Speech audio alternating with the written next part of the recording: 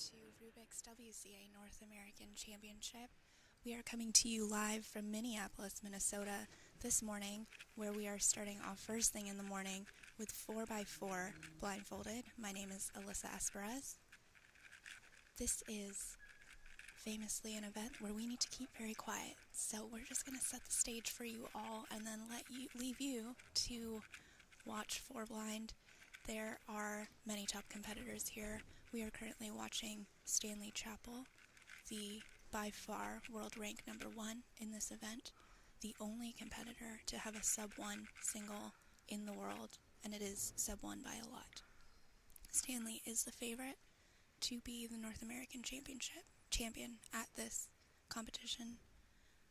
The top of this psych sheet is rounded out by Tommy Cherry, Elliot Kobolonsky, Charlie Eggins, and Graham Siggins, so we will be looking for all of those competitors. Keep your eyes on them as we look to crown our North American champion and podium for 4x4 blindfolded. Alright, enjoy this event, and we will see you later.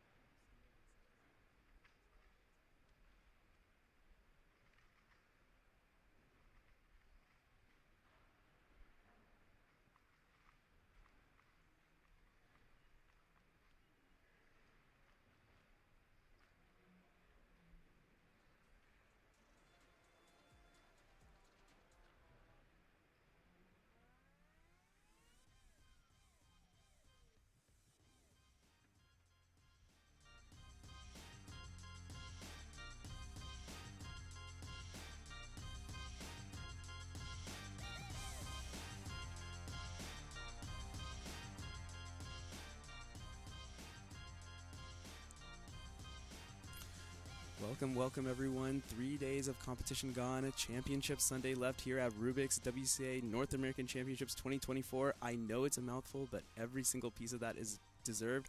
I'm here with board chair Ethan Pride. How's it going, Ethan? It's great. It's great to be here and see all of the preparation that's gone into it, come to fruition and see everyone here enjoying themselves. Yeah, exactly. It's been an absolute blast. We just saw a really exciting four-blind round that we will recap for you later. But Ethan, do you just want to quickly introduce yourself and the WCA as a whole? Yeah, absolutely. So my name's Ethan. I'm from Australia. I've been part of the WCA board for 5 years now. So we lead the organisation of volunteers through direction, where the organisation's going, how we can improve it. Overall, we are off the general competitions, but improving the overall how WCA runs. Yeah, so we're talking like really, really high level here. We're talking, overseeing things like regulations, Absolutely. disciplinary. Yep, that makes a lot of sense. Tell me how this major has kind of gone for you. You mentioned that it's the first time you've been in the States, so Yeah, tell me all about it. It's been very cool to see a North American competition, because they're what I've been told is the standard, and this competition has proved that they're really putting on the standard of what competitions should be and what major championships look like, what the stream at a major championship should look like. Yeah, it's been an absolutely fantastic stream. Shout out to Happy Feet Productions. They've been very, very professional throughout everything. All right, Ethan, one of the things I want to discuss is many viewers, I think, are not super familiar with the structure of the WCA. I certainly wasn't when I started cubing in 2013. So do you just want to talk through that a little bit, like where the board sits, all the different, maybe not all the teams, but at least what the team structure looks like? And I think it's generally good that the structure is in the background, because if Right. people were very aware of it, there's probably some issues in terms of it's causing friction points. But yeah, so the WCA, it's a team of over 700 volunteers across many countries. The local contacts that you see, they're the delegates, and they're led by their regional delegates and their senior delegates. Then on the other side of the WCA, there's teams and committees. They do all the work, like writing the regulations, writing policies, helping improve quality standards. They're led by a leader, and then all of those leaders and seniors, they report into the board in terms of how each thing's going, because we can't be on every minor thing, but our job's to have an overview of how the organisation's going. Yeah, and I can give just a few examples. So, for example, I'm a delegate in California. I have a regional lead. That is Michael Young. You've probably seen him run around in the back of the stream before. Our senior delegate for North America, Matthew Dickerman. You've also seen him on the stream before. And just an example of people who are on some teams, Carter Kukala, who has been on stream many times. He's a member of both the disciplinary... The leader of the regulation. And the leader of the regulations committee. Yep, exactly. And now we have Ethan, member of board. So hopefully that gives some idea, some names to faces. Of how the structure of it all goes. Yeah, exactly. So it's a really interesting structure, and I think you're right. I think it is actually a good thing that a lot of this is behind, because hopefully the average competitor never really has to deal with WDC or WRC, That's right? it. The average competitor goes to our competitions. They should enjoy the competition, enjoy the experience, but not have to deal with the disciplinary committee or the regulations committee on a day-to-day basis. Right, exactly. All right, Ethan, one of the things I want to talk to you about is I think you are the longest serving board member right now, and like you mentioned, you've been on board for 5 years. Part of that was through COVID. So tell me about what that transition was and what the WCA was kind of doing during COVID, because it was a weird time for all of us. Absolutely. It was a weird time. What we did end up adopting a worldwide policy of safety, making sure that we're not... our delegates didn't feel the pressure to go back to competitions until it was safe to. Because, that's what we're here to do. We're here to help support our delegates, not feel pressured. In COVID times, the WCA was... limited in the programs it could do because of financial constraints. Yeah. Because money does run everything. Yeah, it does seem. It's just the financial constraints that existed. And coming out of COVID, we saw a massive boom. We saw 3 years of growth within a year, and every delegate in every region was pushing and pushing to try and give the spots for competitors. Now what we've got is a little bit of a... we haven't decided if it's a slowing of growth, or if there's just more spots available. Yeah, it's always going to be a supply and demand problem at the end of the day, right? This is a little bit outside of, I think, our talking points, but I think also something that I think we can bring up. I want to talk a little bit about that marketing effort that was done Newcomer Month. Do you want to talk about that a little bit? Absolutely. So Newcomer Month we held in March, and it was all about promoting more newcomers to attend competitions. So we reserved spots for newcomers at some of the key areas where it filled up too much. We had 2,000 extra newcomers that month than what a normal month would see. Wow. in terms of getting more people. It was really really useful, really useful tool. We found that regions found ways to hold competitions that were more friendly for newcomers, because that's what we can sometimes get in the trap of. You and I, we've been to a lot of competitions, so we know how we like competitions, but it's hard to remember back to our first competition. Yeah, definitely. And the newcomer event that I went to in the Bay Area, that was definitely very fun. We gave out like goodie bags to everyone, and all the newcomers seemed to have a pretty good time. So I think that effort definitely seemed to have worked. I'm looking forward to seeing what kind of other things the WCA is going to put together in the future. Absolutely, and that was one of the whole board's here at this this championship. So we've been holding meetings, strategy meetings, and we held meetings with the marketing team leader about how we can do more things like that in the future that help improve the WCA's marketability. More people find out about the WCA because the casual cubing scene is so big. Yeah, very. Very, very big. I'm sure there are many viewers who are like, yeah, they keep saying Rubik's WCA. I know what Rubik's is. What is the WCA? That's the whole point. That's it. And there's so many people that we've even run into at other conventions here. They're like, yeah, I can solve a Rubik's Cube in 30 seconds, but I'm not quick enough to. Yes, we get this so often. So often. I mean, the short answer is just attend the competition. Absolutely. They're just so fun. Yeah, you don't have to be number one. When I started, I was no good. Yeah, I was 30-second solver. And I'm still no good. It's same here. Yeah. Same here. No, exactly. Tell me a little bit about like how much like cubing has like kind of changed, because 5 years is a pretty long time as we're seeing, and there's a ton of change. I feel like every almost like 6 months cubing like changes dramatically. There's a new thing, yeah. So that's what we're trying to do, is we're trying to push change and how we can streamline the organisation with 700 volunteers. When we started out, major championships was sort of the board selected the team, they ran it. No further contact. We've now brought it in so that the WCA has helped get the sponsors for the major championships. So we help negotiate the sponsorship deals. We've found the teams have been getting more funding. That's good. And then, even new changes coming are having a team to help major championship organisers. Because there's not many people who organise more than one major championship. Because of the big volunteer effort that requires. There's so much effort that goes into this. I mean, it's probably not super obvious to everyone back here, but even just putting on this stream, putting on all the setup, everything, getting the venue, everything behind the scenes, there's so much that goes on. I mean, even as someone who's organized and delegated like normal competitions and even larger competitions like a regional championship, this just does not compare. Absolutely, and I think what it shows is the power of volunteers, because completely volunteer run event this, and some of the other conventions in this hall would have 10 to 20 paid employees running these events. Yeah, and it shows the drive of our volunteers and to be able to run these really high level events. Yeah. I think it's quite spectacular, and I love major championships just because even if nothing, like my results this were terrible, right? But just being on the stream, that's fantastic. And even if without this, I feel like just seeing all of these people come together for this shared hobby, I feel like that's one of the things that makes the WCA truly, it's about truly special. Sharing something, and I think 90% of competitors go to a WCA competition without the expectation of winning. Oh yeah, and that's what's great. They don't go to win. They go to beat their best. They go to beat their friend. Yeah. They go to maybe I'll make second round this time. Yeah, definitely. I mean, I definitely would not have half of the friends I currently have without cubing, so I'm certainly very thankful for the WCA.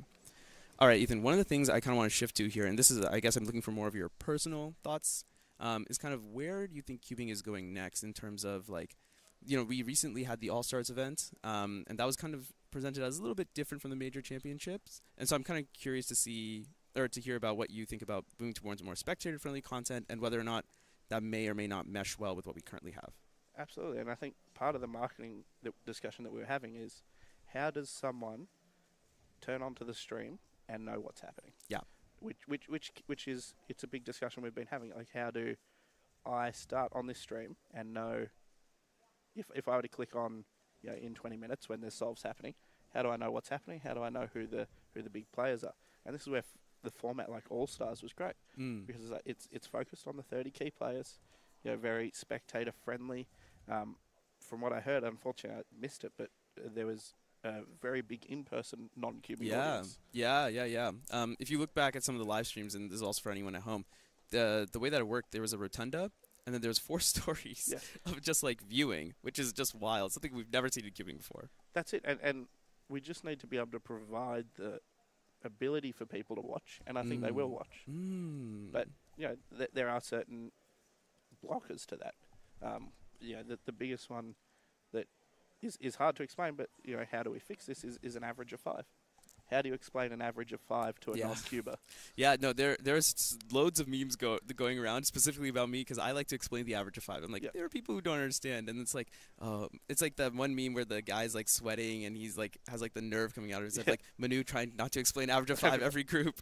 That is, but it's true because how do you explain? Well, we get rid of the worst, we get rid of the best, we average out the middle. Someone with like slower solves could have a better average. Right. In circumstances. Yeah, it's certainly very interesting, and I'm personally also very interested to see some interesting new formats and what we can do. I think All Stars was really cool because nothing out of it was like particularly outside of what we currently do. Everything is part of the current regulations, and I thought it was fantastic. It was a great event, so I'm really curious to see how even maybe making some slight tweaks may enhance that experience even further without ruining the experience for everyone else. That is. That's it, and I think there is still value in these major championships of having 800-900 people in the same room sharing the same hobby. So it's that balancing act, and I think we can do better to make the spectator-friendly experience because we do very good at making the inclusivity at the moment. Yeah, but it's a balancing act of we don't want people to feel like they're not welcome. Indeed. Yeah, I mean, because that is, I think, one of the greatest things that cubing has going for it compared to any other hobby. It's just so inclusive. That's it, and it's the one group you sit down. I remember my first competition. I sat down. On my right was Felix Emdix, and exactly. You compete against him in your first ever competition. Exactly. Yeah, it's just so approachable, and I that's the one thing I love about cubing is all these guys, they're all here. Yeah, you can get a photo with them. It's very easy. That's it. They're not behind like piles of security guards. Yeah, exactly. All right. I am going to shift back to a little bit about like on the board perspective now. One of the things that I think you mentioned earlier is like money is like really important, right? So what kind of the things is the WCA doing to get more like sponsorships and things like this? Absolutely. So what we need to look into, I think, is external sponsors. Mm-hmm. Traditionally, cubing has always been internal. Cubing related, Rubik's, Cubicle, which are great sponsors. Yeah. And they're a great base, but there needs to be a look into how can we get people from outside the cubing scene, because the market of cubing is very marketable to a lot of companies. Yeah. So even this weekend, that's been a lot of our strategy discussions. How can we reach out to these companies? And the biggest thing can just be getting contacts and all that. And it's a lot of work, but that's how, with more money, these events look better. The streams look better. We're marketing more. And then when you're marketing more, it's easy to get more sponsorship in. Yeah, totally. I think it's a little bit of a positive reinforcement loop, if you will. Yeah, I'm looking forward to that. I think that's going to be one of the most exciting things because I feel like just now we're seeing some external companies kind of enter cubing a little bit. Yes. Some people you may not expect, and I think it's going to be very exciting. Let's do a little bit of look ahead for Worlds next year. Yes. It will be I think that Worlds is going to be the 20th anniversary of the WCA? Because I guess if you... so the 20th anniversary of the WCA is this year. Oh, it's this year? Okay. This year. Yeah, but I think it'll be It'll be the first Worlds the first Worlds after the 20th We can market it as a 20th anniversary. Exactly. So there'll be some marketing around the 20th anniversary, but Worlds next year is going to be massive. Yeah. 2,000 competitors. So double the size of this. I was talking to the organisers. The margin of error on what they expect to register for 6x6 is equal to the largest 6x6 round. That sounds about right. That's just the margin of error. That sounds about right to me. Yeah, because things change so much, especially with this new qualification, the phase qualification system. And I'm interested, what do you think about the phase? Oh, yeah, it's very interesting. I was actually talking to Kevin Hayes about this last night in the hotel lobby. It's certainly very interesting. It will allow a lot of the top competitors to show up, but we also think at the same time it gives people a goal to shoot for. And phase 1 is not large enough to the point where the competition is going to fill. It's not going to sell out. Well, I hope not. Yeah, it's very unlikely to sell out in phase 1. And the phase 2 times are also not insanely difficult. They are definitely hard enough to the point where you would need to actually practice and seriously practice.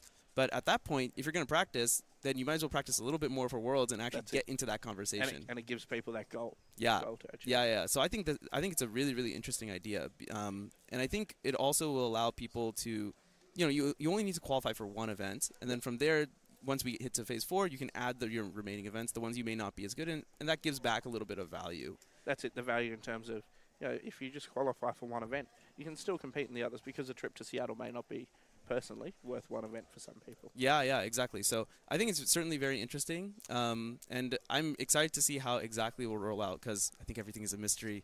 And I like mysteries. It's suspense. It's drama. Well, I'm hoping the mystery's not far away. Yeah, is what we're hoping. We're all holding our breath. But so. yeah, we're really looking forward to being in Seattle next year. Yeah. The same organisers as this comp, very experienced team. Yeah, exactly. And I agree. I think it will be. I think Seattle's a great location. Very accessible from other parts of the world, as particularly on the other side of the Pacific. So, yeah. With that, Ethan, I think we're going to wrap up. Thanks so much.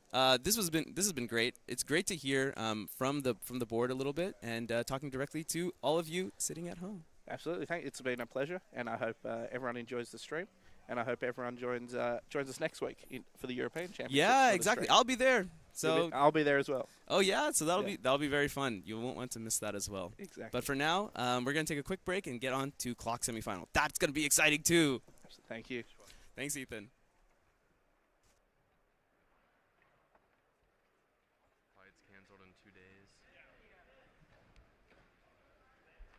I have to stop in Atlanta, so I know that's probably crazy.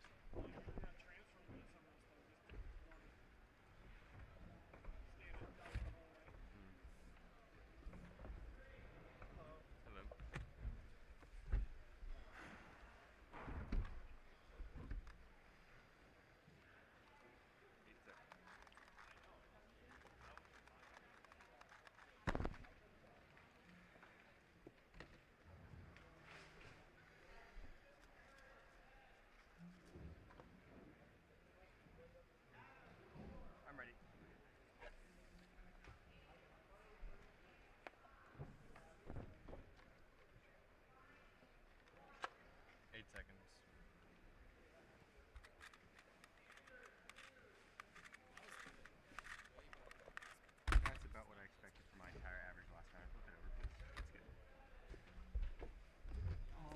Here come the nerves like crazy.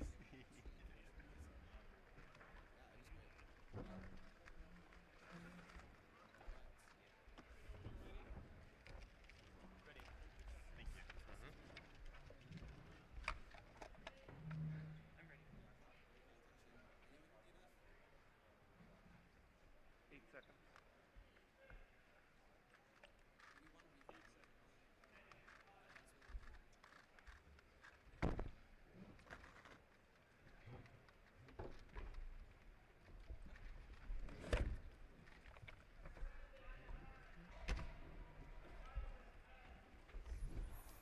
All right, everyone, welcome back. Hope you enjoyed that interview with Ethan Pride to start us off here at NAC Day 4 Championship Sunday. Kevin, how are you feeling? We were talking about this in the lobby yesterday. We were getting hyped. Are you hyped? I'm so Yeah, hyped. let's go. The energy we had at the end of the last night, just for like that 45 minutes, that is the whole Exactly. day. Except even more. Exactly. There's so much to go on here. We're on clock semifinal right now. Now, clock used to be one of the worst events in the WCA. Yeah.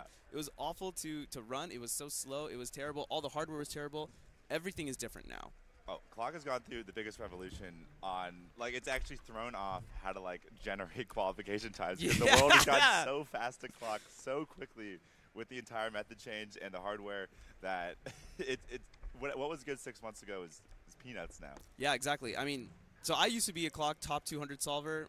It was my only claim to fame. Now I'm absolutely washed because these guys are just completely doing something completely different. We used to flip the clock over. So you'll look at this puzzle here. It's a weird puzzle. Some people don't think it doesn't belong in the WCA. We will save that conversation for another day. There are two sides to this clock. You need to get all of the clocks up to 12 o'clock. We used to flip the clock over to do this. Competitors now, they are making moves on the front and back. They didn't need to flip the clock. Yeah, it's a completely, they memorize the entire clock beforehand. The clock faces on the back and the front are not independent. Right. But they are related, but they are not, it's not a mirror image.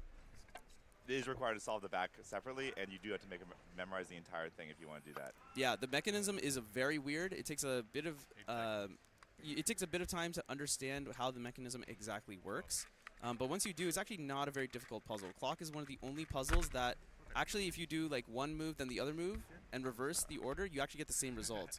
So because of that, that's what they're taking advantage of here in order to be able to move the front and back at the same time. As you see right here, we have a DNF because, as you said, they do not flip the clock over. Turning the clock over takes, even if there's no moves to be done, which there would never be because they always do memorize. If you want to check, that's going to take a certain amount of time. There's no margin for error in this event. There's zero margin for error. It is so tight. I mean, if you are, there is okay, so top 20 are going to make finals, which after first round is 4.72 projection, and the really top guys are getting mid threes. If you do have a DNF on one of the solves and you are counting 2 low threes already, on that last one, if you're really top solver, you do have time to check real quick and make sure you're not going to get a DNF, but it's almost like, what, if you turn it over and it's off, then you still have to fix it. Then you have to fix it. You might as well take the DNF at that point. Might as well, like, it's less about, like, you have time to check, but do you have time to check and fix it? And fix it. Probably not. Yeah. So, but their accuracy rate is, at this level, is almost 100%. It just has to be that high. But the thing is, you're going to see people are still going to DNF just because of the nerves. Stanley Chappell very famously said that clock is one of the hardest events simply because there are no +2s. There is actually no margin for error. If your finger goes just one tick too far, you may as well not have started. Oh, yeah. It's not like a 3x3 where there's 360 degrees and 90 of them are, or you need 46 of them to have a +2. Right. It's 360 degrees and you need like 30 of them. You need 30. 30 of them. You need 30 of them for a +2. And these clocks are loose. They spin fast. They and do. just a little bit dial They do. is. Yeah. I guess if you're thinking about doing like a safe solve, it's less about flipping over and checking. It's just more like making sure that last you have to move be accurate. that last move didn't go over. Yeah. Or any of the moves for that matter, because that's the other thing. Like, it's not like 3x3 where like you did one extra move and you fix it. You're just gonna go, right? And especially if you're doing moves on the back, if you do one tick too much, you can't even see it a lot of the time. 12 seconds. You just have to kind of trust and know that, like, you did the right number of turns there. Okay. The other thing that you'll see that has changed, as we saw Ben Tibbetts here. Ben is not in the good spot. He had a DNF already, and then that's a rough solve. I think once you have that DNF, the nerves are. Oh my goodness! To start off with, clock is one of the nerviest events. Also, I mean, his PB of 4.90 is not even projected to final, so like. Even if, at that point, if you get DNF, it doesn't even matter. You just have to go full throttle. Yeah, you just have to go, like, because there's nothing else you can do. You have to make finals in order to have any chance of winning. If you don't make finals, then it doesn't matter. Well, it almost doesn't matter, right? At least in terms of getting onto that podium. It kind of depends on your mindset. Where like there is. If finals is more of a pipe dream for you and not a realistic goal, getting 30th versus getting 40th is an improvement. Yeah, definitely. It kind of the mindset changes a little bit as you get faster, where like you are expected to finals, you are actually trying to get a top 3 finish. Where like if you don't do well, they're the same thing. It's all the same. Whoever got like 100th place going into this is like probably chilling. They're gonna have a good time. Not necessarily most likely to make it into finals anyway. So 100th place. Speaking of Max Shaw, Max Shaw. That's funny. Still the all-rounder in him. He clutched it out, right? He had a DNF on the second solve. Oh my goodness. So he did clutch it out. Yeah, so he did. Yeah. I don't know. He's definitely. As we interviewed him yesterday, like his focus. He knows where his focus is. Yeah. He likes doing the other events, gets him some good comfortability, especially like today. It's gonna be a long day for him. He's gonna be in a lot of stuff. He's gonna be in a lot. He's gonna try and make 3x3 finals for sure.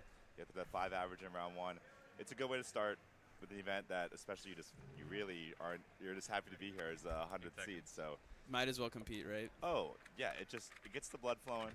You get used to the that's scenario. A good point. Yeah. I think it's a great idea. Like, you don't have to, like the exhaustion of competing in so many events really comes from less the physical act of walking up and doing it and more of the mental preparation and the practice. And if you're just doing it to get the reps in, you don't need to do it. Did I mess it up? I'm sorry. Yeah.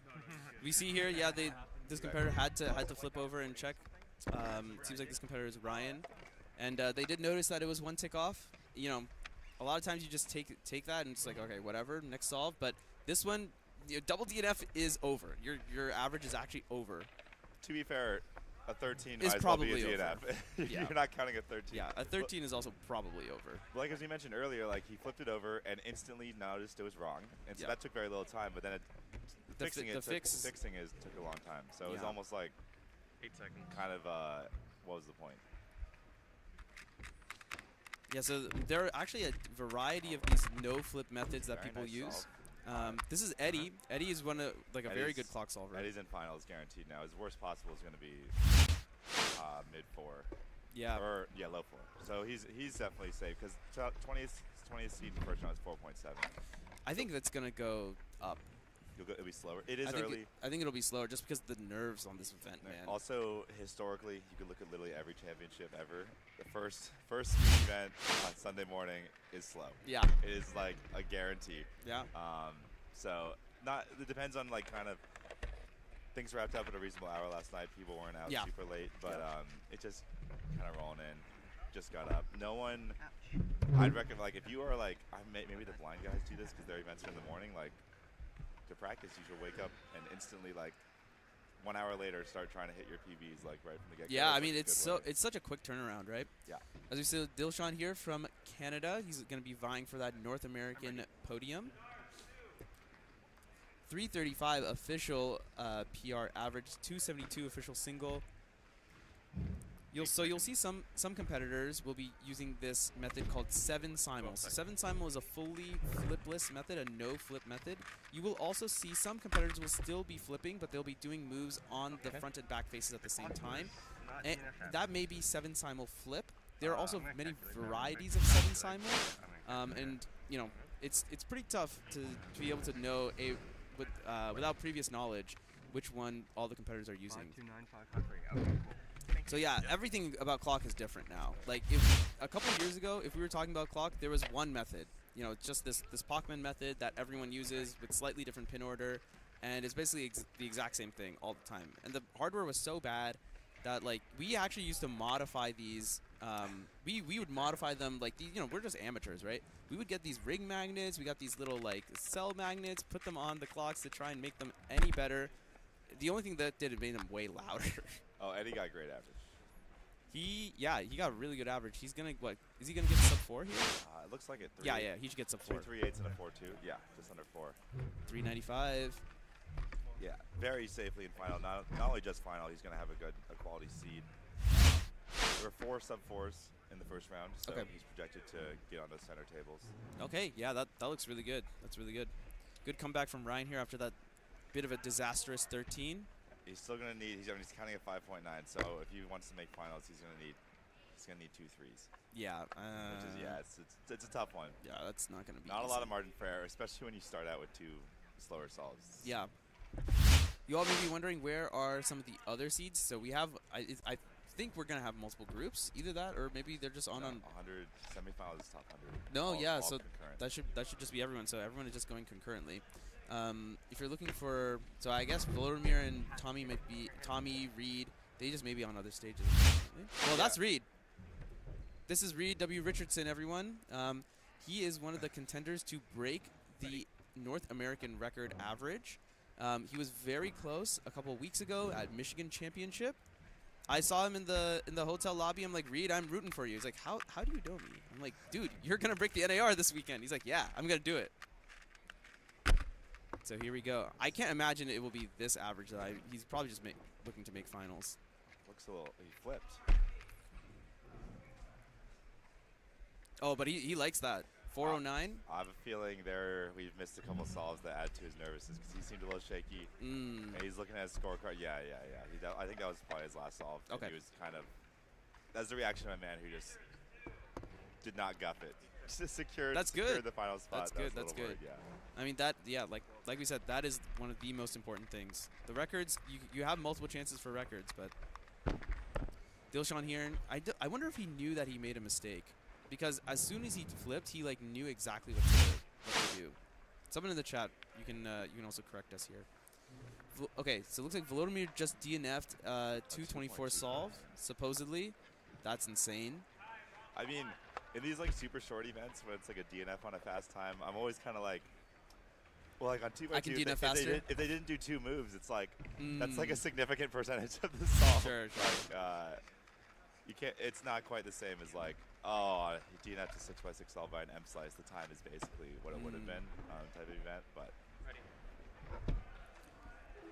Also, there's like definitely for these events where making finals is a little more competitive. And like the people whose goals are they want a podium, they want to do well. There's a certain level of. 8 seconds. I really want. My happy goal is doing well, but then there's also a little bit of a fear of doing really badly. And doing really badly is not making the final. Yeah. And so this you can be in that position where, okay, I've now made the final. There's no longer any chance of that disaster happening. Yeah. And a lot of the relief is off for the final. Yeah. The semifinals can actually be a little more stressful Definitely. in a scenario where Definitely. you're probably like in that range of like 5th to 7th seed. Yeah. Where you're not guaranteed, and it's also making the podium isn't an expectation. It's just it would be a fun surprise. Yeah, yeah. No, exactly. I mean, and we're just going to see that over and over again today. Like, after this, we have OH semi. I'm sure the competitors are going to be feeling the same thing. 4x4 semis, Pyra semi, Skewb semi. Like it's just back-to-back action today. We got some high variants. OH and 4x4 are both like very high variants. Like OH is always higher variants than I feel like you'd think. 4x4 is just, I mean, everyone says their prayers to the parity gods before the event starts. Yeah, exactly. It's, I mean, like obviously at the high level, like the high level guys are, you can get double parry 21s type of thing. But like, there's people on the fringe. Yeah, there will be someone that gets in because they got a Bill Wank style 2 out of 10 parodies. Yeah, maybe. Well, that's actually a PR single for Caleb Chen, just randomly on the stream here. Not sure what his remaining average is, but I mean, good job to Caleb. That's great. Always great to break a PR. You can also hear right now that they are calling up OH semifinal, so that will get started shortly as well. Kevin and I will remain on for that. Yeah, we're going to have, we're finishing up clock. Everyone should be on their... Didn't start the timer. All right. No way I didn't start the timer. I wonder if there's, because obviously we switched to Gen 5 a couple years ago, and the Gen 5s have a slightly longer activation time. They do. Maybe there's there seems to be a slight lag. I've noticed a lot of not starting the timer, which it just seems a little surprising. It's because there's a lag of people getting used to, fully used to the 0.5. But right. You gotta see that green light.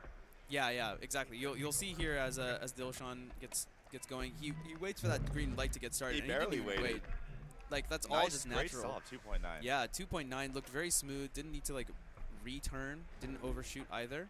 Yeah, but also like that green light was on. Look at this right. Look here. At this. It's slow mo. That was just. It was on for maybe a couple frames. I know, like. These guys are not, also they're not pushing 15 seconds on inspection. There's tons of time. Yeah. You can afford a quarter of a second to validate that green light's on before you start your solve. I think I'd recommend that a little more just as we're seeing some uncharacteristic DNFs. I feel like part of it has to be jitters also, no? Yeah. Like, you know, like time slows down when you're in like this high pressure situation. So like you think that you've held it enough, but then it's just not worth the DNF. Yeah, it's never worth the DNF. And you really just, you want to start the solve as fast as you can, like the whole thing. And then, yeah, you just forget to start the timer. Yeah. All right, so we're going to be having results today are going to be moving in pretty quickly from our live results team, but we're not going to be able to get the instant live results until we have finals later. But we'll be keeping you updated on cutoffs for finals as we go along through the day.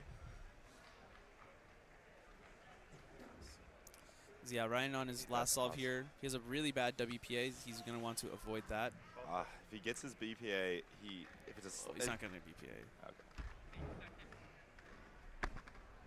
Yeah, 599. That's definitely going to do it. Yeah, it's going to count. 5-0, as we were talking, because it is the early round. That might be slower in first round. Might have had a chance, but yeah, that's definitely 5-5s on the outside looking in. Ready?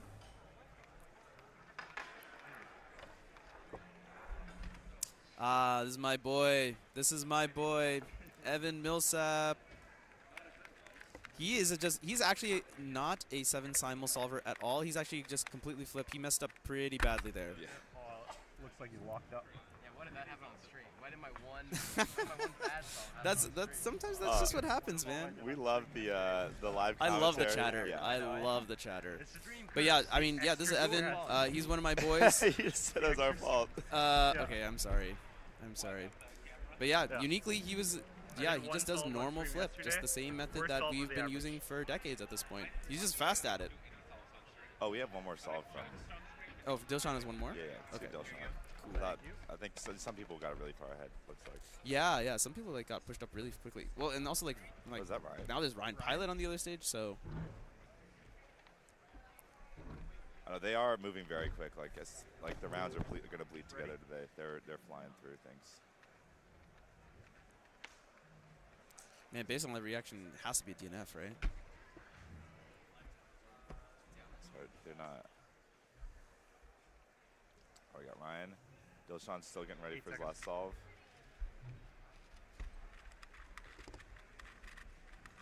This is very, very no flippy. 622 from Ryan. Dude, yikes. I mean, he was... I feel like he was really nervous and shaky on that. Yeah. Also, yeah, incorrect solution. I've also noticed that, like, you know how, so, like, a lot of people are like, oh, no, I'm on the stream station all of a sudden, and they don't like it. The super top guys, like Dylan Miller was like, you only got one of my solves on stream. Like, they want to be on the stream station. They want that. They want the crowd. They want the pressure. The pressure, yeah. They thrive in that. Yeah, some people are just diamonds made under pressure type of people. So, not sure what happened. I guess they just wanted to take the DNF there, maybe? Okay. Oh boy. All right, okay. Everyone. We are in for it now. All right. If you were on this, if you put us on the second monitor, no. You gotta bring us back. Max Park, up to do not clock, OH. If Max did clock, I would be very surprised. Yeah, we are now in semifinals for one of the premier events. One-handed Max Park. I pull up the results in the second round, first round. You can see his official results there. WR2 for single and average. Was the world record average holder until very recently. And single world record holder. Mm-hmm. Cool, good start. Nice 6-move T.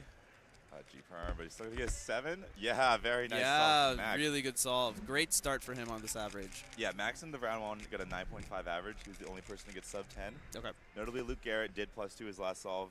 And so what did he +2 out of? He +2 out of 9.5. Oh, 9.59, wow. I think. So Max Park still would have won. Okay.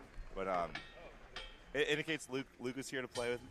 He's Luke, right yeah, the same. yeah. I mean, this is I feel like one of Luke's top events. Yeah, he's in the same tier as Max. But Max is trying to separate himself out right now with that 7.99 start. No, I mean that's fantastic. That's a great way to kick things off here. All right, finishing up clock 2. Dilshan had a pretty lucky case on the other side. Unfortunately, with the execution error, not able to make the most of it. Yeah, as those top guys, though, even execution error picking it up, still get a 4.6. So like they do have a little bit of that margin error, so the disasters. Yeah, I mean it's the semis, and you'd rather fix it, right? Just take whatever that error is, and it looks like he like more or less knew immediately what the problem was. So. Yeah. It wasn't a clock drop realized pickup. It was like, as it was falling, he immediately started to pick it back up. Yeah. So that's also going to save a good bit of reaction time from there. All right, I'm surprised we don't have. Oh, who do we have? Is this? It's Jerry, I want to say. Yeah. Jerry was 10.38 in round 1. 4th seed. Yeah, so here he is. We were all able to see it before you did, but. So we're tracking Max. We're gonna get all of Maxes for sure. Okay, we have Max. Let's keep on Jerry until we. I think Max is gonna take a little bit of time to warm up and whatnot. Jerry may finish. Jerry's shaking in inspection already. Oh, his head is like shaking. Yeah, his turning is looking well. Other than that, commentator's curse. This is fine though. 1093. Yeah. Projection 20th place is 12.16. Justin Malari. So we'll be watching that cutoff, but Max is on a great pace to start. Oh, this looks nice. Soon another G-perm. 888. This is a great start from Max. Yeah. 799, 888. Yeah, getting a little help from that 6-move T on the first solve and a soon on the second solve, but we take this. No, yeah, definitely. And you can also see Max's turning style compared to all of the other top players is going to be very different. He uses the table a ton. Oh, yes. Sometimes in spots where I don't even know if it does anything. Do you know what started him on like this table abuse grind? I don't know, because he was the first person to like really use constantly use the table. Like OH used to be he never used the table at all, and then Max Park started using it. Like his algs are just like, "Are you F table?" Like, "Are you table?" So it's a bit unclear. Yeah. But I think it's definitely working for him. This looks like a Rue solve from Carter. You can see he built that first block, doing a lot of wide moves. He's going to be orienting edges and permuting them now. 14-14. Yeah, that's a rough start for an event that doesn't quite have the high-end top-end speed to be able to count something like that, and still make it so you know that can't be that has to be your worst solve. I'm surprised we don't have. I wonder is Luke Garrett on this? I wouldn't be surprised if he was on a different stage. Okay, we got Max Park Solve 3 coming up.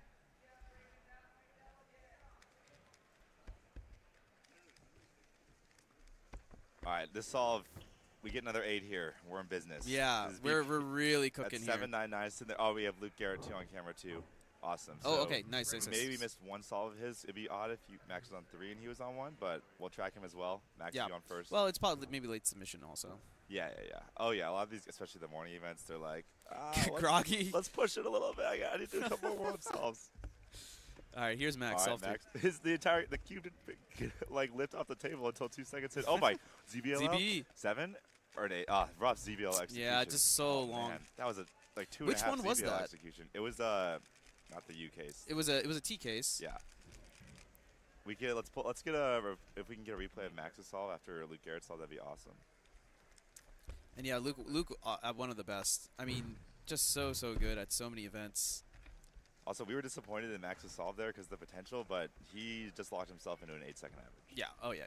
But no, sorry, he'd only done 3 solves. I mean, it's very, very unlikely that he's. I mean, he would need to like count what, like a 12 at this point. Oh, to get an 8-second average. He's gonna. Sorry. Yeah. Okay, Luke's starting out quite slow, 11-0, but for him, it's obvious. Oh, this is the Max replay. Yeah, so let's see what kind of ZB he had here at the very end. Oh my, it's ZB at he's at 5.7 on the ZBLL. This is it's a 2GLL. That's actually a good looking alg. Yeah, it's a 2G. He got 2GL at 5.7. He did take some time to recognize. He ended up doing U prime, both with pauses after. So yeah, ended up costing him a little bit there. Rough execution on top of the rough recognition, because there's a lot of potential there in that one. Thank you. Yeah, that's completely 2-gen. Wow, that's if nothing I've learned from this competition, there's so much ZB. If Max is doing ZB, right? There's so much ZB around. I gotta learn more. Oh, ZB used to be this like mythical thing. Yeah, that, like, only Anthony Brooks knew. Only Anthony Brooks knew. Oh, you had to be a robot if it was like applicable, and now like, just like everyone knows like 70% of the ZB cases. Yeah, that's just absurd. And like even the ones they don't know, they're like, oh, that's because like you just do soon, and then the PLL that's good, right? And you know which PLL you're getting. It's like a prediction type thing. Yeah. All right, Max all 4s on deck. We have. Jerry got a not very good solve. He's counting 888 919 right now. He can lock in, and 8.9 will lock him into an 8-second average. Yeah, that sounds right to me. And then, I mean, it's amazing that like he cannot he'd need like 2 6s to get the world record average. But no matter who you are, you're happy with an 8-second average for sure. So. I mean, yeah. 8 seconds. Max is such an interesting character. Semifinals of all places. His OH consistency in these big events has been. Like I feel like a little under the radar. He's always in it. Oh wow. This is gonna be a 9. That was very smooth. Yeah.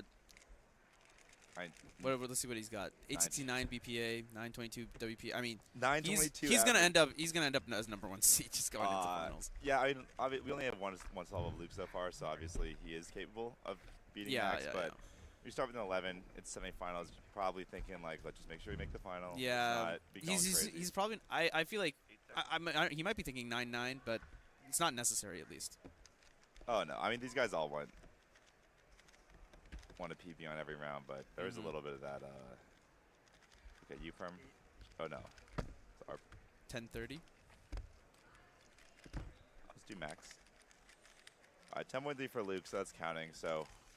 Still, if he descends, he can easily get a sub 10 average. Yeah, but now instead of 9-9, we're talking like 8-9. Yeah, so this is Max's most recent solve. This one was much smoother, but it's way more moves. Yep.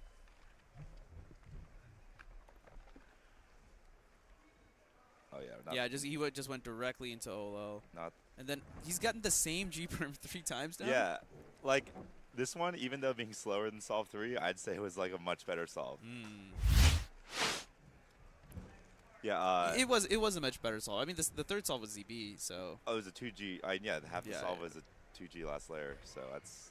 I think the expectations for that third solve would be a lot higher. But yeah, Luke now is probably focused more on. Okay, he's still like, finaling is not going to be a problem at the start, but it's like you do want that center seat, you want that second seat. These guys thrive at being on the mainstream station. Yeah.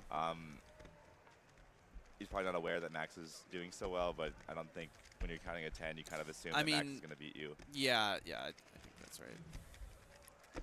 And I'm sure he's also just like, if I do well, Max is going to do well. I mean, they're getting the same scrambles after all, right? So. Yeah, but I don't know how, like, there's a lot of execution that's going into this. That's a good point. That's a good point. Yeah, execution is very different. All right, Max Park needs 8.9 for an 8-second average, 869 BPA.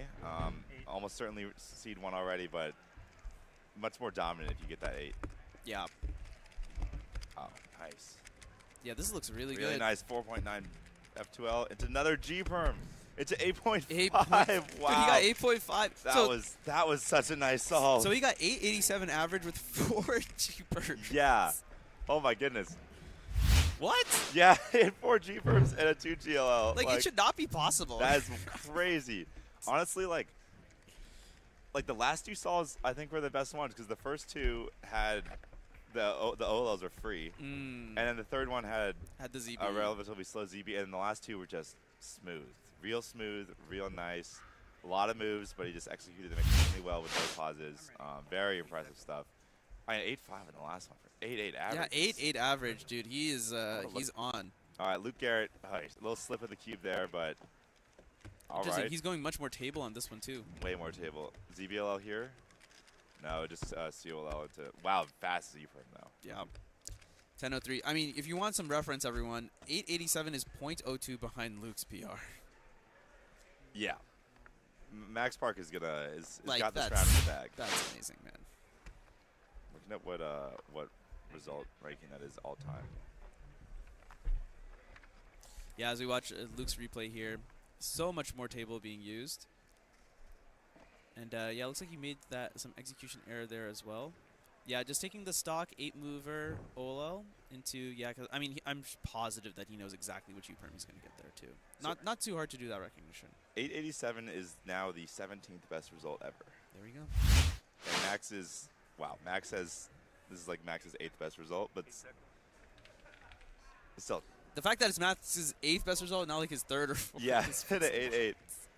But no, I mean, this is, his PB is 8.62. Yeah, 8.62. Which is, I mean, it's like we've kind of gotten like blown away in the OH world where the world record's 8.09 and the second best result even is 8.62. Yeah, so.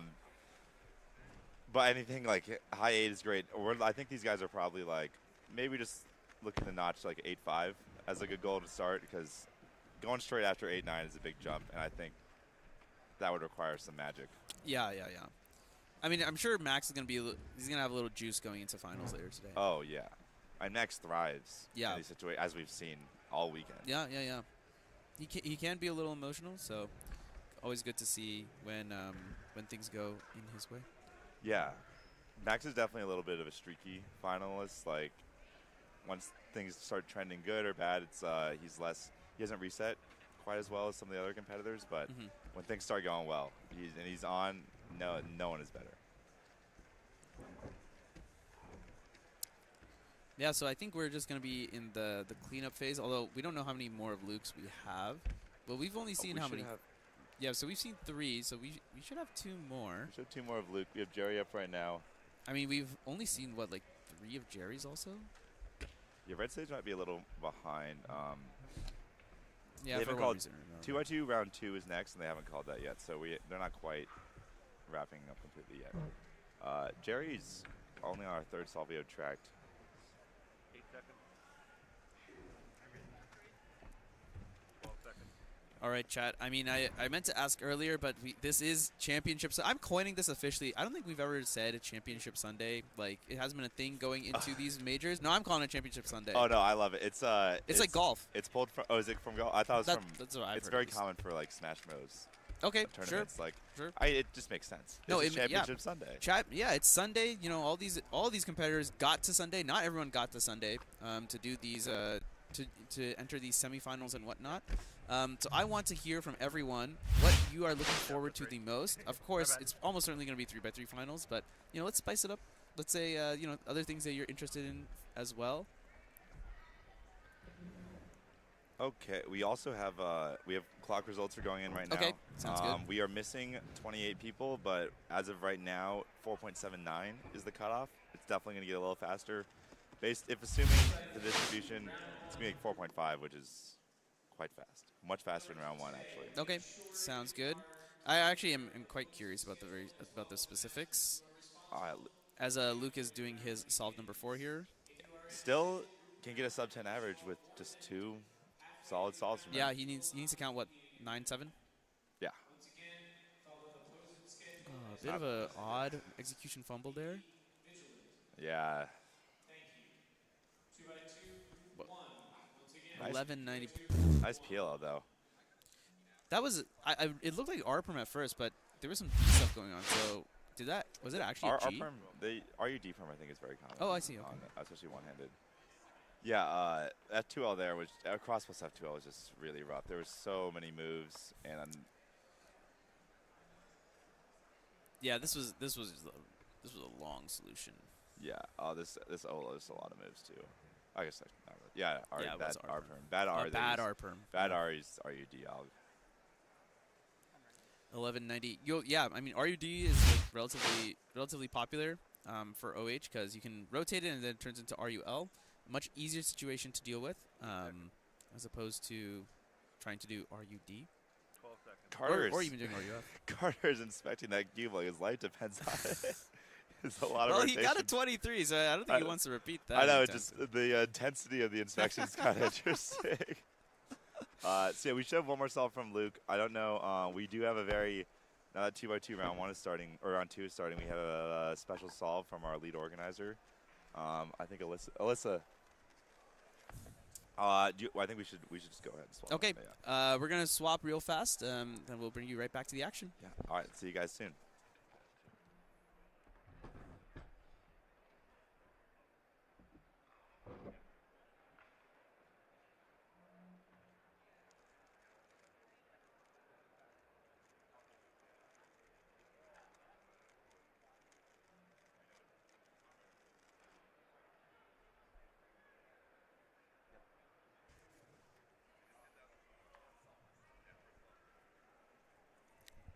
All right, we're back now. Alyssa has swapped in for Kevin. Hello, Alyssa. Hello. Exciting day. Oh my goodness, it's already been very exciting. We will cover this in the recap shortly. But yeah, 4-blind was very exciting. Max just got us started off with a great 3x3 OH average. Clock semifinals was interesting as well. So a lot of stuff to recap and a lot of stuff going into our finals block. I mean, well, we're going to have a big semifinals block after 2x2 round 2. Yep. And then from there, we're just going to have finals after lunch. Deep breaths for sure. It already started out with the day started with a final that was much closer than anyone expected way it closer, to be. yeah. And if that's a taste for what's to come, it's going to be an exciting day. Oh my goodness! Yeah, let's go into it. We got our recap segment now. As 2x2. Well, actually, Luke has one more solve. Let's watch that one, and then we'll do our little recap. So Luke had an opportunity for a sub 10 average that has slipped away now that he got an 11 on solve 4. But he's still going to set himself up pretty well. If he can BPA here. BPA, he needs to get something better than a 10.03. Ooh, a little bit of a execution error.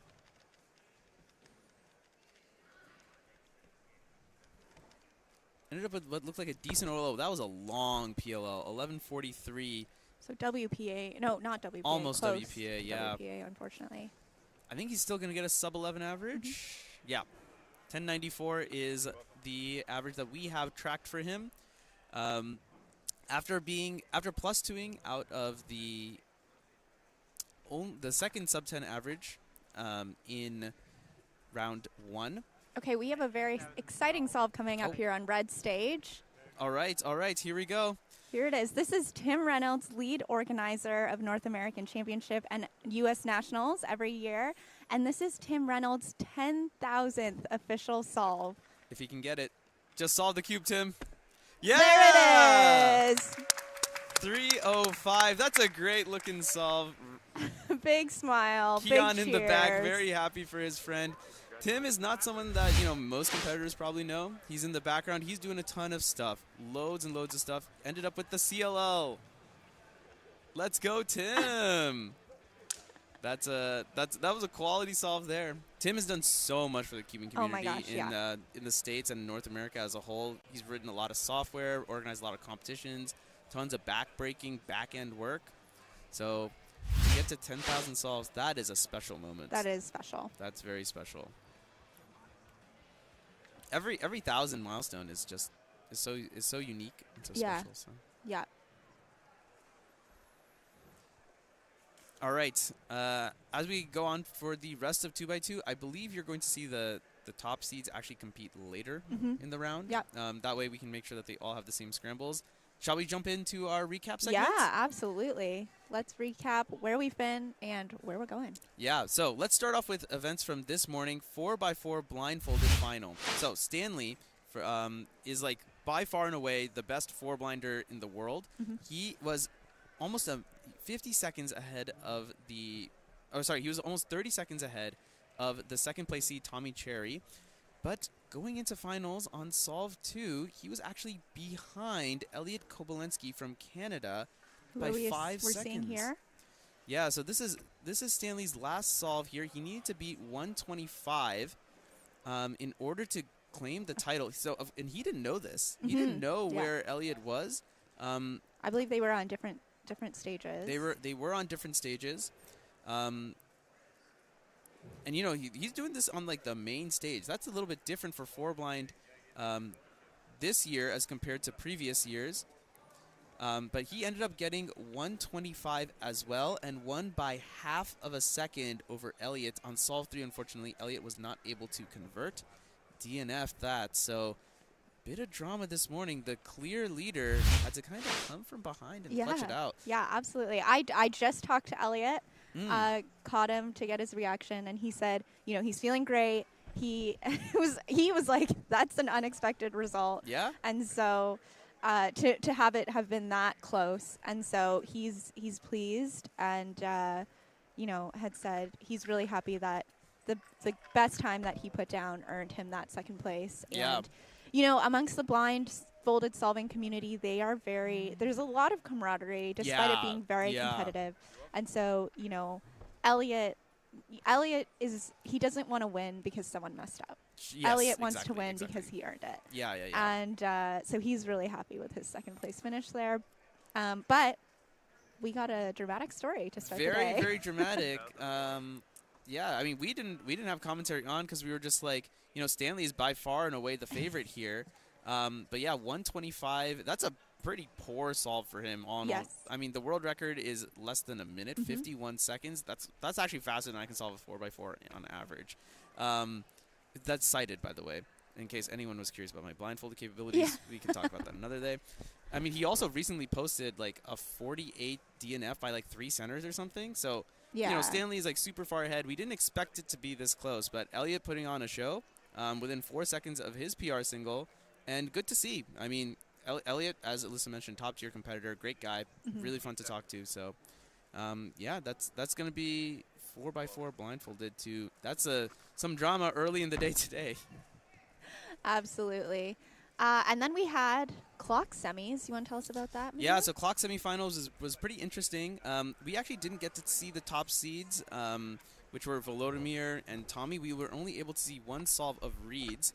We're going to pull up the results from the second round. Yeah, perfect. I have the results right here. Volodymyr on top, 301 average. Tommy in second place, 348. And then we got some PRs coming in. I've never heard of Ivan before. 353 PR. And then this is my guy, Jaden Poramintaralin, 366. He's one of the fastest 7 simul flip solvers in the world. It's far too complicated to explain right now. But he's my guy. He's from the Bay Area. Love it. Yeah, so glad to see him get a pretty good average here, making it into finals. 20 competitors made it into finals. Zaid Chaudhry from Australia ended up being that last spot, 453, knocking out Samir Agarwal from the Pacific Northwest. And yeah, we're going to see the finals very soon. Clock, a very, very, very interesting event. I'm sure you guys talked about this. The landscape of Clock has changed dramatically. Yeah. Yeah, it's just not even close to the same event as it was 5 years ago. And you know, the chat is kind of backing that up. They're excited. I've never seen a chat excited for Clock before. Shout out to the excitement for Clock. All I'm saying is, you all should have been there when I had the NR 10 years ago. Where was that? Where was my applause? Where was the love for Clock 10 years ago? There was no love, and honestly, we all hated it too. Oh my goodness. So those are just the events of today. But Alyssa, of course, this is day 4 of 3 of. Sorry, this is day 4 of 4. The last day. We had some amazing results from the first couple days as well. If you want to talk about that. Yeah, let's start. Maybe we're previewing finals later this afternoon, but we've already had finals happen. Yeah. We had our Friday finals, the infamous set of day 2 finals, and that was Pyraminx, Square 1, 6x6, and 7x7, and we had some really electric stories, some good drama in those finals. High quality drama. Let's start off with Pyraminx, one of the first finals we had. The favorite going in, Alexei Sinyavin, DNFing his very first solve very tragically by accidentally making a move in inspection. I'm a big Alexei fan, and it was very, very sad to see. Yeah. Unfortunately. And he knew right away, like you can see in that solve, he picks up the cube and immediately is like, and just puts it back down. Just heartbreaking. Turns to the judge. He knew what was going on before even the judge did in that moment. So fell off the podium there. I think it just throws you off when that first solve is a DNF and such a tragic DNF. Yeah. I think it threw him for the rest of the average. Very, very unfortunate. So, but that did give the opportunity for Kyungmin Choi, one of my guys. If my guy gets on the podium, that's a good day for me. I'm a big Kyungmin fan. I think he's one of the greatest cubers ever. He ended up getting onto the podium because of that 32.43. We should say, though, Alexei still on the North American podium. Exactly. Because Kyungmin, of course, represents Korea, which is not part of North America. So Alexei in that 4th place spot overall, but will be on the North American Championship podium. Yeah, so for Pyraminx. At least he got that there. A little consolation. Do want to shout out Lucas Kuchai from Canada, the reigning Canadian champion in Pyraminx, getting an NR single and average here to clinch 2nd place. Going into this, when I talked to Kyungmin last week, he was like, "Yeah, there's no way I beat Lucas." So the fact that it ended up being pretty exciting in the end. So I think all was well. All was well all around, to say. Yeah. And, of course, our Pyraminx North American champion was Nicholas Nang, long-time dominant in this event. And, a little bit of a rivalry brewing between Nicholas and Alexei, trading NARs, championship podiums, all that stuff is being swapped between the two of them. And I got to talk to Nick after and said, can we call this a rivalry? He was like, yeah, call it a rivalry. Right. So here totally. it is, a Pyraminx rivalry, and Nicholas comes out on top this time. Yeah, with a PR too. He actually locked in PR on solve 4, so he ended up getting the worst possible average and still got PR. Locked in PR, locked in the win after 4 solves. I'll do a quick shout out. If anyone is looking to learn Pyraminx, you have to watch Nicholas Nang's videos. His turning is very, very different than everyone else. He's not a TPS guy. He has extremely efficient solutions. And that's really critical for Pyraminx if you want to try and get your times lowered. Remember, TPS is both turns and speed. Yeah. So if you can reduce your turns, you're still going to increase your TPS as well. Yes, yeah, it's true. And with the number, of pieces on a Pyraminx. So many pieces, it is oh my god. Really important to be efficient. There are so many solves where I'm just like, where is the next piece? Yeah. It's just gone. It's under your thumb, Manu. It always is. It always is exactly where I'm looking at that time. Yeah. I'm looking directly at it and I'm like, where is it? Yeah. It's just not on the cube. It's disappeared. Anyway. All right. That was Pyraminx final. Let's talk a little bit about 6x6 final now. where we saw, I mean, at this point, is it really a surprise? Max Park getting the world record mean 105.88 in finals. When does this man not show up? When does, does he get nervous? We are so spoiled because yes. we see world records being broken in final rounds. Like a world record to win a major final, that should be rare. You all saw one already this weekend. Yeah. It was in our Friday finals. And that's something remarkable. It is a remarkable accomplishment. Not many people have done that in the history of cubing. And so just because it's Max Park, it's not something to just yawn at. It is a remarkable accomplishment. Truly very special. And, the other thing to mention, Max Park getting the 6x6 world record back from Sunghyuk Nam, who held it very recently. That was his first world record after a very illustrious career as a cuber. So now Max holds all world records for 4x4 and up. Yeah, absolutely. So Max Park, our North American champion, no surprises there, but of course anything can happen, and so, good to see him lock it in with that world record. Sunghyuk Nam in second place, and Timon Koloshinsky rounding out our overall podium for the competition. But looking at our North American podium, Maddie Hiroto Anaba took that second place spot for 6x6, and Vishwa Sankar on the North American podium for 6x6. And both of those are my boys. Let's go! Awesome stuff. All right, going to 7x7. So, 7x7 in round 1 that happened on Thursday. We weren't live streaming that. We did see. Oh no! We did. We saw the world record live. That happened Friday morning, actually. Yeah. Max Park getting a world record single. He had already held the world record. I believe it was 135 at the time. New world record single of 134.15. Kevin was commentating that, and you need to go back and watch that because Kevin really lost his mind when Max got to last 4 edges and a 3x3 stage. Absolutely magical. Masterclass from Max coming into this. That was just in the first round.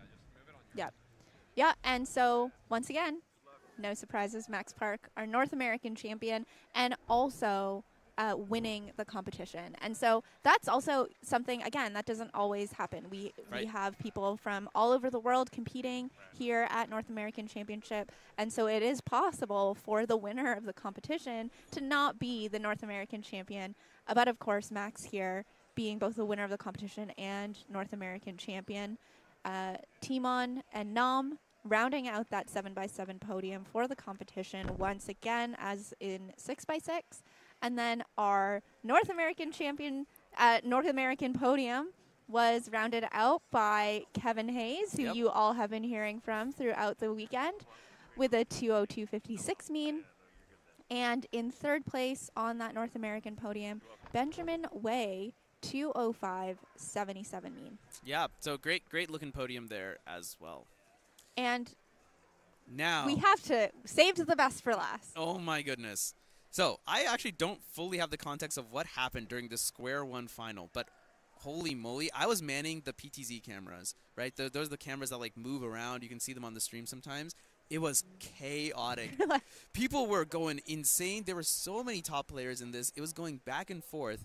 And, you know, in the end, the dust ended up settling out. But, man, you had to be here to believe that. I'm sure Zach and Brandon also gave excellent commentary during that. I have to go back and watch it. Yeah, it was a tight final, stacked. We'd have, you know, our Max Shao, Samir Agarwal, both from the Pacific Northwest, both very, very well known for their Square One solving. World record holders at some point. Both world record holders at some point, both trading back and forth those world records. And, you know, it again, I'm like all for the cubing rivalries. Of course, cubing is known as a very friendly sport. Yes. But it is competitive. And Max and Samir, because they go to the same local competitions, get to see each other solving very often, you know, get to push each other in person, right? Yeah. A lot of these events, it's people pushing each other from around the world, right? Like Timon and Max or whatever. They're not often at the same competition, but Samir and Max know each other well and are both top Square One solvers. And so they were in this. Daniel Karnock also longtime square one. World champion podium. World champion podium. Hassan Kanani and Dylan Baumbach, all in the square one final, fighting on and all eligible for that North American podium. Yeah, I mean, as well. was it all Americans? It was all Americans in this final. Yes. So, yeah, I mean, the States is really far ahead of all the other countries right now. I believe the world's podium was also all American. Yeah, yeah. So, you know, any non-Americans out there watching, now's your time to grind square one. Yeah, get into this conversation. So, we had Max Xiao in the third place position for the square one final. Hassan Kanani in second place, 5:30, and then just 0.2 seconds faster on that average. Dylan Baumbach with a 5:10 average wins the square one event here at North American Championship, becomes the North American champion for square one. He was really pleased with that result. Yeah, I mean, this is to perform in that wild situation where everyone is going. You may not know, like in that situation, if you're competing, you may not know what times exactly everyone has, but you can tell kind of based on like the crowd noise and what's going on. You know, I think there were 2 threes. There were 2 threes in this final as well. Max Yao getting a 3.82 and Samir Agarwal getting 3.88. The crowd definitely was excited for that. So there was a lot of pressure going on here. Yeah. I mean, I'm sure the competitors felt as chaotic an environment as we all did, trying to follow what was going on. Just nuts. Absolutely. So that was just Friday.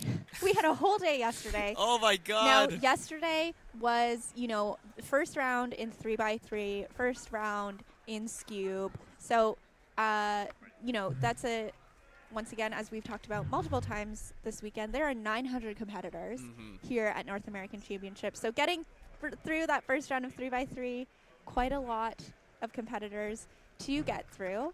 But we did have both the first and second round of 3x3.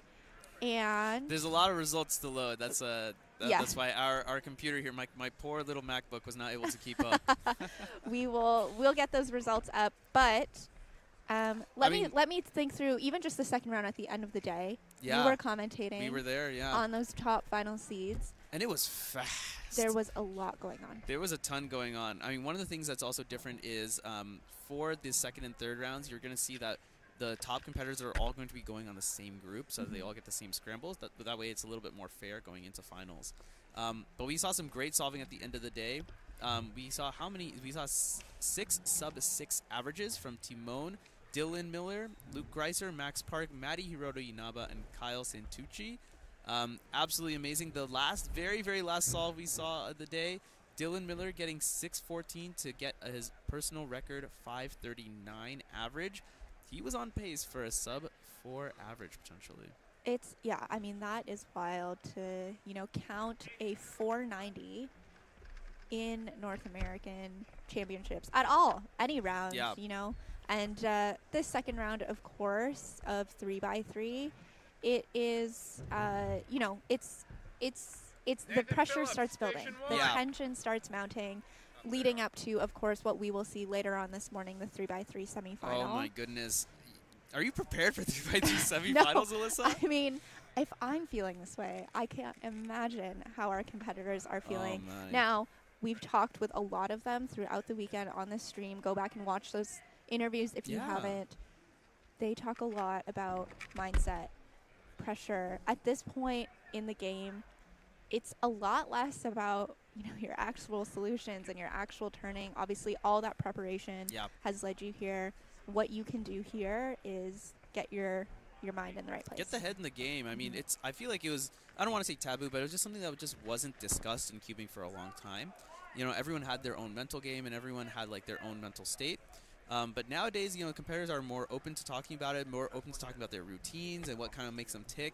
I find that stuff so interesting, trying to get inside the mind of the competitor and see what it's like sitting there at like a final of a major championship or going into like one of the rounds before a final and what exactly they're thinking of, because it just gives us better commentary content and gives us a better insight as to like, you know, what's actually going on back there, because there's no way I'm making a majors final ever. So absolutely. This is Maddie Hiroto Inaba doing his 2x2 second round. Maddie's not necessarily a top player in 2x2, but very much a top player for 3x3, which we will see later on today.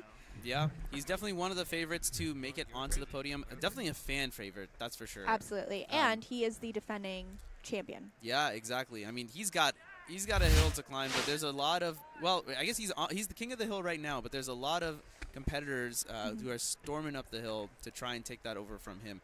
Luke Greiser, everyone, has been solving very, very well this week, both at North American All-Stars and at North American Championships this year.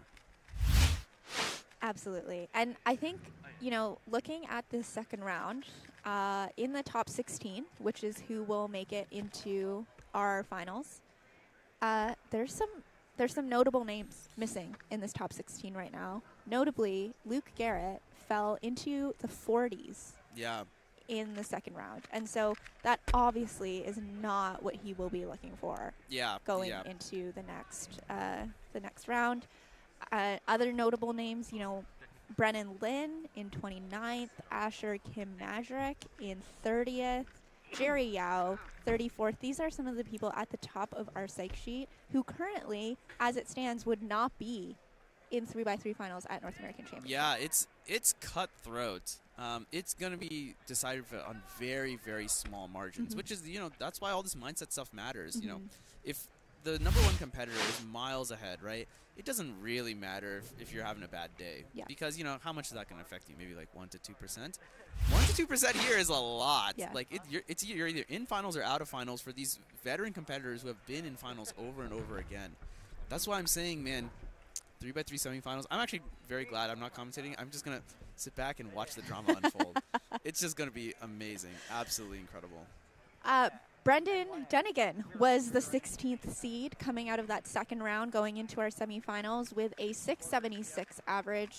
So currently, you know, a sub-7 average does not even cut it to get into the finals. Where is cubing? Where are we at in this day and age? You've got to be like well below that sub 7 exactly margin. And we'll see. Maybe it will end up being that, you know, it'll be a similar time, 676. It could be higher. Yeah. There's a lot of pressure in semifinals, of course. It could also be lower because some people thrive under that pressure. Yeah. So remains to be seen. Absolutely. I mean, 3x3 is definitely the marquee event, but we've got a lot of stuff going on. A lot more going on as well. We've got a lot. Why don't we preview Pyraminx? It's been a couple days since we've had Pyraminx going on here. We had our first round where we had... The Mexican NR was set? National record. Yeah. The Mexican NR, one of the few events where we have a Mexican competitor amongst the top players for Pyraminx. And so Kyle Mead being the first seed in that event going into the semifinals later today. And then in the second seed, you see Joaquin Hernandez, just under sub-2, the national record for Mexico set in that first round. And noted by someone, I can't remember where I saw this, but the Mexican national record for Pyraminx is now faster than the Canadian national record for Pyraminx. Oh, there we go. See, that I feel like that's something that people forget. It's like North America is just USA and Canada. No, that's definitely not true. No. There's a lot of top players from Mexico as well. Yep. And, you know, they're in full force here. So yep.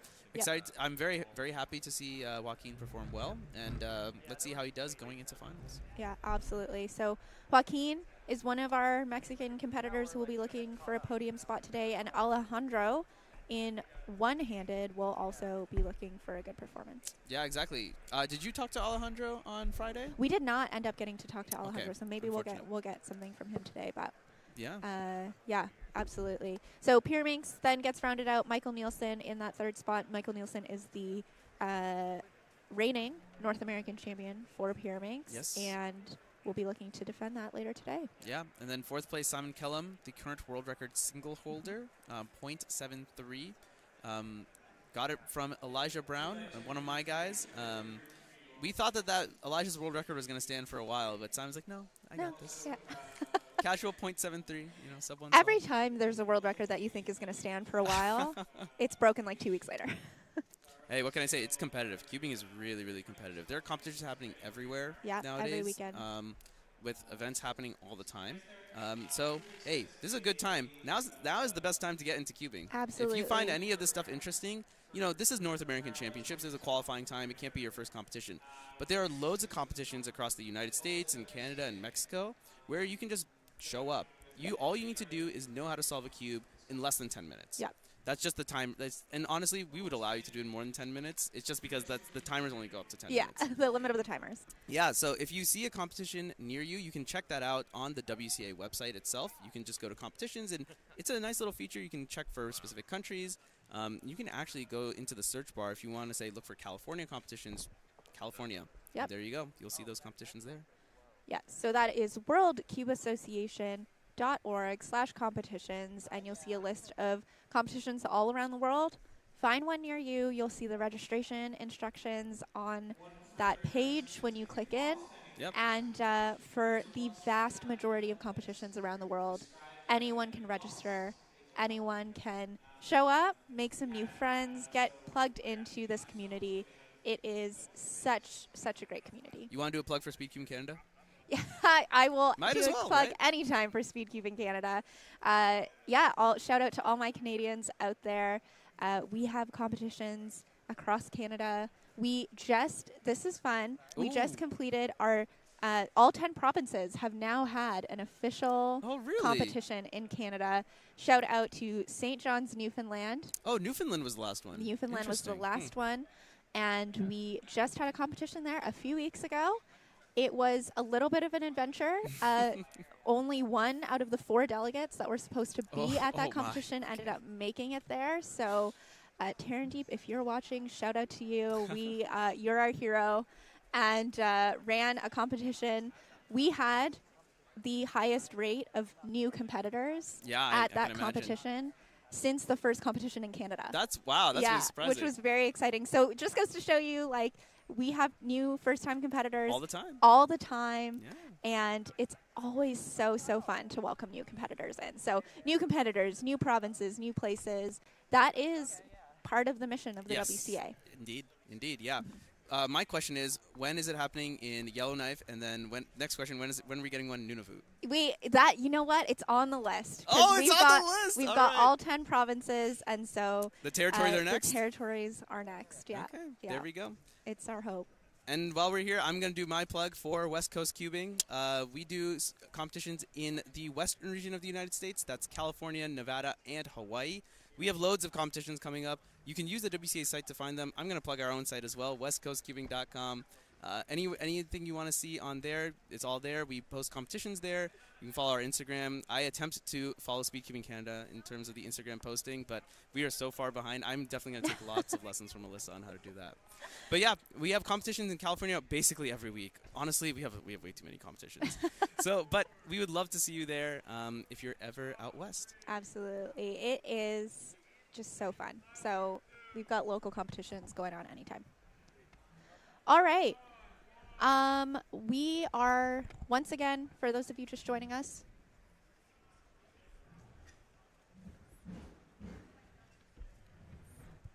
all right, everyone. So we're just getting word that the WCA Twitch is back live. So we're going to be moving the Twitch chat over to there. So everyone, thanks for watching on the Cubing USA stream. But if you'd like to remain on Twitch, you can continue to do so. Just move over to the WCA channel. Honestly, this is a great time to switch over as we are in a little bit of a lull before we start the next high-octane events, which is going to be 4x4 semifinal.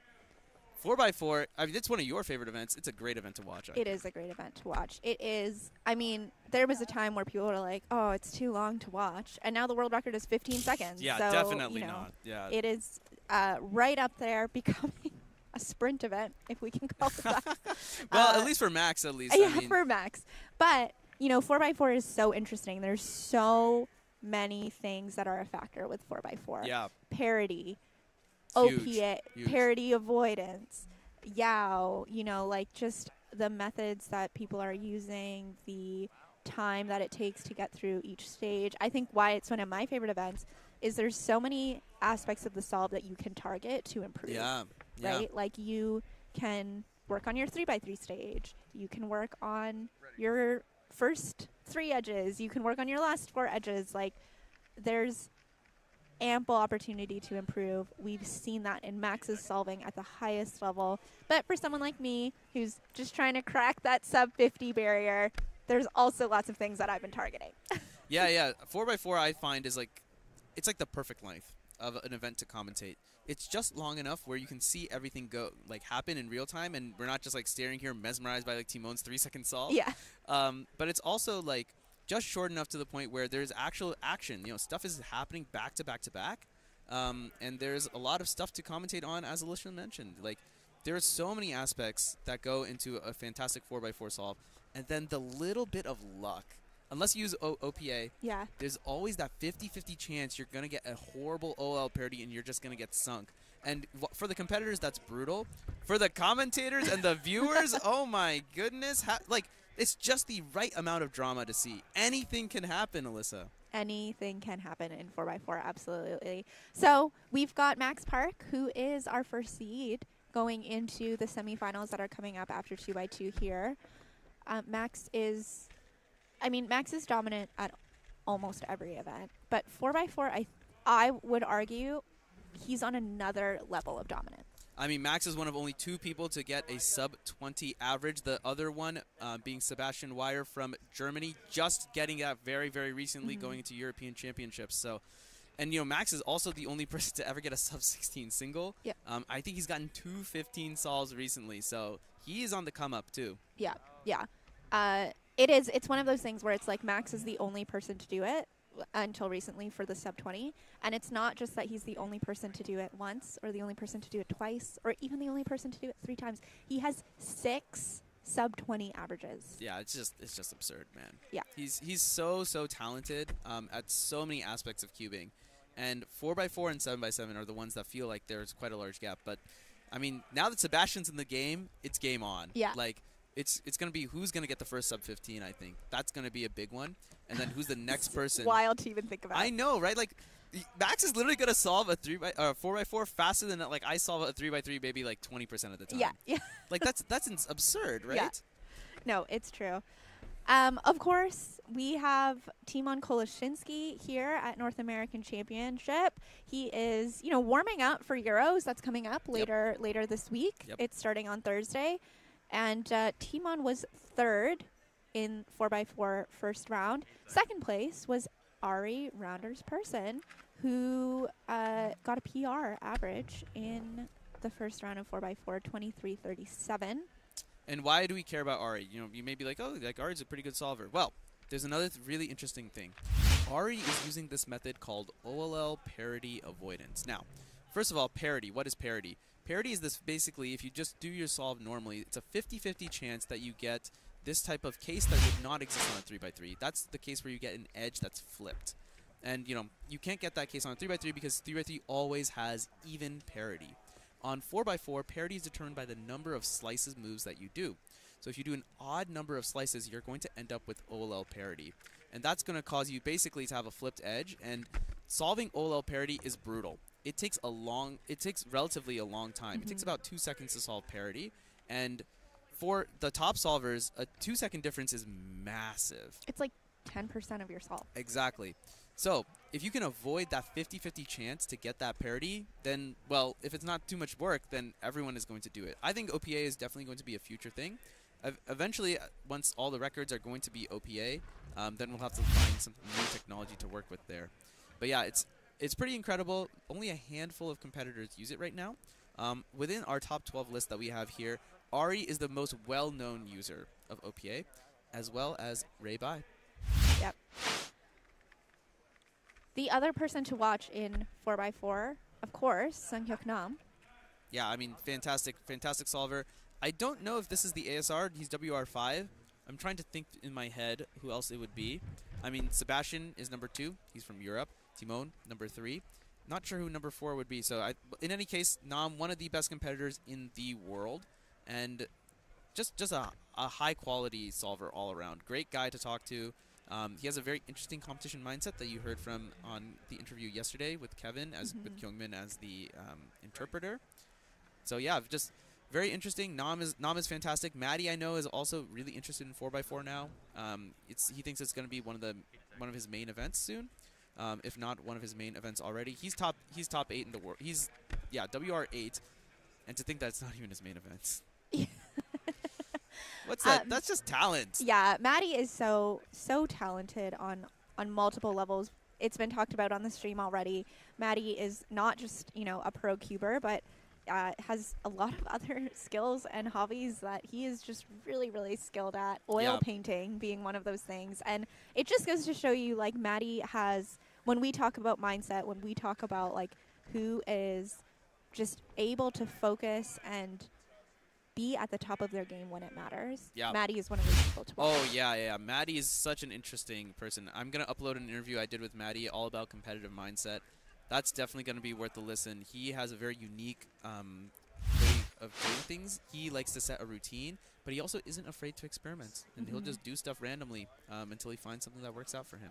Yeah. Yeah, very, very interesting. He is a competitor of all competitors, and he is not only going to make his mark here. He's already looking forward to Worlds and how he can win. Yeah, that's what he's going for. Oh man, I'm a big fan of Maddie's, so I think we all are. He's easy to be a fan of. I mean, A, it's his solving, and then B, it's also just the personality behind the cuber. Yeah, he's a class act. He's very, very classy with it. And he's a joy to talk to. He's like, he knows when to separate work and play. And being from Hawaii, he doesn't get the chance to get to too many major competitions. So he's looking to make his mark whenever he can. Absolutely. What else are we going to see the rest of the day, Alyssa? We have Skewb semifinals that we have not talked about yet, and we have a lot of top players in Skewb here at North American Championship. Yeah, including 2 world record. Well, Carter is the current world record holder on both single and average, but before that it was Zain Kanani. Both these competitors are just absolutely world class. Carter, I was looking through like some videos yesterday just to try and warm up a little bit on Skewb, and I'm looking through, and Carter's like explaining some solutions, and I'm like, I cannot follow this. He's like, he holds the cube. He's like, yeah, this is the scramble. I saw this. This much was obvious, but I thought it was bad. I looked at this one. I just did it. I'm like, okay, yeah, that's good. That's it. I'm like, dude, you need to give a little bit more explanation so the scrubs like me can follow. I mean, that's just the mind behind a sub-2 solver, man. And you see there, the only sub-2 average in the first round coming to us from Carter Kukala, the current world record holder. I witnessed Carter set a world record last summer at Canadian Championship. That's right. You were on the commentary for that. I was on the commentary for that, and I feel like I need to, publicly apologize to Carter because I was not, as the kids say, not familiar with his game.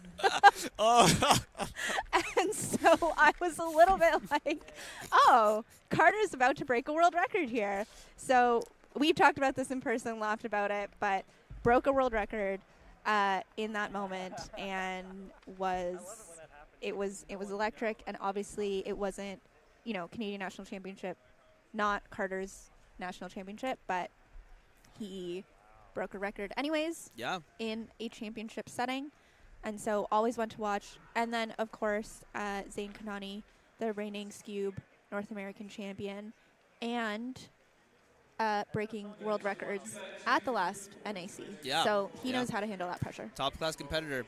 And last thing to mention for Skewb, a little bit of drama. What is cubing without a little bit of drama? The reigning world champion, Stanley Chappell, did not make it into round 2. I didn't know that. Yeah. Wow. All right, there we go. We're getting some smiles on the overhead cam, and Keaton should be coming in. Yeah, I don't know what he's doing over there. He's supposed to hop on the mic here. On to commentary. And we're going to take a short break just as we get to the final fastest groups of 2x2 round 2. And Keaton and Brandon will be in here to guide you through that. So thanks so much, everyone. Thanks, Manu. And we'll see you in just a few seconds. Don't go anywhere. I love Keaton and Brandon, by the way. They're great commentators. Be sure to stick onto the stream for them.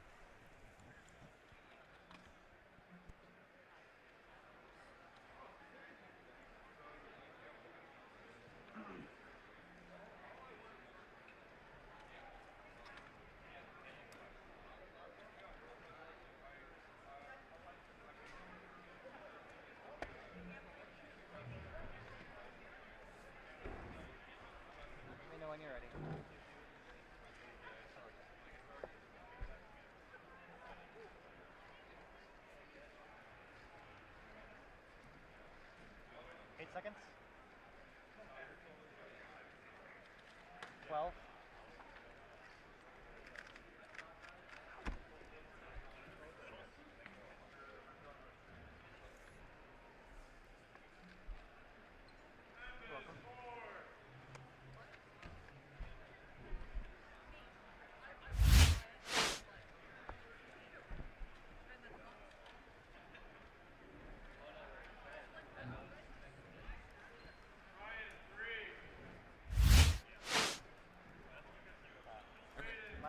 Oldest PR turns 10 this year.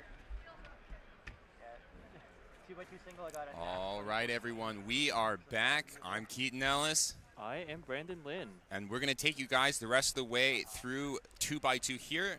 There are 2 groups left. There should be group 4 and there should be group 5.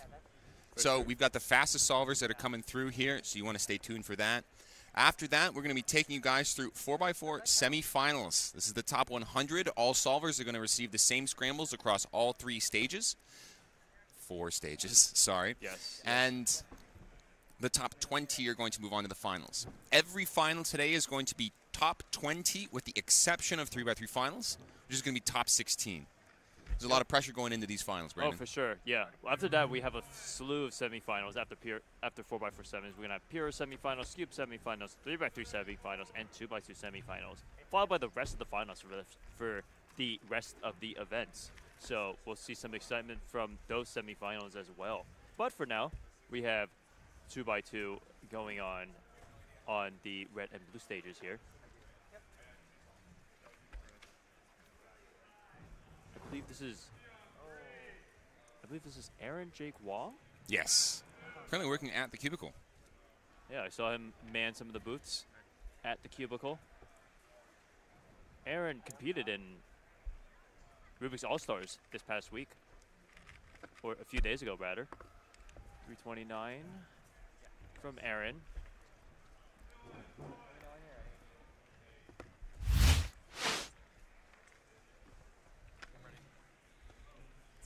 It's the CLO that I did is a slightly tricky Soon CLO. Not the worst CLO in the world, but They let anybody on stream these days. took a bit of time to recognize that. Over here doing LBL.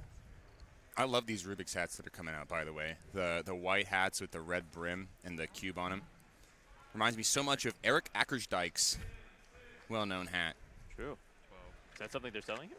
Yeah. I haven't checked out the booth myself. Oh, Dylan Miller with a lockup on 2x2. Fist pumping for that 5. Dude, I know, right? I had a counting time of 3x3 sub this. He has a counting 3x3 solve. Sub this solve. Yeah, that was yesterday. Yep.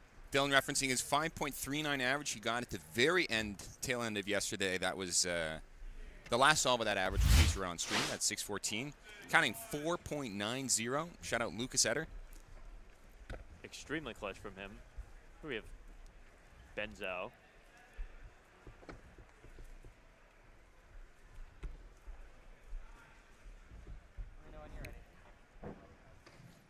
Ready. 206 over here. Keen, how were your results this morning? I was extremely pleased with my 3x3 one-handed single. I ended up getting an 8.68. It's my fastest time since that 7:26, and my second fastest time, if I remember correctly, my second fastest time ever on 3x3 one-handed officially. Very, very pleased. It was a very easy scramble, but it wasn't on white or yellow. It was on orange, which is why most people did not get an extremely good time on it. You had an Olo skip there too, right? Yeah, it was a 3-move pair, 3-move pair, 7-move pair, 7-move pair, Olo skip, no AUF, U-perm. Yeah. That'll do it. The only mistake that I think I did was I did a Z prime and then a Z before doing PLO. Other than that, could have been even faster. But I'm very pleased. Nice.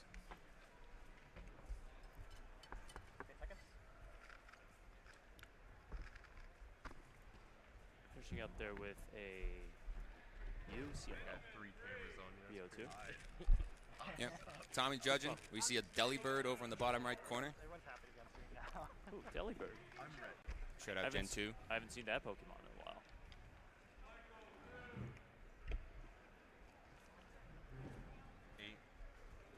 See if Dylan can bounce back from that 5-second solve he had earlier. Trying to recognize that CLO. I think it was the same solution as the previous competitor, but instead, he was able to do the CLO correctly this time. Yeah. Oh, I personally really don't like the CLO because it has a rotation. I do this algorithm only because I don't know a better one, but it just has that awkward rotation in the middle that costs me like about half a second. This is one of those CLOs that if you just do the COLO, it's really awkward because it's RUD gen. Yes. So. Yeah. Oh, that's true. That basically, it's basically that, but 361 over here. This is Henry Lichtner. Uh-huh. 8 seconds. So 2x2 groups at this point are going to be stacked. So the next group is going to have the vast majority of the fastest solvers. Yeah. Yep. We still haven't seen the everything okay? top few seeds of the 2x2 round 1. We still need to see Zane, Luke Garrett. Yep, Zane's on blue. Luke Garrett's on red. So they're going to be featured on stream here in the upcoming group. Will Callan, former North American record holder and Nats 2019 champion, is going to be on the orange stage, so we're not going to see him until finals if he makes it. Dane Greek here on stream, a.k.a. Lights Camera Cubing, University of Maryland graduate at this point. The LBL solution there for 2.91. Aaron finishing off with a 2.9.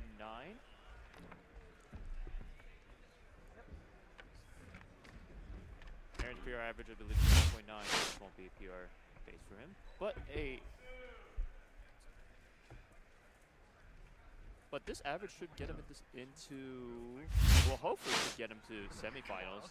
If we're looking at the psych sheet for top 100 to get into round 3, those PR averages, it will be a 2.08. So we're looking at about 2.5 to 3 second qualifying time for semifinals. From round 1, the qualifying time was about a 2.8. So it can really go any way there. Ooh, Dylan Miller with a 1.75 with an easy anti-soon CLL to finish off the solve.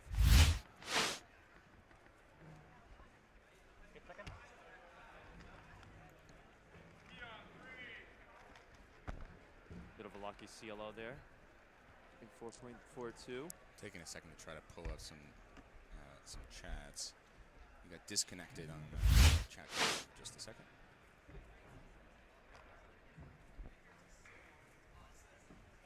Oh boy.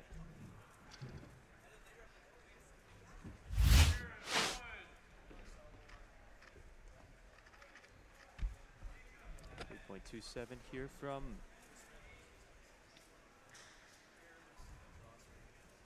two by two. On stream we have Carson Wijaya. Carson uses LBO famously. Not happy with 2.8. He had I think he has LBL world record average or something, like the fastest LBL average or something like Carson that. averages 6 on 3x3. Yes. Hello, Aaron. Shout out Aaron Jake Wong. Ivan Vanek. You're the 2.02. Square One aficionado. I also learned recently that he mods cubes. Yeah, I just tried it just now. He basically takes the one of the things he does, among other things, is that was a nice anti-CLO transition there. But he basically takes square ones and he makes them hollow, so it reduces the weight inside. Okay. And basically just increases like the turning. Faster. Yeah, makes it turn faster. I theory it decreases the friction a little bit. It feels pretty nice. 2.2 from Dylan. Can't tell how he feels about that from the reaction. But For real? oh, his CLO was just a T-perm. That's pretty nice.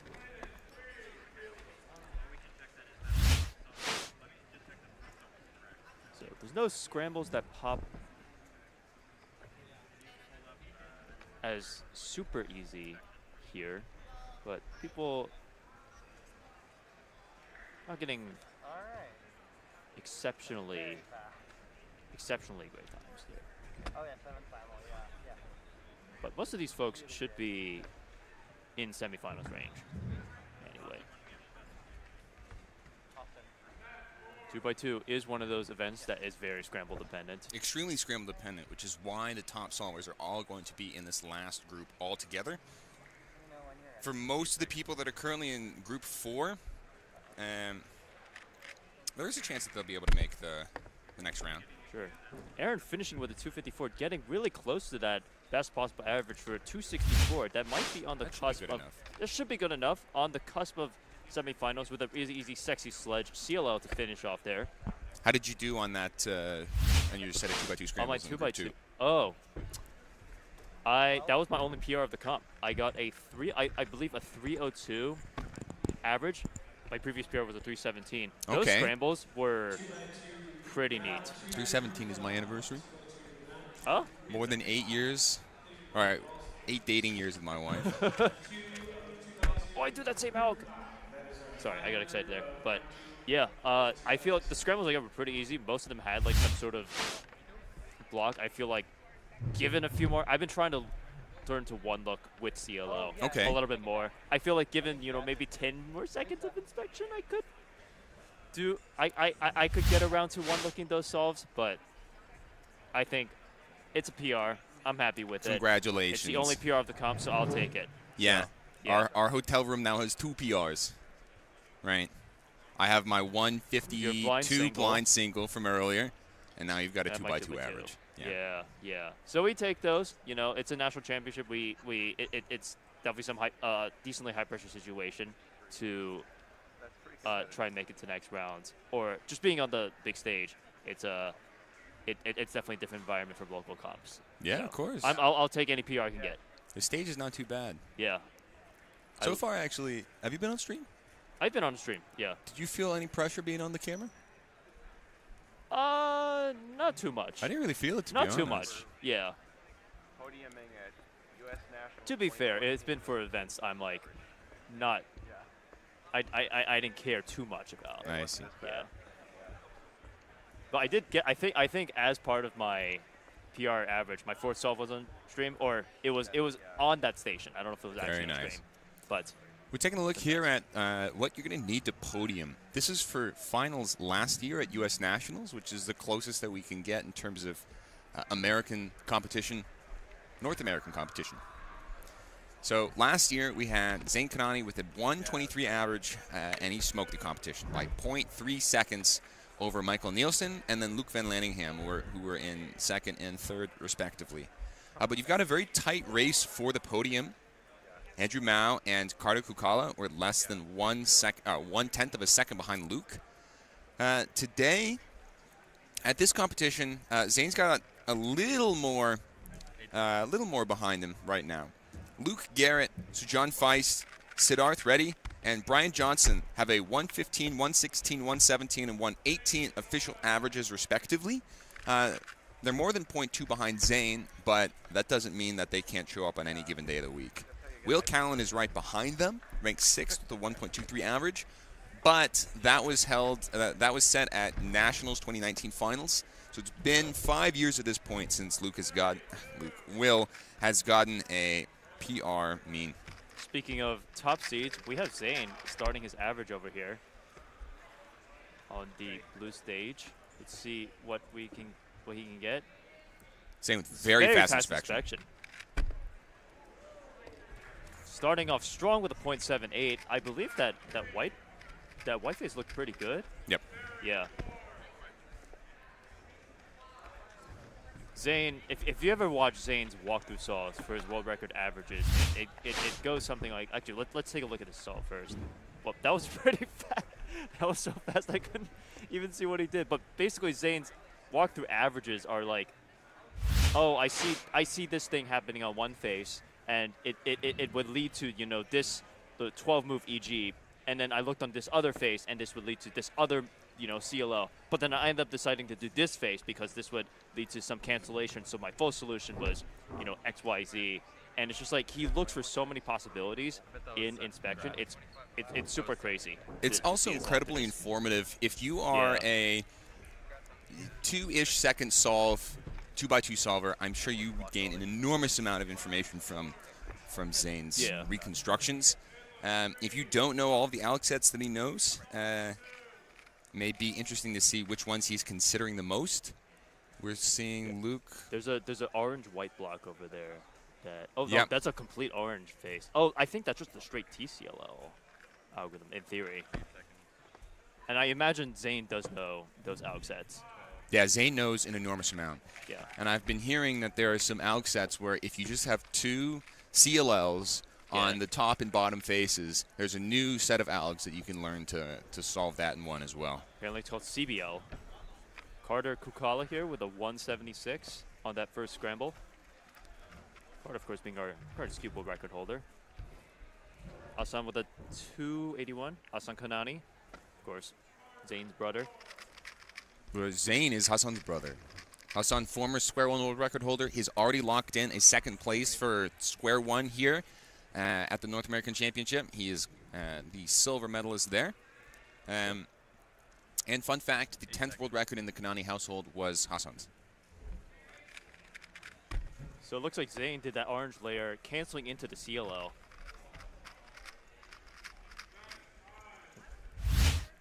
Let's take a quick look at there. So he does ARP. Yeah, sexy sledge, and then U prime. Yep. That's a lot of moves for Zane. They look like 4 or 5 moves for that first layer, and then sexy sledge is 8, 5 and moves. then a U, and then a U prime. So that's 14 moves. There's only so much you can do. Yeah, I think that cancels probably 1 move into that because the sexy sledge will start with RU, and you're gonna be left with a corner out. So you're gonna cancel a U move somewhere in there. So about 13 moves, still a lot for Zane. That's Ethan Zhuang, who got a PR average in the last round, 127. Stone cold, very focused and very composed until the last solve where he clutches the average and pops off. Very great to see. Luke on solve 2. Let's see if we can see the same solution if he does the same solution as Zane, really. But judging by the way he's holding this, he might be considering something slightly different, maybe on white. Or rather green. 272 for Luke.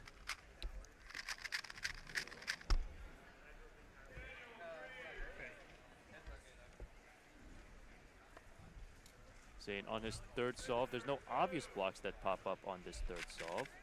But that was super quick. 0.93 from Zane here. It's also not immediately obvious if they're like using a specific ALG or not because they cancel so many moves sometimes. Yeah, sometimes they cancel so many moves between the ALG and while they're doing the first layer that it's sometimes hard to tell like what exactly they're focusing on. That's an extra level of sophistication over knowing the ALGs, by the way. Not only do you need to know every ALG, but canceling moves shortens solutions significantly. Yes. When you're on 2x2, going from an 18-move solution to DNF from Samir Agarwal here with the Y perm. Likely one looked at incorrectly. Yeah. Ethan Zhuang looking at a very clean yellow face here. 150 for Ethan there. 4-move yellow layer into a CLO. If you just know CLO, these scrambles don't look too bad. And this may inflate a little bit what people might think would be required to make it to the finals. Yep. But as always, 2x2 is incredibly scramble dependent. So big initial lockup from him.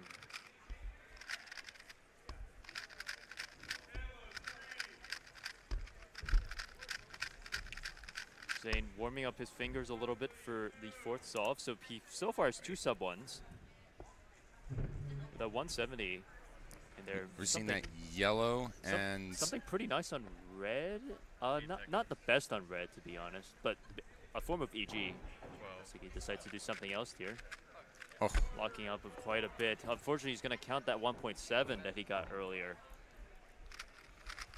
But he still has the best possible average of 114 if he gets that sub .78. Not.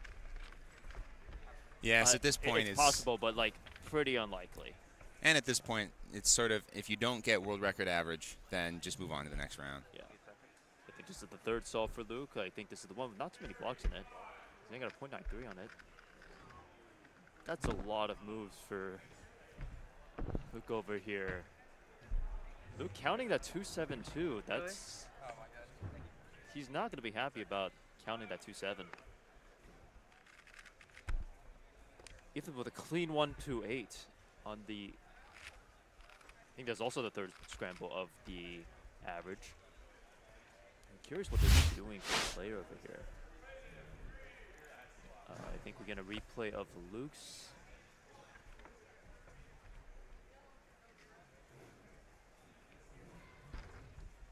So it looks like he's canceling. He did a left EG. Gonna try to cancel into that, but unfortunately locked up quite a bit there. See, on his final solve, nothing looking really good. He's doing a lot of rotations, even at 8 seconds. Lucky 151 for Zane. His counting solves, his average is a 1.38. Not too shabby. Obviously, that'll make semis, so he'll still have 2 more chances for this one. For his 2x2 average. Not very happy about that. But again, plenty of chances. We have Daniel Karnock, square run extraordinaire. Missed out on the podium by .01. He did. That square one final was intense. Yeah. I think there was a point where we were going to have a repeat of last year's Nationals where 2 people had the same average, but it would be decided by single, the podium spot. Just extremely close and extremely competitive. 587 did not make podium. All right, can Luke bounce back from this, from the solves 2 and 3 that he's had? His first scramble seemed pretty good. There we go, 1.11 from Luke. I have a sub 2 streak of like 25 rounds, so I got to clutch. Can Luke keep that sub 2 streak though? His best possible average is 185. So in order to maintain that best possible average, he's going to need I believe a 1.56 or better to keep that sub 2 streak.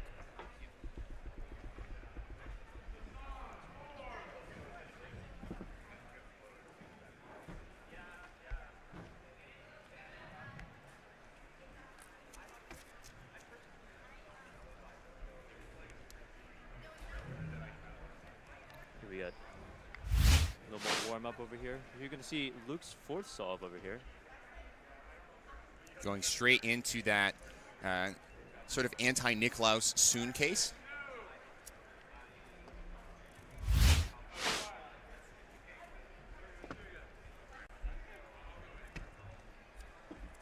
Yeah, I think we're almost wrapping up a lot of these competitors for this group of 2x2. That might be the last group if we have the top seeds, although there's still a bit of competitors we haven't seen. Sorry, pardon my English. Oh.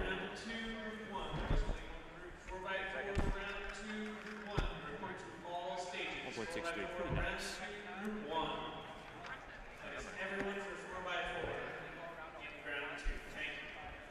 We've got Christopher Chi. 8 seconds. I know him best as the 2019 fewest moves world champion. 12. Yeah, part of the what Chris called, quote, the Northwest Cringe Club that has grown up and become an incredible force for FMC. Chris, Owen Wittes, Chris Shanathwani, an incredible group of FMCers. All right. I think they've definitely outgrown their old moniker. 8 seconds. So I think 1.56 or better gets to that sub 2. 140 for Luke will keep that sub 2 should make streak. It. Perfect. Well, this will make it to semifinals. Yeah, but also it will make his sub 2 streak. Yeah, exactly. I think that's what he cares more about here, for sure. doing the math, and then smiling, relieved that his streak is continuing. It's nice to have some good results like that. Yeah. Next event we got for you guys is going to be 4x4. 4x4 semifinals is going to be the top 100 solvers. Of course, the people that you're expecting to see on stage will be there. Max, Timon, Sunghyuk, Maddie Hiroto Inaba.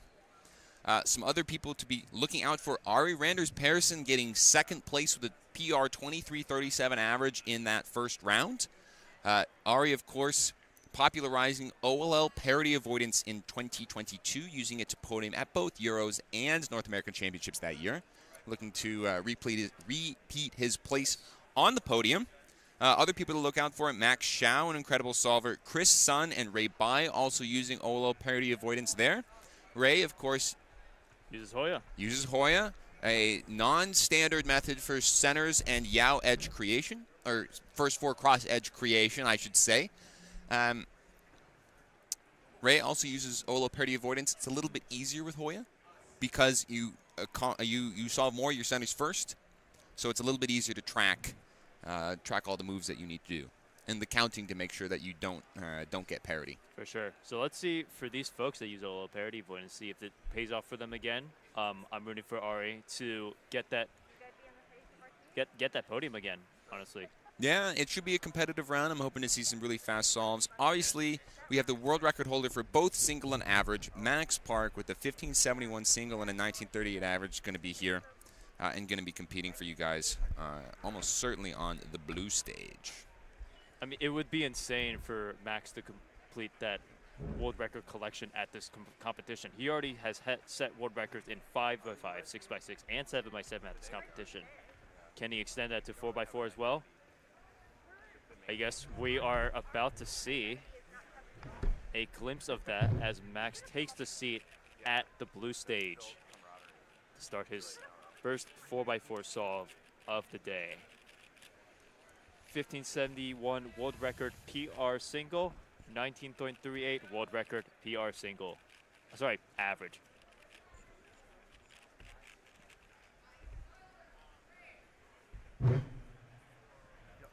Max, of course, having incredible turning speed and fluidity throughout his solves. Also a Yao solver, but is not white-yellow. Primarily does white, but can do both of those as well as blue and green. I think he started with yellow over there on this solve. Fortunately, we don't have the overhead cam. His cube is right outside the angle. Right there. And of course, Max doing very comfortable under the table solving, so we can only guess at what he's doing right now. 23 seconds, 24 seconds. Not the best for Max, 25.48. He's not thrilled about that, but... Of course, the cutoff for finals, if you're taking the first round results at face value, would be a 28.64 average. On the psych sheet, it says 26.47, but of course there is a lot of luck, both good and bad, on 4x4. So you can't count on the psych sheet as much as you can on other events.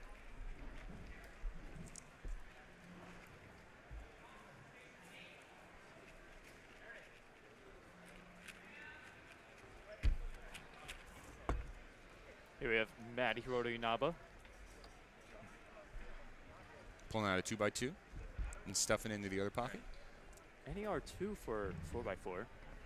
They 22.54 average. And ranked 4th here at this competition. Only Timon and Sunghyuk are between Maddie and Max. Finish off those Yao edges at 6 seconds. Flying through centers right now. Tiny bit lucky. Done at 12 for centers plus Yao edges. On to 3x3 stage at 17, 18 seconds. Finishing with a U-perm, Maddie with a 22.91 in the end. Fairly good, no parity, good last layer cases. Nothing to complain about there. We got Timo Koloshinsky starting off as well, doing his Yao edges on white and finishing centers at 9 seconds. On the 3x3 stage at 15. At Ola 18. This be barely sub 20? No. 21-27 for Timon. PLO parity there, costing a little bit of time. But sub his PR average. So starting off pretty strong here. Let's see what Max gets on the second solve. He's starting off with a 25-second average. Sorry, a 25-second single.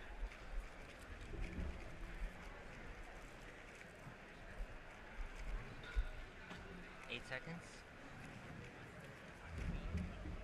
12.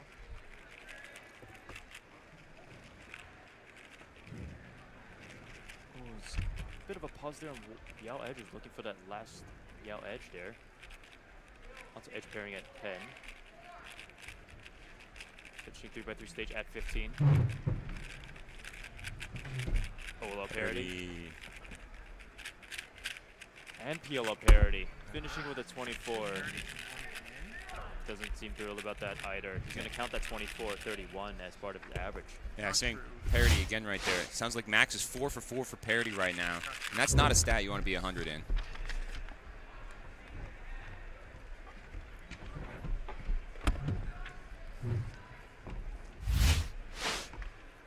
Off screen, we got a few more other competitors doing 4x4. We got Carter Kukala as well as Lucas Kuchai doing 4x4. But coming back to some of our top seeded competitors, we've got Maddie competing right now, as well as Ari's Randa Pearson. So we'll try to give you updates on both of them while they are solving. Maddie already, oh, actually this is his warm-up cube. Ari looking like he's about to start. Ari is about to start his first solve.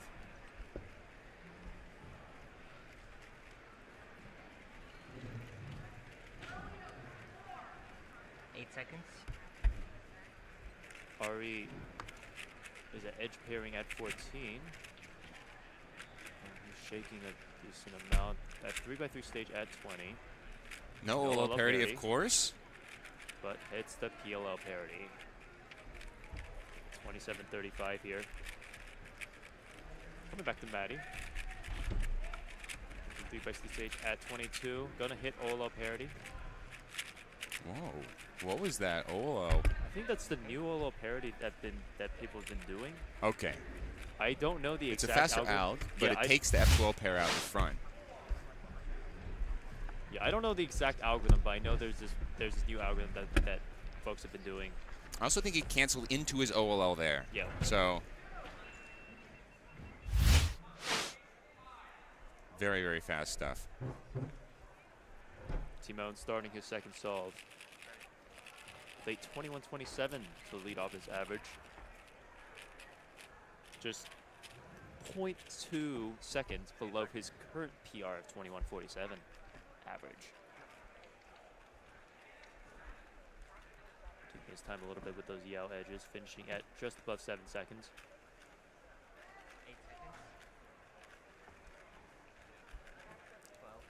Looks like he got a nice, easy 3-move pair there. And no parity. Oh, does he go the ZBLO? 1975 for Timon. Solid start to his average. Max going at edge pairing at 13. Stage. And that's what Max can do without double parity. That drops his times by almost 4 seconds. Timon also having no parity there. Oh wow, that was one. That's actually one of the COLO cases for the ZBLO there. Well, of course, Timon would know it. Yeah, of course. One of the most sophisticated solvers in terms of his solution style. Yeah. I'm just happy that I knew the alg that he was doing. It's always great when someone does a ZBLO and you happen to know the alg that they're doing. All right, we have Ari and Maddie prepping for their... Well, Ari's prepping for his second solve. Maddie's prepping for his third solve. Maddie beginning his third solve of his average.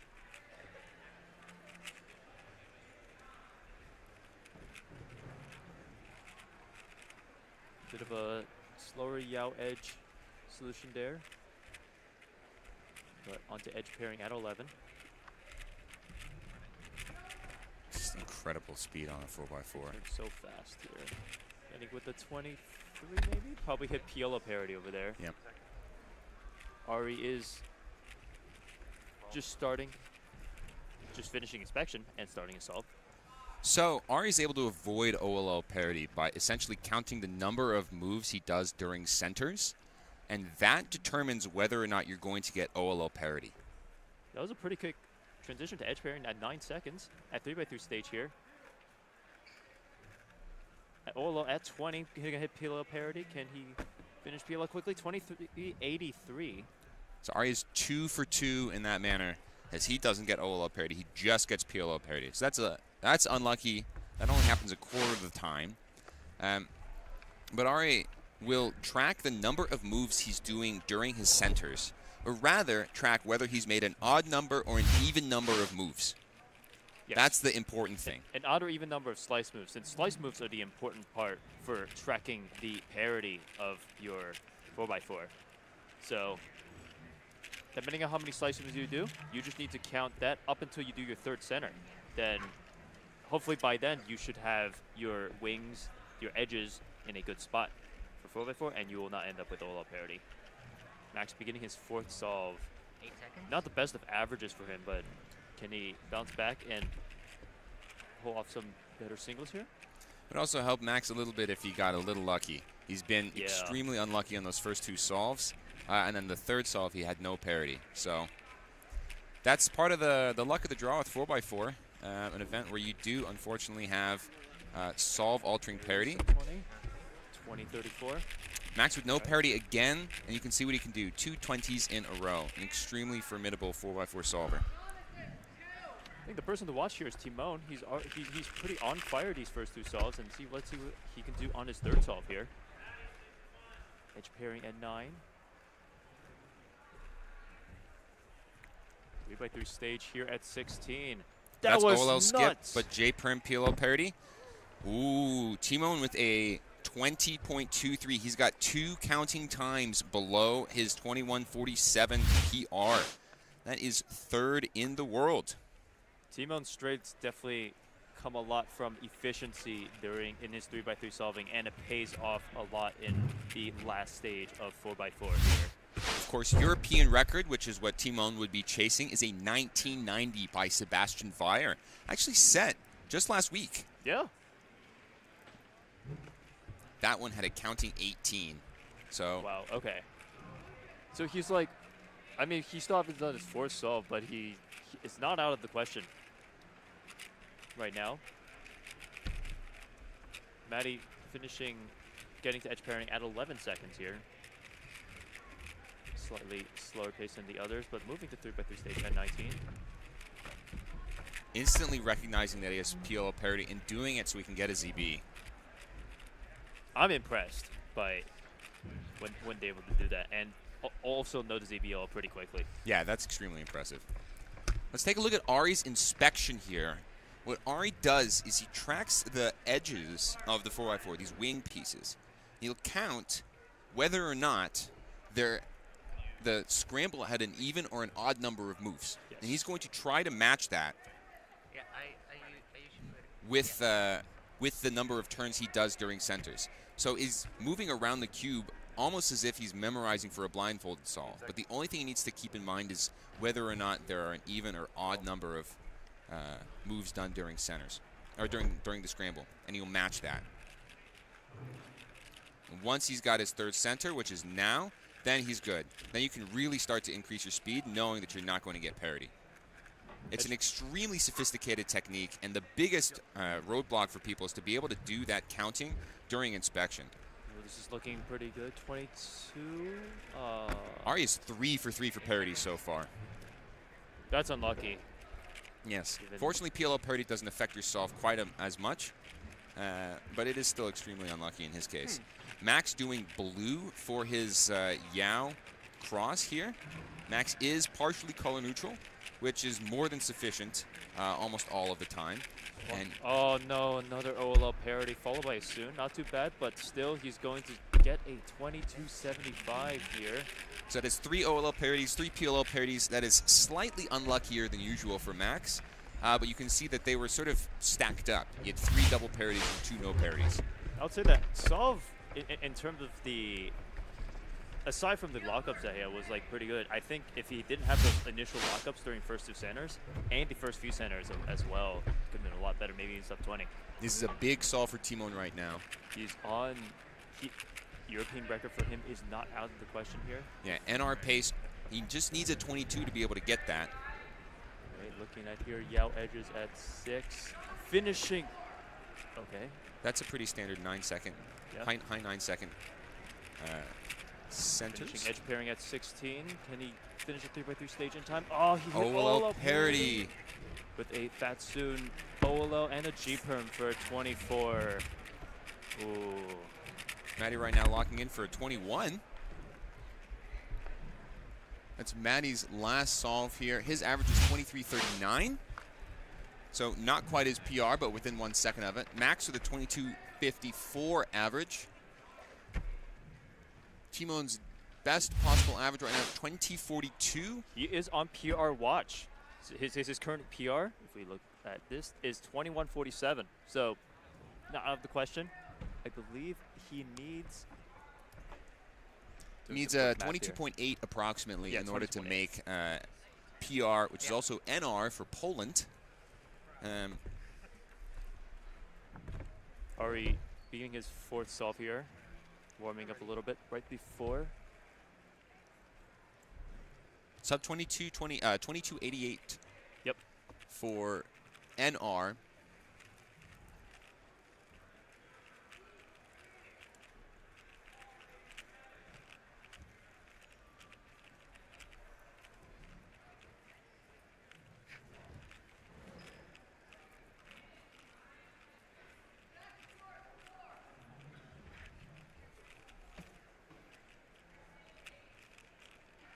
Ari right about to begin his first solve, sorry, his 4th solve here.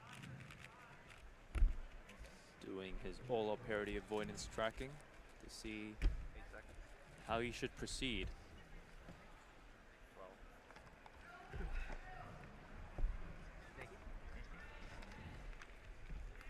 So usually during Olo parity avoidance, again, like Keaton said, you don't need to do any tracking. Oh, those are after. nice centers. Oh, that's pretty nice. Usually during polo parity avoidance, you don't need to do anything past 3rd center, but... Oh, no. He hit parity. Ari miscounting there. 25.72. And that is another PLO parity for Ari. This is not a very lucky average for him.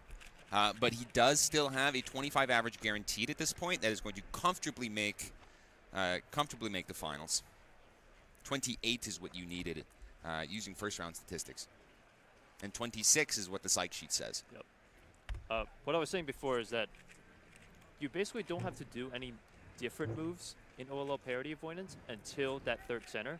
You can do an extra slice then in order to not avoid, to be able to avoid OLL parity. But before that, you still need to be able to track the slice moves that you're doing in your first 2 centers and Yao edges. So here we got Timon, of course.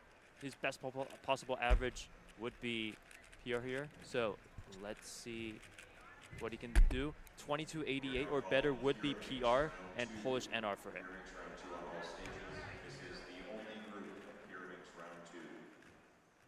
Edge pairing, finishing that at 17.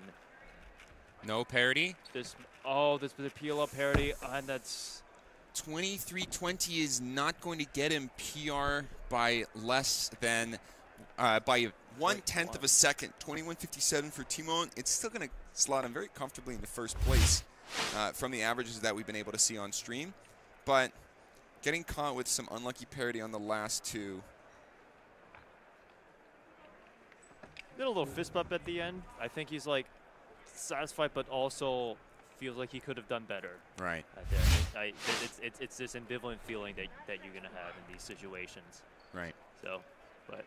So that's wrapping up 4x4 semifinals. Again, top 20 is going to make it to the finals for every event other than 3x3, which is top 16.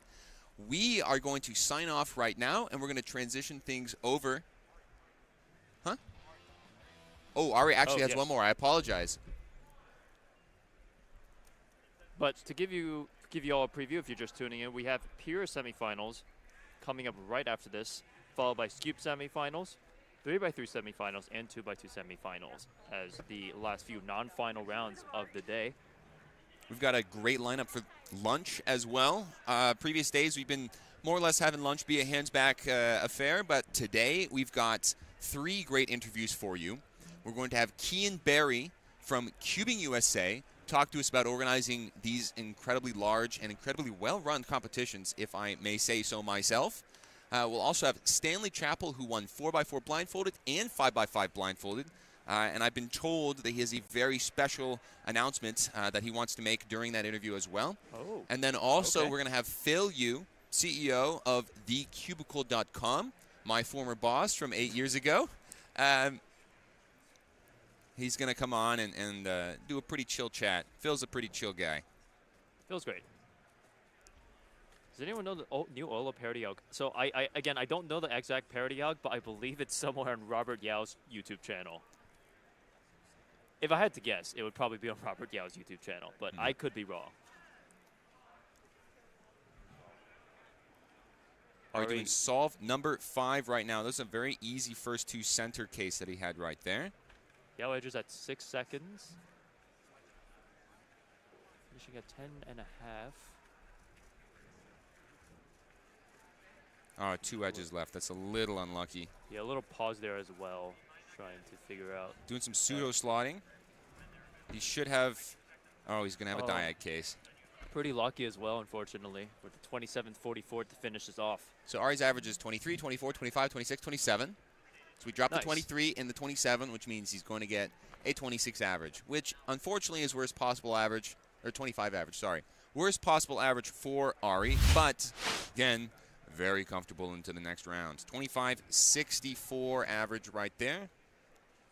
I think most of our top cubers here have faced some tough luck here with the parodies, unfortunately. But maybe they'll have better luck in the finals of this event, 4x4. I'm ready. So now we're moving on to Pyraminx. We're going to switch things over real fast to Manu and Zach Rydell. So they're going to take you the rest of the way up until lunch. Yep. We'll be right back. See you, everyone. That's not how you safety.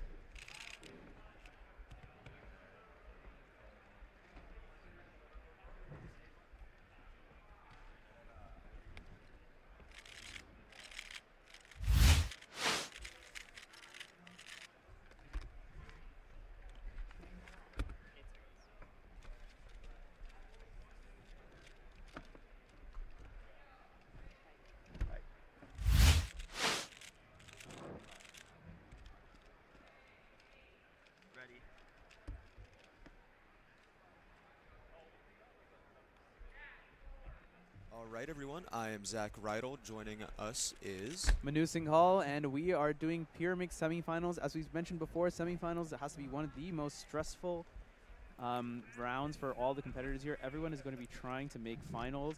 It's going to be wild, Zach. Yeah, it's going to be wild. We did just see Simon Kelm 195 during our commentator transition, as well as a 134. 134 sounds right. Something low 1.3 from Kyle Mead there. Here we see, was that Joaquin there? I'm pretty sure that was Joaquin. He just got, yesterday, was it? It was either yesterday or... I want to say it was Friday. It was Friday. The 1.99 Mexican national record Pyraminx average. So quite impressive on his end. We're going to take you to the blue stage where we have Simon Kellum inspecting his second attempt. Yeah, exactly. And Zach, what do you think is going to be making finals here? Like, what time are we talking about here? Honestly, I think anywhere floating in the region of 2.5 to 2.6, I think is going to make it maybe a little higher. I'd have to recheck rankings from the first round. Simon Kelm, a 224. Seems pretty comfortable with that. We're going to see a replay of that here. Big red-blue block there. Quick flick, rotation. A little bit of a pause there on those L3E. Currently, we are seeing maybe an estimated 2.8 average can make finals. Simon not looking happy with that solution. Kyle Mead on the blue stage, another favorite for the podium. Third at U.S. Nationals last year in Pyraminx. And off to a good start. Yes. 1.3, 1.6. This is really looking pretty good. Looked like he took a good advantage of that green-blue block. Definitely, definitely. Kyle is one of these competitors competing a lot in the Mid-Atlantic region, so I'm quite familiar with his solving. He is one of the most composed solvers I know. Maybe a lot of people here are nervous. Ryan Hughes, tip execution at the front. 256, still quite a good solve. Nerves being a huge thing playing into these semi-final solves. Competitors would love to make the final round, especially get a good seed going into it, or at least feel confident in their turning. Pyraminx in a very accurate style event where every turn, every angle matters. Competitors are really making sure that they're turning at their utmost confidence and without being as nervous. We're going to see Simon Kellum here on the blue stage, starting his inspection on his third attempt. I see a big yellow block there, but none of the edges are solved. Yeah, I think it's like one of those fake blocks. Well, there's that blue. There is still potential here. Simon Kellum, of course, our world record single holder of .73. 199. 199. He seems pleased with it, but still nerves might be hitting him here.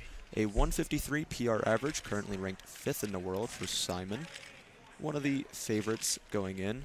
But speaking of favorites, we have showing on the red stage now, as soon as the replay is over.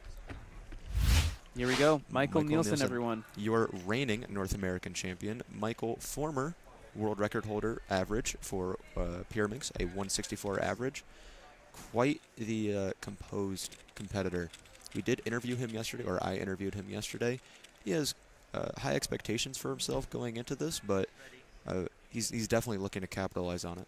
Yeah, I mean, Pyraminx is such a stressful event. As you mentioned, Zach, every turn matters. Even these silly little tips, which are trivial to solve, they matter a lot, a whole lot. Pretty good turning there from Michael Nielsen. Kyle Mead a little displeased with that 286. Yeah, it's definitely above what he's going to be looking for here. I mean, he should, but with these three, he's given himself a really good foundation. He just needs to lock in on this fourth solve, get nothing absurd, and he's good. Here we see Michael's solve here. I liked the execution on the back tip here at the very end. Yeah, that was really hitting good. It with the middle finger. That was really, really clean. Like there was almost no way he was gonna mess that up. Yeah, we didn't get to see it, but he did pose for the camera, obviously. Yes. At least smiling, maybe trying to ease off his camera. nerves. Yeah. On the blue stage, we got Simon Kellum inspecting his fourth attempt, I believe. Yes. Yeah, so I forgot what he got on solve 1. It was a 1. See. That yellow blue. Possibly yellow blue. Oh no, it's kind of like a fake pairing. I see.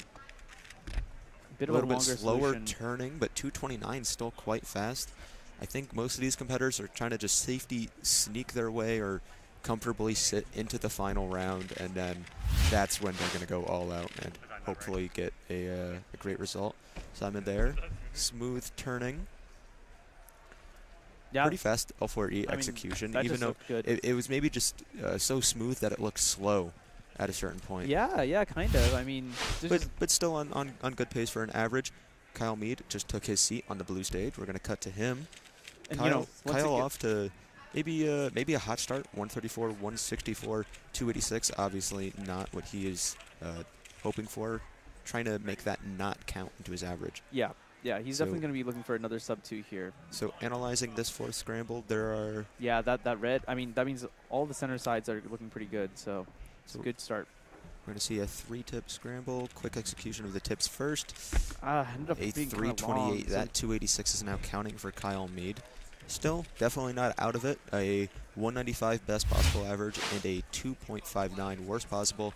That should lock him a spot in finals no matter what here. He should be good, but for safety, he's definitely going to want to avoid getting WPA. I mean, so many top-tier competitors here that it's just best to lock in, treat it as if, like, you're not going to get in, and just show up. Exactly. We do have two competitors now. We have Michael Nielsen on the red stage, getting ready for his second attempt. We also have off-camera Simon Kellum starting his inspection.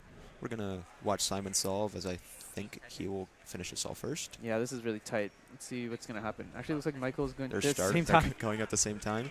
Simon Kellum, 327. Michael Nielsen, 137. Shrug.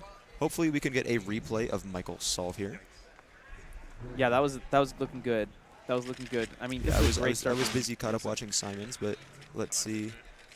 That's the very tail end there. Caught the last bit, but definitely some fast turning on Michael's end. I mean, this is a great start, right? 1-5, 1-3. This is where you want to be going into the last 3 solves. I mean, there's still 2 left in order to lock in the BPA, which are always a little bit nervy. But if he can compose himself, then he's giving himself a good chance. Yeah. We see Krishna Nathwani getting ready to inspect his solve. Also on the blue stage, we have Kyle Mead inspecting.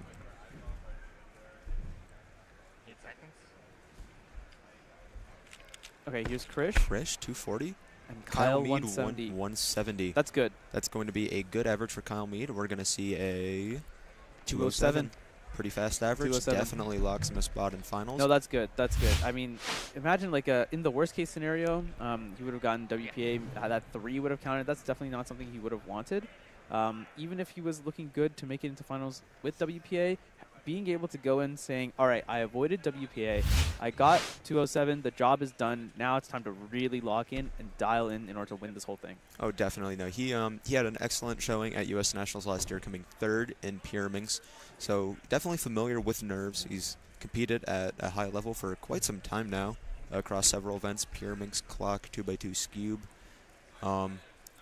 So definitely looking to see more from him. Stephen Wintringham here on the red stage, 239. Not only is he known for solving Pyraminx, but also making Pyraminxes. Keon Wilson, a 287 single. Keon had an excellent showing in U.S. Nationals finals last year. Sean Mack on the blue stage, Mid-Atlantic representative. Slow L4E, and it fell in Sean's lap. That's unfortunately a +2 penalty as he is touching it after the solve. That is a 649 for Sean Mack.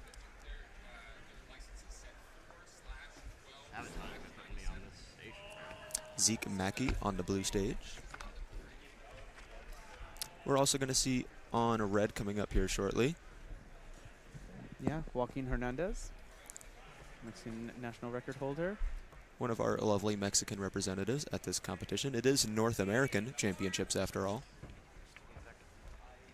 Yeah, I forgot which scramble this was, but this is the one that had good centers to start. I think we saw this one from Simon. Quick Alfari, he seems pleased with that 243 good. Single for Joaquin. I mean, that seems to suggest that his previous solves were probably looking good, and he's put himself in a good position to make it into finals. He seems quite pumped with that average, actually. That's good. That's good. Good to see. I mean, getting into finals is a very nerve-wracking experience, but it's also very rewarding because you can you can back yourself in like a pressure situation to get a solve that really is going to matter and count. If you're able to do that, then that's something that's really reserved for the top tier competitors. Definitely. We did see on that solve, we just watched the replay, very fast 2-flip execution from him. Good recognition. Executing at such a high TPS on Pyraminx is insanely impressive from all these competitors due to the awkward shape of the puzzle. I was going to say, yeah, it's very, very difficult. Very easy to accidentally over or underturn. That's either going to be a +2 or just straight up DNF. Brendan Dunnigan here, 185. Quite solid. Fast. He's smiling at it. Brendan also another top-tier competitor in sprint events. Michael Nielsen warming up for his third solve, I believe. Third solve that we have documented at least. Mm-hmm. Yeah, start off with 1-5, 1-3. He's hoping you can back it up as we watch Zeke Mackey. 254. Pretty impressive. Cutting to the red stage, we have Michael Nielsen again, preparing for his next Pyraminx solve. This looks like solve 3. Oh yeah. Getting all those tips out of the way first. 148 for Michael. Quite impressive. That looked really, really good. I mean, the shrug, I think earned that. I think the shrug is more of just he knows he could have done a little bit better on that. But in an event like Pyraminx, every millisecond counts. Yeah, so I mean, that was fantastic. I mean, that is beautiful. I feel like he didn't waste a single move there. Definitely not, but still maybe just really, really clean. These solvers hold themselves to an insanely high expectation. Yeah, that's fair enough. So I can understand maybe nitpicking. Probably a tip execution could have been a little bit better. Something in the back of his mind. Joaquin preparing for his next solve on the red stage. See it overhead camera. He is spamming moves, hopefully getting locked in on his turning. Yeah, I mean all those moves looked really good. No big pauses. All right, what's he got here? Let's see what he's going to do. He's looking around a lot. I'm not sure if he hasn't decided exactly. I mean, 12 seconds is up now, so he has to go. Yeah, it ended up being a bit of a longer solution, unfortunately. 3:05 from Joaquin. Or judging, it doesn't look like a +2 from this angle, but we also don't have the best camera angle of that. Well, from the top here, what are you thinking, Zach? But you and I Top both here? delegates. Oh, This one's tough. top here? That looks... Ooh. I kind of want to say it's over if I'm looking at the bottom of that green center compared to the It's magnet. really difficult to see. You have yours? You want to do a countdown? Okay. 3, 2, 1, +2. Okay. All right, and they have rolled that a +2 for Joaquin. Yeah, so that's really unfortunate. What a small margin of error. Yeah, that's Pyraminx for you. Every little bit counts. I know we were talking about it earlier. Any penalty you get, which is extremely easy to do on Pyraminx, to be off by maybe just one move, could almost feel like you're doing 2 solves in one attempt. A 2-second penalty, 2 seconds being the average of some of these competitors. Yeah, exactly. So getting a 2-second penalty or +2, basically you're slowing yourself down to half speed. Definitely, yeah. We are going to see Michael Nielsen preparing for his 4th solve on the red stage. I believe this is his 4th at least. Yeah, we can see if we see the 3 red centers already aligned, and the other centers being 1 move off, then we should be on solve 4. That's what everyone else has gotten. Yeah, Michael on pace for quite a fast average. I mean, he's quite a bit ahead of everyone else, because even though Kyle got started off with a decently hot start, I forgot what exactly it was. It was 1-1 to start. He ended up getting 2 and then a 3. So he's in a really good position to kind of put himself out there and take the #1 seed going into finals. Michael here preparing, making sure he is ready for his next attempt. Yeah, you can hear some of the chatter in the audience as well. It's people are trickling in. Yeah, people are finishing up the group, so people are leaving the stage, and crowd noise is definitely a factor in this. Yep, there's those solve the red center. So this is solve 4 from Michael Nielsen. A 3-tip scramble. Let's see how he chooses to approach this. Yeah, it seems like the solve centers have not really helped any of the other competitors. What will Michael get? 184 for Michael. There we go. Yep, he's... So I think that's three shrugs so far. He's like, I've showed up. Like, this is it. He does have a best possible average of 145, which ties the North American record currently held by Ezra Shear. His worst possible average being 161, which is still quite fast, but still a little bit slower than his PR. We might be on PR watch here, Manu. We're on NAR watch. NAR watch, PR watch for Michael, I think, is maybe what he's thinking of more really? Definitely. Really interesting. But either way, a tied North American record would still be really cool to see here. Yeah. We're going to have to wait for Michael's 5th and final attempt. Right now, again, as I mentioned, we're kind of in a transition in between the events. So we're just going to have to wait it out and see what we got to have. How are you doing today, Manu? Oh, my goodness. It has been a wild day so far. And what's crazy, it's going to get crazier from here. Yeah, this is like the calm before the storm, and this is crazy. This is semifinal, yeah, high tension. I've been running around all day trying to keep track of all my friends' results. My results earlier this morning, my clock average was all right. I think I came top 50, which is cool. Cool. 2x2 was, I competed. He solved the puzzle. Yeah. Skewb getting called here. Michael Nielsen getting ready on a red stage. Maybe having some thoughts. Well, I think he's more so saying, like, yeah, of course they're doing an announcement right as I'm about to solve here. Yeah. And there we see Narwatch 145 average, which would tie Ezra Shear. He just needs a single.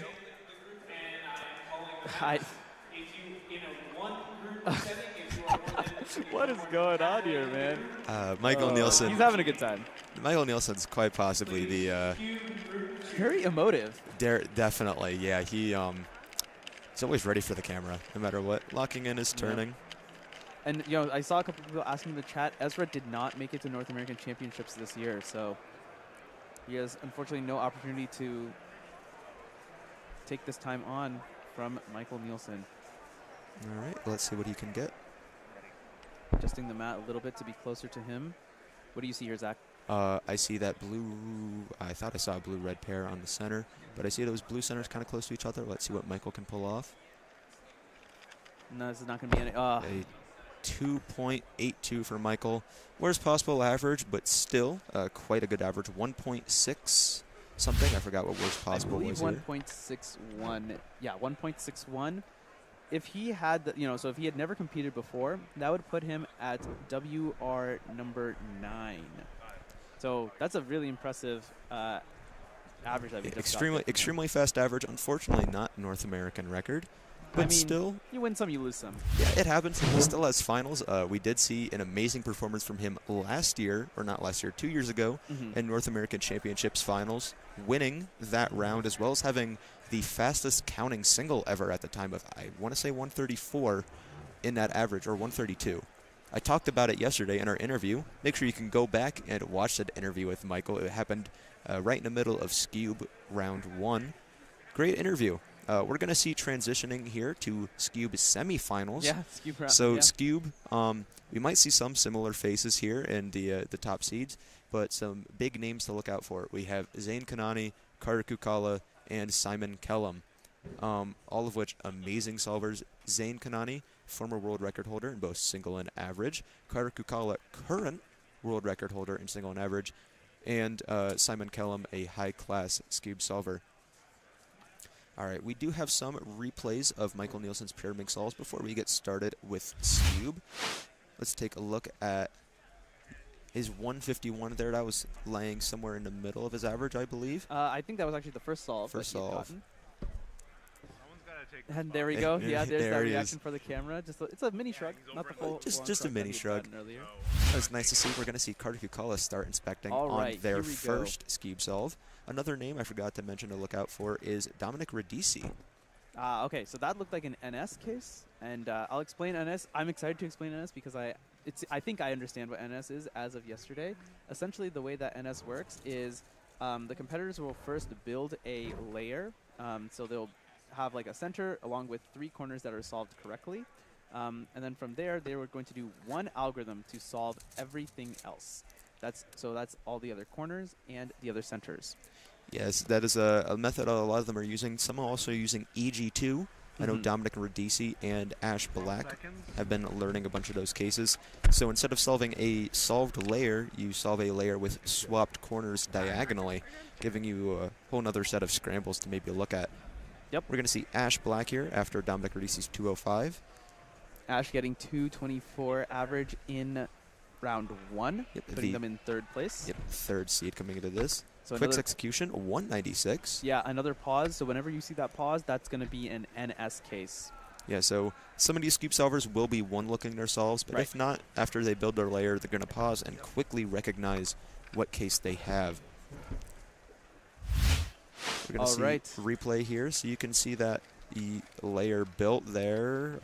Did we even see the layer built? I think Ash canceled a ton of moves into an alg. Yes, exactly. Skewb having 4 axes of turning, very popular for for moves to be canceled into the alg there. Here is Zain Kanani, former world record holder for Skewb. Reigning North American champion, locking in his turning. I did talk to him about it yesterday in our interview. Make sure you go check that out. After this stream, of course. Yes.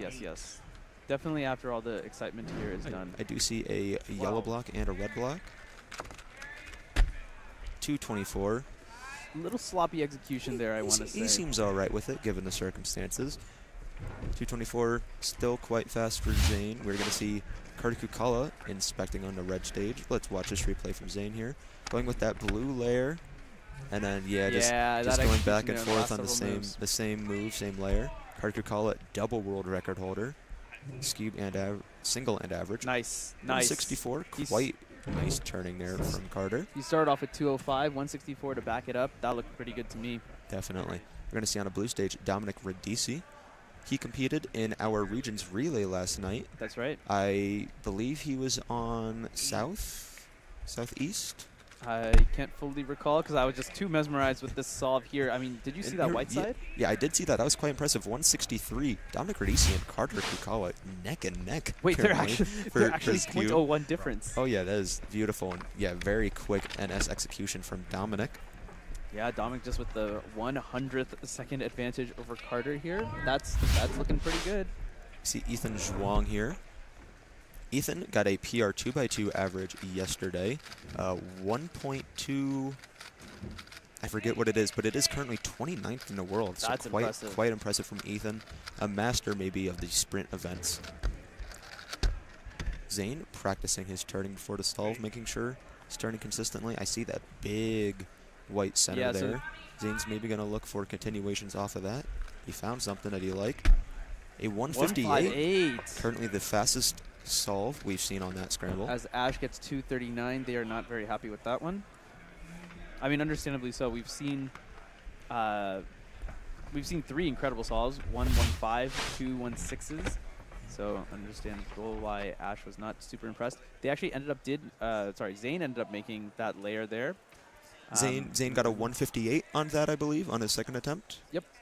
All right, we're going to see that added into our live tracker here as we come up to Dominic Radici Solve number 3. His third. See that yellow block, blue block, green block, a lot of possible layers here. Yeah, but none of them.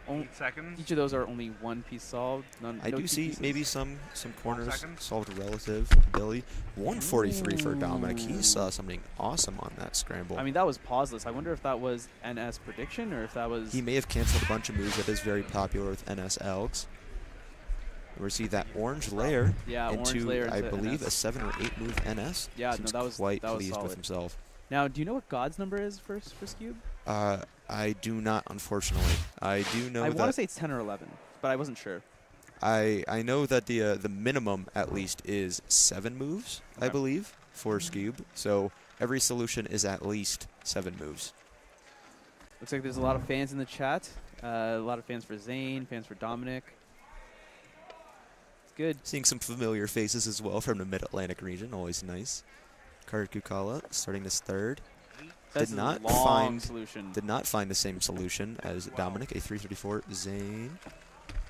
211. Not sure if he also found the same solution, but still on quite a good pace for a nice average. Yep. I mean, projected going into the finals, Skewb was looking like 270. I have some information from some Skewb solvers that that's usually not the case. Competitors perform quite worse than their PRs. That should really be looking more like 370 instead. So, I mean, but all of our top competitors are well within that threshold. Even the 270 that was set based on PRs. All right, Dominic Radici going up for his 4th Skewb solve, I believe. Very fast, turning a 152. 152. This from is Dominic Radici. Let's see really, what really his best possible and worst possible averages are. Let's see. Are you able to find a calculations menu? Yeah, let's see. So best possible is 153. That is 0.01 away from the world record. From a world record average. A 173 average, still quite fast. Dominic Radici may be on PR watch. His PR is a 161 average. Yeah. So we're going to see something from him here. We are going to show Zane Kanani preparing for his 4th Skewb solve. And meanwhile, on the red stage, Ash Black getting 243. I don't see a whole ton here. No, this is a no-bar scramble as there's no paired corners to any centers. Zane, 224. What was that? What was that NS? That looked really good. It looked like just sledge, but an incredibly safe turning execution. Let's see if I can pinpoint what he did here. Yeah, this nice slow-mo for us. Making sure every turn is smooth. Yep, that is just sledge. A very an advanced case, not even an NS, or still it's an optimal solution, but 224 on that, quite fast. We see Kukala getting ready for their 4th solve here on the red stage, as well as Dominic Radici getting ready to sit down on the blue. 157 for Kukala. 157. 557 would have been a disaster. But I mean, yeah, Dominic Radici getting ready to inspect. I see, big block. Is that green? He's ready already. A 107! That is 2nd in the world for Dominic Radici. A 153 average. Absolutely impressive showing on that. Wow, he crushed it. On a 107 single as well, quite fast. Not his PR, but an amazing showing from Dominic Radici. Likely going to be 1st seed going into Skewb finals. Yeah. Dude, you got to feel good about that. Oh, amazing turning there. 107. That is impressive. Dominic Radici now second in the world in Skewb. Yeah, congrats, man. That's huge. That's huge. If it weren't for the world record holder Carter being an American, that would have been the North American record as well. That's wild. Impressive to watch. I'm stunned. I'm so sorry. Cool that we got to see that I on the was definitely stream, expecting man. some high-level results here from these competitors. Again, we have first through fifth in the world, all seeded and competing in Skewb at this competition. So Yeah. impressive. We're bound to get some good result. Well, the thing is, if Sol 5 is that good, we still have Zane and Carter to come. Let's see. Could see something magical. Let's see. Does Zane find it? I see a big yellow layer possibility. 129, but seems like it was kind of maybe a safety. That's going to be best possible.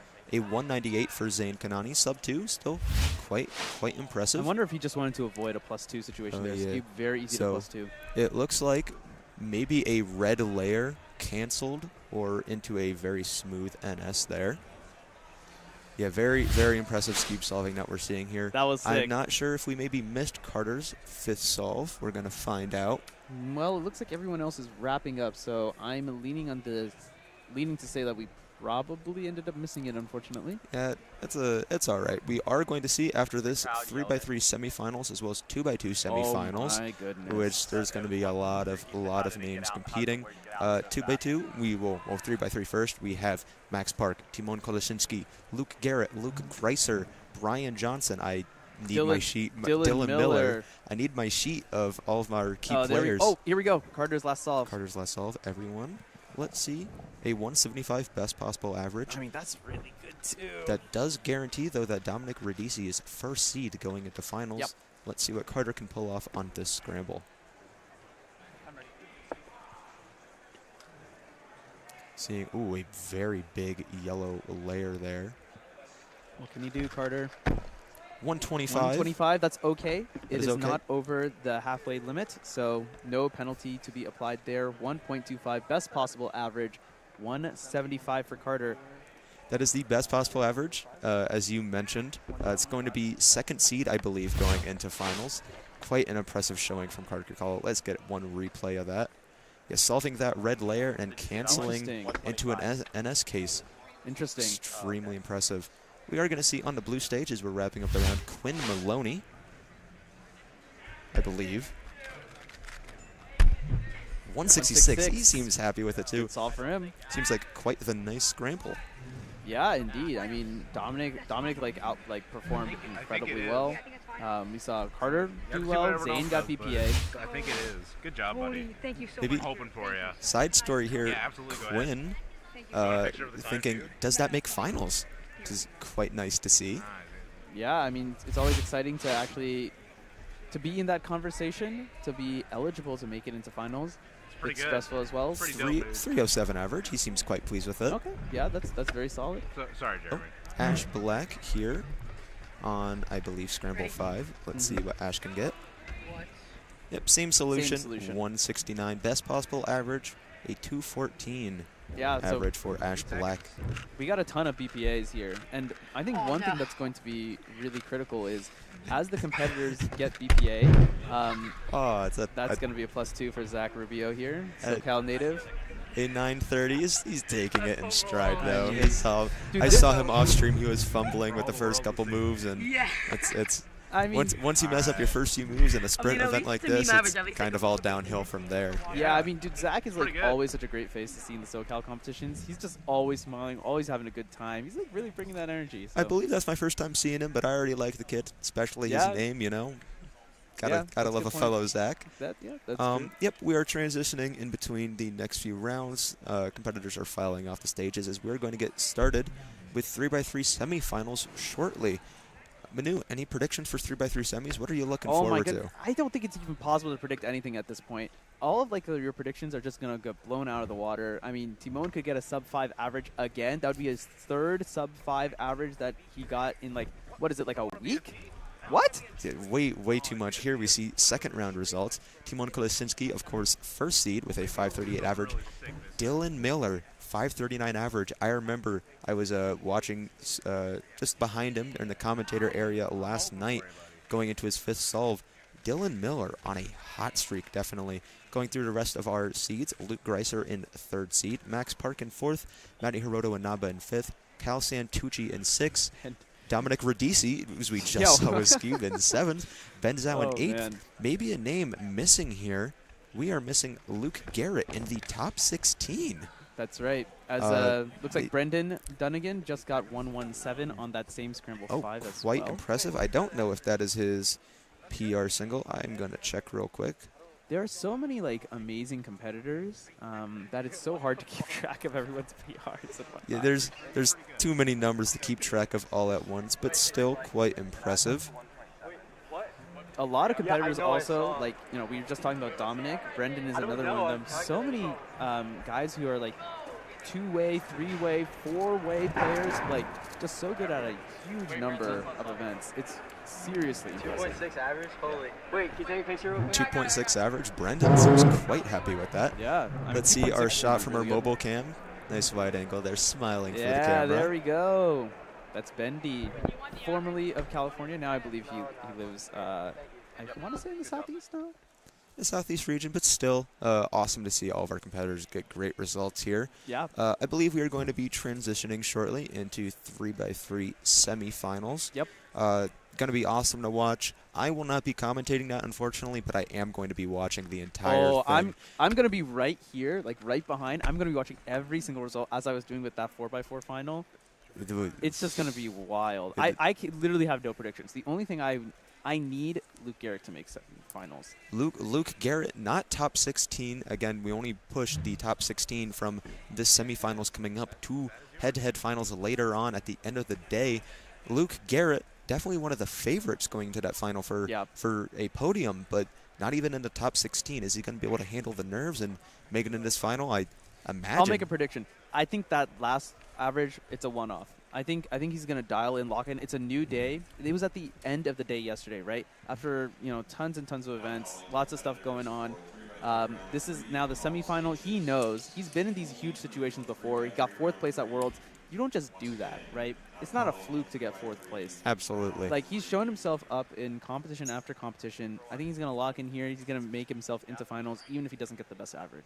Absolutely. Well, I'm looking forward to it. I'm going to go out there and watch now. We are going to hand it off to another set of commentators. We have Kevin Hayes and Alyssa Esperez. Great commentators. Zach Reidel signing off. It was wonderful talking to you all. All right, see you all soon.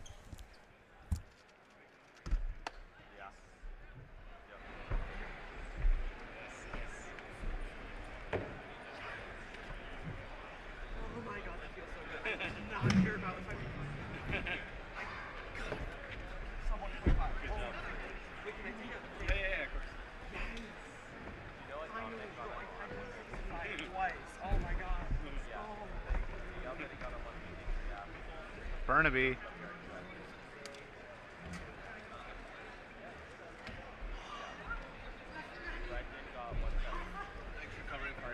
I'm about to say, you do know this is your station, right?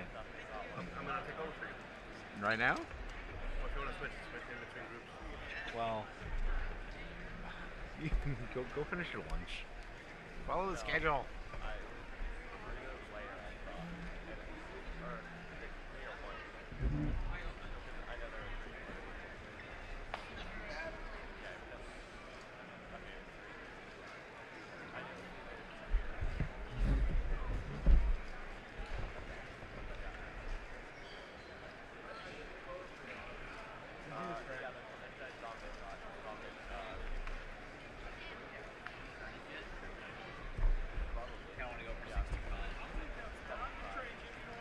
No, I just need a stretch. I'm old. I need to stretch these bones.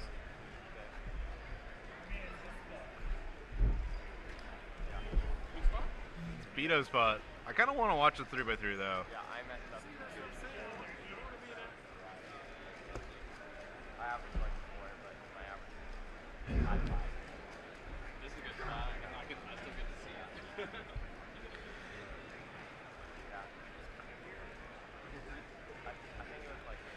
Honestly, Rich, I think your spot is slightly better because it's a lot less stressful, right? I was like, this is perfect. I'm happy where I am. Like you gotta be perfect here. Like they even care where the box is. Like, I usually just put it on the floor. I don't want, just get the box out of here. There's not a lot of space. You got that thing here. Yeah, so if you put the box like here, your team gets mad at you. So you want to put the box like under the table. You want to like, you barely want the pen here. Water bottle? Nah, absolutely not. Keep on, put it on the floor. Be dehydrated, like. Yeah. Just put it over the camera. We should have one of Welcome those, like, back. We are at Rubik's WCA North American Championship, and we are about to get set for what is possibly the most intense round of the day. Definitely. This is the heartbreaker round. 3x3 semifinals. There's a lot of tension. A lot of people's main goal is to make the final. Even the people that their goal is to podium, there's no guarantees. Yeah. All right. We're getting right into it. This is Luke Greiser's first solve. Yeah, Greiser was third in the second round with a 5.74 average. The time we are going to be tracking here is top 16 final, and the projection is 671. All right, wow, great start. B-perm, smooth. Very nice. I think Greiser, like, he's a very fast turner. That V-perm looked a little more controlled. I think that's a great idea. He's already on an insane pace, and that's all. 5-2 is a great start. We got Dylan Miller next. Yeah, so first round was 6.9 for 16th. A little slower than we expected, but yeah, second round 6.7, which I think is right on. And then this one's, it's always a little hard to predict. I feel like people try to be a little safer in this round, but not too safe because it's like There's no margin for error. Yeah, there's no margin for error. But yeah, at the same time, there's no benefit of getting some insane. Yeah. There is like a little, like some of the guys, like it's like I'd like to go last, or maybe you don't want to sit in the green room for as long. But we got Dylan and then Max is on deck as well. It's going to be, we're going to try and get as many solves as possible, but everyone is going at exactly the same time. Ooh, rough. I think he tried 3 times to hit that F. Oh no. Okay. That's not a good start for Dylan. That's 8-4 is bad enough to where I don't think he can count it without. That's not countable. Max is doing. All right, mid-5, follow 5. Very nice from Max. Good start. You can see even Max, the favorite, top seed, he's getting, I don't think he's fist pumping a 5-3 on round 1. It just, there's the pressure. So Dylan Miller, a big story here. He missed finals at Nats last year.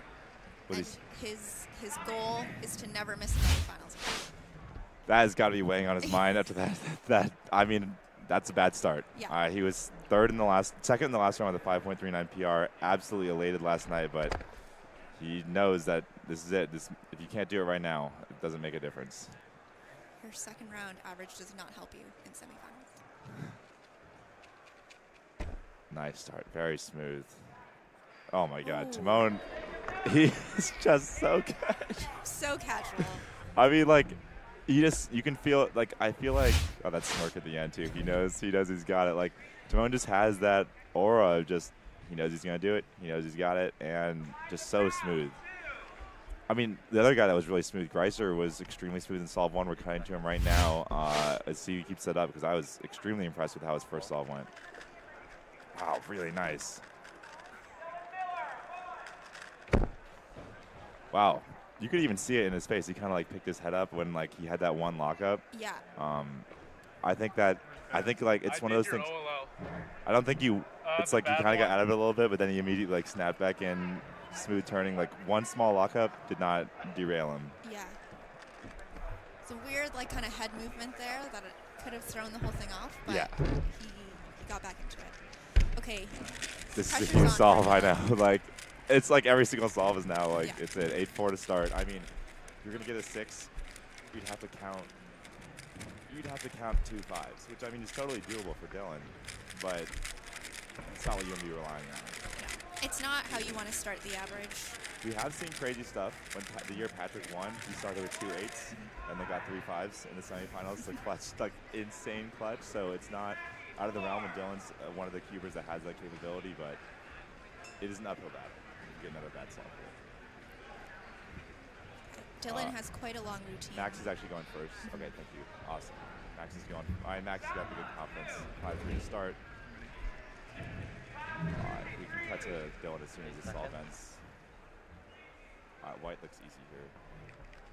8. Oh, a pseudo slot there. 12.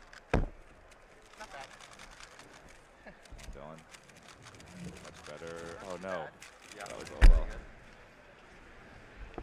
This is a tricky spot for Dylan now. It is. He's looking at that time. They all know 6.7 was 16th in round 2. Yeah. It's like, okay, we had a bad solve, one solve that can count, and then the scenario actually hasn't changed like at all. Because you get a counting solve and it's exactly on goal. It's not negative, it's not positive. Max and Luke Reiser are in great spots. They're already counting a 5. I mean, you start counting a couple 5s, then you can actually count a 7 and be safe. Yeah. Timon's up next. Greiser's next. So Greiser can basically, it'd be clinch like a 99% finals chance with a good solve here. Oh no. Can't recover. Don't want a 7 on this. 707, there we go. That's actually huge. Timon is so good.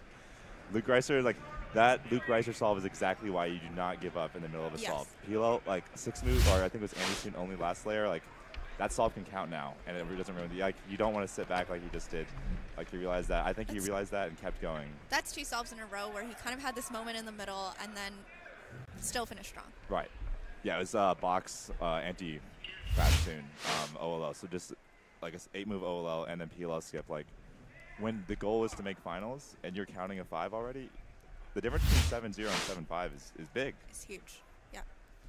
So yeah, PLL skip saves the day for Luke. All he needs is actually, yeah, he's in a great spot. He just needs another 7 flat to be safe. Okay, Timon is in. Okay, Max Park is up. We have Max and Dylan on deck. We'll see. We'll see who starts first. I don't know if production can try and get a PTZ to where Luke Garrett's going to be sitting. I don't think he's on stream setup, but we haven't seen him yet. We're also submitting Maddie. All right.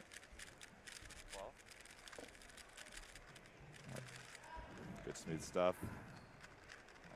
Great turning on that one from Max. 6-0-0. Max now, he can count a 7. He seems like a 7-5 to be safe for finals, so absolutely great spot. Dylan, this is the mental prep right here. I feel the nerves coming off of you. I was rooting. He was so happy yesterday. I know. He was so excited, and it's such a big high to miss finals to be such a whiplash of this is it. He doesn't really do it. He's not a big secondary event guy. 12 seconds. Better start. We can see nerves here. Yeah, he's really nervous. That might be. Oh no. All right, that's a good type of reaction though, because it is not over. Maddie's up right now. He got 6.2. Unclear. We unfortunately missing his solves, couple first solves, but Dylan knows it's the reaction of this is rough, but he still knows he has to stay in it. It's not over. He's capable of getting 2 5s and sneaking in.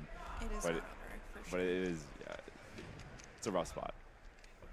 All right, Greiser can basically clinch here with a mid-6 for sure. Good start. X-Cross. Wow, really fast X-Cross. Holy, yeah. CBLO. I mean, his worst possible is going to be good enough.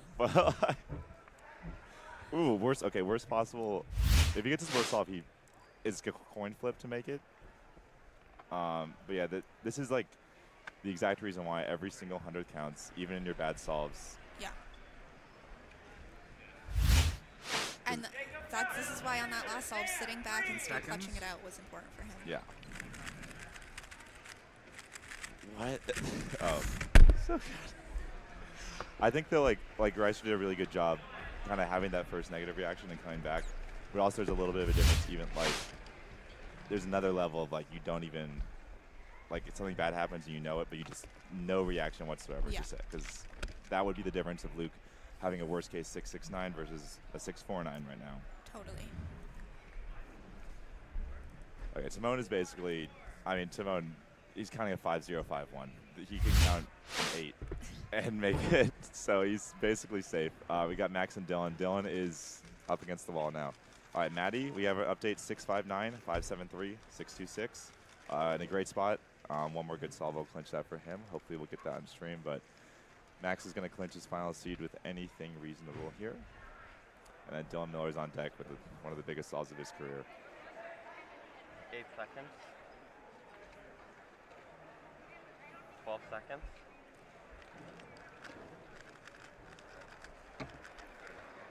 Oh, nice. Yeah. Good solve from Max. That clinches finals for Max. Yeah. Sub 5 locked in. He's in. Dylan Miller is going to need 2 5s. 12. Good start. Wow, really good start. There we go. There's one. What's his best possible average once he goes in? Oh, never mind. He's going to need 2 mid-5s. I don't think that's going to be, I think even with another 5, he's going to be probably unlikely to make it, but. All right, Maddie got 7.3, so Maddie's worst is looking like a high 6, kind of right on the line. Same with Luke Reiser. But we'll see what his last solve is. These last solves are big for Greiser and for Maddie. Garrett, we are missing data on, but we got him on screen now.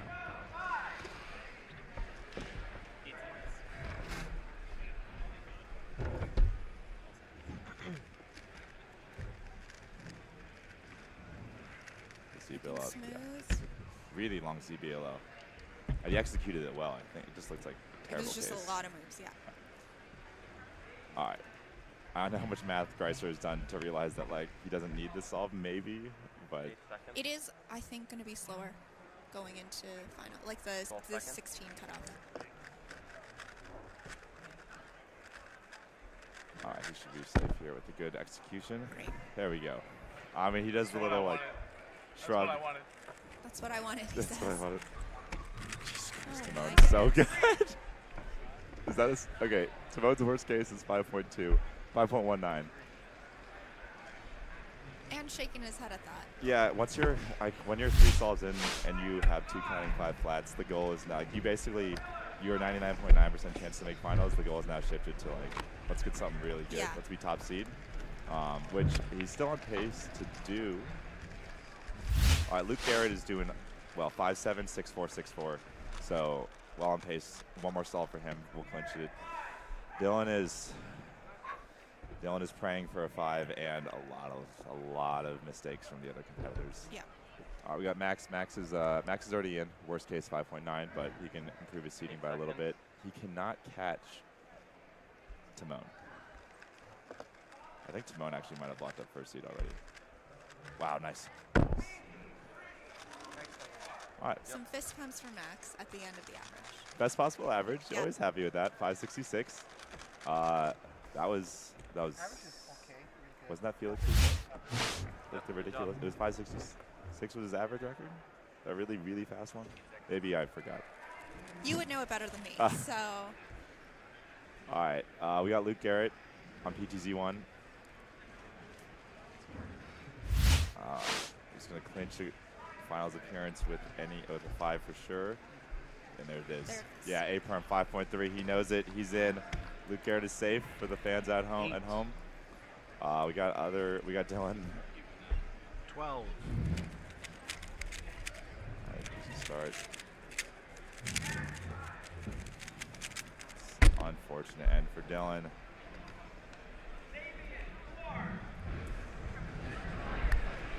That's such a rough. It is. It's so tough. It's the nature of the sport. There's only 16 spots, so there's almost no room for error. And after the first 8, the pressure just builds. Someone who expects to make it will always miss it. Yes, and it's just like we mentioned for Dylan, a huge reversal from last night, where second seed PB average on top of the world to this in the final. All right, Timon in the reverse case locked in. We were still missing some data, but I think he's locked into a low 5 average, best possible 487. If he gets a 4 average here, he's gonna be really psyched. 8 seconds. Oh. No way. Oh my. It looks like a 5-0 average. Yeah. Wow. Extremely nice work from Timon. 5-0-2. Yeah. I mean, I think he's even kind of like surprised by how well he's doing. That like the happy laugh. #1 seed, bro. What am I doing? I know, you can hear him. Bro, what is he doing? He cannot be stopped. I think his last 4 averages have been 4-9 at All-Stars, 4-7 round 1, 5-3 second round, and 5.02. Almost another sub-5 here. We have been talking about like how rare that sub-5 average is. There's less than 50 ever in the world. It doesn't seem to be quite so rare anymore. I mean, listen, it's still special. It's still really I don't special. Want to ever blink at it because I know it's crazy. Like, I mean, even then, we're talking about how amazing this average was. And it was 5.02. Like, it's still like even eluded even like one of the best performances we've seen in this competition. Garrett, victory lap here, obviously has a great chance to improve his standings. His average is nothing crazy for him. I think he's locked into a low 6, but he can get mid-5, I think, with the best solve here. 12 seconds. Yeah, it's a great spot for no pressure. Solid stuff here. Tough execution on that, but 6.17. Oh, great. We have Luke's stats. Oh, yeah. So he's got 6-1. He'll be probably like fifth to 7th seed going to the finals. Yeah. And I think, he actually talked a little bit yesterday. A lot of them have talked about that green room pressure and actually not wanting to be in there for too long. So he might be happy with that mid-of-the-road seed. Yeah, I've never been – I know Felix has talked about, like, when it's just you and the last person, like, I feel like it'd be kind of awkward.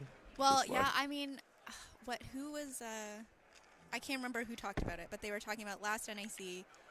Firstly, in the green room, they did this really fun, like, relay video when they were all in there. Oh, yeah, I don't know if you've seen that one. I saw it. And then, but they talked about, like, getting down to the end. I think it was Luke, Garrett, and Maddie. Yeah. And they said, like, we didn't talk to each other. I think we didn't say anything. I think that's totally fair. Like, when everyone is there, it's a little less, like, it hasn't really started yet, and not everyone is actually trying to get first. Although as we get more competitive, everyone is kind of trying to get first. But, like, older times, it was like the 16th seed is like, or at least there's a couple people that like PB'd to make finals and are just really psyched to be there and are just gonna go out there and do their best. And there's no bad result, but like getting down to those top 4, top 6, it's the tension's a different situation.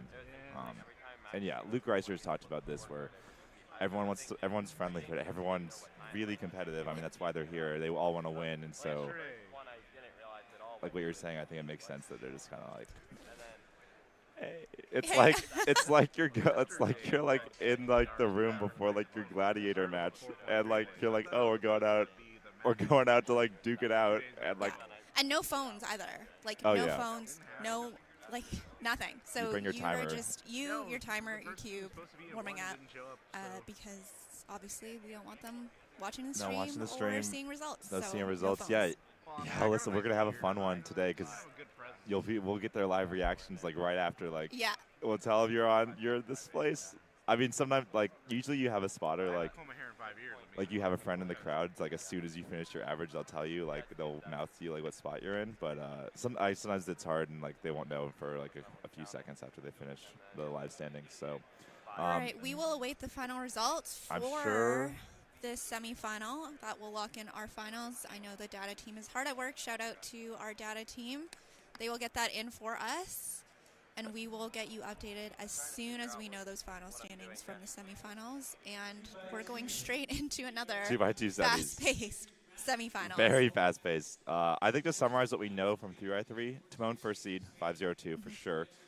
Maddie, Max, Greiser, and Garrett are all safely in probably seeds 2 through 10 around there. Dylan Miller, unfortunately, will be out, and we're gonna fill in the rest from there. Yeah, people we didn't see on the stream that could be looking to hit the finals. Some Canadian bias. Brennan Lynn and Kyle Santucci would have been looking for that finals appearance.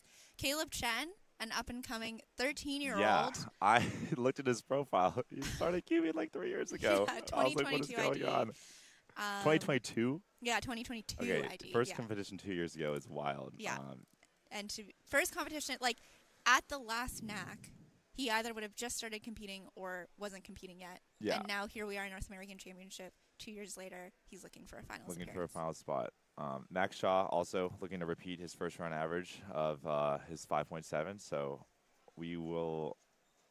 We're waiting for results from live team. Maybe our field runners will hear stories and get back to us. But and Nam is out there somewhere. Yeah, we didn't see him.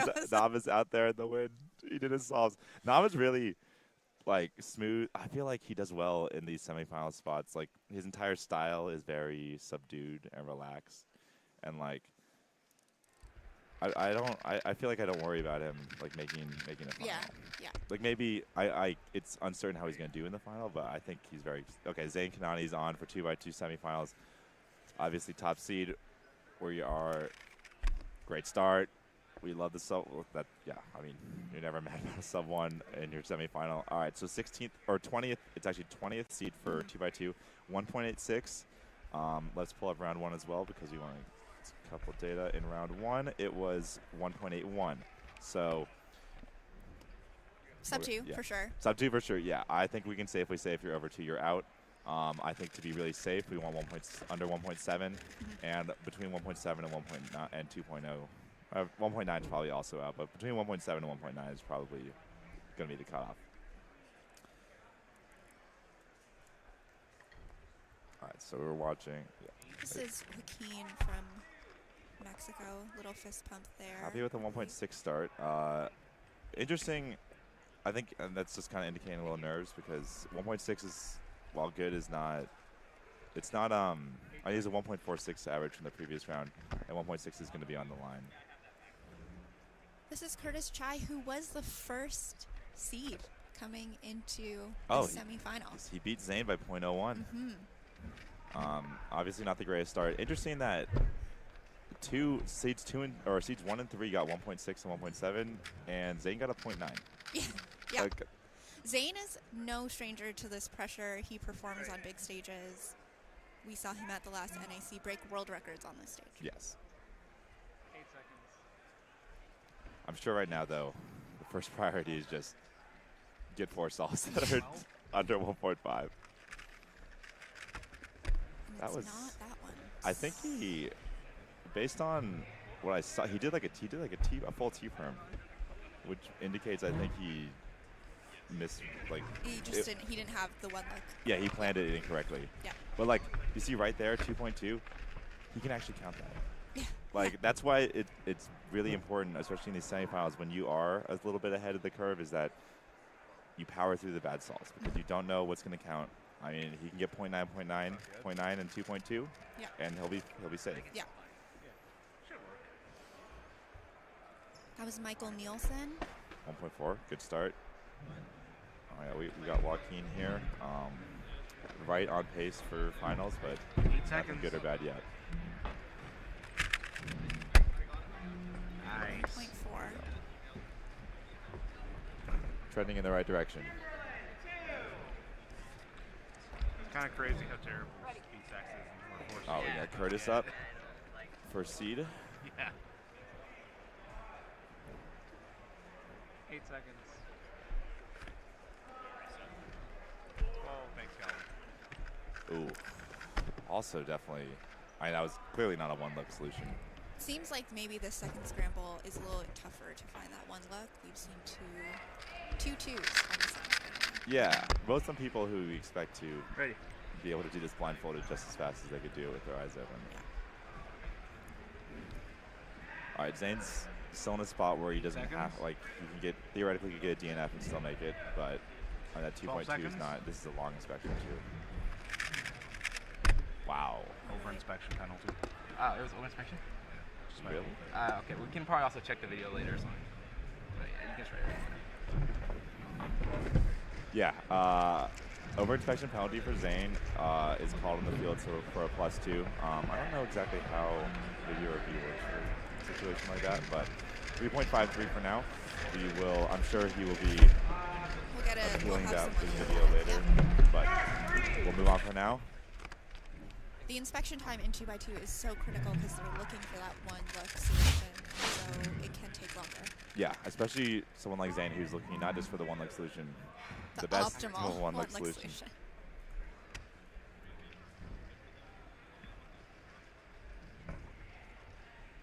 8 seconds. His third stall is definitely giving people some trouble. Okay. We're seeing a very consistent average so far from Joaquin. Yeah, 161, 1.4, 1.6. The second one, I think his second stall was 1.4. So he's in a totally fine spot if he gets best solve, which is, I think, very doable at this point. 1.4 is not actually that crazy or anything. He'll be safely in the finals with the 1.5 average. Dylan Boneback was our Square One North American champion. Zane is definitely in a, like, from his perspective, I think a very interesting spot. Like, with a, like, he seemed very confident immediately upon finishing that solve with the +2 penalty. He's like, oh, we'll check. Yeah. Like, but it's like you just have to put it out of your mind. Every Yeah. solve is completely independent. Yeah. You want to just be like, oh, yeah, we get that +2 count, and it doesn't matter. 8 seconds. So it's much. Here we go, a low one. 1.06, like, yeah, like we said, count. 1.06, 2.27. Right now, our best possible average is 1.43 with a counting 2.2, which means to get a 1.6, 7 times 3, he needs a 1.4 on this next solve, which is for him absolutely no problem, even on the worst scramble. Yeah. I guess maybe the very worst, it did look like the execution on that 1.5 +2 was very solid, so maybe the very worst scrambles are 1.5, but even that would probably be safe enough. Very smooth solve from Luke. 8 seconds. He seems pretty pleased with that so far. It looks like his average is on pace. Joaquin is, he hit a 1.4x on one of his second solve. Thanks. He's in a tight spot. His worst possible average is going to be high 1.6, which, as we said, is right on the line. So we'll have to see. He could theoretically be safe with the DNF, but he knows, as Base 3 actually said, that it's not. You don't want to be sitting refreshing WCA live every 2 seconds, like praying until you see your name. Okay, we've got Zane's final solve coming up here. And even with that +2 penalty, even if it stood, He's in a fine clinch it spot. here. Yeah. I don't think we've seen anyone do this scramble yet, so we're not quite sure exactly how good it is. There we go. All right, that's a face of relief. It's going to be 1.5 second average. He will not be a top seed, but 1.54 average, unless something insane happens. Which I don't think these scrambles are. They didn't seem to be very good. Yeah, I don't think we're going to see anything wild here. Yeah, we didn't take into account that 2x2 is very scramble dependent, and so the time it will take to make finals is not just. It is dependent on the set of scrambles that we have. So, but these two, based on people's reactions and the speed that we've seen, does not seem like a good set. Okay, this is Joaquin's final solve. Can we switch to Walker? 8 seconds. Good execution. There we go. That's puts him in a good spot. Yeah, high 1.5, 1.58 average.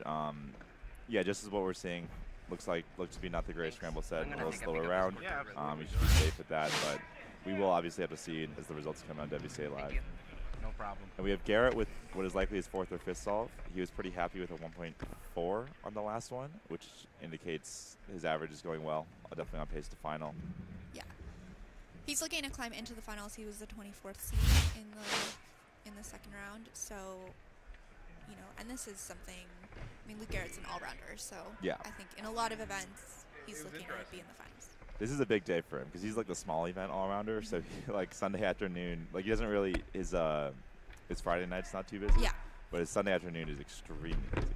Stream station sabotage. You know it. Yeah, he's probably got like 50 solves to do today. Yeah. Whereas some people are putting down 10 of the best solves for them today. Very nice. 1.4. 2 1.4s. He seems honestly that was like he looked a little tired. I think he's probably like you got this hour break for lunch. You got to use it because there's no stopping. Like even if you aren't in every final, you got to use every second to mentally prep, physically prep for the next event. You got to go to lunch, clear your head, and get ready to go. All right. Curtis is happy with that. Yeah, I imagine we're missing one solve because he seemed happy and it looks. Oh, he's doing the math. His average is definitely over. He seems happy. Oh, we got Maddie up too. I don't think this event's too important to him personally. No, definitely. We saw a 2x2 solve from Maddie earlier today. Oh, what? And Maddie is not. I think E3 looked that. contending for a podium in 2x2 by any means. Yeah. He's definitely just likes. I think more than the average top solver, he likes just getting reps on stage under his belt, and he has the right mindset of like this. We're not expending effort. We're just getting experience. Yeah. And it works well for him. He competes very well when the lights are the brightest. Yeah. All right, we are wrapping up. We check 3x3 semis live results because they haven't started entering yet, actually. They're using something called batch mode in WCA Live, so it'll all come up at the same time. They're putting it all in, and then they'll send it to the internet all at once. Oh, so you don't have the, you don't just refresh, and then you just stare and you wait and you hunt down the one person. It's like, what did they get? What did they get? This, I believe, is Kimberlyn Calderon giving us her final, what I assume is her final 2x2 solve. A couple people are behind. Garrett's got another one, too. So this could be 4 or 5, but everyone should be on solve 4 or 5 right now for sure. 12 seconds. Looks like a tough one. I've already seen a over-inspection penalty, but safe there. All right, Luke Garrett on his final solve. We are almost certain. 2 1.4s, which he was pleased with. 8 seconds. Doesn't really look too stressed. We'll get a reaction here to see if it's definitely his finals berth. Yeah. Oh, yeah. You said, okay, we're good. So.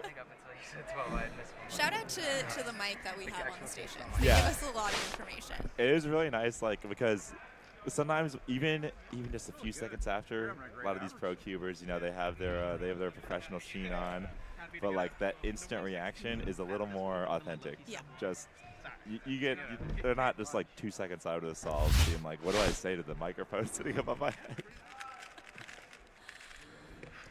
Yeah, we love the live emotional reactions, especially when it's like the relief or the excitement of getting a good average and clinching a final spot.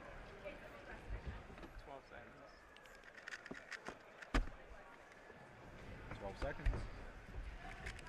Everyone is. I guess it is the nature of 2x2. It's very one-look event, scramble dependent, like a lot of inspection. It's the solve is almost decided in inspection time. Oh. Like, execution obviously matters, but by the end of that 12, 15 seconds, it's decided. Yeah. We were discussing that the very short events that are one-look now, it's interesting because the mental and the physical are completely separate. Like even in blind, you do the memorization, but you're still generating. You're thinking while your blindfold's on. But for 2x2, there's no thinking once the timer starts. It's all done beforehand.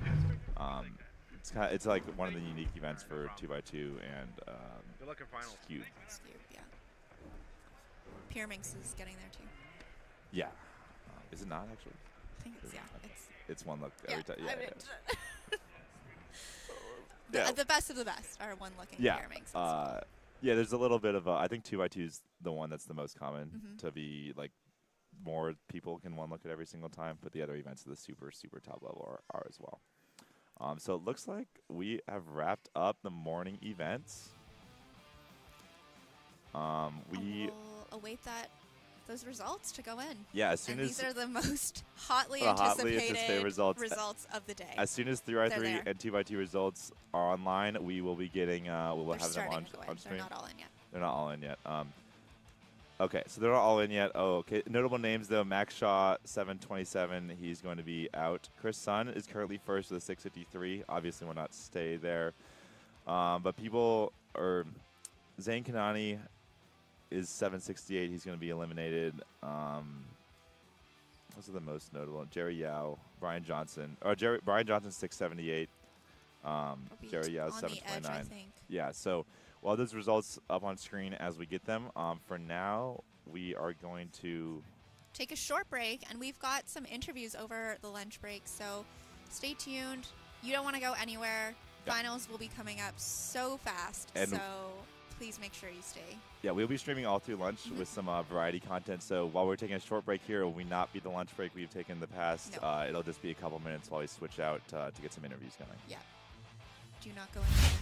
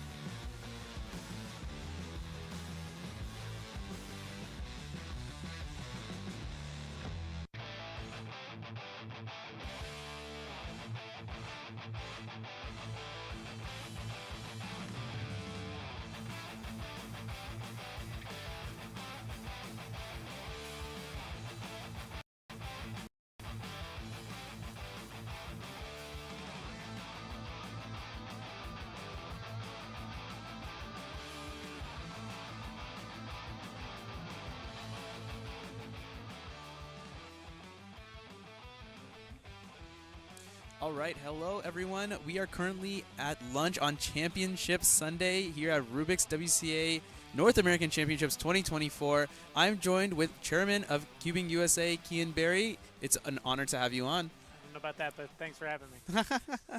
All right, so we're just going to do a short interview during lunchtime while all of you are enjoying lunch and while we have a little bit of lull in the action so we can get a little bit deeper inside Cubing USA. First of all, Kian, tell me about how this weekend has been so far from your perspective, organization-wise. Yeah, I mean, it's gone fairly smoothly. We've kept ourselves pretty much on time. Very few serious problems. I mean, I would say, all in all, I mean, we expect a smooth event because we've done it so many times, but very smooth. We have a extremely high show rate. I think it was like 7% of people didn't show up. That's really good. Fantastic. We're happy to run, as always, one of the largest competitions in the world. Yeah, exactly. So speaking on that a little bit, can you give a little bit more background about what Cubing USA does? I mean, a lot of people know that there's like a lot of major championships that go on, but a little bit more day-to-day would be useful too. Sure. So Cubing USA has a few goals. I mean, one of them is certainly to run nationals or a similar event like North American Championships this year or Worlds next year. But also we run the regionals, of course, every year. And we also want to support local cubing competitions as well. So we utilize our 501c3 nonprofit status to help some organizations get better rates and really help them have like a backbone for the financial situation that might arise in a given competition. So our goals are to help expand cubing in the United States, improve it, not really from a competitive standpoint, but from a competition standpoint. Or like a logistics standpoint, Yeah, perhaps. exactly, from a logistics standpoint. But yeah, we're a small organization and a few board members, totally volunteer organization, and we have I think we've been incorporated now for like the last 8 or 9 years. But yeah, we're trying to we're the official regional organization, of course, recognized by the WCA, and those are, I guess, some of our goals. Yeah, I mean, for sure. I mean, the U.S. is like a huge region in terms of cubing. Yeah. I mean, it's probably the largest region. I think the second one is probably China. There's some sort of comparison. It's a little hard to know exactly. Sure. What is it like managing all of this stuff for this entire region? Yeah, so, I mean, we're not really actively managing all of the things, right? I mean, it's not like a deeply centralized administration where we're like, we're not running the local competitions, right? We have like a mechanism through which if you're interested in having a Cubing USA supported competition, you reach out to us. We have a deputy who approves it. And we look at make sure the finances make sense and that we feel comfortable with the general setup. And then we support the competition.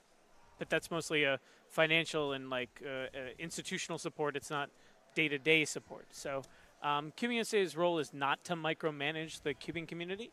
Our goal is to provide some high-level support, provide high-level tournaments, and that's really it. I mean, we're talking about, the people running it are also, we all have full-time jobs. Like, yeah, of course. We are not actively managing cubing every day. But yeah. I mean, it would be impossible, actually, for like a small group of people to manage like, I don't even know. Do you know the exact number of how many competitions were in the States last year? I have no idea. Just something absurd, probably, right? It is an absurd number. Okay. One thing I do want to mention, we saw earlier today, we saw Tim do his 10,000th solve on stream. We had a great reaction from you as well. We have a little replay that we'd like to play for that. Yeah, sure. You want to talk a little bit about Tim's? Yeah, so we realized when Tim got to this competition, he knew that if he got every single solve without advancing, he would get exactly to 10,000. And for blindfolded, he got 2 out of 3 successes. Okay. So we knew that he needed to make a second round, and this is the one second round he made. And so last night I said, we have to put you on stream. This is more interesting than the 30th person to get a 2-second solve. Like, I want to, and Tim deserves it. Tim is the lead organizer of Cubing USA Nationals, or now the Rubik's WC North American Championship. He's the lead organizer of next year's World Championship. And I want to celebrate some people as well who have contributed an enormous amount to cubing, especially in the United States, but really around the world. And it's kind of a fun little moment. Especially since a lot of the stuff that Tim and Cubing USA in general do is really a lot of behind-the-scenes stuff. Most of the time, you're not really interacting with like the organizers or members of Cubing USA anyway, so it's good to see a little recognition. Yeah, I mean, I don't really expect or need people to know who I am or who other people are. We just want to do a good job. I mean, I'm not. A lot of us are less involved in like local competitions than we used to be, and we're trying to provide high-level support. And so, yeah, I mean, this was just like a fun little thing, and we wanted to celebrate, in quotes, Tim's 10,000 solve. Hey, I mean, Tim got a good solve, too. Yeah, it was his best solve of the round, He had too, layer yeah. into CLL, Yeah, right? yeah, and yeah. soon CLL, not too tricky. Yeah, so yeah. Unfortunately, I don't think he saw it ahead of time, but yeah, it worked. We'll Yeah. just say he did. Yeah. You know, he knew it. He knew it the Yeah, whole way. yeah. In inspection, right? Yeah. Can you talk a little bit about the regional championships? Because, you know, a lot of people know, like, the majors, like, you know, Worlds, Nats, the Continental Championships, but the regionals ones are a little bit, well, I think a decent amount of people know about them, but it'd be good to get a little bit more on it. Yeah, it's an opportunity for people who maybe can't make it to nationals or simply another opportunity to do a lot of events. So I think we have 9 regions. I could be off by one. 9 or 11 regions. Yeah, something like that. And trying to host a regionals once a year so that everyone has access to a large competition where we host every event is really important to us. We want to open up access in general to cubing. It's why last year we had our first competitions in Puerto Rico and like really trying to expand. I mean, fortunately, we've been in every state now, and that's really important to us. That nationals or North American Championships or Worlds, whatever it may be in a given year, is not an event that is like exclusive to people who have the financial means to fly to Minneapolis or Seattle. If you live in Arkansas or Ohio or whatever, that's not necessarily accessible, but you might be able to go to New England Championships, the Great Lakes Championships, the Heartland Championships. And they're huge, a lot of these. Some of them, I think New England in a couple weeks is a competitor limit of 400. Like, these are, in many other places, would be the size of a national championship or bigger. So we're happy to support that. I think that was a really good measure we took a couple of years ago. And it's been really successful.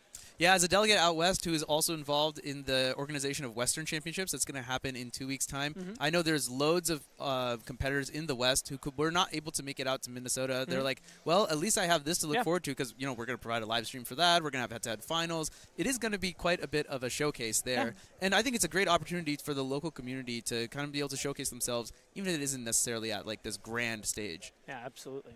And it certainly is a lot easier than trying to organize something like massive like this. Can you tell me a little bit about like what that organization process looks like at a high level, just to give the viewers some idea? Sure. So, I mean, the process really starts for us, whether it be nationals or whatever, about 2 years out.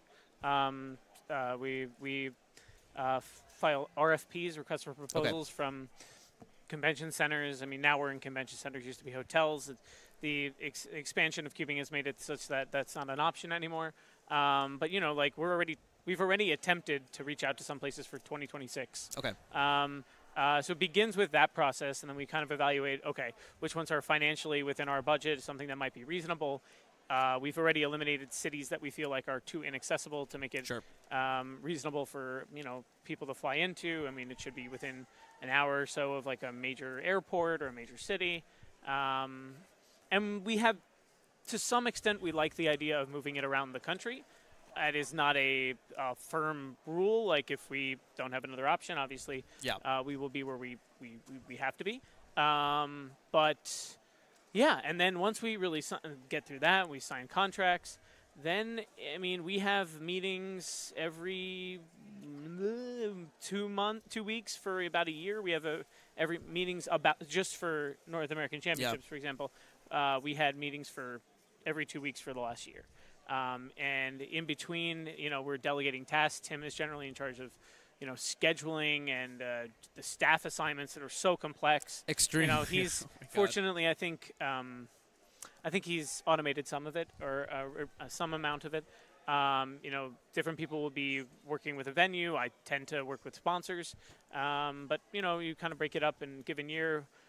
Hopefully we gain a new person that's like local every year. Generally, we would like to do that. That's at least reasonably local that can contribute something like that. But yeah, I mean, it's a lot of making calls and asking the price of stanchions, or, you know, there's a tedium to it as well. Yeah, of course. One thing you mentioned is sponsors. I'm not sure if there's something you want to expand a little bit more about. It is known that, like, there are more sponsors in cubing now than there have been before, and some companies are even getting in outside of cubing. So I'm wondering if you have any thoughts on that. Yeah, so, I mean, obviously we're very happy that we have our sponsors, this tournament, Rubik's, the WCA, and the Cubicle, who have continued to support cubing, and is certainly we hope to have good sponsors for next year's event. Obviously, we have the WCA. Yep. Hopefully, we have other sponsors as well for next year, which we certainly expect to. The idea of going outside of cubing is a really interesting endeavor. We have been unsuccessful in really being able to connect in a meaningful way with someone else. I mean, I've sent emails into a void, but the unsolicited emails from people asking for money tend not to go super well. There are, if an opportunity presents itself, I mean, we are actively seeking out opportunities like that. And I think it's then certainly an important next step for cubing if we want to make the events more, the pageantry to be a little bit more elegant, or to have, a swag bag that is, more than $5 worth of trinkets or something. And while it's nice,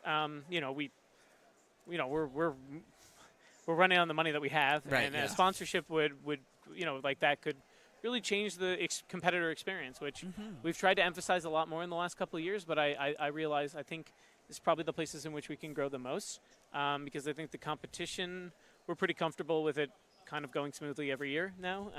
Yeah, I mean, something interesting that so I talked to Ethan Pride earlier on the stream as well, and he was really excited to come to a North American competition, because especially a major, because he was like, yeah, this is like one of the standards for competitions around the world, and he's like, yeah, this is definitely like met what I was expecting, and definitely is like the standard we want to look at going forward. So that's just a testament to all the great work that Cubing USA has done putting this on. Yeah, that's mostly Tim Reynolds, to be fair. I think Keaton asked me last year on stream, like, what do you need to run a national championship? And I said, you need a Tim Reynolds. And I truly don't know what would happen if he decided not to be the lead organizer. It would be a pretty nightmarish situation. You need some people willing to really put in a great deal of work for basically nothing other than they feel like it's an important thing for the cubing community. Yeah, definitely. Tim is definitely really huge. Also, Tim is like at least somewhat involved with local competition still. At least I see his name on delegate reports. He runs, I think he's the entity chairman or president or whatever of Cube New England, and he's very, very involved there. And yeah, he's still involved. I mean, good to him. I mean, he's getting married this year, so I don't know, maybe that slows down in October. But yeah, I can't imagine doing that anymore. Yeah, no, of course.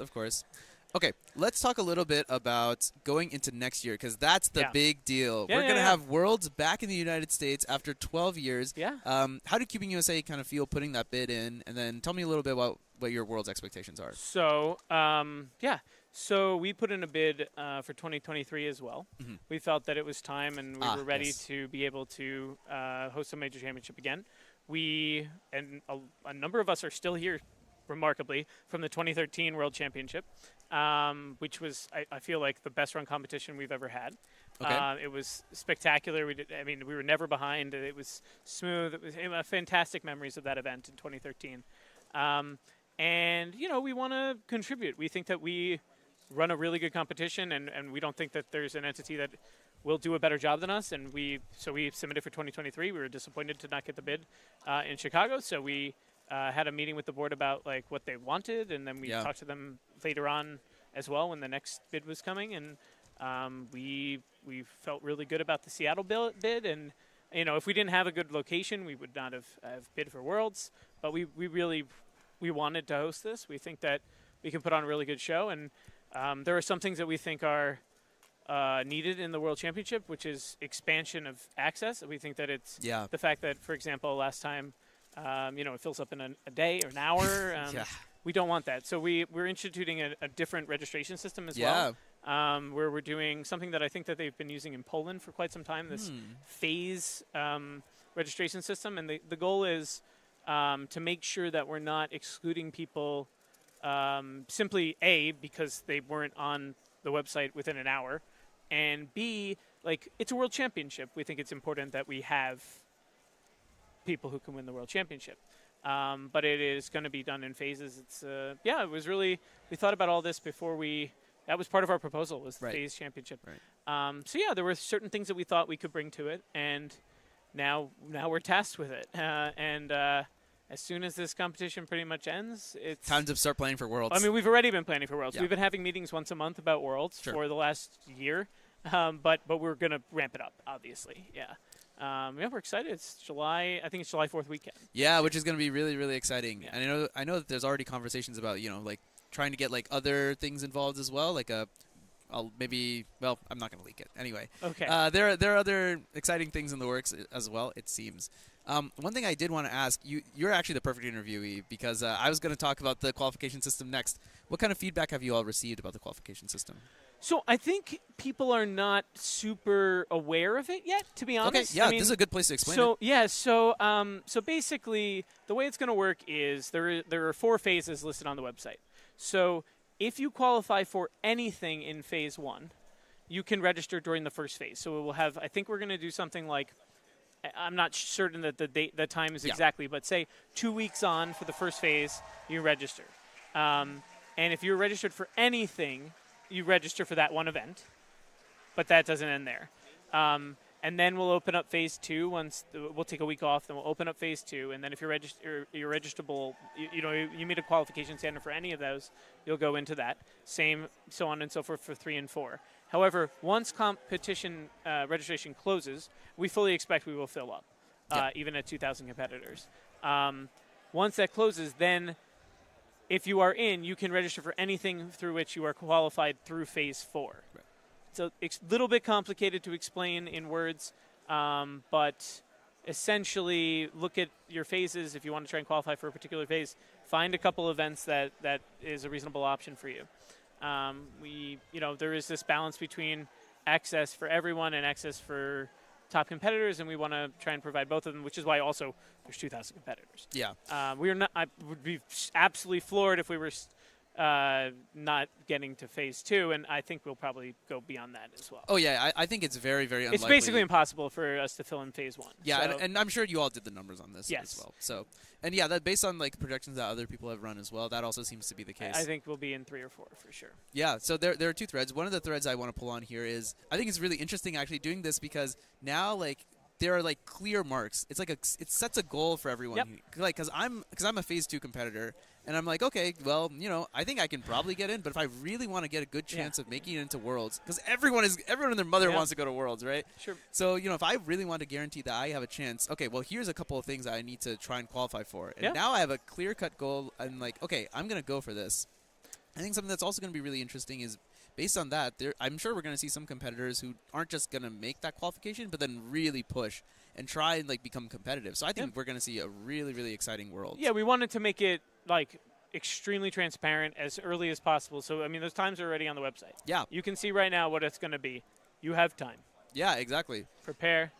I'm not going to be moving up from phase 3 to phase 2. That's not going to happen. But some people can be doing that. Yeah. Okay, for sure. The other thing which I think is really nice is a lot of local competitions now have a little bit more of stakes. Now instead of like just going in trying to break your PR, now it's like, okay, well, I'm shooting for a time now. And I think that's going to be really interesting, especially in regions like the West where we have so many competitions. We're going to see a lot of people, I think, doing a lot of the events are going to be varied more. We're going to see a lot more better distribution across all the events. And I think that's going to be really fun. And I think it'll be a good opportunity for people, A, to qualify, and B, just to try new stuff out. Yeah. So I'm really, really excited for that.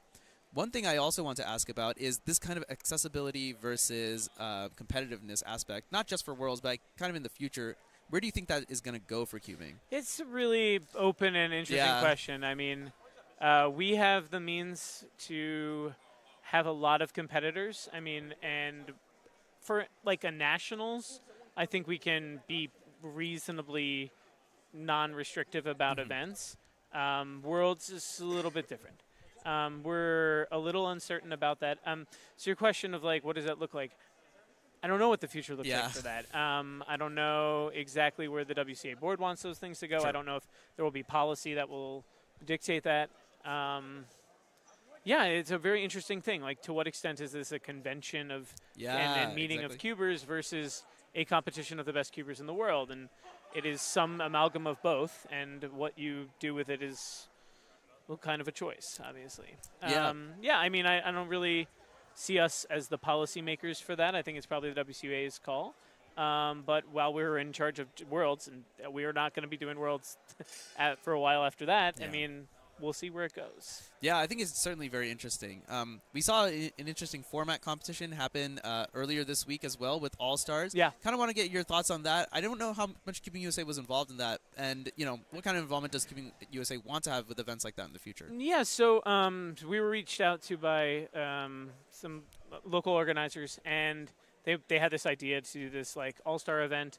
I think we coordinated a bit with like the streaming and some of the other.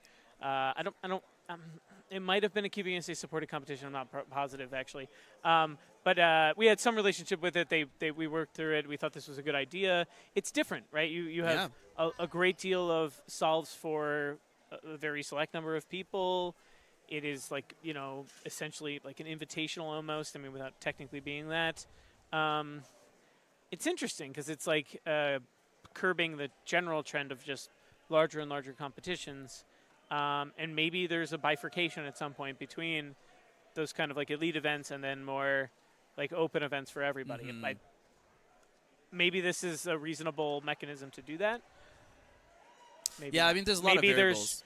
There's qualifiers at some point in the future. Maybe we have like a different way of getting in. I don't know what it's going to look like. Yeah, it'll definitely be very interesting to see how that ends up in the future. Mm-hmm. So one more thing I'm going to mention before we do a little wrap-up. Sure. One thing that's unique to this NAC is the production quality. The production quality is through the roof, and I'm kind of curious what that looks like on the Keeping USA side and like how you think the productions and things like that are going to look for Worlds, but I'm really thinking more like in the future if like this kind of level of production is going to be necessary. Yeah, so I mean, it's really enormously dependent on like sponsorship money. Yeah, makes a lot of sense. So like the sponsors behind you are the reason why we're able to pay for certain things. Our income is generated through revenue from registration fees, and there's only so much we want to charge. I know that the fee is significant at the moment. It's what it takes to run a competition at a convention center, and not even, it's not enough. I mean, we need to seek out sponsors to make it happen. Yeah.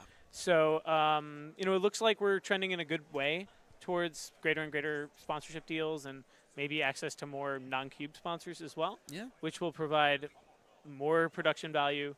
I think we're gonna maybe kind of outsource some of the decoration and things like that next year in a way that is a little bit more professional. Because Tim and I should not be decorating anything. So it feels like, we can, loosen up and let other people play a role. Once we have the money to do so, that sounds great. I think that's the future that we have to think about, because I was talking to Carrie, who's on the board, WCA board, just before, and I was mentioning to her, like, the idea of running the competition is not remotely stressful to us at all. Like, we feel very comfortable we'll plan it out, we'll figure out the schedule, and it'll be done, and it'll be on time. That's impressive. Everything else is what we're like, the bells and whistles, perhaps. We've just done it so many times. I mean, we've never done 2000, but it's a pretty modular thing. I don't really... Like, it scales reasonably. Yeah, I think, and we will know beforehand. Once we know how many are in each event. That's true. We'll pretty much know how long it'll take. Yeah, makes a lot of sense. We have a great staff where we really have we get good delegates and people who are recommended by delegates, and we can people show up for their assignments. And we stay on top of things. Yeah. So that's the least of our worries. All very, very exciting. Yeah. So it's great to hear from you, Keon. Yeah. I think we do have to wrap up. But it's wonderful hearing about Worlds next year, and I'm excited to see the rest of this competition and Worlds next year. Thanks for having me. I'll see you next year. All right, thanks everyone. We're gonna have one more interview, so stay tight.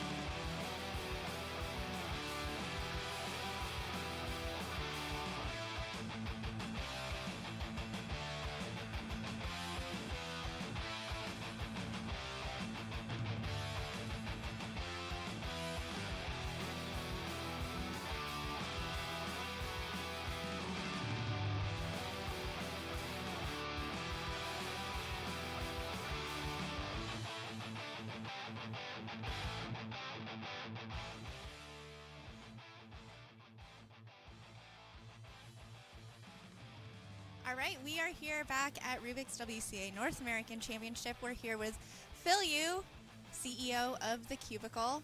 Phil, let's start off for those who might not know who you are. Can you just introduce yourself and tell us what you do? Sure. Yep. I'm Phil Yu. I've been cubing since 2008. It's been a while since I competed, so sometimes parents come up to me and they ask me, "Hey, do you cube?" But I'm one of you guys. I cube and cube every day, and I'm really excited to be here. Awesome. Thanks, Phil. Okay, we're going to dive right in.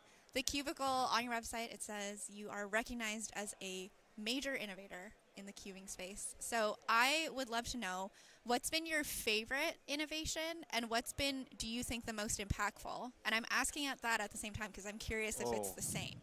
That's pretty hard because it's like asking you which kid is your favorite. I think different people at our company have contributed a lot of different and very meaningful things. Mm-hmm. Some of our most proud innovations are in the lube area. Mm-hmm. We make a lot of really creative lube, and I think that's really important for people to enjoy their hardware. Yeah. We've also done a lot of advancements in jobs in our industry. I think that's not like I'm picking favorites with my staff members, so maybe I'll call that our favorite innovation. We're hiring a lot of cubers, and a lot of cubers after they finish school, they're trying to find, stuff to do that pertains to a huge passion of theirs, and so we give jobs to cubers, and it allows them to stay in the game for much longer. Yeah, that's awesome. I actually recently heard someone was doing an internship at the Cubicle. I was like, that's so cool. Yeah. That's awesome. As much as you're willing to share, as we stay on the topic of innovation, what do you think will be the next big innovation? Okay. That's tough. I can tell you what I want. Yeah, so tell me what you want. Definitely want cubing to be more like esports-like, and have that sort of really cool vibe where kids can look at really good cubers and be like, wow, I really want to be like them, and I could potentially make a career out of it. I think that's really, really interesting. And my generation, I don't think my parents really respected esports or any sort of non-conventional means of survival. But now, if you're really skilled or you're really passionate, you can do it. And definitely, I think this should exist in cubing. And some of the guys out here competing, they're one of the ones that are paving the way for that. I was going to say, let's talk about that, because a lot of the top solvers here at NAC, we've talked to them in this booth, a lot of them sponsored by the Cubicle. So talk to me about that. Why do you do that? Why is it important for you to invest in individual cubers' careers? And I feel like the Cubicle, that's maybe one of your innovations, was really in my mind, you were at the forefront of sponsoring cubers. The white jackets became this iconic thing. So talk to me about that. Yeah, we believe it's important because I feel like people should be supported if they're really skilled. And that's just one way of, when you support a person and you let them do what they really like to do and they're really good at it, it shows us what the limits of capability are in cubing.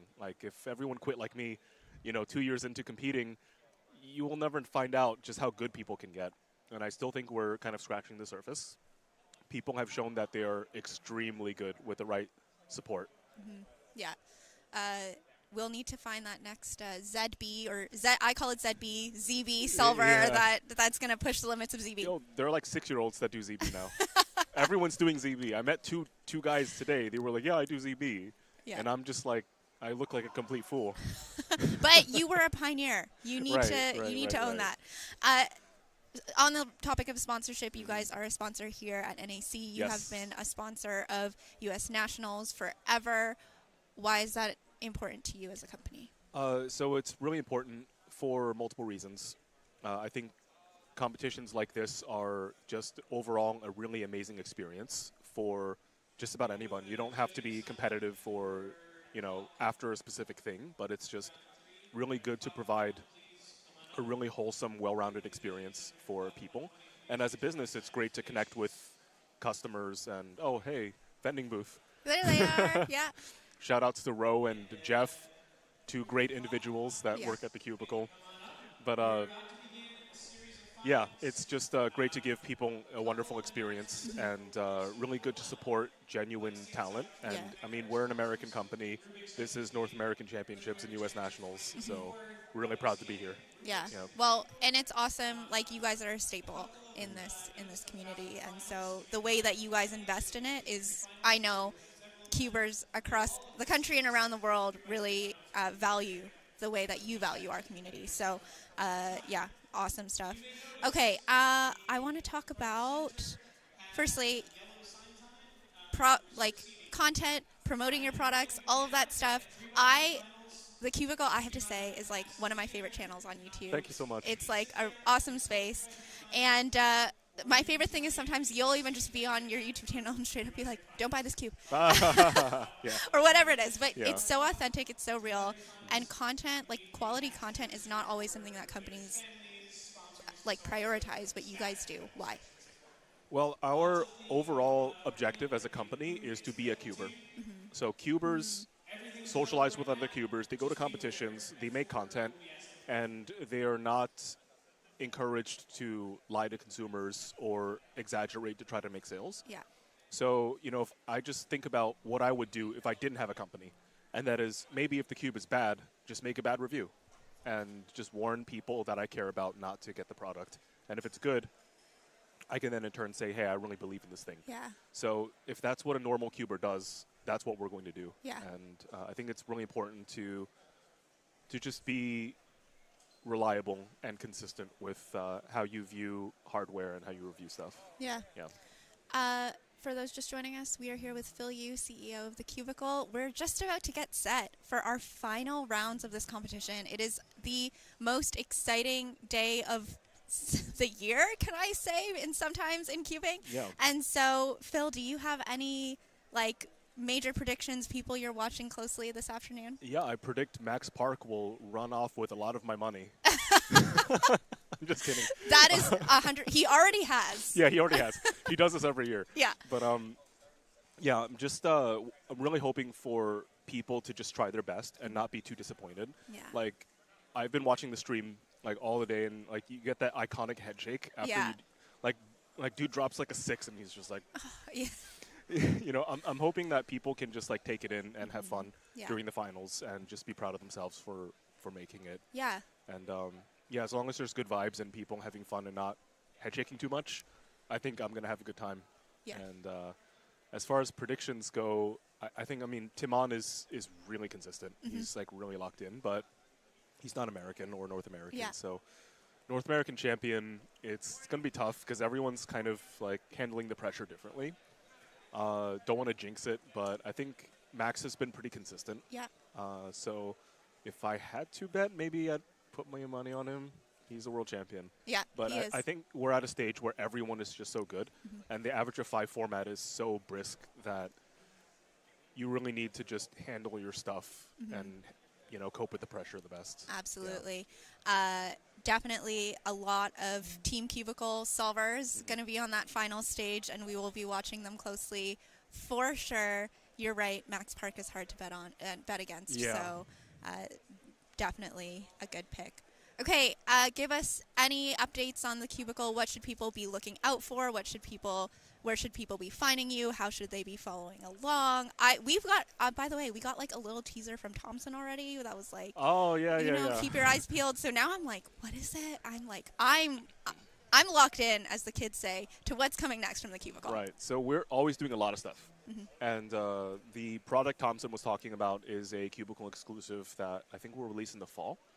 And it'll be kind of familiar. It'll feature some characters that you guys probably know really well. Cool. And we did make a new lube. It's called FC Glide. It's still in testing, so we have it at our vending booth here. It's the first time we're offering it commercially, but I'm sure it will be available online at some point once we get back. It's this very interesting gel. So no silicone, and it feels... yeah, kind of viscous when you touch it, but it's really, really fast and slippery. So really interesting there. And yeah, outside of that, we're just, you know, entering the holiday sales. Yeah. section Awesome. of the year, so we need to just get our stuff together and Cool. make sure we're stable. And free international shipping now in a lot of places, Yeah, which is we do. really awesome stuff. We do. So yeah, if you're in like parts of Europe, Canada, Australia. Cool. Awesome. Get some good Phil, thank you so much. Thecubicle.us, that's where people find you. Yep. And we are so glad to have you on. Thanks so much for your time, Phil. And do not go anywhere. It is Championship Sunday. Yep. Thanks.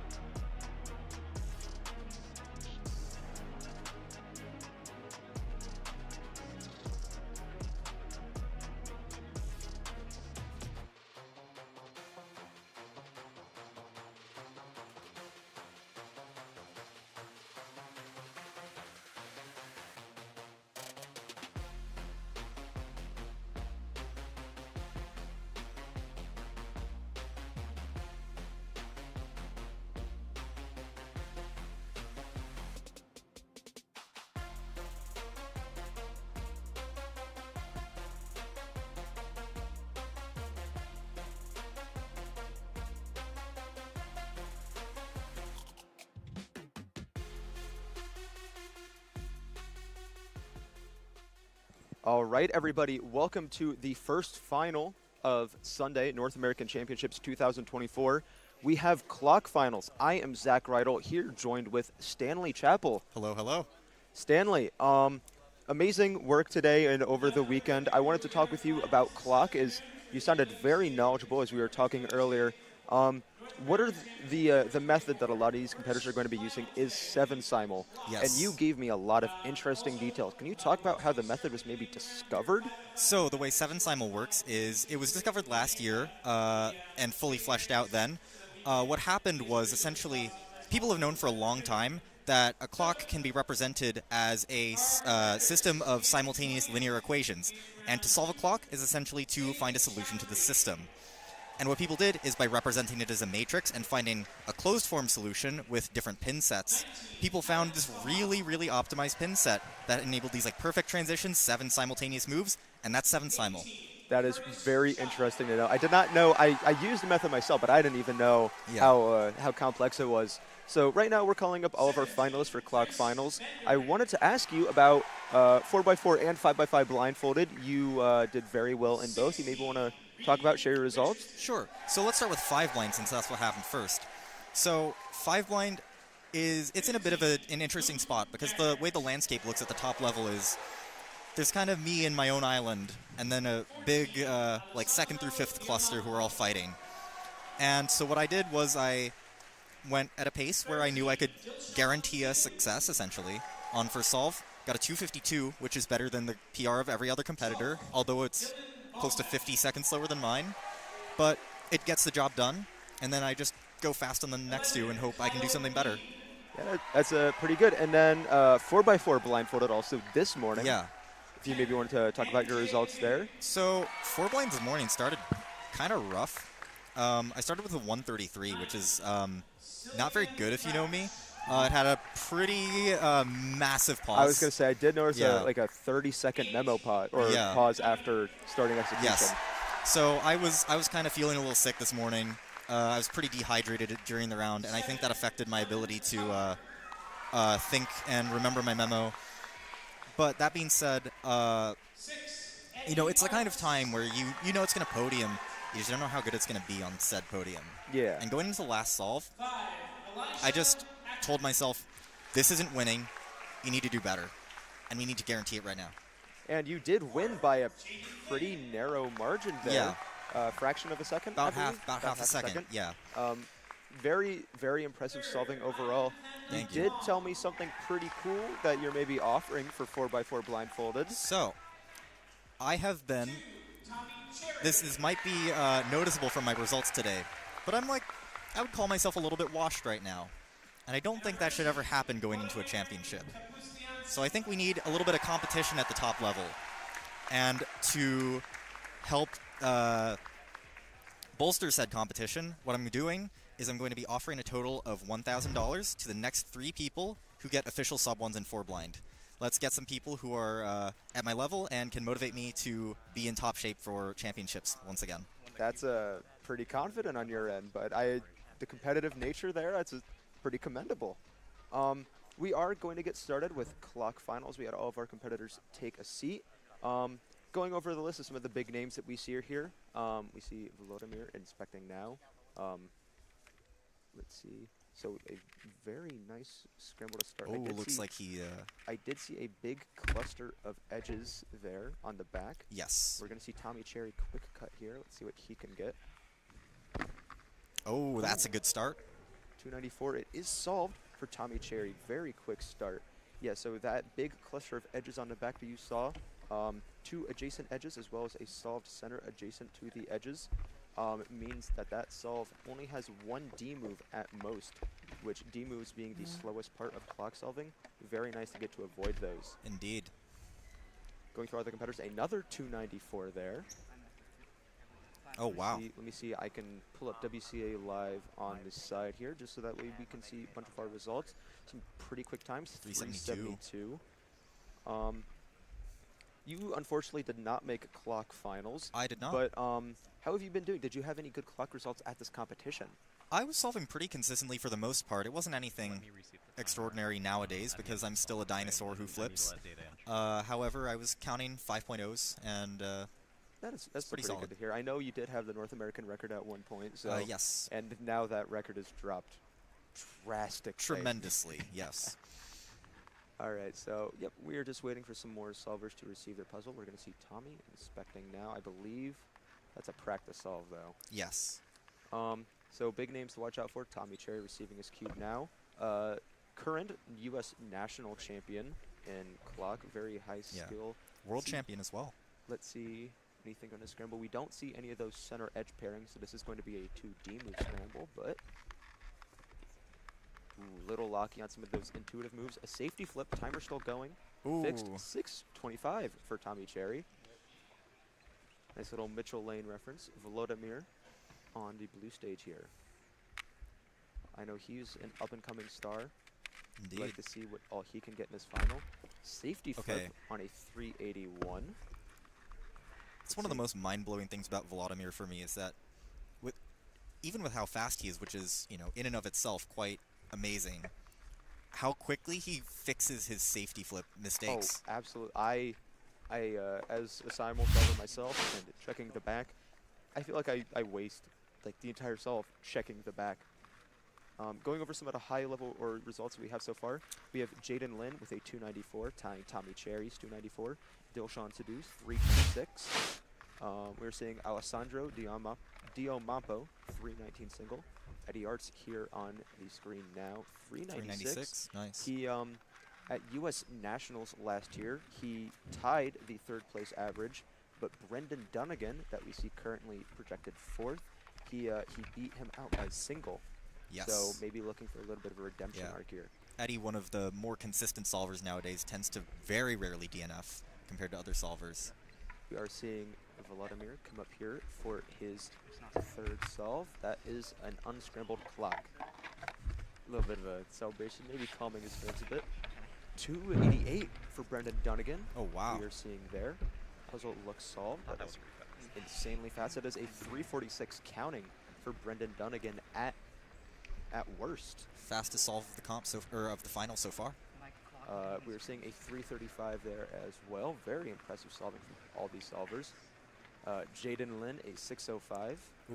Maybe a little slower than what he was hoping for. Jaden Lin, a 7-simul flip user. Yes. So 7-simul being popular as a no-flip method, where you don't have to do that step of flipping the clock. Some have decided to flip anyways in avoidance of D moves. Yes. The like a big regrip, unless you were using pinky turning, stuff like that on clock. Let's see what we have here on this scramble. 7-simul flip also notable for having some very beautiful symmetry to it. Oh yes. No center edge skip there, so it's a 2 D move scramble. Tommy with a 436. It is a DNF by 1 tick, it looks. Is quite unfortunate. So Tommy is now counting that 625. That might put him out of the running for podium already, knowing the high speed of some of these solvers. Sylvia Crouch with a 297 single as well. Very impressive. Volodymyr inspecting his 3rd solve now. Insane TPS. Wow. 256 with a safety flip? That is insane. Someone... I'm sorry, I'm like blown away by that. Someone made the comparison, I think, in this past week. Showing any of this 7-simul, these solves anything to us in 2019, be like showing a spicy Dorito to a medieval peasant. I 1000% believe you. I know how the method works, and as you explained, I use the method, and this still is like mind-blowing that any of this works. Brendan Dunnigan projected first currently. We are seeing no center edge skip there on the back, so 2 D moves. Oh, 298. Okay. Which is counting for Brendan Dunnigan. Brendan's counting cooking. A sub-3 single. That is amazing. Currently projected first in the round.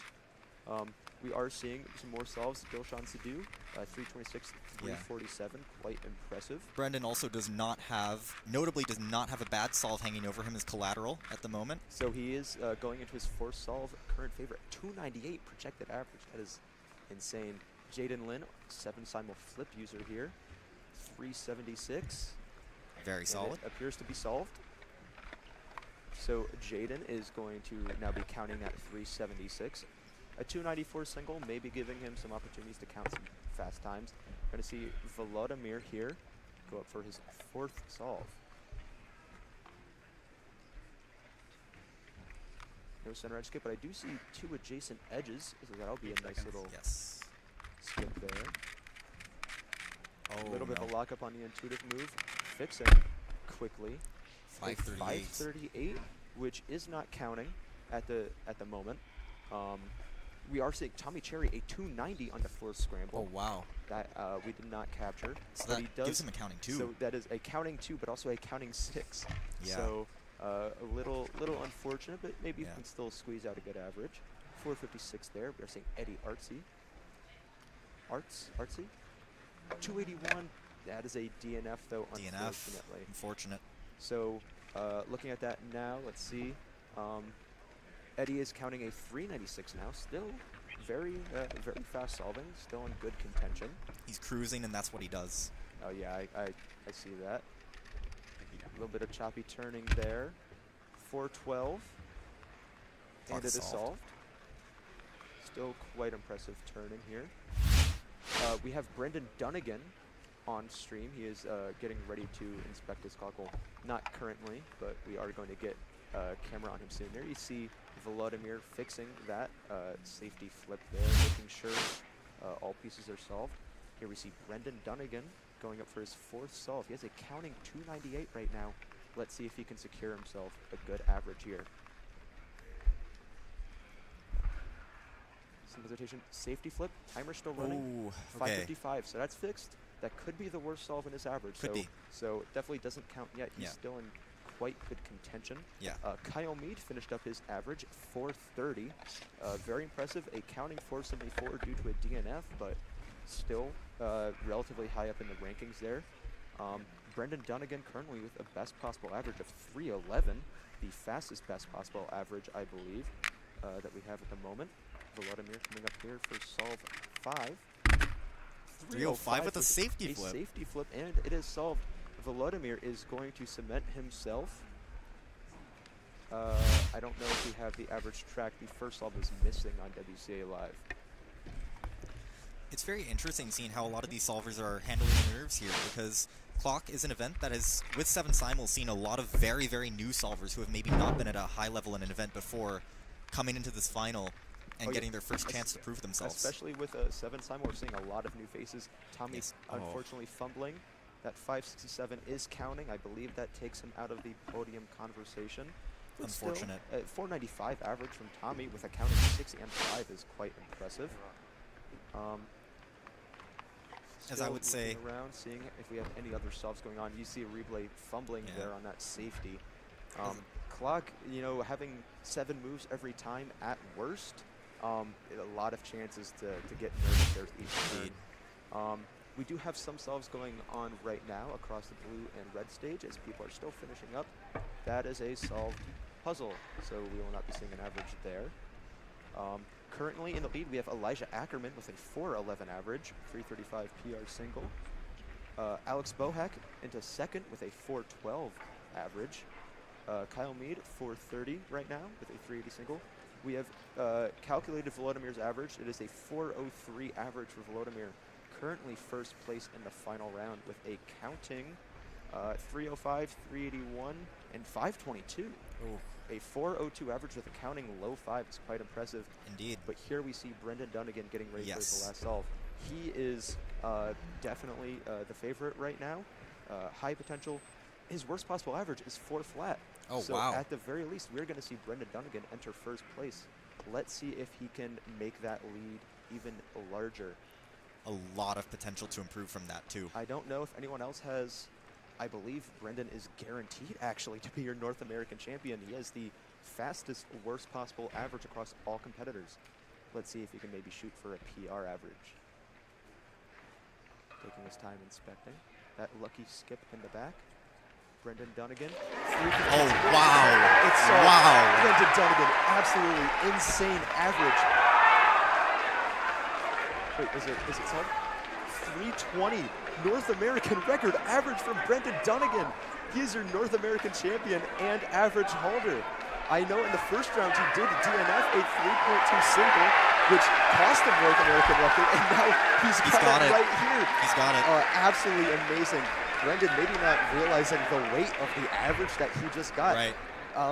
Pretty confident that he won, maybe with a 3.2. Nothing hits quite like the onstage NAR average. Oh my. Familiar shades of Stanley Chapel here. Indeed. We are seeing Eddie Artsy finished up his average with a 364 average, 311 single on the last there. Jaden Lin in third place with a 391 average.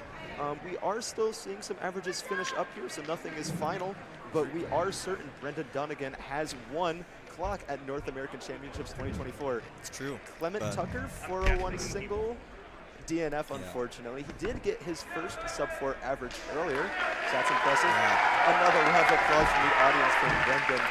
I am ecstatic to see that. I'm so happy for him. Okay, Reed Richardson getting his way onto the podium with a 368 average. Quite impressive. I know he's been, he missed finals last year at US Nationals, so a little bit of redemption there for him. And the only person left who has, well, there are 2 people left who need to finish their averages. Dilshan Sidhu does have a chance to get onto this podium and take that spot from Reed. And Ivan Duong having a 412 counting could potentially improve this, but we'll see. 2 solves left. All right, we're going to stay here on camera. We have Ivan waiting for his puzzle to be scrambled. You got to imagine the nerves going into a situation like this. You just saw a North American record average happen in front of you. That DNF looming over your head. But that 290 single does leave the room for a lot of good counting times. It does, it does. So let's see what Ivan can do here, coming up to his 4th solve.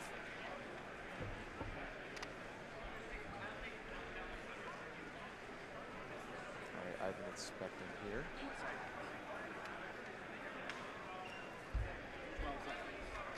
You do see an adjacent edge skip there, so still a bit of a good scramble. 478 for Ivan. That is going to be counting. Let's see what his worst possible average is now. He at least got that 290 PR single, which is nice to see. Very nice. Breaking a second barrier, I assume. So always feels good. His best possible average right now is a 393. Still looking to see Dilshan's last solve. I'm not sure if he is competing. But at the very least, we have your projected podium of Brendan Dunnigan, the winner of North American Champs with a 320 NAR average. Dilshan Sadhu with a 358. Oh, Dilshan got it. Dilshan got best possible. Dilshan in second place with a 358 average, and Eddie Artsy with a 364 average. We're now going to pass it off to Alyssa with Brendan Dunnigan, the champion and North American record holder. Alyssa, off to you. I'm here with Brendan Dunnigan, just became North American champion in clock, setting a North American record. Brendan, we see the emotion. How are you feeling? I can't believe it, honestly. I switched to 7th cymbal in October, and I didn't get to compete with it until January, and I've been failing all my rounds until semis where I almost got NAR average in the semifinal, and then in finals I just clutched up with the 320 NAR average. I can't believe it, honestly. It's insane. I know it just happened, but walk me through, what did you see in those solves? What did the scrambles look like? Okay, the scrambles did not look all that great, but I mean, I think my turning carried me, and I just had a good mindset going into the final. I was just, trying to relax a little bit and, look in the crowd, see my friends, have a good time. That's all I really want to do is have a good time. And I think I've achieved that already, just by day one at least. You have such a cool support system around you, people high-fiving you, hugging you, big reaction after. What message do you have for those people? I love you guys. Thank you so much. That's all I have to say. Brendan, congratulations. Sending it back to the booth. All right. We just witnessed an insane clock finals with Brendan Dunnigan securing North American champion with a 320 North American record clock average. How insane is that, Keaton? Extremely impressive, especially coming from the number 8 seed, knowing that you need to essentially come back a little bit in order to make it to that podium is it's an incredible feat, and congratulations to Brendan Dunnigan. For sure. We're going to be moving on to 5x5 finals here. So this is also, this is going to be also incredibly insane finals to watch. We have some of the top players. Looking at some of the results from the previous rounds, we've already seen some insane results. We already have a world record average from Max Park, 34.76. Thank you, Keaton, for that world record average. We also had a European record from Timo Koleshinsky, 32.98, all in the second round. So already some insane results for 5x5. Let's see if they can keep it up. Yeah, it's also been 3 days since these guys have last competed in 5x5. 5x5 round 2 was Thursday evening. So a lot of these guys have been staying pretty warm with 6x6 and 7x7, which was also on Thursday, and then their finals were Friday. But it's been a couple days since these guys have done 5x5 at this point. For sure. In terms of the favorites for this event, obviously at the top of the charts, we've got Max Park with that world record. Max is going to be an incredibly tough target to beat. Behind him, though, in second, we've got Sung Hyuk Nam, who is also with a sub-40 average in that second round. Timon behind them, but do not count out Matty Hiroto and Naba. He's been getting some sub-40s. He has 238s in that round. And additionally, he is only a couple seconds behind Timon. So it should be a very tight race for the podium. But currently, Max is the odds-on favorite for the win in this case. For sure, and even looking at some of the contenders for North American podium, obviously we have Max Park and Matty Hiroto Inaba on North American podium watch, but vying for that third place spot is going to be, there's going to be several contenders. We have Christopher Sun with a wonderful 44.94 average in that second round. Some of the other names that we have highest seeded here: Jacob Noakes, Henry Lickner, Ben Wei, who's going to be taking this third place North American podium spot here. Yeah, there are also a couple people that are a little further down the list in terms of rankings for the second round, but have historically been relatively high in the rankings. Varun Mohanraj is a 45.11 official average. Max Xiao, 45.49 average. Both these guys from the West, and Max from the Northwest. So these guys you should also be paying attention to. They're going to be the 12 and the 13 seed here for 5x5. And this is just a great start to a final Sunday here. Yeah, let's see if this excitement can top clock finals. I mean, that was already some legendary excitement we witnessed in that previous round. So let's see what kind of action we can see here. Yeah, we're looking at the bottom, the next 8 here. from that second round of 5x5. Some of the names that we've mentioned, Max Xiao, Varun Mohanraj, you should be paying attention to. Kevin Hayes, of course, one of our casters here today, would be casting 5x5, except he's in it. He's still got it. Kevin's always got it. Kevin, of course, is your 7x7 second place in that North American podium, so still definitely got it. And I think we are just bringing the competitors up to the stage.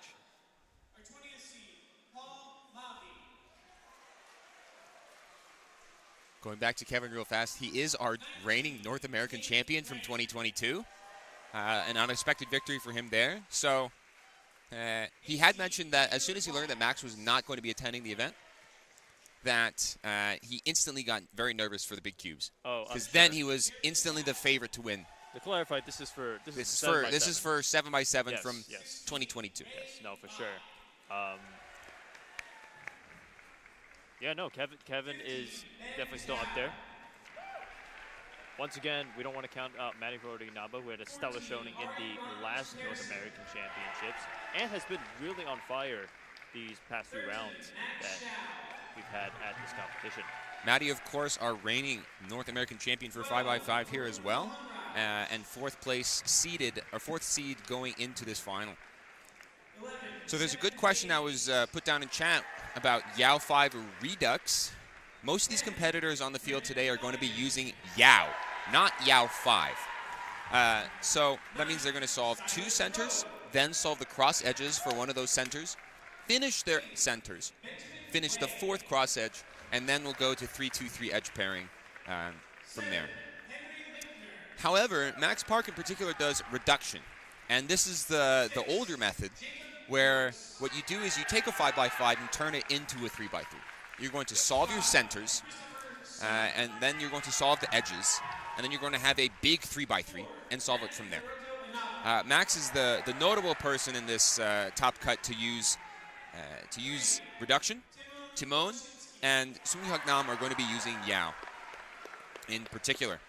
Sunghyuk more or less mastering Yao, especially for 6x6, yes. Using Yao to get his very first world record, a 106. That was actually just broken a couple of days ago by Max's 105.88 mean of 3, which was Max's 3rd world record of the weekend. So far, he has a 7x7 world record, a 6x6 world record, and a 5x5 world record. For sure. So coming back to Yao versus Redux, again, they're slightly different methods, and we're going to be seeing Max be completing his centers a little quicker than the folks that use Yao, Timon and Sunghyuk in particular. But again, the Yao users will have the advantage of having their cross done as soon as they finish edge pairing, so they can go right into that F2L stage immediately after that edge pairing step. So you might see slightly different splits between Max and Timon here, but we'll try and keep you up to date with how they are doing throughout these. Max starting his first solve right now.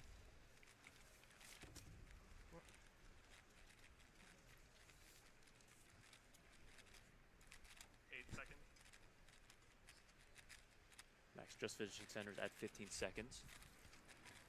Off screen we have Sunghyuk Nam also starting his first solve, as well as Matty and Timon.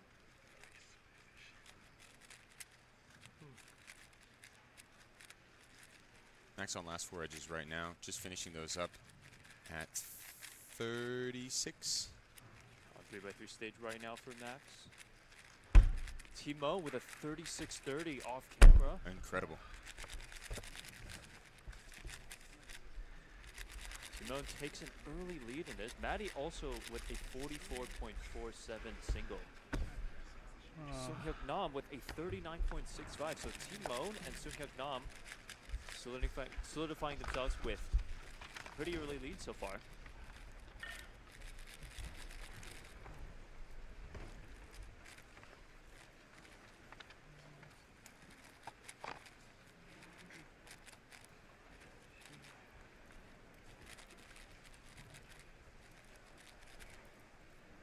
And we'll probably need to take a second for them to scramble up the cube since they all went at the same time. So there's going to be a little bit of delay as they scramble every single one of their cubes and bring them back up to the table here. Looking at some other results from other competitors, Christopher Sund with a 42.74, the third fastest 5x5 solve we've seen so far on this first solve here. A replay of Max's 5x5 solve with a dot OLO case into Wiper. Christopher's son ranked 12th coming into this round. Best single previously was a 40.54.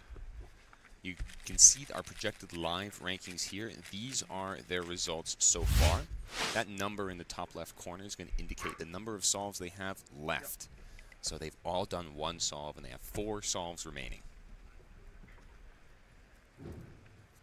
MaxPark trailing a bit behind the 8 seconds.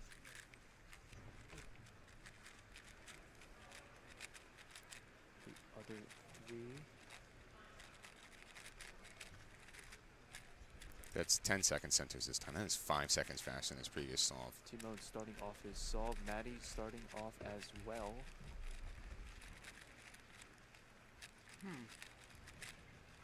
Skewb Nam has not started his second solve. Max Parity case for Max. He's about 5 seconds faster than his last solve. This should be around a 38. On PLO 37. Okay.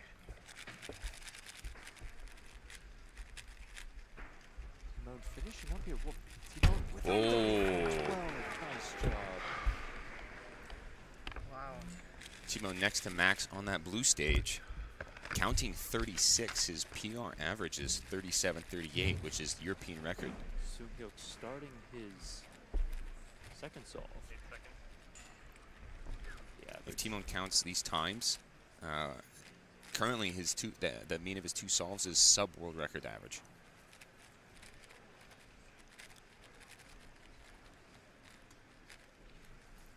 Sunghyuk going instantly from those 2 last Yao edges into his centers.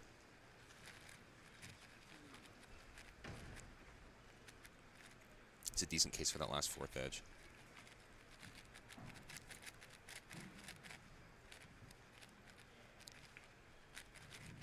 That's the last 4 edges here. Olo at 38. Oh. Ouch. Little stuck on that last D move there for the G perm. That is not one of the nicer cases, but especially for big cubes, the RUD can have a little bit of risk associated with it, but that alg, especially from any angle, is not going to be good even with RUF. Finish up that last D move with a little bit of a lockup. Also, but that F2L looked pretty nice for him. We're really going to be paying attention to Timon here. Current counting solve is a second below his PR. But he is not a number 1 or 2 seed, so we don't have the overhead cam. And like many top solvers, Timon is a lap solver. So we're going to only be able to see the top of the cube until he brings it up during PLL. Maddie also starting his next 3rd solve off screen. MaxPark also starting his 3rd solve. Timon coming up right now. Timon finishing OLO into PLO with a 39.69.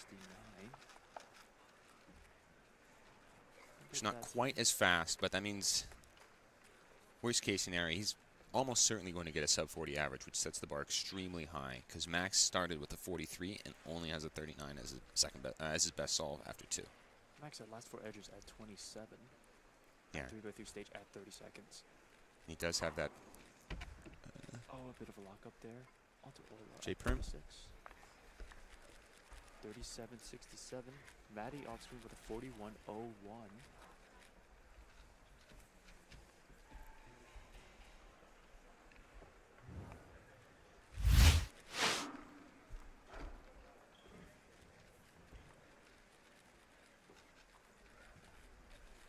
Max doing a couple of D moves there on his F2L. Also slipping that B move OLO. It's very smooth, especially for 5x5. Oh yeah, for sure. So most of our competitors have 2 solves left. We're still waiting on Seunghyuk's 3rd solve at the moment. It seems like people are mostly going in waves at this point. So we'll have live updates on all of them more or less at exactly the same time. Still waiting his Skewb over here. Interesting to pay attention to Christopher Sun right now. His 2nd best time, showing to be 43.75. He's still a couple seconds out from Seunghyuk, but there's still some variation left in the last 3 solves.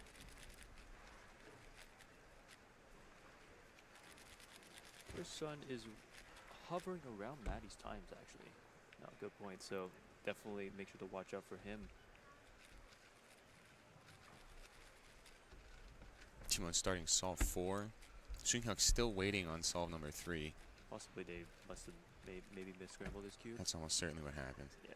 They are, well, the regulations say that 5-out scrambles do not need to be correct in this final, especially with the potential for both world and continental records. They are making sure that every scramble is correct. Timon solving under the table, as we've mentioned before. Unfortunately, we will not be able to have a good camera angle of what he is doing, but we'll be able to see when he starts bringing his hands up. He's counting a 36. He's hoping to not count a 39. Timon looking like he's finishing. Yes. 35. This is extremely good. 34.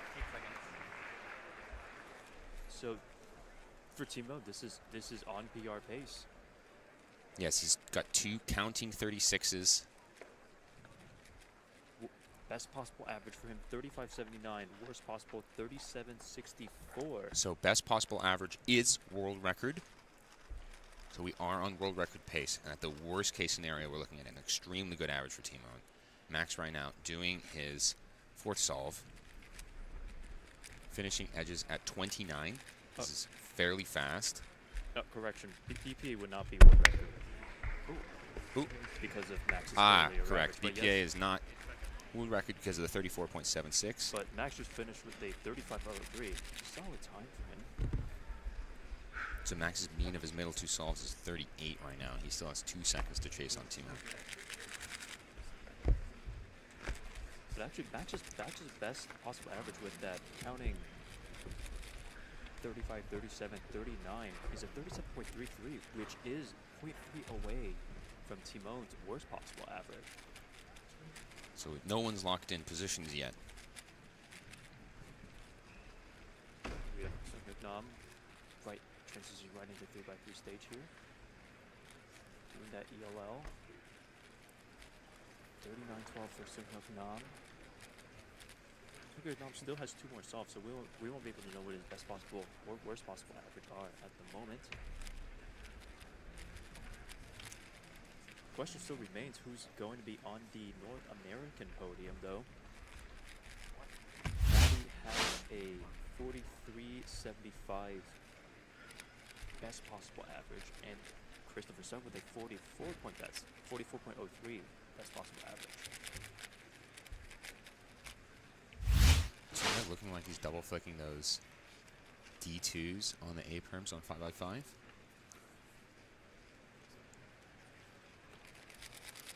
Some other names, Ari Randers-Bearson with a 47, 40, and 43. Timon going on his last solve right here. It's a little hard to tell from the angle that we have right now, but it looks like he's... definitely able to tell a little bit more from this angle. Front-facing solves. He's at finishing his last 2 edges at 33. It's unlikely to be. Although at 37, CBLL at 38 for Timon Polishevsky. That is European record, 37.27 for Timon. So Timon with both the continental record average and continental record single in this competition, putting him in a very comfortable position to take 1st place over Max. That is guaranteed, that's guaranteed at this Max's point. Worst possible average is 37.33.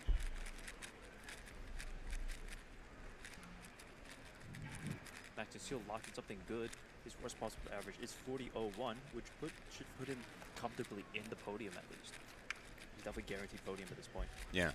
The only question is, whether or not Sunhyuk's 43 is going to count or whether or not he's going to be able to make that his worst possible time. Maddie is also going right now. 5. Max locks in the 36 with a 37.763. That's only 0.5 behind T-Mone's 37.39 European record. So Max Park is definitely your North American champion here. Who's going to take third place? Would be something and who's going to be the North American podium here? Maddie finishing with a 44.95 on screen.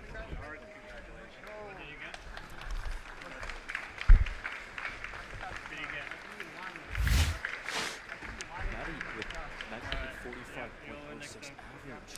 I got American champion. Yeah, good job.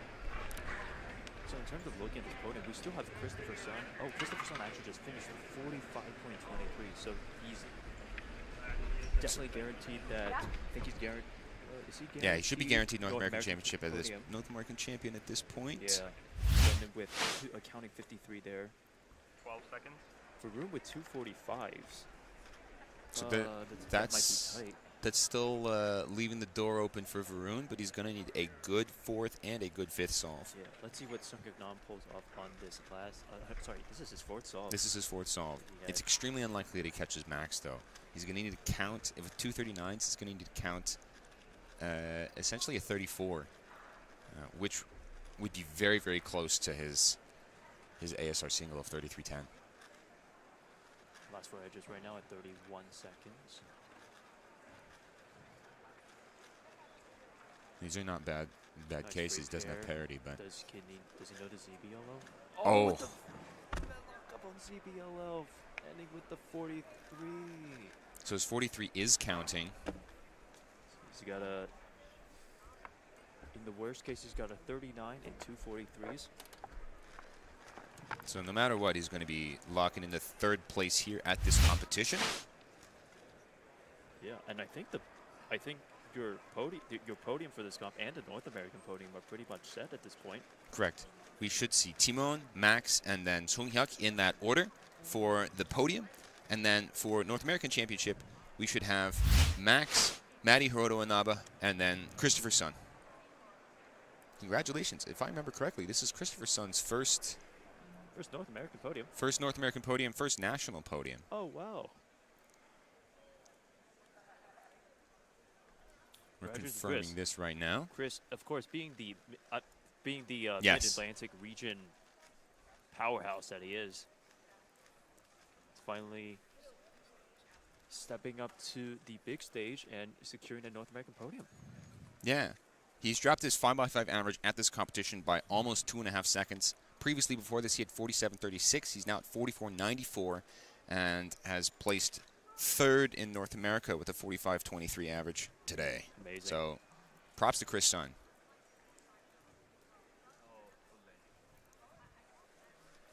On screen, we got Jacob Dokes solving under the table.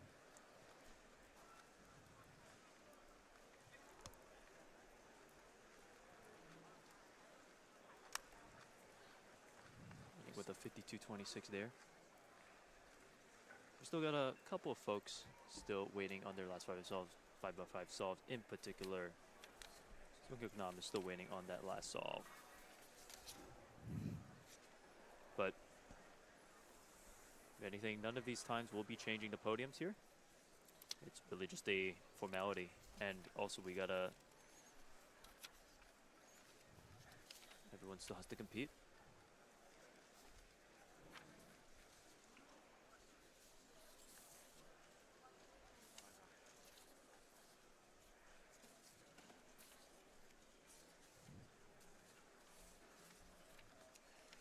Yeah, Henry so Lickner coming to this sort of as an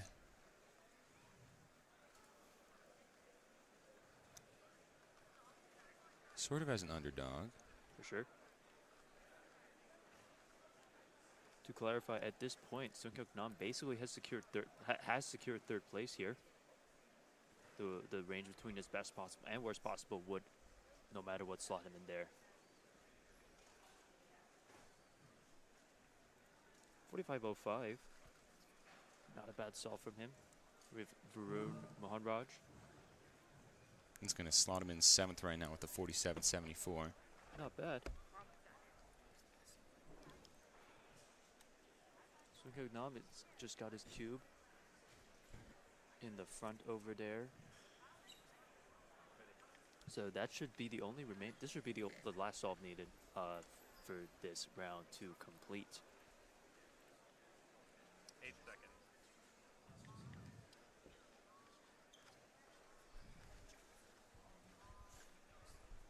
Finishing those first 2 centers in 6 seconds. Moving on to those 3 yell edges at 12 seconds.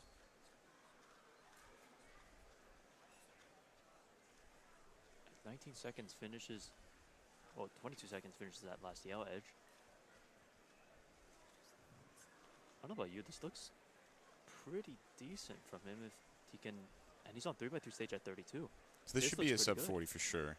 ZBLO and a really easy CBL too.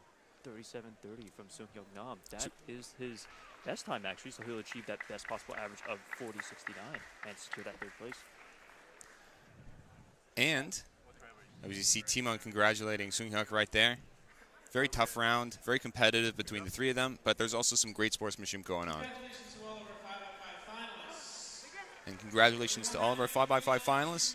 We are going to head down to Alyssa in the field, who has our winner of 5x5 here at North American Championships, Timon Koloshinsky, standing by. Over to you, Alyssa. We are live here with Timon Koloshinsky, who has just won 5x5 with a European record. Timon, European record to win a round. How satisfied are you? It's pretty fire. I still wanted a faster average, to be honest. I know I can do better. But winning against Max in a major final in the event I've actually been practicing instead of, a random event like 6x6 last year, it feels amazing. Awesome. You are the only person who has beat Max in a round of 5x5 in recent memory. What's going into that? You've said you've been working on it. Yeah, I think I've been working on 5x5 the hardest, so that's one thing. Also, a big thanks to Matty for letting me watch his solves. He's been very inspiring with how he turns the cube, and it helps a lot to look at that before my rounds. Awesome. Timon, we've got more. We're seeing more of you later this afternoon. Congratulations, and good luck with the rest of finals. Thanks.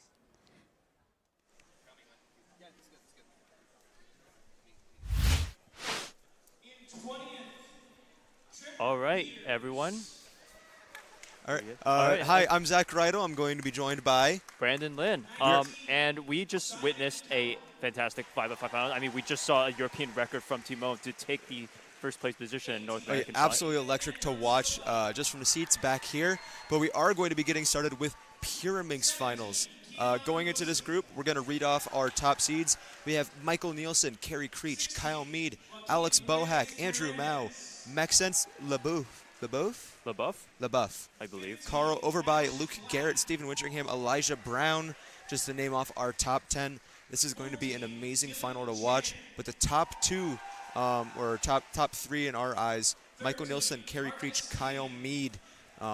Michael, our reigning North American champion. Kerry Creech, amazing Pyraminx solver. Kyle Mead, 3rd place at U.S. Nationals. I think any competitor that we see on this stage is going to be able to pull off something amazing. Yes. Harsha Paladugu being one of them, representing Ohio with some flair there. Harsha always has the most flair.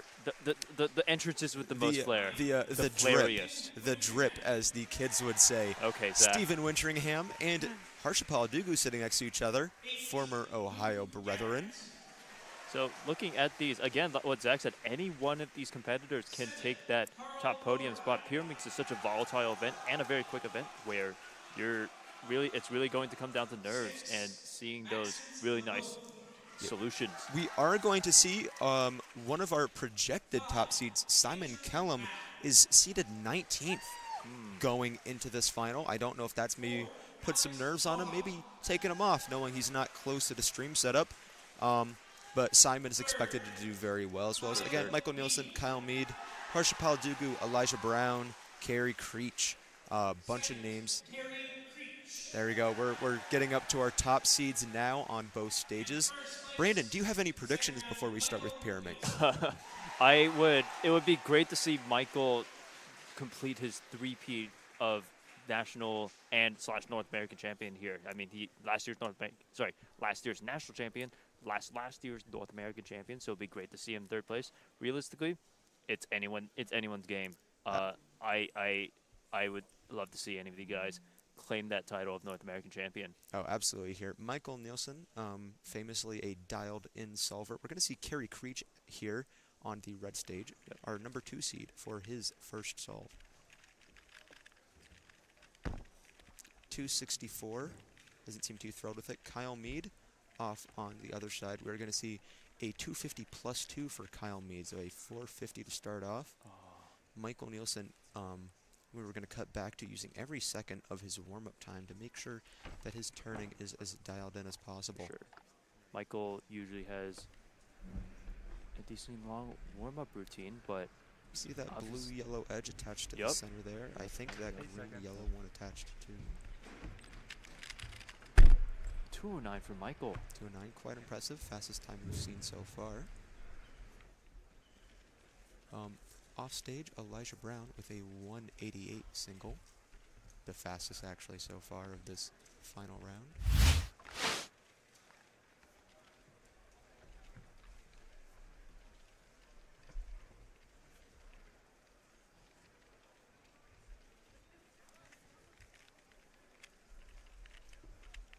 Luke ending with a 405.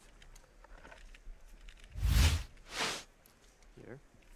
Seeing a smile on Michael Nielsen. Obviously a lot of nerves going into such a major championship final. Kerry Creech inspecting this off here. Ooh, Keon Wilson with a 170 single. Elijah Brown with a 188. And Harsha with a 201.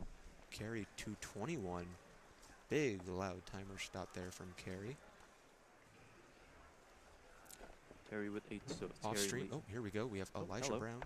188 single to start. 208 seems all right with it. 154 from Kyle Mead there.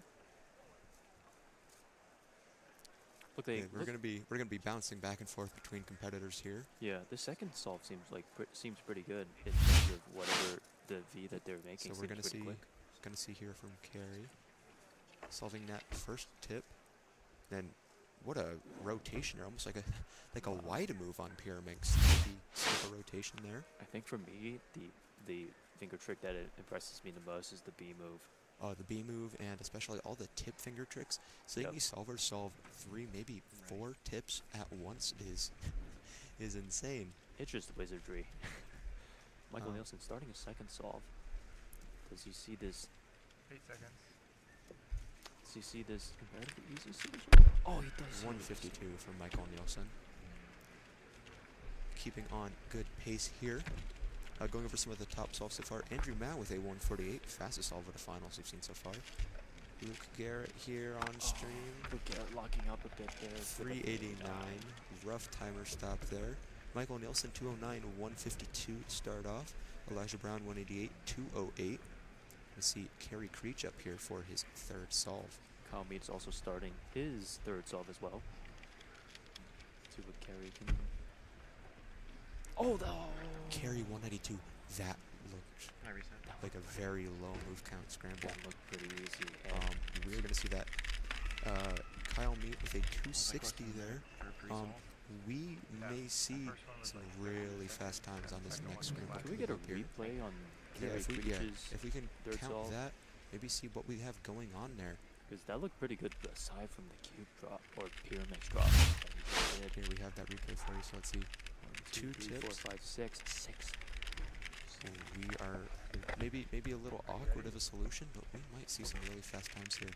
Michael Nielsen warming up for his next solve. This is the third scramble, as I mentioned earlier. Off stream, Andrew Mao with a 178 on that third scramble. Let's see what Michael can pull off here.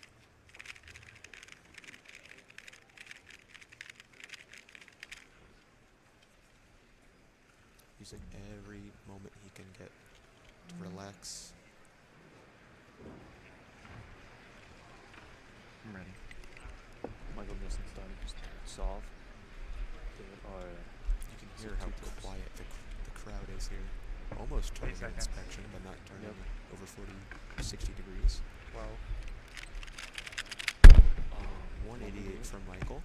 He's not going to get that same solution that Kerry got, but still not a bad time for him. Elijah Brown off stream with a 398 plus 2, unfortunately.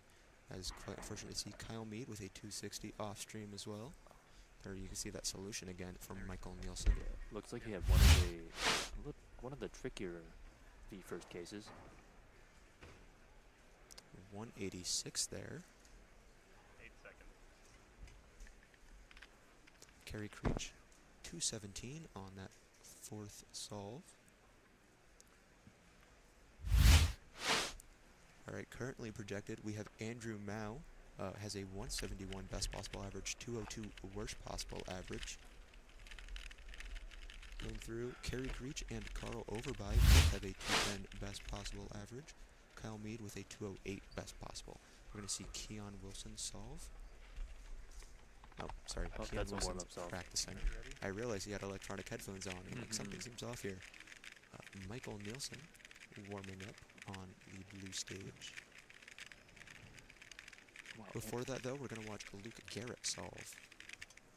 This is Luke Garrett's fourth attempt. Luke Garrett not doing so too hot. Let's see what he can do. Maybe pull off a fast single. Oh no, Luke. 343. That's not what he was hoping for. Luke's going for a high 3 average at this point. All right. We are going to transfer it over to Michael Nielsen, who is inspecting his puzzle now. Andrew Mao also inspecting off stream. We'll keep you updated on his time. Michael Nielsen, 189. Andrew Mao with a 213. That's going to give him a... Andrew Mao has a faster best possible average, but Michael Nielsen has a faster worst possible average. So if Andrew... Nope, Andrew Mao got NR. Oh, my apologies. Andrew Mao, Canadian national record, 192. Wow. Michael's going to have to pull something out here. Kerry with a 461. Currently, the only people who can pull out a faster average, according to Best Possibles, are Michael Nielsen and Marcus Kamen. So, currently, projected in first is Andrew Mao. We still got Keon's time. Keon has that DNF. He has 172. And he just got a 213 there. So it looks like he might not be able to get that first place. Oh, Kyle Mead, a 227 average, currently seated third. Simon Kellum, 224. It looks like Andrew Mao is going to remain in the lead at the moment while Michael Nielsen prepares for his fifth and final solve. Michael Nielsen preparing.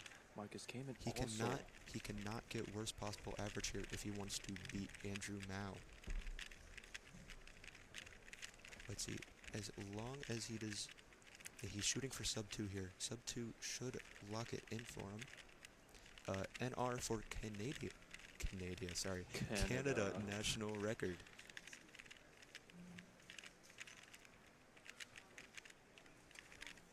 So, could we get... Hopefully get Marcus on off screen as well. Also preparing for his last solve. So Marcus and Michael are going go at the same time. Some more lucky turning on there. Michael Nielsen is inspecting now. So is as Marcus. Well as Marcus. So is Marcus. Can we see Michael's last solve? Let's watch Michael solve first as he's in contention. Or grand contention. Oh no. Oh! 220. 220 for Michael. I think that is worse. Is that his worst? 230 for Marcus. Michael Nielsen, 195 average. Oh. Andrew Mao, still in first. Marcus Kamen. Marcus Kamen with the 230. That's gonna not. That's trying to update as live results. Marcus come in Kamen here. has a 2 flat average. That's gonna. I believe that our podium is finalized there, or well, at the. If Keon gets best possible, he can share that third. Oh, he will not, as Marcus has a faster average. That's true, yeah. I believe that locks in your podium. Andrew Mao in first place, your North American champion. Michael Nielsen in second, and Marcus Kamen here with the amazing reaction at third place. Wow. Amazing solving as always. 3 finals in a row. We have seen a major record being broken. Yes. First North American record, European record, and now Canada national record. Yes, a Canadian also taking a North American champion spot. That is amazing. We will be. Yes. I'm not sure if we will see something like that in any of the other finals, but some amazing solving overall Going through the rest of the psych sheet, or the final results, Keon Wilson in 4th place with a 214 average, Simon Kellum at 224, Kyle Mead 227. All right. Alyssa Esperaz is on the field there with Andrew Mao to give an inspection to her fellow Canadian. Alyssa, off to you.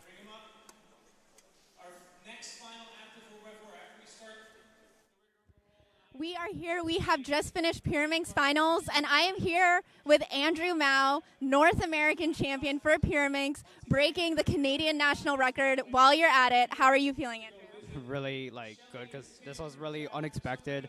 I didn't think that I would win or even podium, and then it's just really happy right now.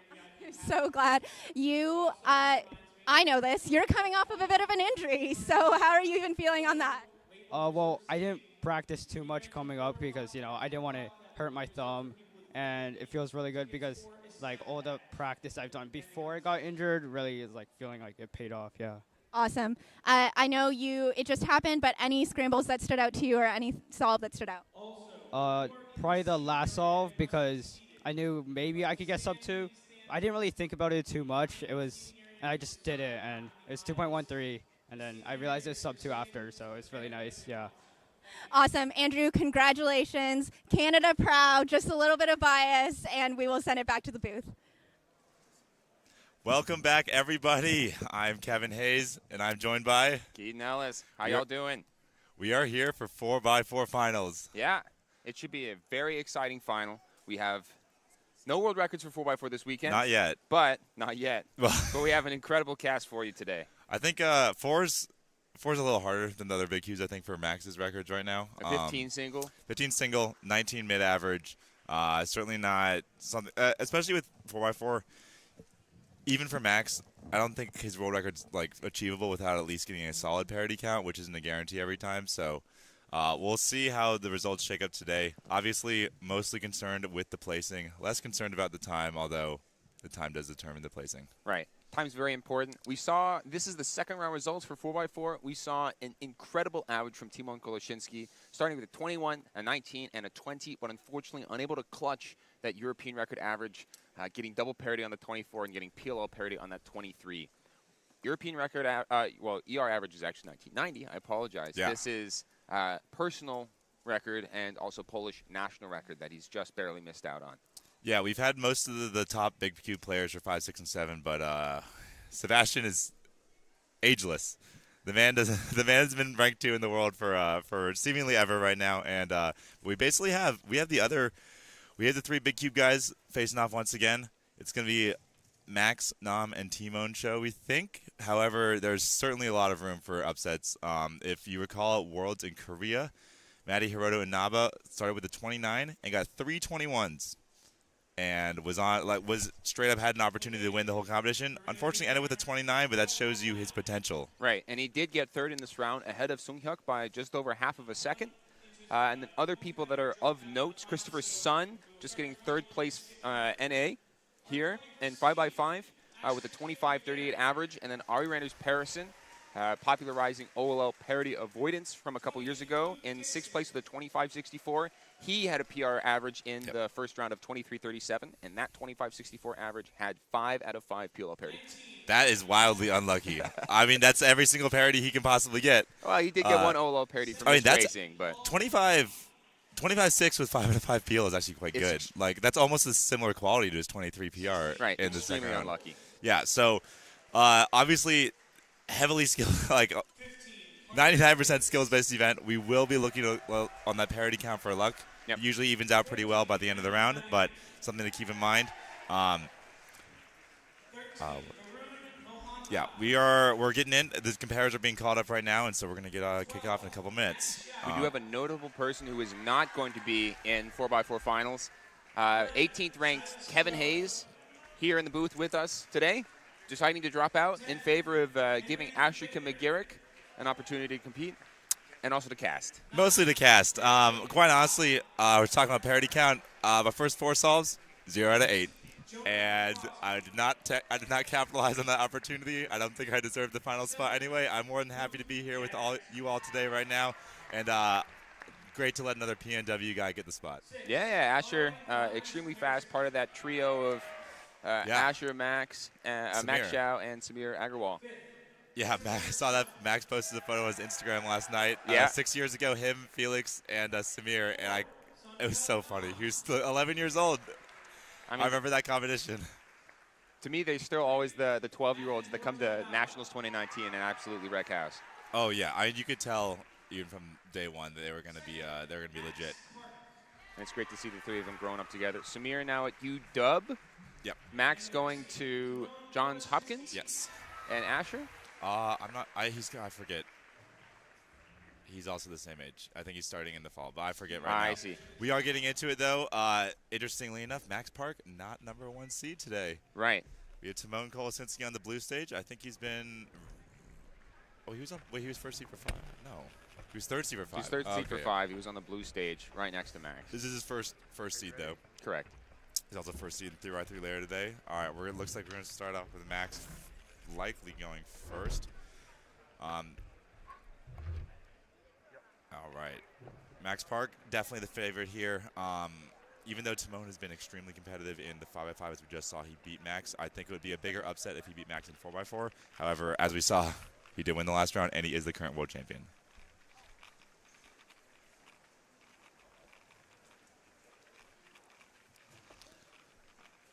Wow. Max finishing at 12. Oh my, no parity. Oh my goodness. We are starting out hot. That is obviously. We are starting out hot. Oh my. Oh, what is going on? We are starting out. Unbelievable. Nothing like getting NR single and losing the first solve by 0.7.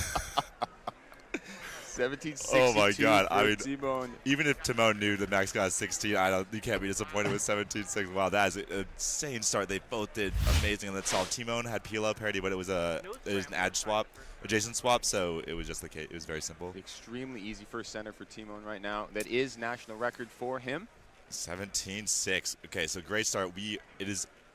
Based on their past results, it is unlikely that they count either of those 2 times, but it makes their possibilities. They are wide open for some crazy solving here. Absolutely. The ceiling, or maybe the floor, could never be more extreme. Yeah, good starts for both of them. Max with no parity and good last layer case. Timon with PLO parity, however, it's a single out case, so did not lose too much time there. So starting out with some fireworks. Wow. And they're 5 seconds ahead of the competition. Sunghyuk with the 22, Max Xiao 22, Ari Randers Patterson 24. It's their game to lose at this point. Oh yeah, they are well out in front. However, obviously average 5 event, we have a lot of solving left before we claim any winner. Looks like we're waiting on scrambles. Everyone kind of went at exactly the same time, so there's a little bit of a delay, but. We got Simone on solve 2 up. This is great. We're going to get that a little bit stagger. We can make sure we get the full solve of every single one of these Timon and Max.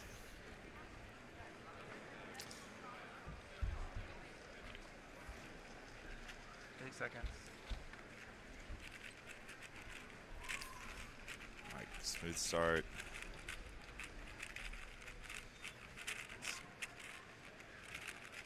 Open at 10. Yeah. This one's more in line with what we're kind of expecting, although they should have 3 of these. No parity? Low parity, unfortunate. So in case, 22.5. He's happy with that. His average is 21.4 for his national record, so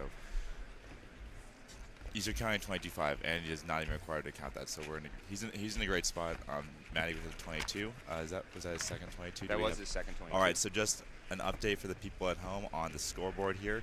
The projected live rankings is a projection. If there's a little number next to the average, that's the number of solves that they have left. We'll be comparing completed averages to incomplete averages as the results go on. It is all projected based on the solves they've done so far during this round only. So when you see Timon with 20.07 and 3 solves left, that means the average of his first 2 is 20. When the little number disappears completely, their average is done. And that's then when all the numbers are gone, we have our final standings. Absolutely. Max here on his second solve. Max, partial color neutral on Yao. Will primarily do white and yellow, but can do blue and green depending on what the centers look like. Is going to do more white yellow here. This is a much smoother start than Timon's was. He's flying. 9 second. Oh, a little bit of a pause. A big pause. 2. Ooh. He had a really good start, however, really rough continuation into his edges. And does get parity as well. Oh, nice ZBL there, 21-8. So if we're tracking at home, they both have the same amount of luck for their last layer cases. Always nice to not have annoying discrepancies. Nam with a 20 flat, 20.5. Yeah, so right now Max is about a second on Timon in both of the solves. And then they have just a little bit on Maddie and Sung Hyuk. This one's a little sloppy from Timon. That means that 2 and 22 is likely to count. Unless he gets, ooh, a lot of locking up on this soft. Absolutely. Okay, PLL parity. Yeah, I was going to say, if he didn't have parity in that solve, it would kind of been a waste of just a lucky solve. But it's like when you don't get parity, but then you have a bad solve, it seems very wasteful because you canceled it out. It still averages things out, though. Yo, Maddie's at 22.8. He's got 3 solves in. He's got 2 22s and a 24. Yeah, so right now, if there's 2 solves left, it shows their median. So Timon and Maddie, are just counting solves, are only 0.3 off. Oh, did we miss Max's night? Oh, he's got 3 solves left, sorry. Max has 3 solves. Yeah. Nam and Max are only on 2 each. Yeah, Max has got his warm-up cube going. Doing the R prime F R U prime. I think he's done that over 1 million times at this point. Times 6. Yeah, it looks like everyone's actually gotten synced up on their 4x4 solves, which is exciting to watch live.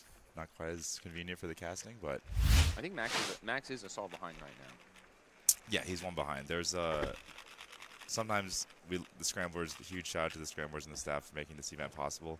No one's ever perfect. Sometimes miss scrambles and get a little delayed, but get right back on track real quickly. And here we are, Max Park solve 3. As usual, solve 3 in the average really tells us a lot about where we're headed. We have a definitive counting solve after this. Oh, nice start. Oh my, really nice start. Oh, he's moving. He's got. Okay, he needs to not. Oh, we're actually not at 13. If there's no okay, we got parity at 16. Last layer at 16. Great continuation. Oh, low parity 20.5. Great solve right there. That's excellent. That counting solve is going to be 2 seconds ahead of Timon's. And another more than 2 seconds. Timon has got a 17.2. Oh, yeah, again? and we are in it. Yeah, Timon's counting that 22, but you know what else he's counting? 17.6. Yeah, he's got world record potential. He's got ER potential. He's world record potential? 1914 is his best average, and Max's is 1938. Oh my goodness, he could get. He needs another 17. I mean, he needs another 17, which is definitely obviously doable. We just saw it happen twice. Oh my God.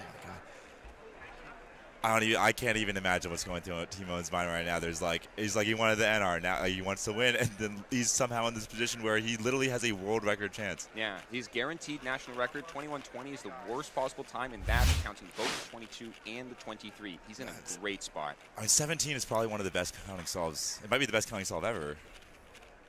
I believe that. It could be. It's got to be. There cannot be more than 1 or 2 averages that have ever counted the 17. That is wild. Everyone that's a Timon fan, do your little prayer to the parity gods that he goes 0-2 on this last solve, because we could see some fireworks. That was wild. Essentially only needs a sub 20 solve will be a sub 20 average for him.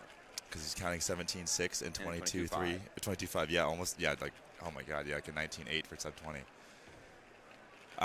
There's just so much potential in this last solve. It's wild. Yeah, essentially 18 flat will get him world record in this case. That's fast time. That's difficult. You're going to need some luck. No matter who you are, that is difficult. I don't think it's even possible with bad parity count. But anything can happen here. And he's on solve 5 now. All right, here we go. Let's definitely stay on Timon here. This is a huge moment. Max still has 2 solves left as well. Very short inspection period for Timon. Good start. 2 seconds for first 2 centers. Already in. He's a little lucky. Obviously, the nerves are huge. He's in a great spot right now. Finish those edges. He's at 13 on 3x3 stage. I think the world record. No parity. No parity. No parity again, Field. Oh my God, he had something money. He gets European record. Yeah. He is second best average. He's the second rank in the world. Europeans Sebastian Fires brand new European record, and his first ever sub 20 average is immediately destroyed by Timon less than 1 week later. And you know what's next weekend? European Championship. That's going to be wild. Let's get back. Max Park is in a hole. 1983 average for Timon. Max Park has got 22.7. Wait, what's Max Park's best in possible? Max Park's best is Max can win, 1963. but he needs a 16 to win. He needs a 17. He's going to need a 17.2 to win. The odds that Timon loses here are almost zero, but it is Max, and if there's one person in the entire world who can pull this, I mean, the odds that Max Park won 5x5 at Worlds last year with 2 solves to go was very low, and we all know what happened there. Max Park is clutch. Timon is, oh my goodness, 2 European records in back-to-back finals. Absolutely incredible stuff from Timon This right now. is wild. Oh. 1983. Seb's 1990 first European sub-20 average, broken less than 1 week later. I know. Wow. Europe. All of a sudden, I feel like 4x4 has been more of a stagnant event in the last. While big cubes were like going crazy, 4x4 has seemed a little more stagnant. Instantly became a competitive event right there. The 3 last people with sub-20 averages is wild. There was 0 for years. It was just Max for years, and now there's 3 in a week. I mean, I wouldn't be surprised if we saw another handful of sub-20s next weekend. Like. It's actually insane. Lots of barriers being broken. We have sub-20 on 4x4. We have the third sub-1 2x2 average. Okay, Anthony Max Park Pyraminx here. last week. Max Park is the only person that has the chance to win. He needs low 17. This is gonna be a solve of his life. If he pulls this out, this would be one of the most insane solve 5 wins I've ever seen. Timon did have a really good start. This start is easy on the easy side, but we'll see. There's obviously way more to the solve than just the first couple of seconds. Max doing a different cross color than Timon. Whoa, here. very interesting. Very bold. We must have seen an incredibly easy blue-green. All right, he's at 14. He's on 3x3 stage. You guys parody. Timon is the North American. No, Timon won North American champ. Double parody for Max. Still. Nothing to shake your head at. 21.7 average in the final. Very respectable stuff. Timon is just the story of the night. Oh, my goodness. 19.8. Timon 2 for 2 in our N-by-N finals this afternoon with 2 continental records. We have Nam. His median of his counting solve is 23.1, though, so he's really just battling against Maddie. Maddie 22.5 final average. Yeah, BPA for Sungtuk is going to be 22.26. With the worst possible, well below Maddie's. He's going to need that. He's going to need this. He's going to need to. He's got parity. Unfortunate. 23.93. It looks like we'll get that updated in 1 second, but it looks like Maddie's going to get 3rd place. Very impressive for him, especially after last year at Worlds where he was in a great spot and didn't really execute on that last solve. I mean, I think Maddie's probably very happy with the 22.5 in the final tonight. Yeah, 3rd place, 2nd in North America, 22.56 average, less than a second behind Max Park. That's great. You cannot be disappointed with the result like that. Obviously, Maddie is in that level of cuber where he's gonna every time he enters an event he wants to win. But I think for this competition, it's probably more the 3x3, and he's gonna be happy with podium finishes in the big cubes. And we'll see him again later today during that 3x3 finals, of course. Do you want to jump it down to Alyssa with Timon standing by? Yes. He's already laughing at how good his results were. He can't even believe it himself. We're gonna bring things over to Alyssa. That was 4x4 finals. We're back here with Timon Koloshinsky. Once again, European record, a rare national record from you. Most of your records are European records. Give me some reaction to how that felt. Well, I was expecting another national record for average in the first round as well and second round. I got close in second round. And then this round I was like, well, I just won 5x5. I'm probably going to be like way too hyped from 5x5 to do anything good in 4x4. And then I got NR twice for single, and then ER average. I didn't even realize it was ER average, as I don't even know what's happening anymore. I believe you actually had WR BPA going into that last solve. So you are days away from European Championship, and you are just coming off an absolute high. I just heard you say, I need a break after that. You don't have much of a break. So where are we headed for the rest of this afternoon? And then 4 days from now, European Continental Championships. Yeah, well, 1 round left today, 3x3. Just going to try to do my best. Unfortunately, I'm seed 1, so I have to be stuck in prison for an hour and a half. We'll see if I can still solve after that. And then Euros, I'm just going to try my best to not be jet lagged, and we'll see how it goes. Also, I feel kind of bad about Sebastian because he just got an insane average, and I got that, which I feel like was really, really lucky. Like, I don't get those averages ever. That's just pure luck. Well, I remember a good saying, it's never a crime to get lucky. So, Timon, congratulations. One more round for you today, sending it back to the booth. Thank you very much, Alyssa. I'm kind of bored. Yeah, we haven't had that eventful of a finals so I don't far know. at this This is- competition. it's okay. I mean, we've only seen continental record, national record, continental record, another continental record. I mean, it's like Yeah, it's like whatever. all right, It's whatever. you know. Honestly, It's not like there was a world record okay, chance or anything. Jokes aside, this has been an insane afternoon here in Minneapolis. I'm sorry, I'm speechless. I'm hella speechless. Everyone else is running around here when Timon got that double 17, had a chance for the world record. Absolutely something special you're seeing, ladies and gentlemen. And I think that's going to translate through into the next finals. The next one we have for you is Skewb. We did see Dominic Radisi completely dominate in round 2. Dominic dominate. He is now second in the world in Skewb for the average ranking. First seed going into this final with a 153 average, as you see here. Card Kukala, our current world record holder, seated second with a 175 average. And Zain Kanani, now third in the world for average with a 198 coming into this final. The top 3 to watch. It's going to be a combination of these 3, but still some top names here. Definitely don't count them out. Ash Black, William Clowers, Zeke Mackey. We are ready for an amazing Oh my final goodness, here. we are so ready. Every final we have had in the afternoon today has had a major record broken in it. I don't think the streak's going to end. I don't want to make any predictions because every single prediction I make is going to be 100% wrong, except for this, ladies and gentlemen. You need to tune in. There is fireworks about to happen all over Minneapolis, and it's not the 4th of July anymore, that's for sure. No, it is not. We are months, just a month past that. We are currently welcoming up our competitors onto the stage. Reading through, do you got any predictions on some names here? I do see Brendan Dunnigan here just got a North American record average and clock maybe about an hour ago. Pretty impressive. Was that an hour ago? It felt like it was 20 minutes ago. That was an hour ago. I don't know if I got to mention it on stream, but this morning in clock semifinals, he got a DNF out of North American record average. So being able to come back on that is insane. We are now calling for Skewb finalists. Yeah, so let's let all the participants get their moment in the limelight.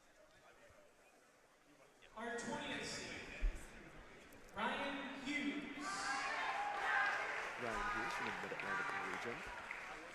19, Declan Mangan Lamb. 18, Quinn Maloney.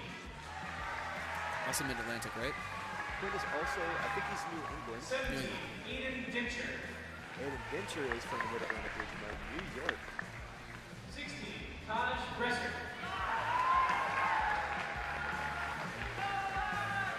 15, Brayden Broden. 14, Jack Pfeiffer. 13, Ethan Zwang.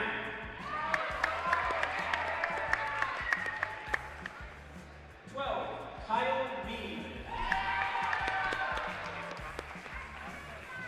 11, Simon Pelham. That's 5 minutes. 10, Titus Sutterfield. 9, Christopher Chee.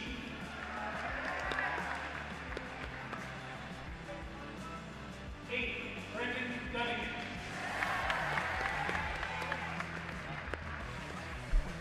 7, Tyler Robinson.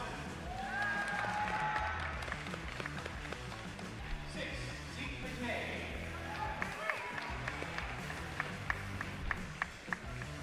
5, William Flower. 4th, Ash Black.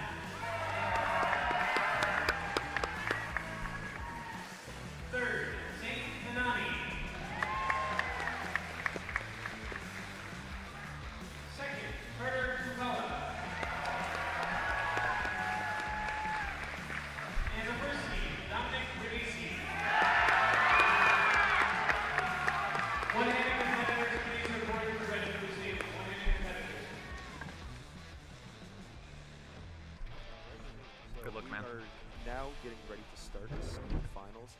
lot of hype here going into this. Dominic Radici, first seed as always. Were we able to hear it on stream? Will you guys hear that crowd? Yeah, going there's a huge crowd. absolutely insane for Dominic. Yeah, we got all the mics here because the competitors submitted their cubes before the round was even started. We were able to get scrums up immediately, so Dominic is going to go right now. This graphic is outdated, everyone. He's WR2. Seeing this first single here. I don't see any blocks. I think this might be 8 seconds. Yeah, nothing fantastic. What can you do?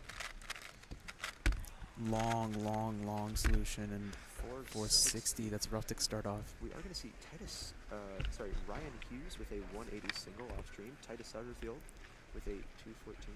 Will Clower with a 198. Nice, good job, Will. Seeing some awesome solves here. Tyler Kukala getting ready to start there. And Zane also got a 4. Rough start for our 1 and 3 seeds. Wow. Let's see if that continues here for Carter. Maybe just a tough scramble. Like we said, no blocks. Nice. Great solution. Great solution. That's the best single we've seen so far. Ash Black, 163, also off stream. Taj Bresser, 180. Oh, they're all coming in now. There we go. People are finding it. Braden Roden, 177 off stream. Yeah, so some really, it feels like there's like two almost different packs. There's some people who found a really nice solution, sub-2 solution, and then there's everyone else. They already said, yeah, I'm not too sure on that solution. You also had Kimmer maybe throwing a little bit back for the big cubes that we just had. But we're going to see Dominic Radici here on the blue stage. Again, another scramble that doesn't really look like much. I don't see any major blocks. He saw something good there, 174. Good comeback. Good comeback. Puts him back in here. We're going to see Zane Kanani here. Currently a projected rankings card could call Ash Black, Simon Kellum. That number you see next to their average is how many solves they have left to do in said average. Yeah, Kevin explained it really well in the last one, so there's not much else to really wrap up there. Zane 175, another good comeback, 2 bounce backs. High move count, but smooth turning was good there. Well done from the two of them. They are the first two to get their results in right now. Everyone else is still waiting to get their stuff in. Titus 266, Tyler 311. I don't know if there's anyone else on the blue stage currently solving. I imagine that there's got to be plenty. Yeah, they must all be literally solving right now.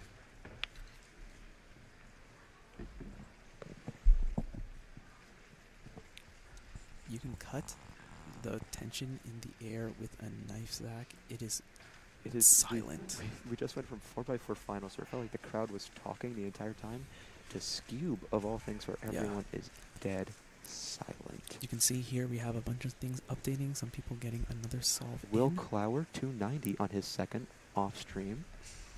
Simon Kellum 168 now. Ash Black getting ready for their next solve. But we also have Dominic Radici and Carter Kukala preparing for their solves. So actually Simon actually DNF'd that second solve. So he's there just based on single alone. Carter Kukala still the favorite so far, based off of that first single. Dominic Radici here, going up for his third solve. This one looks like it has something. There's that yellow block there. Nice. 1-1-2 for Dominic Radici. There we go. What a bounce back. Ash Black, a 177 on that. This is looking great. This is looking great. All of the top competitors are really seeing getting into gear now. Projected rankings. Simon Kelm 168 currently. No, he has that DNF there. He does have that DNF, yeah. Carter inspecting the scramble. Oh no, just not able to execute. Choppy turning 263. So that's scramble 2 for Carter. So he's a solve behind everyone else right now, it looks like. We see right here Will Clower inspecting on the blue stage. Will currently having a 198 and 290 single. Let's see what Will can get on his third. I see a big yellow block there. Oh no. Pause there, but 288. He seems happy with it. It's good for him. Let's see if we got anyone else solving at the moment. Moving around, just trying to find others as we watch Carter solve. Yeah, you can see a chop. Every 2 or 3 moves we saw a pause there. Simon Kellum, a 156 off stream. We also see Dominic Radici getting ready to start his inspection. And yeah, Dominic 4 to start off, then 1711. He's in the driver's seat. Ash Black, though, still quite ahead, a 170 projected average. Let's see what Dominic can get on this next solve. Long solution, 232, but he's all right with it. He's all right. I mean, his turning looks so good there. I don't know That if there was 230, better. that 232 is counting for Dominic at the moment. Right. And that populates his BPA, 173 BPA. Let's see what Ash can get on this third solve here. 185. That looked, they made it look very casual there. Very, very casual. They have 161718. Simon Kellum, 168 average, still projected in first right now. There are some amazing times going around this Skewb final. Let's see what Carter can get on this next scramble here. This is going to be solve 3. Oh, Simon Kellum actually also up on now. solve This is Simon's 4. fourth. It's going to populate BPA for him here. Carter got 148. Simon locking up here. This is going to count because of that DNF. 537. He's out of it. That is He's counting for Simon Kellum. He is out of the conversation. Dominic Radici still pretty high up there, but that 460 single that he has could count, or can make a bad time count as well. Yeah, I mean, it may bite him back. Replay very smooth there. Yeah, well done Carter. from Carter. Aiden Dincher, the first one to do all 5 solves. 356. Dominic Radici, fourth solve here. 8 What seconds. can Dominic get? I don't see too much in a scramble. Maybe a small block. Solid. 192. 192. He's all right with it. He's all right. That's good. That average is going to give Dominic a 199 199 average. Just snuck under sub 2. We do have other finishers here. Titus Sutterfield with a 283 average. As Kyle both Ash and Zane are getting started. Wow, that was a long solution for Zane. 241. Shaking his head at that. That's going to count too. Ash, Oh, execution error. It's unsure of the alk. 446. 446. Let's see. Still projected. Dominic Radici's 199. Ash Black still has one more solve to go. Projected average of 181. Zane Kanani finishing with a 265 average. So right now, Dominic in the lead amongst everyone who's finished an average. Carter has 2 solves left though. 152, 263, 148. Ash Black does currently have a best possible average that can beat out Dominic Radici, maybe giving Ash some wiggle room in the next solve. Carter Kukala going up for their 4th right now. There's that orange-blue. Both orange and blue are possible. Too long of a solution. Long solution. 264 for Carter Kukala. Yeah, that's not good. That's not good. It's not going to end up counting. At least one of the 2s is going to count now. That one. Okay, well, 263 is going to count instead. So, yeah, that's not great. Not great. Ash is the only one who has not completed an average who actually has a chance at getting first place right now. But currently, still projected is Dominic, at least finished average-wise. It's going to come down to this last solve here from Ash. He's shrugging it off. They seem kind of casual. I don't know if they have any nerves at all. Nerves That's of a good place to steel, be. hopefully. Let's see what Ash can find on this last I solution. saw both red and blue, maybe. Deep breath. Long solution 255 for Ash. 255. That's not Long necessarily solution. bad. Does it do it? No. 255 No, is going to count. I didn't. As we're just waiting for the final results to come in. Carter Kukala does have a sub 2 BPA. 255. That gave Ash 206. Ash Black currently second. I believe that does lock in a podium for Ash Black. All that matters is what Carter is going to get on this last solve. Carter BPA 188. He can still win it here. He needs to make 148 count. At the very worst, they are projected for 3rd place on the podium. So it's really just going to be a matter of if Carter gets first. Actually, I think third. he's locked it in. I think he's going to be on the podium. 226 is the worst. Let's see what Carter's going to get. The last solve of this final comes down to this. We see that red bar there. Maybe an AG2 solution possible, Yeah, based on that that's what I'm position. seeing. Blue bar as well. Let's see what we're going to get here, guys. Lengthy solution by turning 269. That is worst possible average. Carter Kukala is 3rd with a 226 average. He's going to knock Zane Kanani off of the podium. Dominic Radici, Ash Black, Carter Kukala. That is going to be your podium and the North American champion podium as well. Amazing showing. Our 1 and 2 seeds our 2 seed not even making the podium, and our 1 seed on the psych sheet coming in 3rd. Amazing showing from Dominic Radici and Ash Black. Hopefully, we're going to get to interview Dominic Radici. Yeah, man, amazing Dominic. performance this round, last round. Yeah, Dominic, incredible. I mean, the way he was able to come back from, sorry, not come back, but kind of back up the WR2 average that he had in the 2nd round. He was definitely feeling himself. Started off with a bit of nerves with the 4, but then got into position and finished it off. Absolutely. The only solver in that average to get a sub-2 average. Right. Quite impressive from Dominic Radici. Yeah, extremely so. And hats off to Ash and Carter as well. Two very solid averages. Amazing averages. Good nerve control from Ash there. Yeah, definitely. I did talk to them earlier, and they told me they have 0 expectations. And not that they have bad expectations, but 0 expectations. Yeah. So no nerves of steel getting that second I think that definitely average. helped them. I think that definitely helped them because they were calm and casual even with that 4 sitting there to get that 2.55. Imagine if it were worse, right? Off the podium entirely. Yeah. But again, an amazing showing from our Skewb competitors. We are going to be changing up some stuff. We're calling up our one-handed solvers right now for their average. Yeah, so as they're coming up, man, Zach, let's just talk about I'm sorry, this post-lunch. I was going to say, we are rushing through things here because of how exciting everything's been. We apologize for that, but everything that has happened since lunch 30 has been amazing to watch. What is going on, man? This is why you need to tune into these major championships because anything can happen. It's just absolutely insane. Like, anything can happen, truly. Yeah, no, this is just amazing to watch. I believe we are maybe trying to get an interview going, but we are calling up our competitors now for one-handed finals. Yeah, indeed. It looks like he has a bloody nose, actually. We will unfortunately not be able to interview Dom. But, dude, I don't blame him. I don't blame him. Like, he's the North American champion. Maybe showing how hype he got winning that. We are going to transfer commentators. It's been wonderful casting the Skewb final with you all.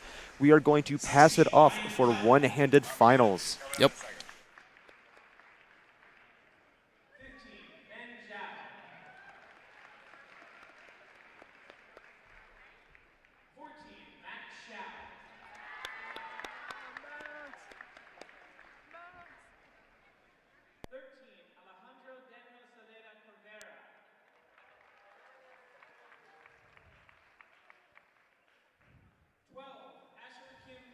We just had Skewb final. I'm here with Dominic Radici, who is our North American champion. Dominic, you won. You have a bloody nose. You're like, so much is going on. How are you reacting? I'm feeling really good. You know, I started with a 4.6. I missed one looked at, and then I clutched it up after that. I'm so happy. We had Luke Garrett on the stream yesterday. He said, don't sleep on Dominic Radici. There are a ton of people cheering for you. So happy for you. What message do you have for all those people? Just thank you to everyone supporting me. You know, I don't think I'd be able to do it without everyone helping me out. Awesome. Thank you, Dominic. Congratulations, North American champion. Soak it all in, sending it back to the booth. Thank you. Thanks, Alyssa. That was Dominic. We're moving on to 3x3 one-handed. This is going to be a lead horse and a lot of people trying to catch up to him. Absolutely. Not to say those people trying to catch up can't catch up, but I think Max is a dominating favorite in this event. Not only is he the first seed coming in by almost 2 seconds with an 8.87 average going in, we also have one of the most consistent one-handed solvers of all time.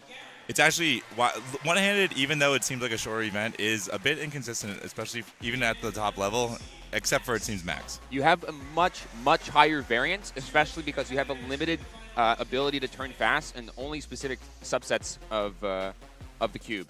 Right. So with 2-gen, you can solve extremely quickly, and you're rivaling two-hand times, your standard 3x3.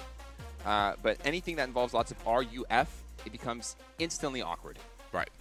Those algs, the worst, for example, the last step up in 3x3 with 2 hands, the variance is best algs 0.5, the worst algs 0.9. Yeah. For one-handed, that's a much bigger difference.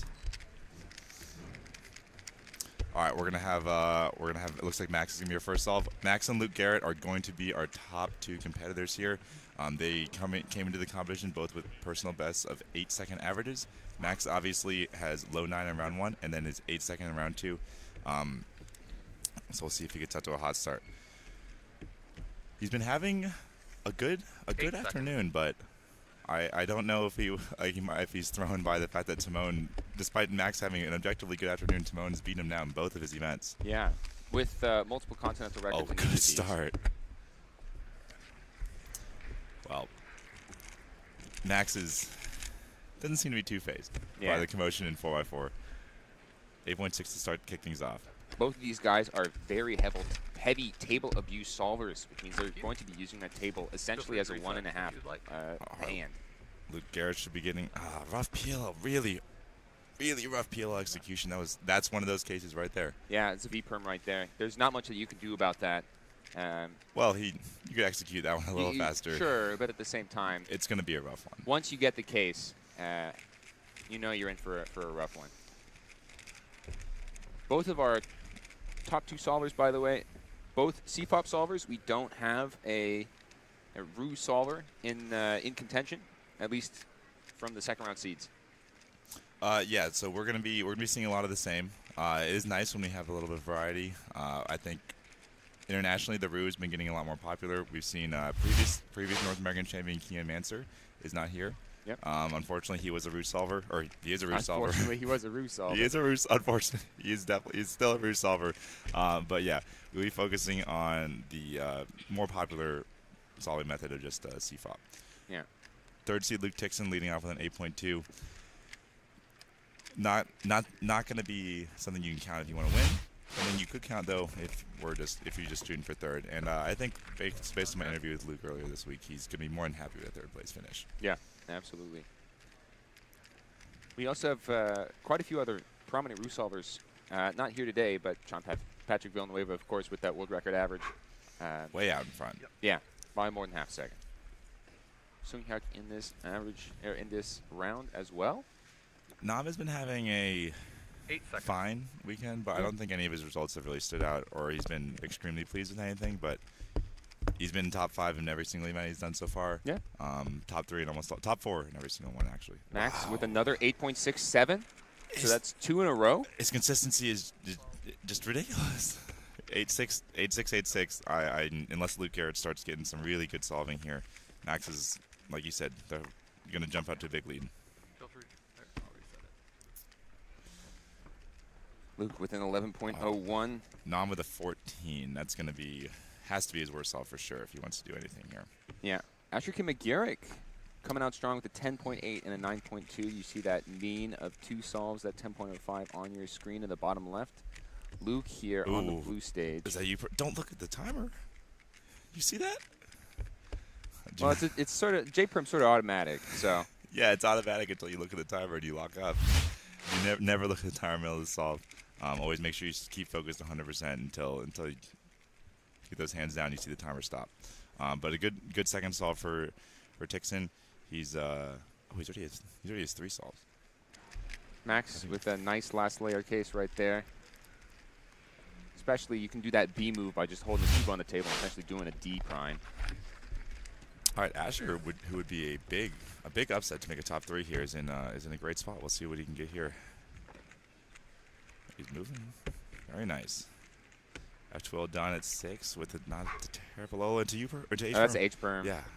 A lot of moves, but it is much safer, as you said. Those 2-gen just R and U moves. A lot of them, but unlikely to be making large mistakes. Yeah, the problem with that H-perm is that there's a ton of R2s and U2s, and double turns are extremely tough on one-handed, especially if you got 2 different axes doing double turns. Max with 3 sub-10s. Yeah. Right now. Max only needs a 11 flat to secure a sub-10 average, which based on Luke solving right here. All right. Well. Nothing is over.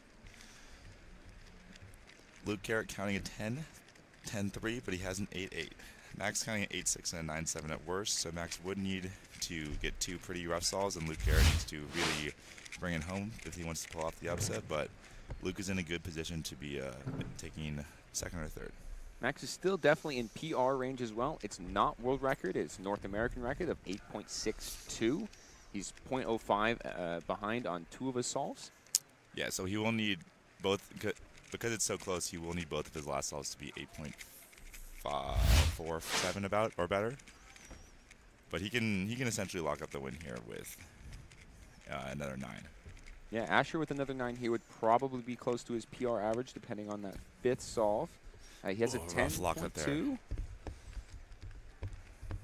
Oh, and as well.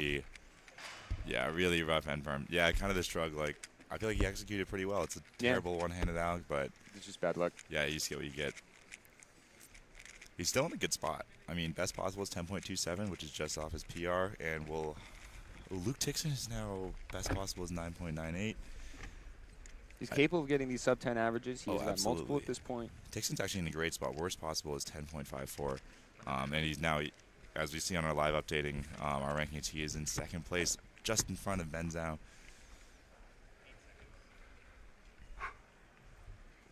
Although this is a rough solve. All right, and we have Max Park here. He is looking to, I mean, Luke Garrett has 2 solves yet left, this is but a decent white cross. He's switching to yellow at the last 12 second. seconds.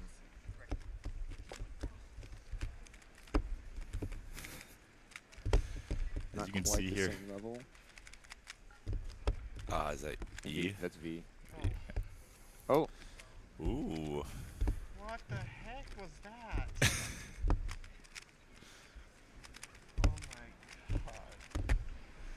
I think Max said an accurate statement there. Oh. Both of our top 2 seeds having rough 4th solves. Luke was actually, as we cut away from Max and getting his 20, Luke, I think if he'd finished executing that properly, would have been, it made things a little more interesting here. Would have been in a good spot. Luke Tixon on the side stage, finishing up on one of the side stations with a 13.31. That's worst possible average of 10.54. So that leaves things open for Max, open for Luke, and then also open for Asher Kimagaric. Yeah, based on what we're seeing, though, I have a feeling that Luke Tixon might be slotted into 3rd place. At the very least. Oh, yeah. Luke Garrett is, Max is worst possible, obviously, extremely bad with that 21, but, oh, no, Asher. Oh, that would have been BPA. That would have been his 10.27 average. Unfortunately, he's going to get dropped down to... It's going to be a low 10, or a high 10 average. Yeah, it's going to be, unless Luke Garrett, he's going to, he'd have to bump Luke Garrett. It's 10.88 average. It looks like he might have +2 out of the podium here. Yeah. We'll have to wait and see, though, what Luke Garrett finishes in. And then, obviously, the 1% chance that just happened to Max, if anything crazy happens again, you never know what's going to go on. Yeah. And you can tell Max is a little frazzled there after the mistake on the V perm in solve 4, so... He's looking at yellow right now. 8 seconds.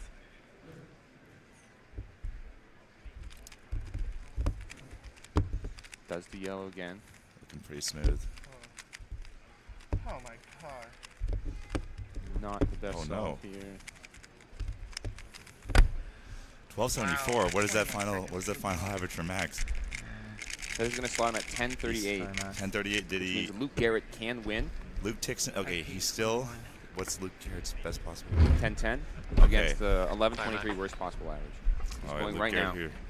I'm not sure if he's aware that the win is on the table, and yeah, that's not going to be it.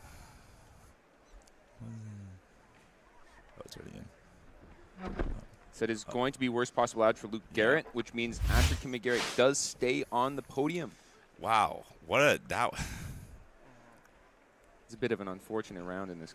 Yeah, very unfortunate round for a lot of the competitors. Even I think Luke Dixon's probably the only one who had a clean average. Yeah. Like Asher, I'm sure will be happy to get 3rd, but you know when you have that +2, that completely. Oh my God, he would have won. No, he wouldn't have. No, I don't. It would have been. Oh, I think he might have. It would have been 10.27. So Asher did +2 out of North American Championship. Oh my, that's gonna be the most bittersweet 3rd place because he's obviously we told him before the round you're gonna get 3rd place.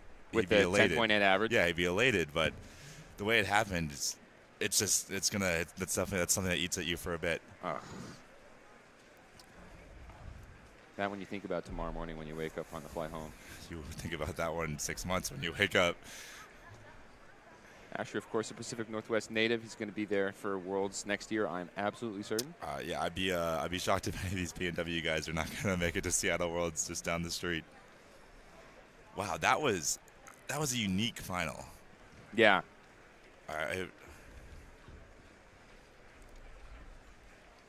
Okay, awesome. We are on deck with Luke Tixon. He's going to be up here in a couple minutes. He's probably the happiest person after that round, second place behind Max. So we're going to send it over to Alyssa. Yeah.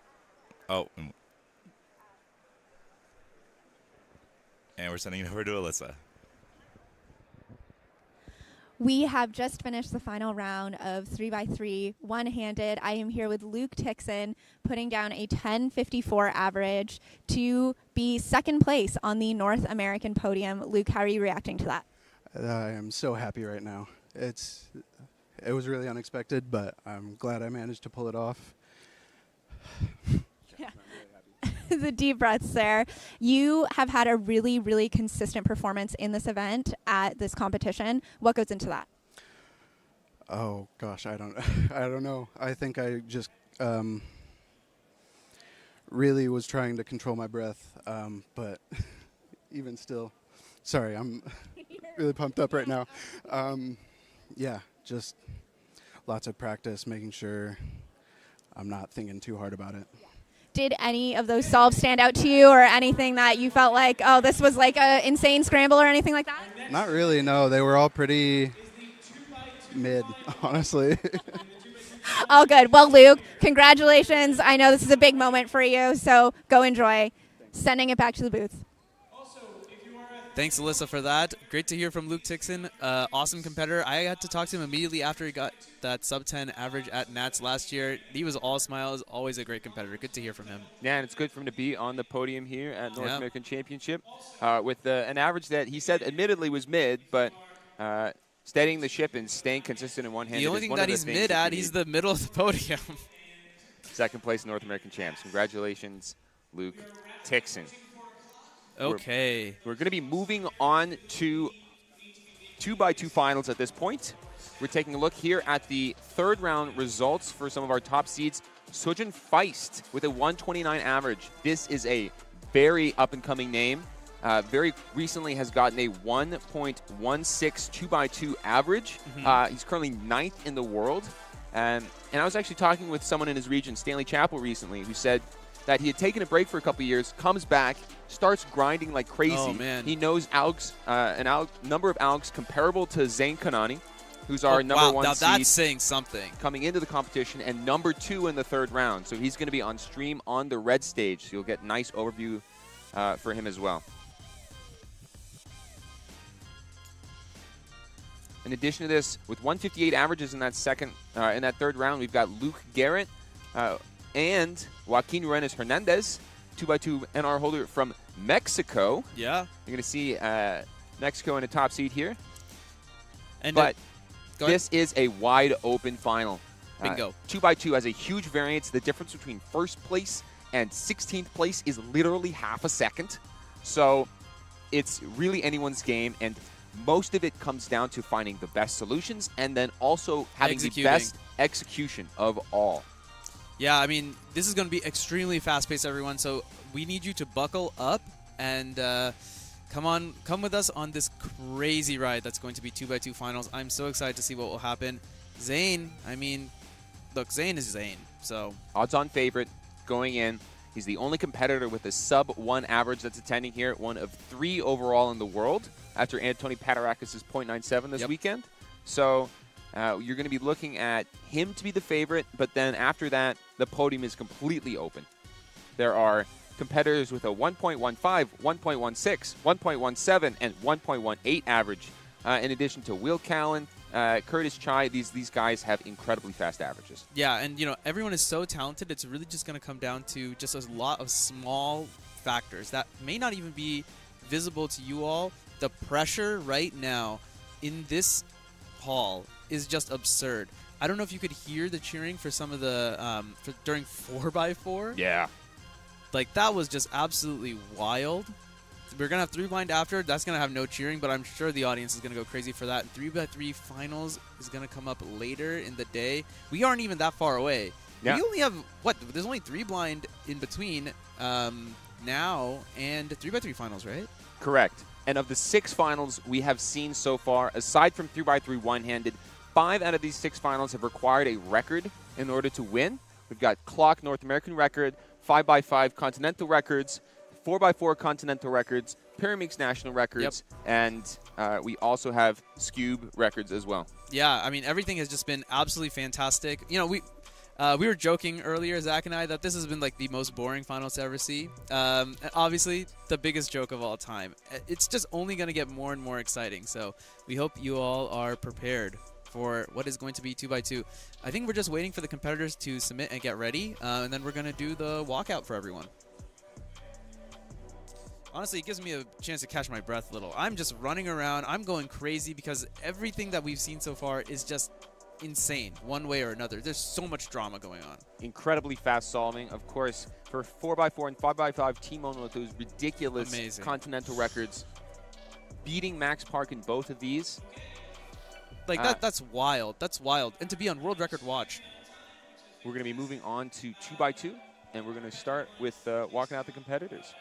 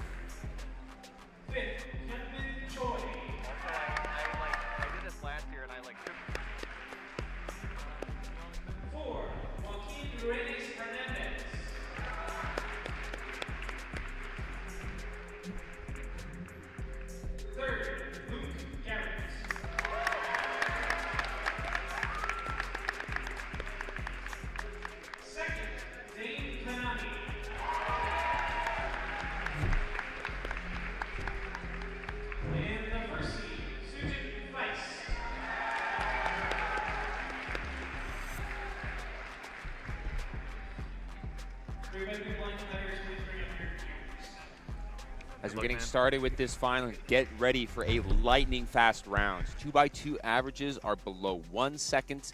Everyone single in the top 12 seeds of this competition are sub 1. Yeah, it's going to be back to back to back to back. So buckle up. Sujin getting his cube first.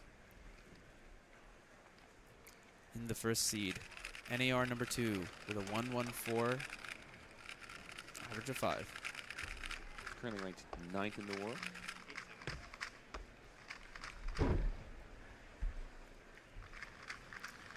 All right, Keaton. Yeah, we're gonna have to try and catch up.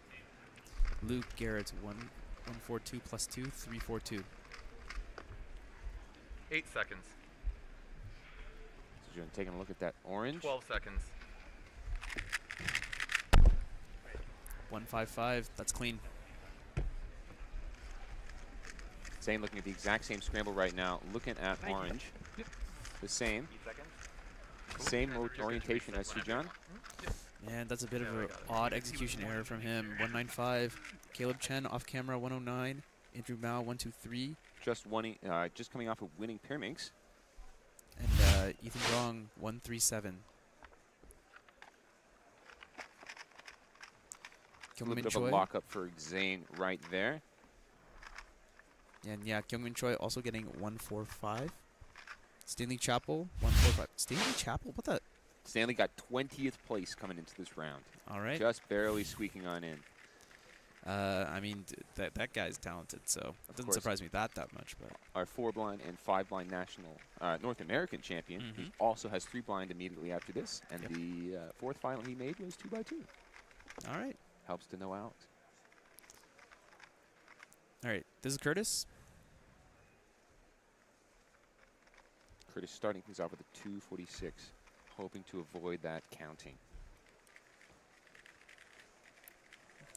127. That's a really good comeback. Literally half the time of his last solve. You stole the words right out of my mouth. Kerry Creech, 135.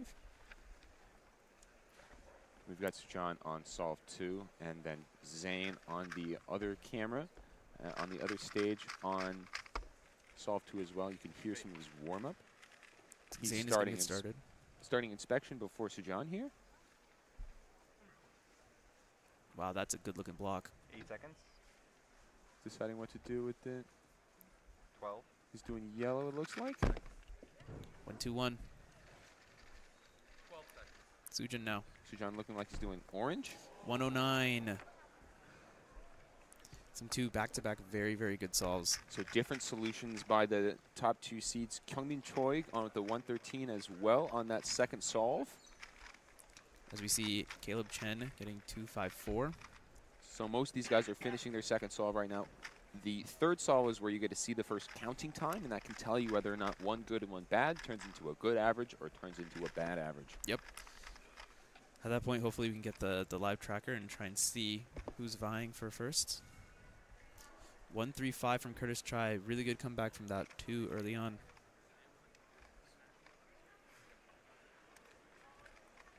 Kerry Creech starting solve 2 right here. Or solve 3, sorry. Oh no. Did CLL but did not have the first layer done. 468.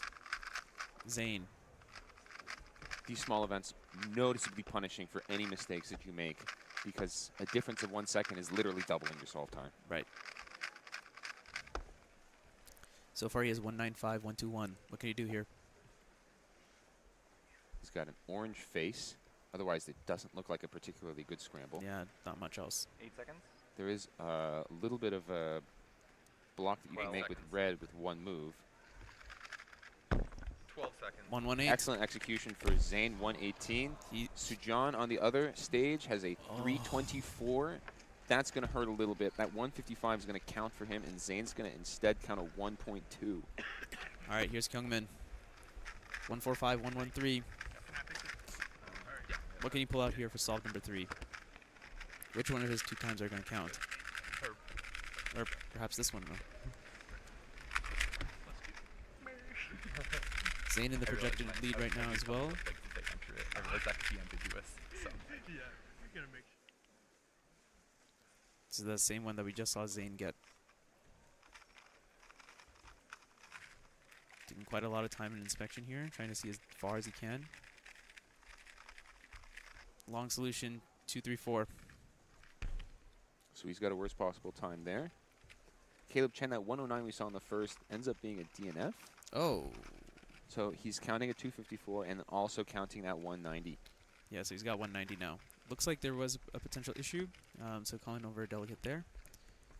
Once we figure out what that is, we'll let you all know. We've got Sujan about to start inspection. Kind of calming himself down, doing a couple turns, making sure he's accurate. Wow, that turning looks so good. It sounds really, really good. I'm ready. Looking at green instantly here. Potentially. Yeah, I think he seems like he's going to stick with green. 12 seconds. Does do that. Does have bit of a pause. Does have the 2 look there, so he's got a 213 in that solve. That is going to be counting as well. So BPA is only going to be about 1.5. hear some Okay, noise you're from good the to crowd reset. right now. We see Zane with the 274 as well. So things are fairly open. Too flat for Curtis. He's in the conversation too. I think that's Curtis's 5th solve. That's his 5th. He's So not he's going to gonna WPA. He's going to get something in between now. So 1.6 approximately is going to be the... Sounds right to me. Quinn Maloney, DNF on that last solve, 192. He's in the lead right now out of everyone who has completed an average. Yeah, Curtis tried 166. All right. So now Curtis takes over that lead. This is like such an exciting experience, bro. Oh my god. Okay, so this here is from the mobile camera. This is Michael Nielsen. 182, 129, 130 to start us off. So he still has the potential for a very good solve right here. If this is best solve, it looks he'd be looking at an average that would be WPA better than Curtis Chai. Yeah. A lot riding on this one.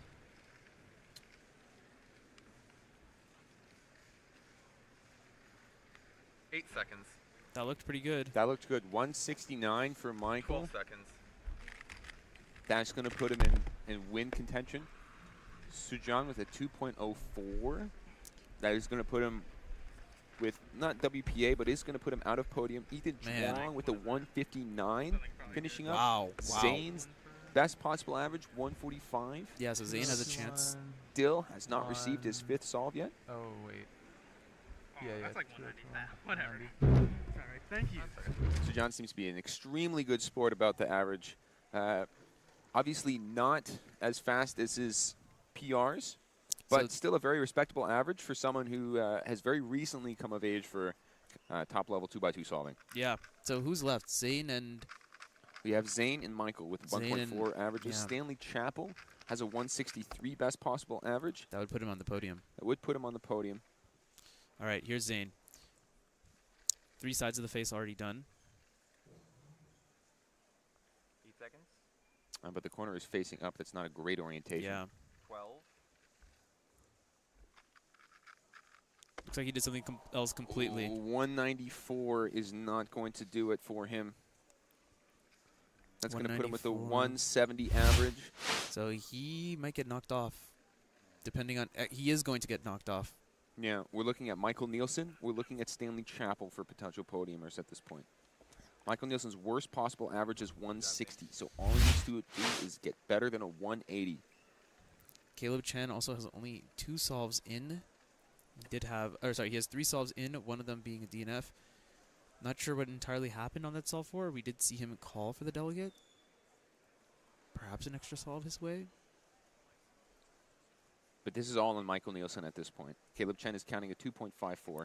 Yeah, he's basically out. Joaquin Urenes Hernandez, 1.6.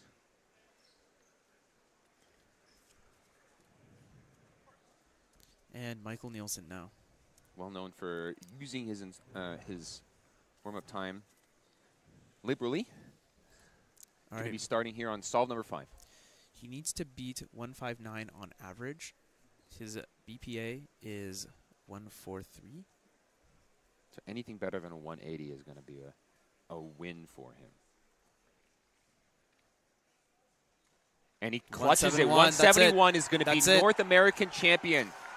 That's it. It's him. He's the man. Michael Nielsen has done it.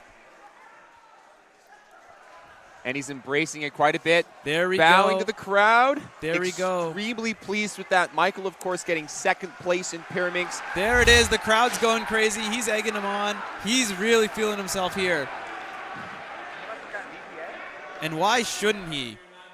To back yourself after all that, he needed. It's not like he needed a free time. He still needed to get a sub-2 single. Needed to get something better than 1.8, 1.71. He must be on top of the world. An excellent average from Michael Nielsen. He's going to be North American champion for 2x2. He's 2nd in North America for Pyraminx this time. First among Americans, but of course Andrew Mao getting that excellent Canadian national record in Pyraminx. Exactly. So right there, right on Keaton's left shoulder. Well, that's where it all was. But he is the North American champion now. That was an exciting 2x2 final, Keaton. Yes, and we're going to be moving over to Alyssa, who's got Michael Nielsen live for an interview. All right. 2x2 finals just wrapping up. I am here with Michael Nielsen, who is our North American champion in 2x2. Michael, how are you feeling? Well, first off, shout-outs to my Nana. She's watching at home. I love you, Nana. I'll see you soon this week. Shout-outs to the rest of my family, my friends, my family in North Carolina. And check this out. I got the Rubik's Cube. I got the socks on. We got socks. Michael, you are known as one of the most electric solvers. Speed events are your specialty. Talk us through, what did you see in that round? What did the scrambles look like? You know, I got real frustrated. There's some people who didn't want to see me win. I'm not going to name names. They know who they are. I'm seeing you.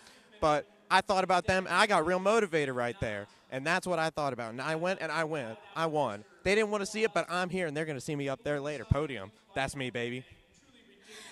You are the reigning Pyraminx North American champion. Did not defend that. Does that make this just a little bit more sweet? You betcha. Michael Nielsen, our 2x2 North American champion. Michael, congratulations. Thanks so much. Back to the booth.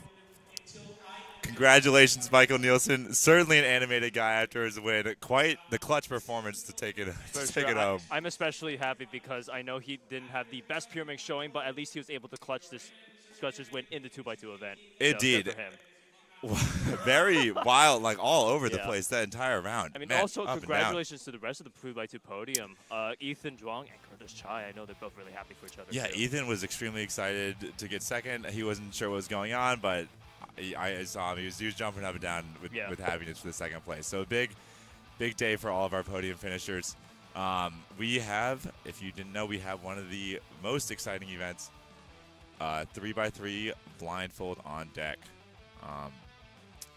So what are we looking at here? We're looking at, so again, blindfolded solving is one of those events where instead of taking the average and determining your win, you're going to be looking at your best possible single. So these guys will just need to pull off some good solve in order to get a good time in there. So looking at the results from the second round, we have Charlie Eggins, Elliot Koblansky, Tommy Cherry. Top 3 seeds are definitely in contention. All of them really had a really close time, really close to each other here. Yeah, what is notable here is that, wait a second. Why? Oh, it's just 14-4 for Charlie, actually, on this round one. Gotcha. What's notable is that a little bit probably of something unplanned to Tommy. He started out the second round with double DNF. Yeah. Which is a little, like, even, I mean, he's world champion. He got 3 14s in the world final last year, but no matter who you are, you get that double DNF, and you're thinking about it in the back of your mind. Your mentality is going to be completely different in that third stage. Like, if you miss that last solve, you're out from finals. Oh, so you're done. I mean, it's not a very common occurrence, but it has happened to favorites before. Yeah, I'm impressed because we were doing an interview yesterday, right after semis happened, and right after he did this clutch 1633 solve, and yeah, he said he definitely had to safety that one, and for him it's just going a little bit slower. I mean, safetying a 16, that's crazy. You're right, but you can't get out of, you still need to, you want to be safe, but you can't get out of that normal mindset. Like, if you just start going really slow, it somehow, like, it'll throw you off, and you might even be less success rate, or a lower success rate than you normally would going fast. For sure. For him, it's just going a little bit slowly, making sure every letter pair he memorizes sticks, and just making sure he can get into the next round. So, again, it's really anyone's game here for the finals. Looking at some of the non-top 3 finishers, we have Liam Chen, who got his PR single at Worlds last year. So definitely not someone to sleep on. Definitely in contention for this podium here. We have Graham Siggins, of course, a podium in big blind here, and winning multi-blind. I was going to say, winning multi-blind, definitely not, 3 blind is definitely not a specialty, but he solves a lot of 3x3 cubes blindfolded, and he's still quite good at it. Yeah, I'd say definitely watch Graham. Maybe not the favorite to win this, but of course someone else to watch for. Noah Swar, who came in second in Nationals last year in Pittsburgh, didn't have the best showing there, so we're going to see if he's able to redeem that himself last year. Yeah, and then also a little farther down the list, you have Stanley Chappell. He had 22.47. Then DNF in the second round. Probably got that 22, knew he was safe. Went for just went for the blitz, and you know, it doesn't always work out. But winner of 4 blind and 5 blind, and quite an accomplished 3x3 blindfolded solver himself. Similar to Graham in the sense that he doesn't specialize in this event, but obviously there's a huge amount of overlap with the events he does specialize in, and so he's extremely talented here and very capable of making some waves if things work out in his favor. Of course, yeah. Stanley can definitely pull off something. I know Elliot also placed pretty highly on the at the Worlds last year. Didn't have the best final showing. I think just got the pressure got to him and didn't have the best showing there. Yeah, dude, is it possible? Do we have the Worlds? Okay, we are 3x3 blind is a quieter event, so we're not going to be doing commentary during walkout. We're going to be kind of going to golf mode for this one, but we'll be listening to the announcements here.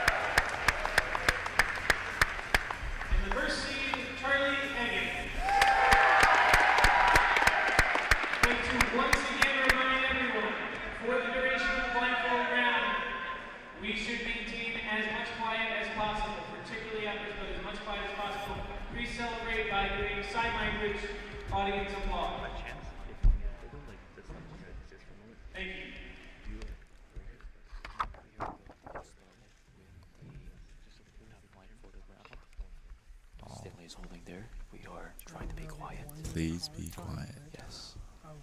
Alright, we'll be getting started soon here. I think the interesting thing about the blindfold of the event is that a lot of these guys, they don't use a lot of mental prep. They just go into it.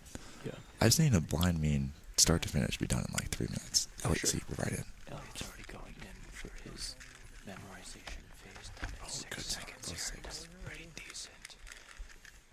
Oh, a little bit of a luck up there. Just looking for a nice success to get things started. 1686, not bad. Not a bad start at all. You don't know what's going to happen. You don't know. So also, if we're not aware, blind is actually a very scramble-dependent event. Oh, Charlie, this is really good for Charlie. 15-20 for Charlie. Yeah. And so, with blind being a best of 3 and relatively scramble-dependent, sometimes it comes down to who does the best on the easy scramble. And you don't know when one of those are going to come. Usually the scrambles are of similar difficulty, but there's no guarantees.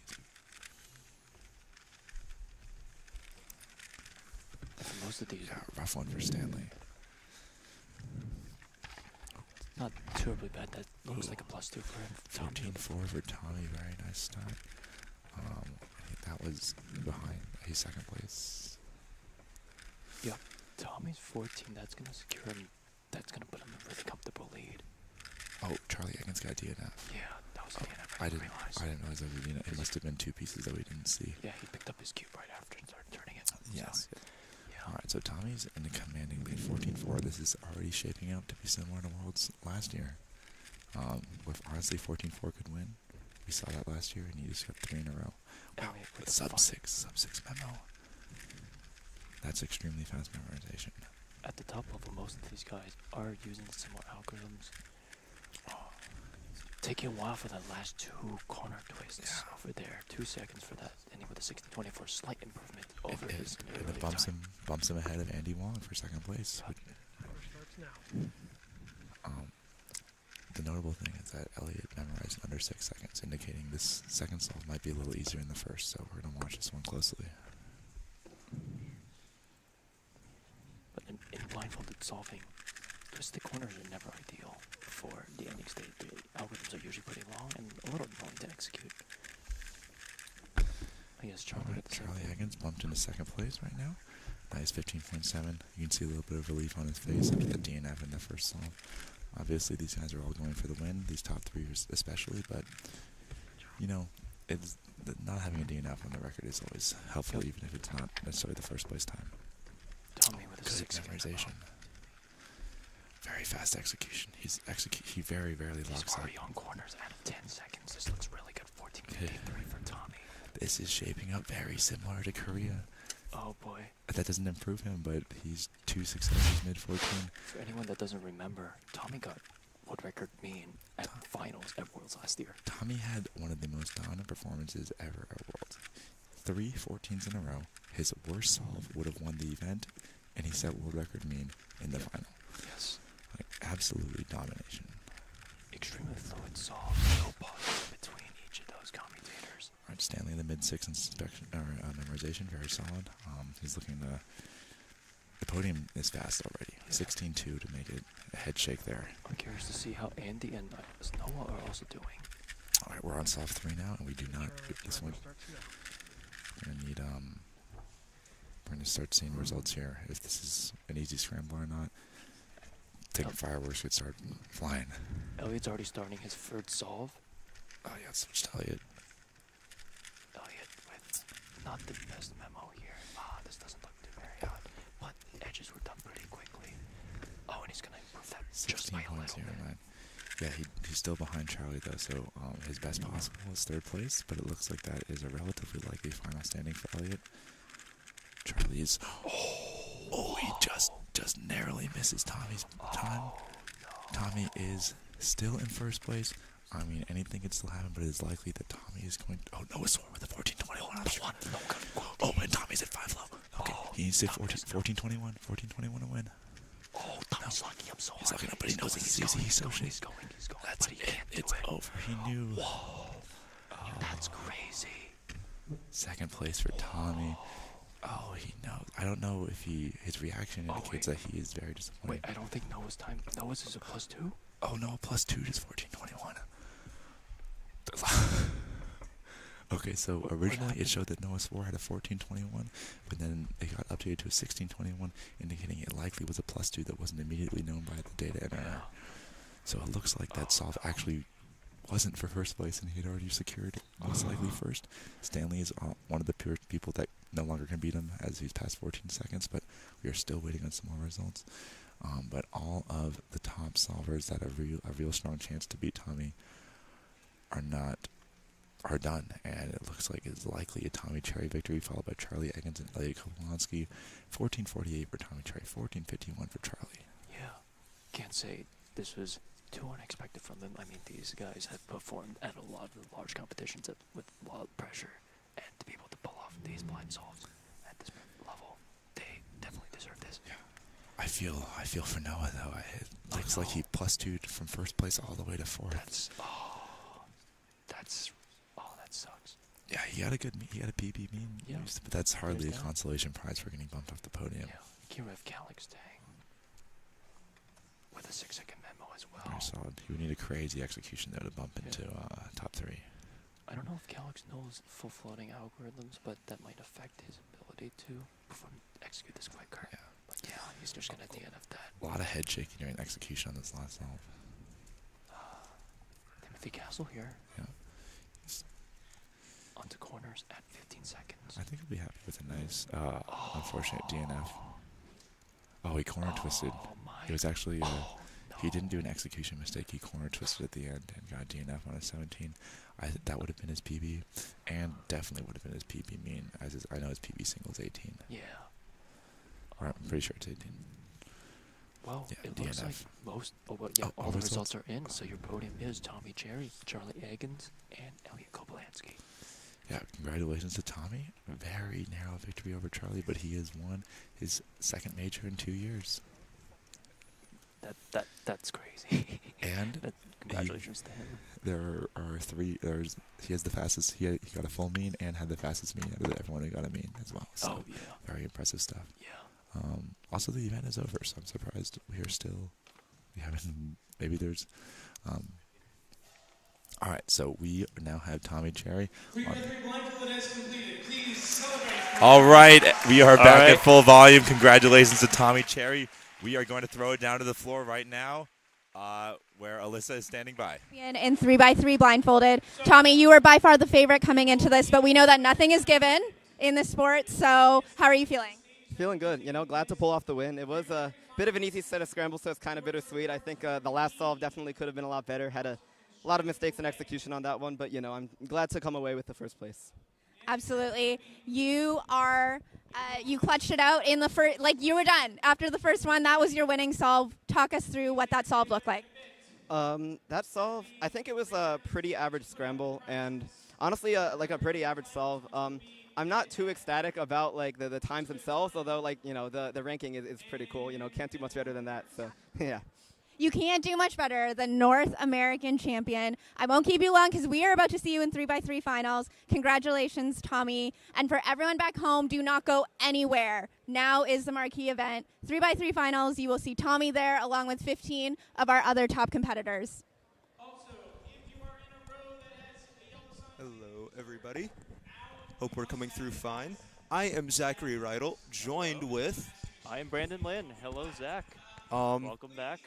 It has been quite the Sunday, hasn't it, Brandon? Oh, yeah. I've been back. It's been back-to-back exciting finals. I don't think any of those, all those finals were just full of excitement. And I'm not even exaggerating here. It's every single one was a nail-biter. Oh, absolutely. I know for sure, even though I'm not competing in any of these finals, my heart is racing right now. I'm out of breath, and I'm sitting down. I can only imagine how you guys all feel at home. Yep. Let us know in chat where you're watching this stream from. Maybe we have some people outside of North America tuning in, but if you're within the North American region, I'd love to know where you all are from. Yeah. We are doing some quick setup on our end to get ready for 3x3 finals, which is going to be in a head-to-head format. We are going to see the 16 and 15 seeds, and then 14, 13, all the way up to our top 2 seeds compete head-to-head against each other to crown our North American champion. Yeah, and every solve is going to be super intense. You're going to be the only one solving up on that stage one at a time while everyone can be watching you. So, taking a look at these, at the 9 through 16 standings here, well, okay, now we have the 1 through 8 standings. So let me go through these. We got a stacked lineup here. We got Timo, who popped off with a 502 average in the 3rd round.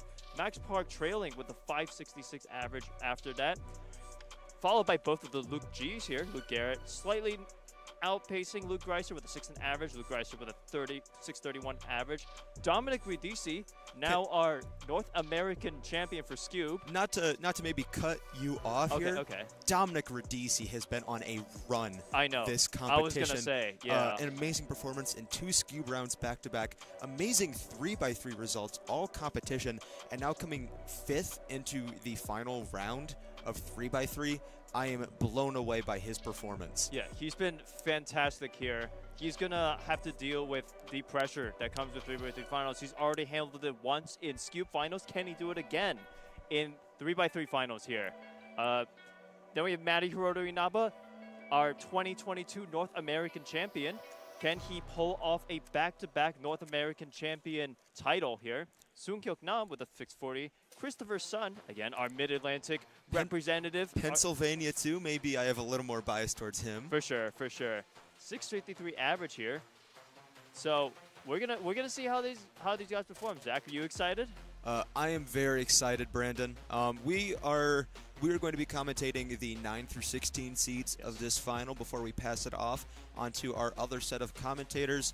But let us all take a moment to kind of just breathe in and acknowledge the amount that we have seen since we have started the final rounds today since lunch. Starting off with clock finals. Amazing to watch live. I got to commentate with our guest commentator, Stanley Chappell. Yeah. How did that go, by the way? Clock. I think Clock set the tone for what we were expecting here in finals at North American Championship. We saw an amazing showing back and forth between so many competitors. If you're able to pull up our podium again, it wound up being... obviously, I know who came in first. Brendan Dunnigan with a 3.2. Yeah, you can all see it here. Thank you, production. 3.20 average, a counting 298, 315, 346 from Brendan Dunnigan. Insane nerve control on that average. We did see him come third place at U.S. Nationals last year, so awesome to see some improvement on his end. We saw Dilshan Sadhu, our Canadian representative, in this podium with a 358 average, counting 319, 326, 347. Amazing performance. As well as Eddie Artsy getting his revenge from U.S. Nationals 2023. He came third place until Brendan Dunnigan finished his average, tied Eddie, but beat him by single. So Eddie getting his redemption, getting his third place here at North American Championships in clock. Getting also, that well-deserved title for sure. An impressive showing there as well from all of our other competitors. Reed W. Richardson, Jaden Lin, Volodymyr, Elijah Ackerman, Alex Pohak. Really a nail-biter of a final. And that was just the start. Yeah. Brandon, we had...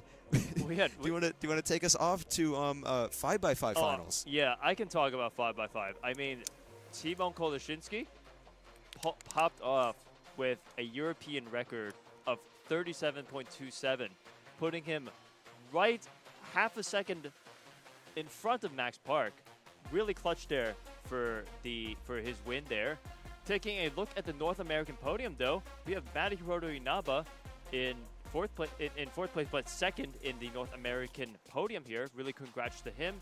Christopher Sun also sneaking in a third place North American podium finish as well. And quite close between Maddie and Christopher for that fight for second and third on the North American podium. For sure. And I believe that you mentioned that this is Christopher Sun's first North American podium, so huge congrats to him. Pyraminx. Let's take a look at Pyraminx now. Pyraminx, we saw an amazing performance from Andrew Mao with a 1.92 Canadian national record average. A huge showing from the Canadian competitors here at this competition. Maybe getting a little overshadowed by America in some aspects, but they held their own in these championship finals. Andrew Mao, again, holding on to the nerves for that 192 average. Second place, our North American champion for 2022, Michael Nielsen, with a 1.95 average, as well as Marcus Kamen with a 2 flat average. We did see some amazing showings from Keon Wilson, who also had a very good performance at U.S. Nationals last year. Simon Cullum, Kyle Mead, Trip Peters, Kerry Creech. Overall, a nail-biter of a final, again, going back and forth in between our competitors. For sure. I mean, huge congrats to Andrew for being the representative of Canada for taking the North American champion here. Moving on to 4x4. Honestly, if you remove the word 4x4 and the times, these look very similar. Timo pulling off another European record here with his 1983, his first sub 20 average, right in the finals. Yeah, the third ever, or the third person to ever break the sub 20 4x4 barrier. And within just a week of the last one is amazing work on Timon's end. I was able to watch all of that live, seeing that 17 count. The crowd was electric. Oh yeah, I was watching and I turned around and there was a 17 and everyone just went crazy. Going through, we do see Max Park in second place with a 21.71 average. Madi Hiroto Inaba in third with a 22.56 average. Songhyuk Nam in fourth with a 23.4 average. And Ari Randers Persson in fifth, rounding out your North American podium of Max, Maddie, and Ari with a 24.87 average. Huge congratulations to all of our podiums, North American and not. For sure. Let's look at the next final. Let's go through the finals. Skewb. Oh, Skewb was intense. The last solve really came down to what Dom was going to get, what Carter Kukala was going to get on the last solve, and Dom pulled off a 199 average. He only sub 2 in this in this finals to secure that title. Amazing job from him. Ash Black with a 206 average to secure second place. Crazy performance. No, like almost out of left field. Everyone, I saw a whole ton of predictions and on Discord and social media and all like that, and it was just the same 3 names over and over again. Yep. Ash Black, dominant performance, sneaking their way into second place ahead of our 1 and 2 seeds on the psych sheet. For sure, yeah. Carter Kukala still managing to get that third place title. And really, congratulations to everyone here. Zane, unfortunately, not able to secure that top 3 spot, but still did pretty well with a 265 Skewb average. Now we are moving on to 3x3 one-handed. This was an interesting final to watch. We watched our podium, our top 3, all get a not the worst possible average, but maybe not end their average off so strong. We saw Max Park with a 21 single, and then counting a 12 immediately after, still winning and being our North American champion, but maybe a weird send-off going into 3x3 finals as he wasn't competing anything else the rest of the day. Luke Tixon, second place in North America and on the podium with a 10.54 average, an amazing showing. And Asher Kim Majerick with a 10.88 average there as well. Yeah, it's worth noting that last solve, 11.06, was also a +2 from him, and I believe if it wasn't +2, he would have won. So, it was a unfortunate from him, but he still managed to secure third place in the end. So, good for him. All right, and from 3x3 one-handed, we are now going to go into. Sorry, there's an announcement coming through. We're going to go on to 2x2 finals. 2x2. If there's one word I think I have for this, it's unpredictable. Seeing Michael Nielsen, our former North American champion in Pyraminx, somehow sneak his way into first for 2x2. An incredible showing with a 157 average. Michael Nielsen, your new 2x2 North American champion. We also see Ethan Zhuang in second place with a 1.59 average, as well as Curtis Chai in third place with a 1.66 average. It's maybe worth noting for the stream that Ethan... Yep. Yeah. It is worth noting that Ethan Zhuang and Curtis Chai are best friends, so that's quite wholesome to see on the podium. We're going to go on to our 3-blind podium next. 3-blind podium, but 3-blind was also crazy. I mean, Tommy Cherry secured that first place finish with a 14.48 solve. Charlie Eggins and Elliot Kobolansky also ending up on the podium here with 14 and 16-second solves as well. On the topic of unfortunate +2s, though, Noah Swartz 16.21 single was a 14 +2, unfortunately, which would have won with the fastest single. Still quite an impressive feat of mental focus to watch through. Incredible showing from all of our blindfolded competitors. For sure. And with that, that's all the finals, and we've only got one remaining, and that's 3x3 finals. So, again, we went through the top 8, but we're going to go through 9 through 16, as that is what Brandon and I are going to be commentating on. Again, these competitors are going to go in pairs of 2. So, first and second, third and fourth, fifth and sixth, seventh and eighth, so on and so forth. Here you have 9 through 16th. There are some big names to look for here. Ryan Pilot, Brendan Dunnigan, Silas Brault, Tommy Cherry, Brennan Lynn, Kyle Santucci, Samir Agarwal, Brian Johnson. Some amazing 3x3 solvers here in this final. Any names strike anything in you, Brandon? Do you have any predictions from any of these guys? I mean, I'm just looking at like what I saw from last year. Kyle Santucci came in third at U.S. Nationals, so he is definitely capable of pulling off something in these finals, and is no stranger to this kind of pressure. Worth noting, Kyle and Brennan, two of the Canadians here, are going to be competing side by side at this North American Championships. I know she won't be commentating. She'll be doing some on-the-side interviews. Alyssa Esperaz is going to be thrilled to see that matchup, I am certain. Yes. Our Canadian representative on the commentary team. Yeah. Otherwise, it took a 7.21 average to make it into 3x3 finals. An incredible feat that only 16 solvers were able to meet. Very impressive showing in that 3x3 semifinals. Brandon, let's take a deep breath. This is right. We're going to be going in for the long haul here. We're going to be here, I think we're scheduled an hour and a half, hour 15 minutes. Yeah. Not us, but the head-to-head finals as a whole. I am thrilled to see it. We are seeing North America's 16 best 3x3 solvers all competing for a spot as #1 in North America. Yeah, they're all going to be vying for that podium, and most of all, that one North American Championship title, the North American Championship for 2024. And I do want to take this moment to also thank everyone that's helped out with this competition. For us, especially the production. I was going to say, the unsung heroes of this all. We have our production team to our right. We don't have a camera on them, unfortunately, but I promise they are all hard at work, not smiling at all in any of our comments. They're working hard. Maybe we can get the mobile camera on them.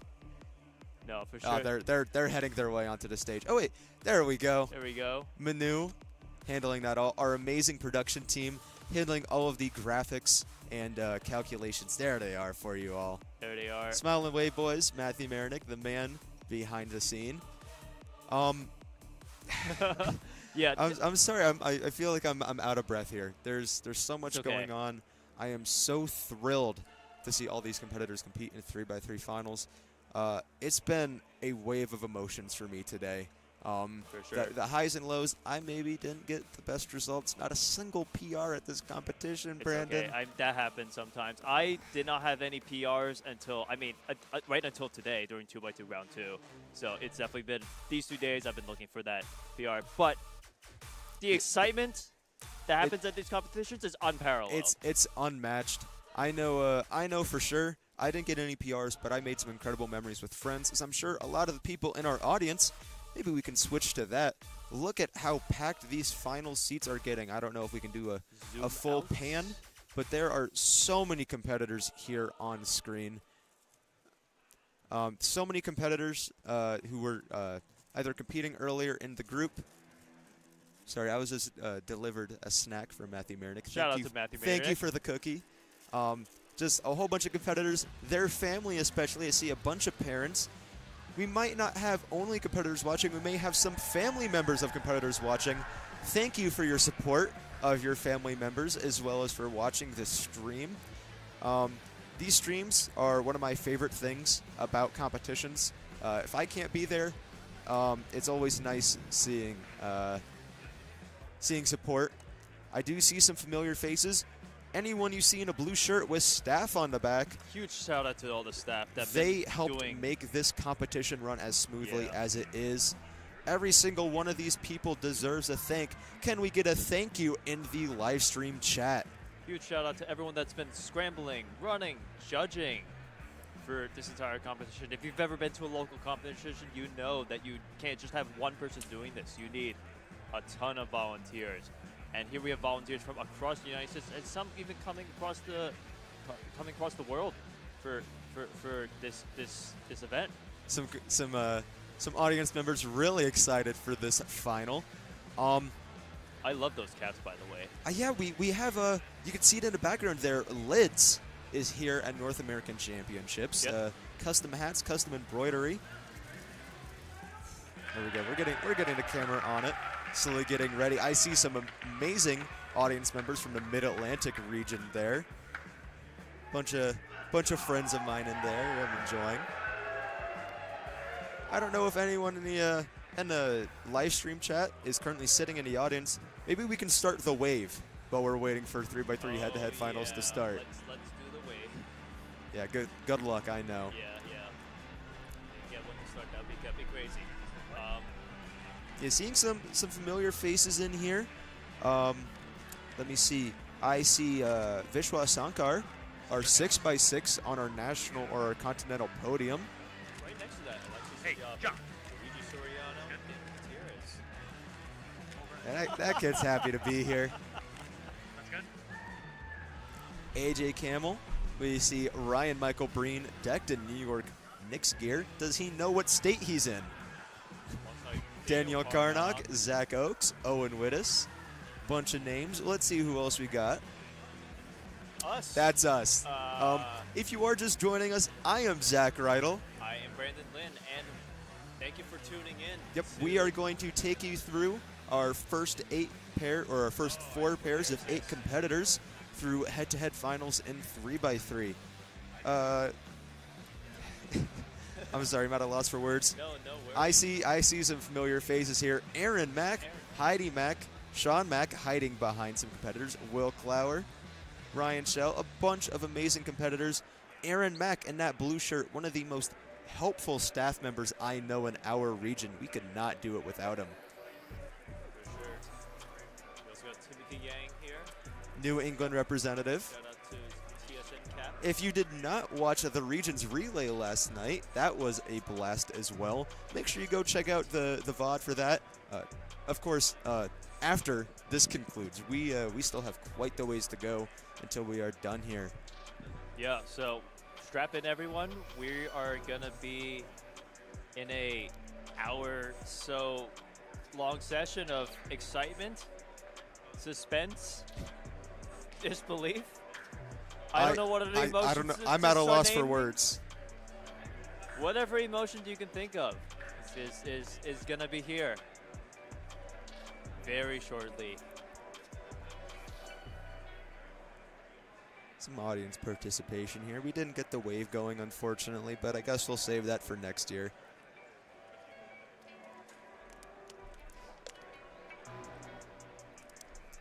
All right, and well, Zach, who are you predicting to take this? Well, I guess not only take the title, but also the podium. So we do have, if we can pull up our top 8 seeds as well. We have, let's see if we can get those pulled up for you guys. There's a bunch of big names here again competing in this final. We have Luke Garrett, Luke Greiser, Timon Kolesinski, Max Park, Dominic Radici, Matty Hiroto Inaba, Song Hyuk Nam, Christopher Sun. Any of those names really can pull off something amazing here. Though, if I had to bet any money, I'm going to say Luke Greiser is going to be your North American champion. He's been putting in so much work. He is so deserving of a great result now. He had an amazing showing at North American All-Stars, as well as some great averages in the rounds before. I'm excited to see what he has. Not to cut off your prediction short, Brandon, but we do have an interview with Schwan Park, father of Max Park. So we're going to pass this off to Alyssa, where she is going to take us away.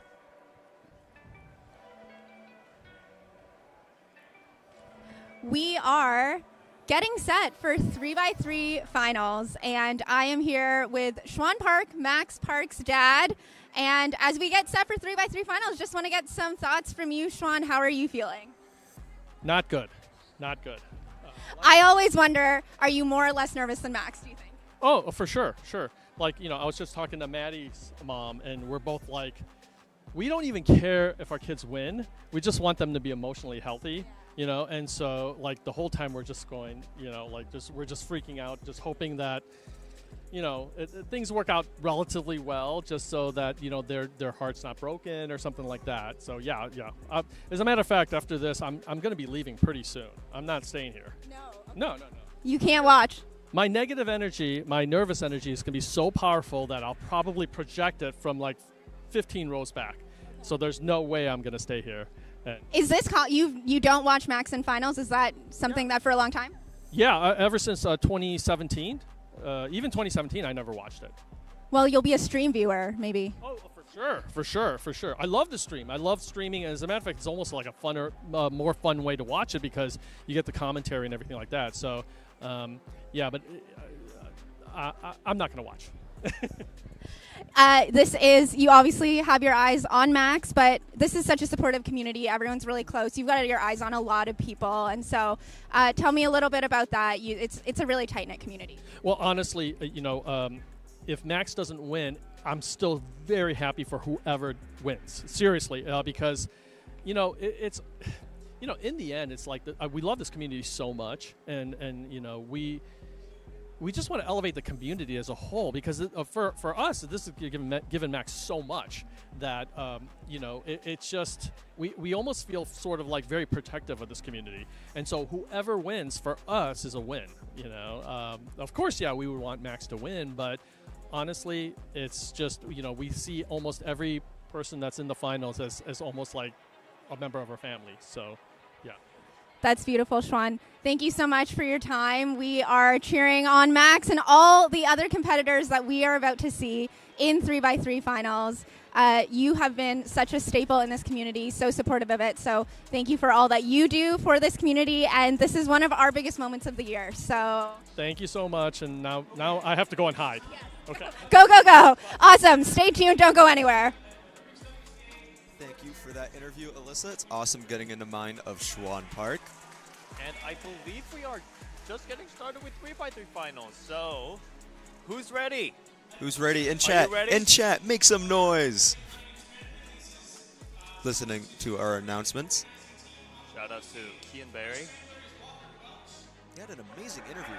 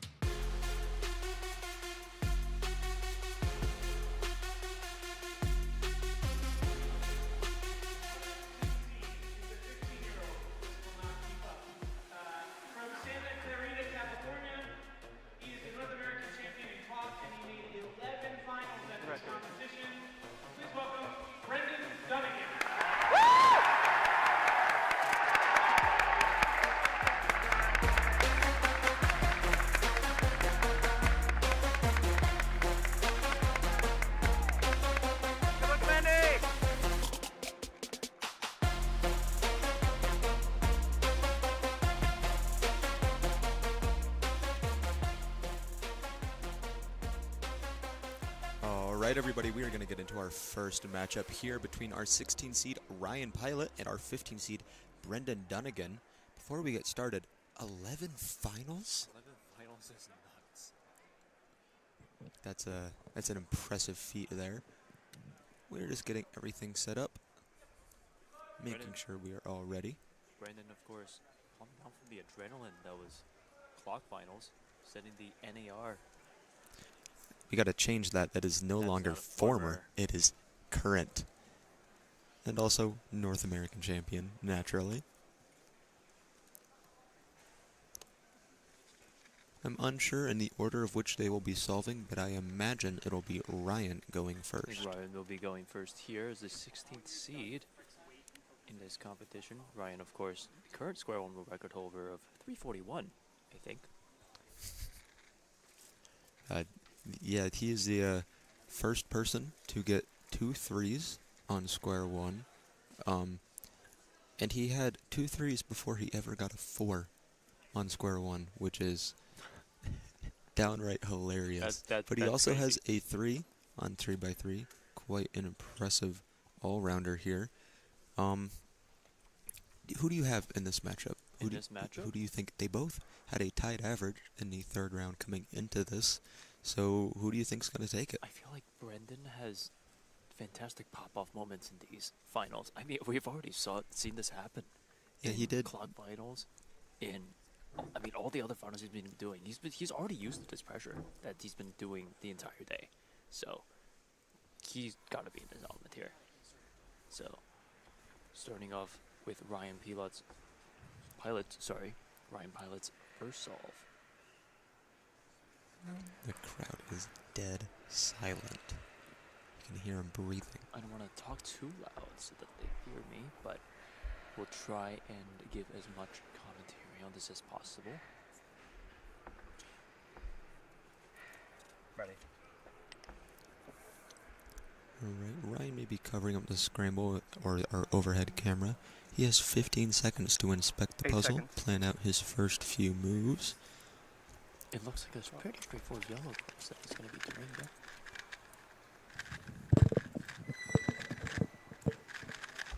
Nice transition to overload over there for Ryan. Ending with a 7:05. Quite the fast time. It is faster than his average from semifinals, so definitely a good start. Now we're going to see Brendan Dunnigan. Brendan, an amazing all-rounder and still very new to cubing. Seeing this yellow cross. That yellow cross does look pretty neat over here. But He he is exploring his options.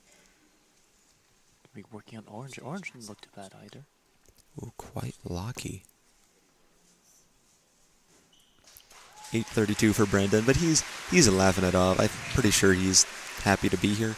Being in 11 finals at this competition has got to take quite the toll on you. I agree. Yeah, if you're not viable for that podium, I mean, he can still.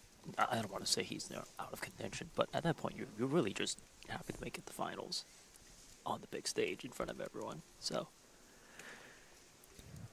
I'm sure he's just shaking it off. So he does have 5 solves in his average, as do both of our competitors. The way that we grade averages is the best time and the worst time get removed from the average, and then we average the middle 3. So that time might not even matter to Brendan. 12. Ryan starting off the second solve over here with a little bit of a blustering F12 Olo at 4.5, finishing PLO with a 656. What a T-perm for Ryan Pilot. So already improvement from his 3rd round average of 721.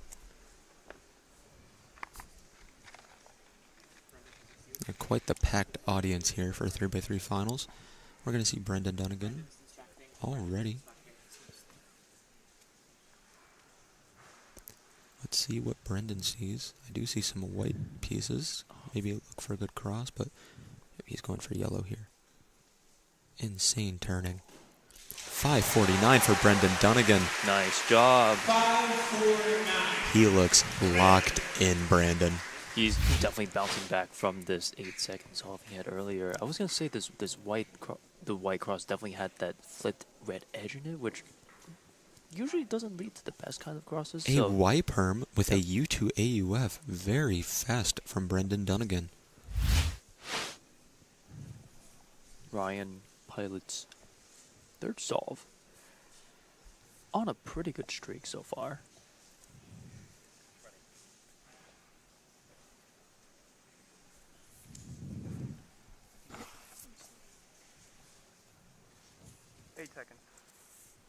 Using every bit of inspection time that he is allowed.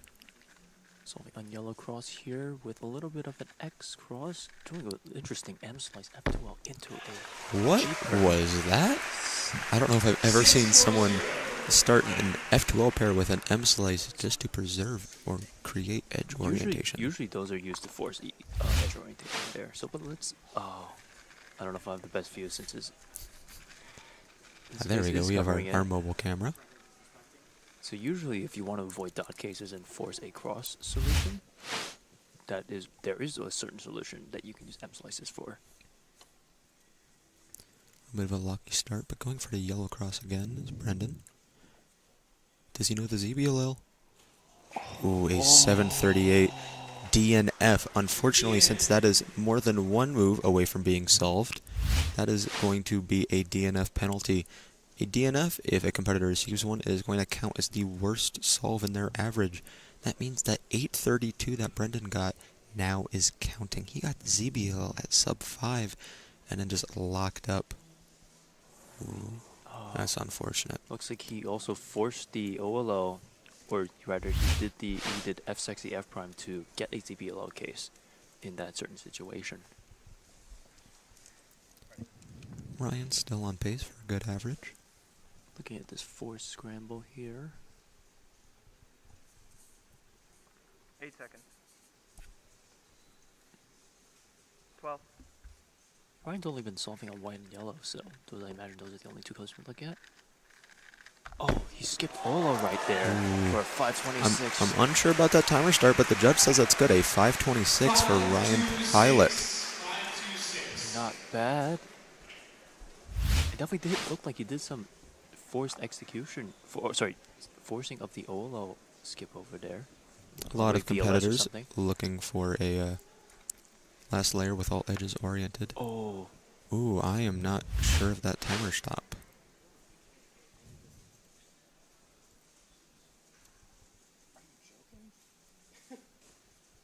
Brendan Dunnigan, 658. Still quite nervous after that DNF.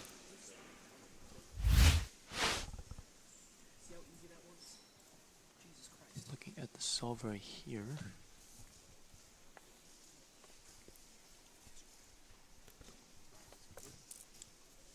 Not the best OLO over here.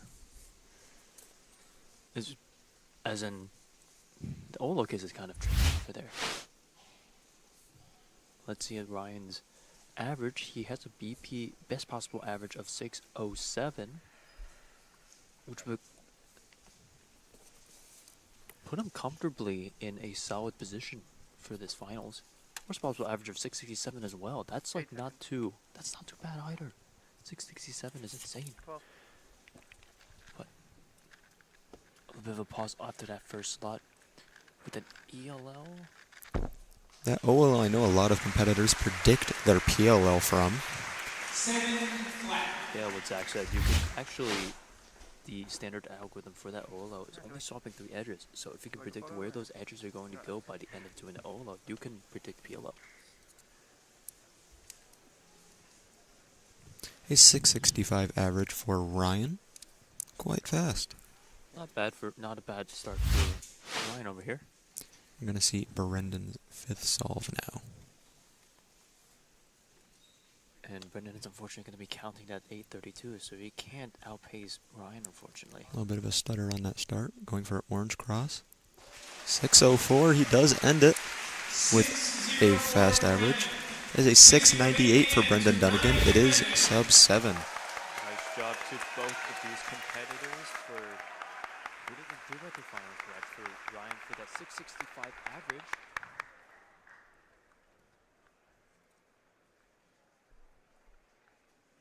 And we'll be moving on to the next competitors here. Our next two we will have introduced, obviously.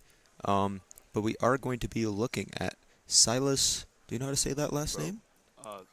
Broat? Broat? All right, Silas Broat, as well as Tommy Cherry.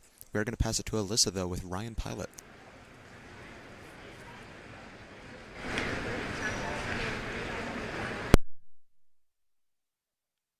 Scrambles, how did they look? I think they were mostly pretty good, so I would expect a lot of pretty good times from other people. I was pretty happy about how good they were and how decent I did on them. This is a major championship final. There's nothing like it. What did it feel like up there?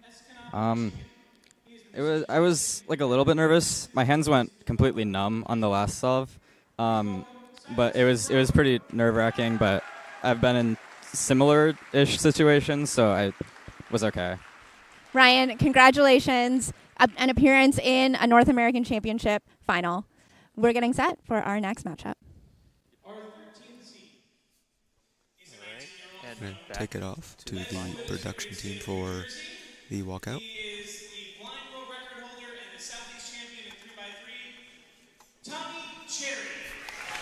Tommy Cherry now coming up to the stage. If we're able to show that.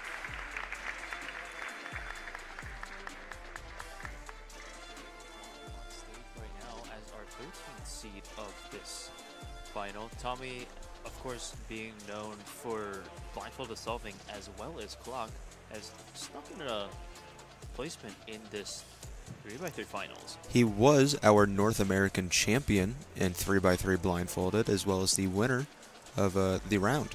Yes. So that was quite nice to see. We are going to start with Silas, and then Tommy will be going second. Let's see what these folks can pull off here.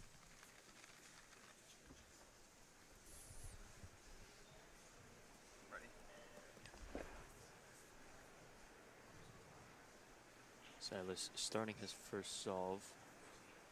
Actually, I don't 8 seconds. Oh, no, he is. I thought this was a warm-up key. We'll pause there after the first slot. Bit of a pause there to recognize the pie case in order to extend it. Yeah, maybe hoping that he knew the ZBLO for this, but super fluid turning, I wouldn't be shocked if he's just trying to make sure that his solves look nice. Maybe not just because they're on camera, but because it's in front of a whole audience. Ooh, an N. Yeah, unfortunately, that forced the diag swap on the corners. And generally, for those of you who don't know, the diagonal corner swap PLOs are a little bit trickier than the other ones. So generally, you want to avoid that in PLO. Anyway, Tommy Cherry on his first solve. 12 seconds. A little bit lucky, but going for a yellow cross. 768, I believe that was a G-turn finish there for Tommy. 768. Pretty standard solve. Bit of pauses here and there. It is the first solve of a major final. I cannot blame Tommy for maybe being a little nervous. We can see all of his F2O pairs. Coming back to that red-blue pair. Maybe tripping up on that a little more than he was hoping. But quite a quick execution. I think second-guessing himself a bit about that G-perm execution. 8 seconds. So starting a second solve over here. 12.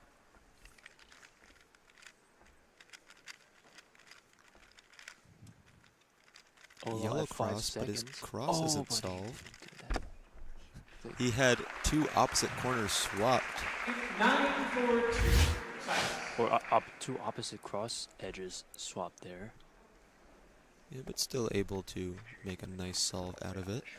One thing I'm looking forward to seeing from Tommy Cherry, something that is maybe a historical or something common from him in head-to-head finals, whenever he gets a U-perm, he uses quite a fancy algorithm. Oh yeah, so I believe we saw that when he was doing 4x4. 8 seconds. In the, I forget if it was the first or second round, but 12 seconds. He was doing that.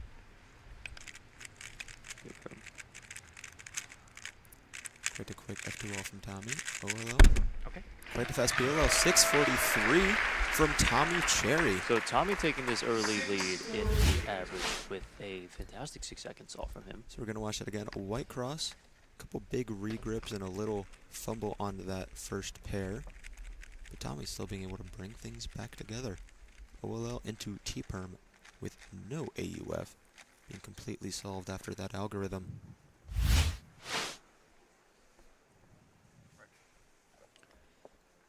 Starting off Silas's third solve. 8 seconds. Oh, I see a 1 by 3 block on that white, but he's going to start with yellow here. Interesting. OLL Alg. 788 for Silas. I don't know if I've ever seen that Alg before, Brandon. I think I've seen that Alg somewhere, but I personally do not use that one. We'll get a replay of it, don't worry. Yes. Let's see that. Nice 2-gen. Oh, there was an F and an S prime move. It looked like he's doing 7 simul on that. That's basically Simon Simul on a 3x3 Zach. That's next level. So we're going to see Tommy Cherry seconds. here.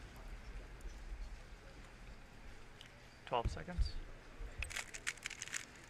Quite the hot start. Yellow cross again for Tommy. Bit of a pause before that blue-orange pair.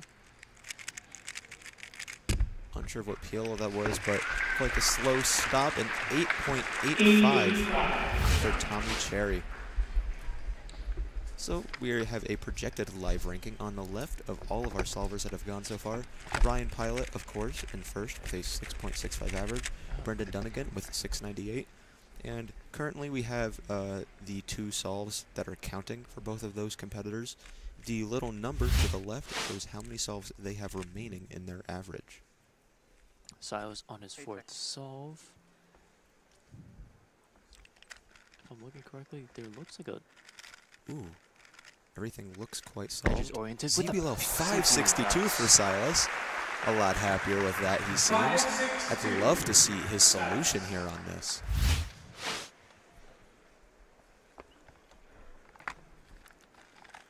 Was this rotationless as well? A ton of edges oriented here.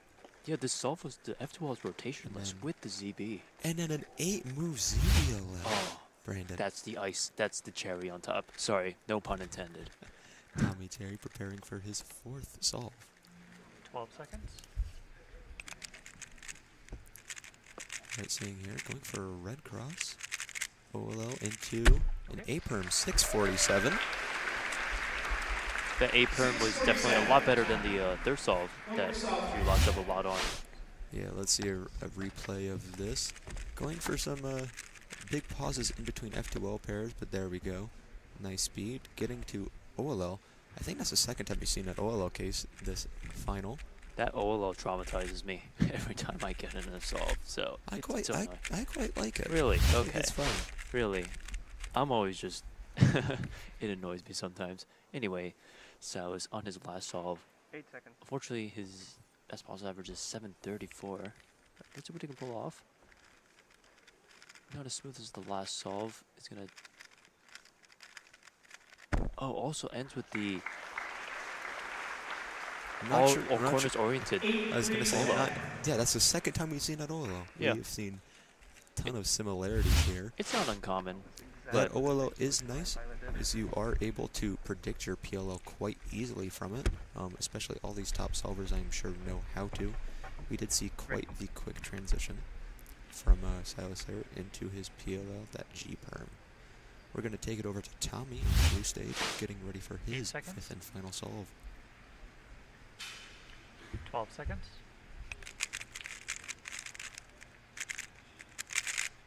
Little choppy there. And a Y-perm, 666 for Tommy Cherry.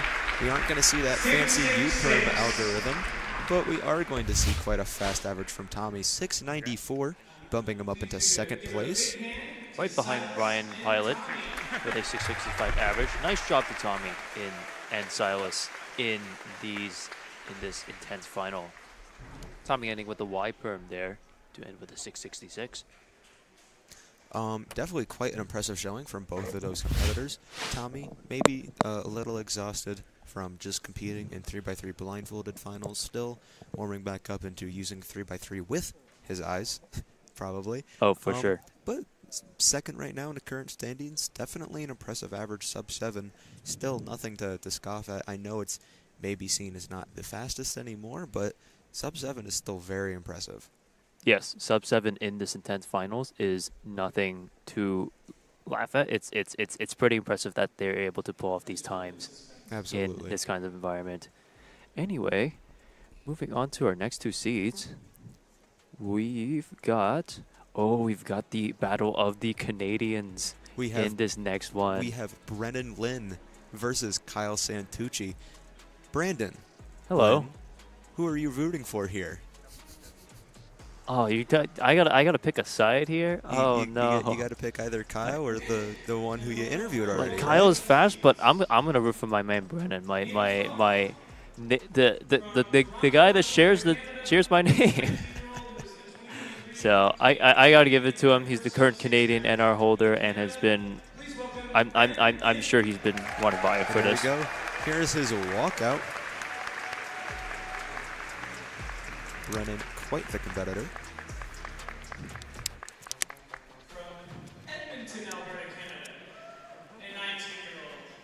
Who is the Canadian national record holder for 2x2 single and 4th in Canada for 3x3. Please welcome Kyle Santucci. Kyle Santucci. I believe the highest seeded Canadian competitor in this final. Yep. But of course, number 2 is, right behind him and competing against him.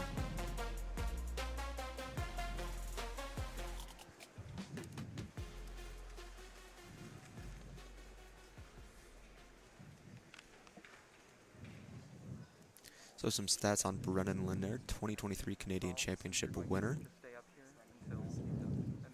Just the judge talking to him, making sure Brennan's aware of how everything is going to work. For sure. Kyle Santucci finally taking his seat on the blue stage. So I believe Brennan will be solving first in this final. He's already got his cube up. Kyle Santucci, quite fast PRs, 593 average, 426 single. He is second in Canada for 3x3 single. Brennan warming up with some random moves. I don't think that was anything specific, but starting with this first scramble.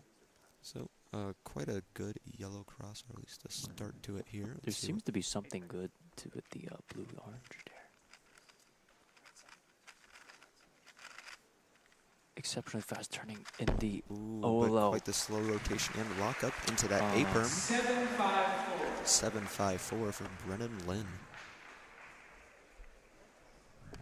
Let's see what Kyle has to say about this. But before that, let's see this replay that we got. So opting for that green-orange pair first. Doesn't end up using the blue-orange corner that's already connected to the cross piece. Maybe there wasn't anything very to do there. Just a slow rotation and a lock there, costing him sub-7. 8 seconds. Kyle Santucci, king of TPS, turning very fast every solve. Let's see what he's got. Okay. 597. Wow. 597. I like that time. My current PR single, former PB single. Quite the fast start from Kyle Santucci. For sure, and definitely answering in full force here. So also going for yellow here, doing that green-orange pair first. And then the fast OLL into an R-perm.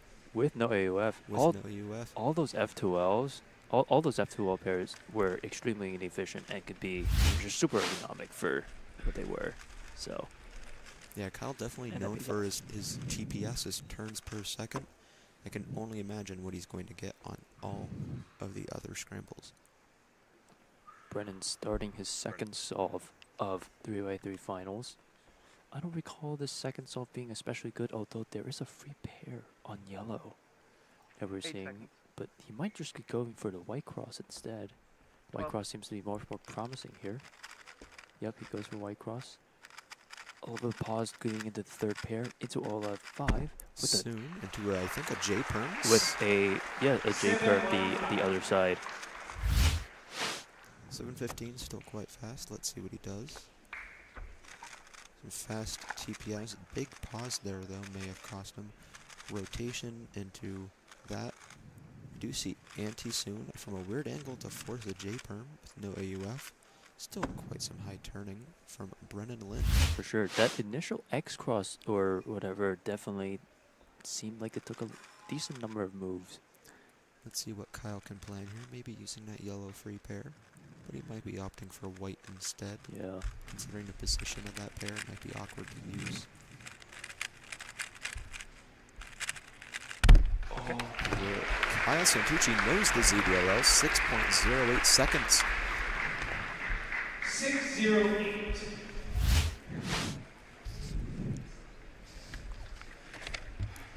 Yeah, opting for a white cross as well in that. Ooh, a little bit of a fumble there. I can only imagine the solve could have been even faster. Oh, he did the ZBLLs. Yeah, he forced edge orientation to do that ZBLL. So a lot of these top solvers, they opt to orient all the edges on the top layer when you get to OLL. That way, they can solve it using an algorithm called a ZBLL.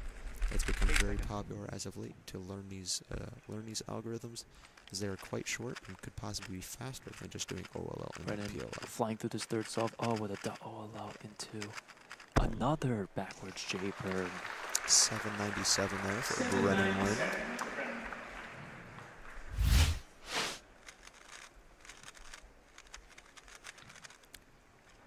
Pretty good yellow cross there. Preservation of that pair into a 3-move pair, set up to a 3-move pair. This might be a very nice scramble if it weren't for that .OLL. The last layer really makes this a little bit unfortunate. Kyle Santucci is now starting inspection. Let's see, does he plan the same thing? So Brennan solved 8 seconds. yellow cross earlier. Looks like Kyle Santucci is doing the same thing. ITPS forcing another ZBLL. 684. Slow timer stop, but still sub 7 is incredible. He wanted to make sure that that layer was solved. Let's get a replay on this. And there we go, just excellent turning. 684. Doing that last pair to make sure that he did not get Oh. a dot OLL, and then I think canceling into J-perm. I think he tried to do a certain algorithm and then took back what he did before and then did something completely different from that. So that definitely cost him a little bit of crazy moves. solving here. Brennan starting his fourth solve. So looks like both of our solvers here are white-yellow color neutral, which means you'll only be solving a white or yellow cross. Solid start with some keyhole slotting in there. Easy, fast OLO into an 866 for Brennan. I did see after that first pair and after cross, a lot of white edges were oriented. So let's see, similar to what we saw on one of the solves from the last pairing. Not a bad free pair, but he had to do that Y2 in order. Oh, he used that to. And then unorienting some of the edges there. I'm actually confused because I thought he did keyhole there, but I believe he did that to take out the edge for that, or rather the corner for that specific F2L pair. Gonna take it to Kyle Santucci here for his fourth solve on pretty good pace. 8 seconds. Quite high turning, there may be some slow. Ooh. 649 for Kyle Santucci, getting an H burn for his PLL. Kyle with a pretty nice pace here with a range between 618 and 647 for his possible averages. No matter what time Kyle Santucci gets on his last solve, he's going to cement himself into first place in our current rankings. Very choppy turning there from Kyle Santucci, but still knocking out a pretty good time. Doesn't look like he double flicks that H perm either and still managed to pull off a 649 solve. Not the best solve of his average, but still decent nonetheless.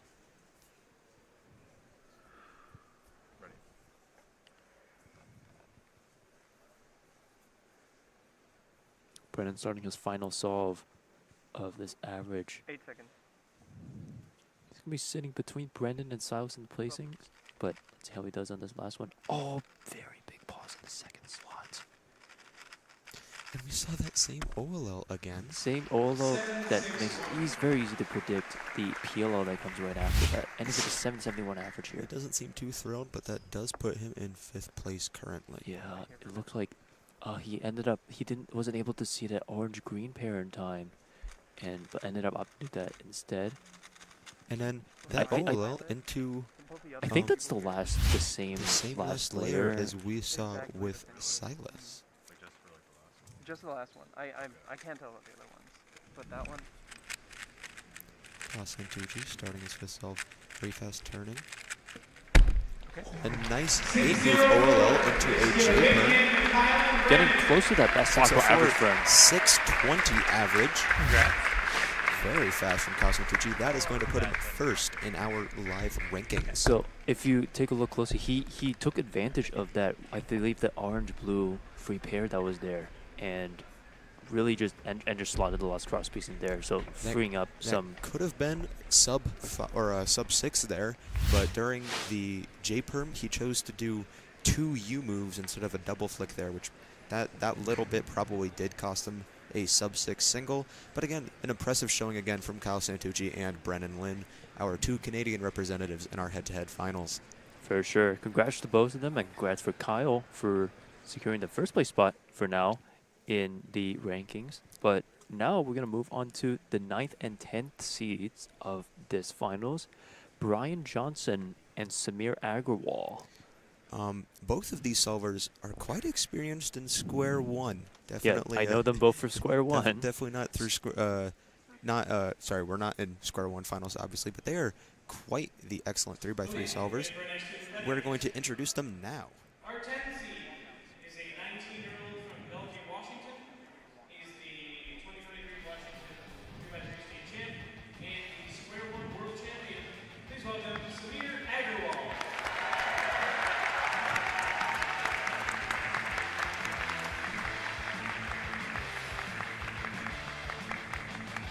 Our 9th seed is a 24-year-old from Germantown, Wisconsin. He is 4th in the United States for one-hand average, and he has a Wisconsin state record. Please welcome Brian Johnson.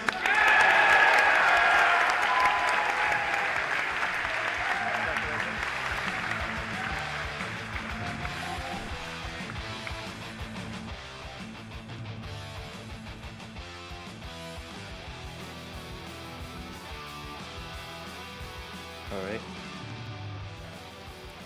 Brian and Samir We are getting now up to going- the stage now. Now bringing these 2 solvers to you. Our 9th and 10th seeds, Samir Agrawal, 581 PR average and 447 PR single and 3x3. Definitely a very impressive 3x3 solver. Again, as we Some- mentioned some before. fanfare in the audience. Yep, as we mentioned before, Samir and Brian, we know them for Square One. So it's the battle of the Square Oneers here. And how are they going to do in a slightly different event, 3x3? Samir taking up all of his warm-up time that he needs to be ready for this solve.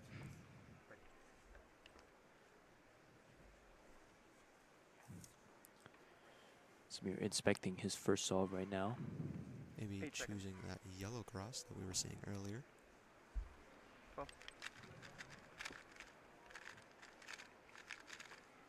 Really quick, does he know the ZBL? 641 for Samir.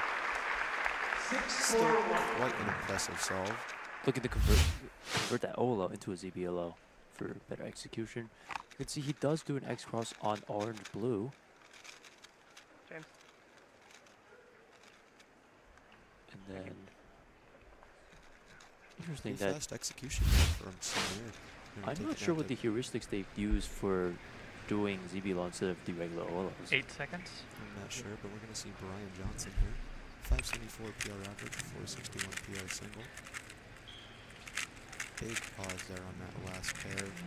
OLO, J-Perm for PLO. 807 for Brian Johnson. He's smiling though. He's happy to be in this final. And warming down with that Square One. A bit messy from him, unfortunately. But he knows he still has 4 more solves, so he's not worrying about it.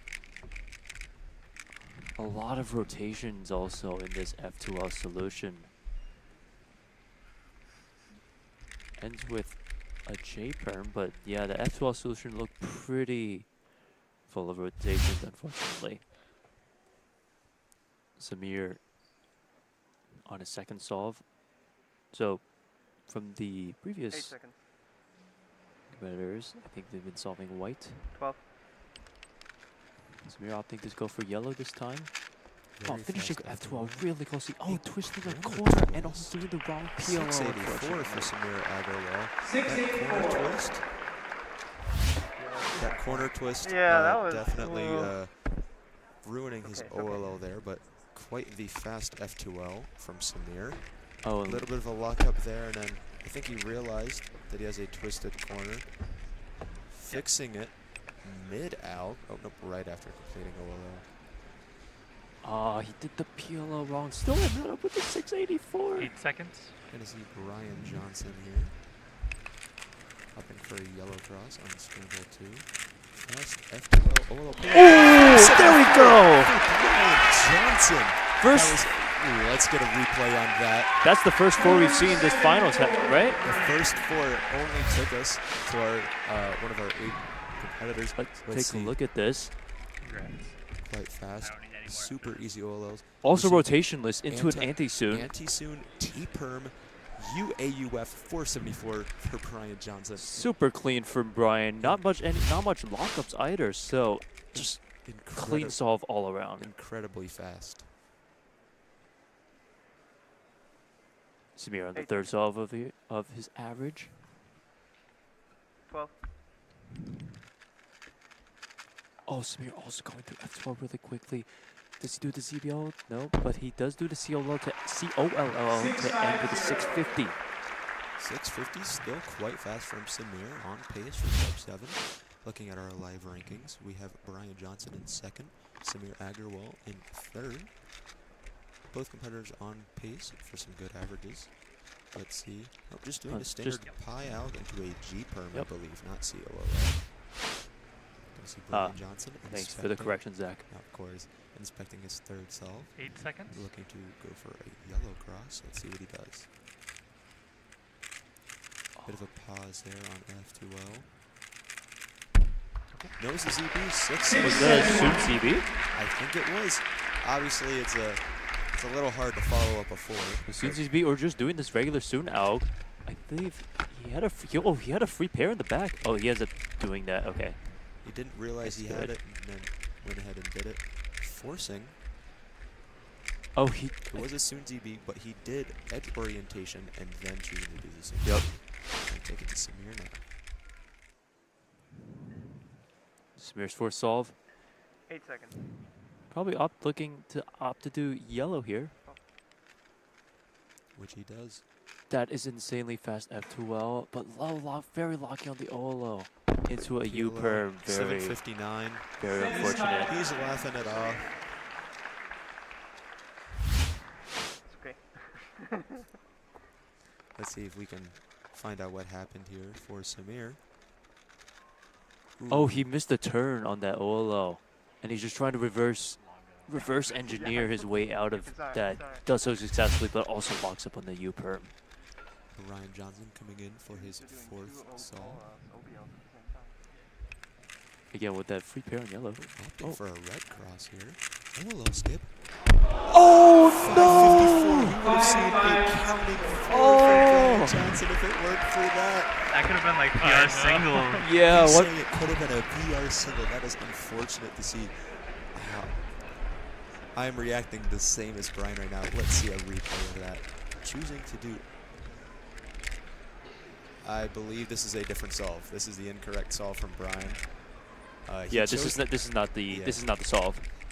This is another his last solve actually. He chose to do a red cross there. Got an OLL skip.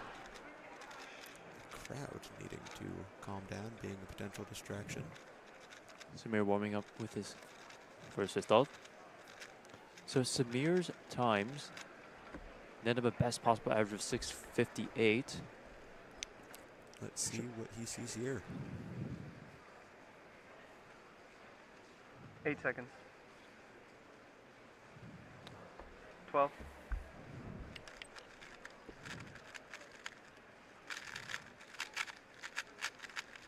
Is that the same exact solution we've seen on the fifth solve again with the last Let's layer? see the replay. Is that the same exact last layer we have seen on the last 3 competitors from the red stage? I think so too. They're going to do for that yellow last. cross? Yeah, and I think the same exact F2L solution too, because I recognize that the and F2L then- solution. And then there's the G-perm. The G-perm. I think we have seen 3 of the exact same solutions on Scramble Everyone else on 5. the stage All in yellow cross, all with this very similar Judge even head flip. commenting on it. Brian Johnson going in for his 5th solve. Opting for orange cross. COLL 7 7-2-0. Please give a big round of applause for Brian and Samir. 648 for Brian, 658 for Samir. Pretty solid averages from both. All right. We are going to hand off the casting to Kevin Hayes and Keaton Ellis for our top 8 3x3 seeds. As you can hear, we're halfway. Give him such a nice round of applause.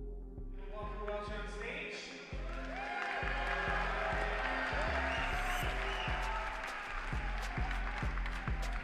Local hero Walker Welch on stage. Okay.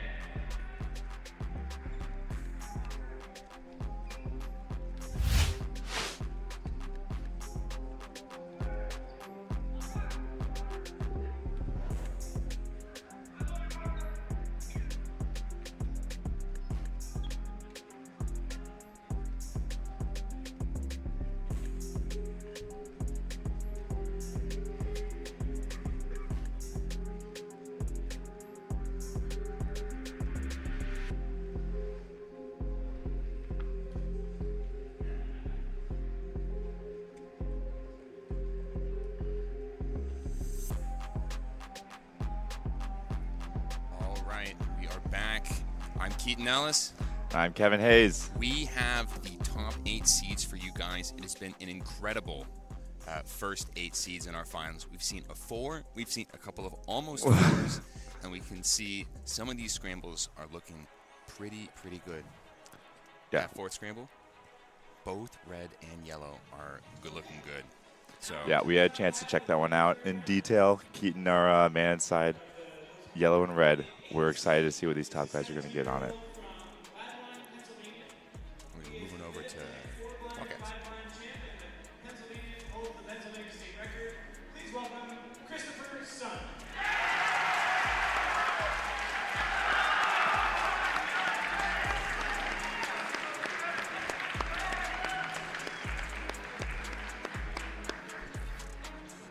Our 7th seed is a 23-year-old all the way from Seoul, South Korea.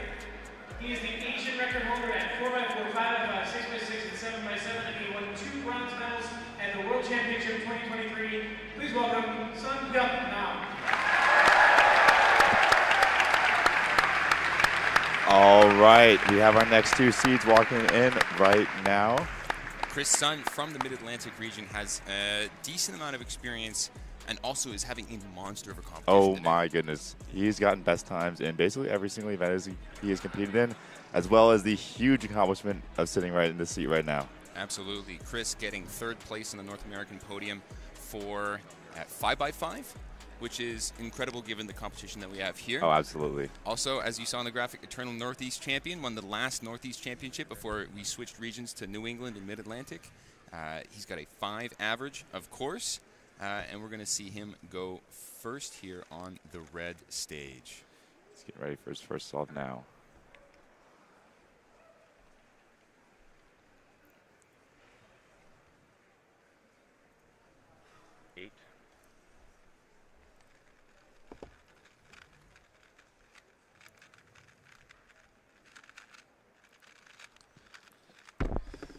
Ooh, rough start for Chris, 8.2.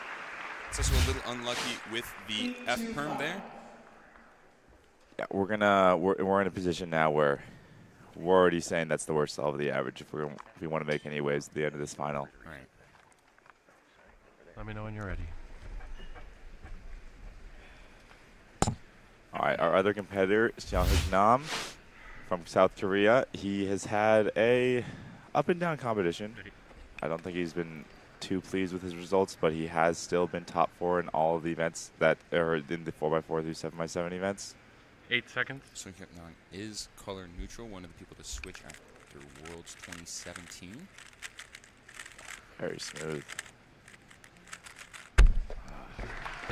635. Spent a little long time AUFing before deciding on his OLL and PLL execution there. Really cost him a lot. Yeah, and that's an A-perm from a very awkward angle as well. Some competitors have been doing RUD A-perms, which is essentially just beginner last layer on Megaminx in order to get a slower alg, but less slow AUF in that case.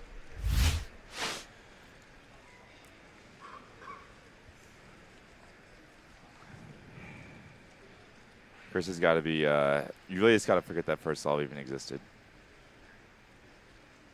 As we can see on the live rankings, 8 average is going to put you already out of the top 8.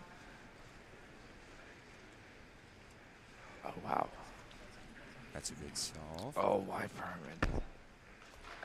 Oh, he was on a good pace, but that PLL at the end there, the Y perm, we saw there he had to undo a couple of the moves. It looked like an accidental S move, which had to be undone. It cost him a few extra seconds, or 1 extra second, which is an eternity in this event. Also, doesn't do the alternative alg for that OLL. Yeah, there goes the wide F essentially. Oh. Yeah, we talked to Nam this weekend, and despite having a 6x6 world record, being really more highly ranked in big cubes, he still says 3x3 is his favorite event and the one he practices the most. So, and the one he says that he gets the most nervous for. 695, not the worst start, but if he wants to be a podium threat, he's gonna, and he wants to count that, he's gonna need some low 5s.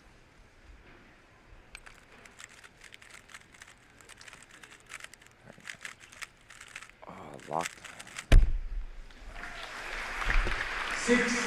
Nam's turning style is very consistent, very smooth. He's known as one of the competitors with the prettiest turning. However, the downside to that is his TPS isn't quite as fast. Usually counteracted by the absolutely 0 lockups, but in this final we've seen a couple lockups, and that's just not something you can afford when you're turning at his speed. Yeah, that's an OLL that has a lot of R2s where you're doing big wrist turns, and so there's a lot of possibility for a lockup in that, just because of how much you're doing turning.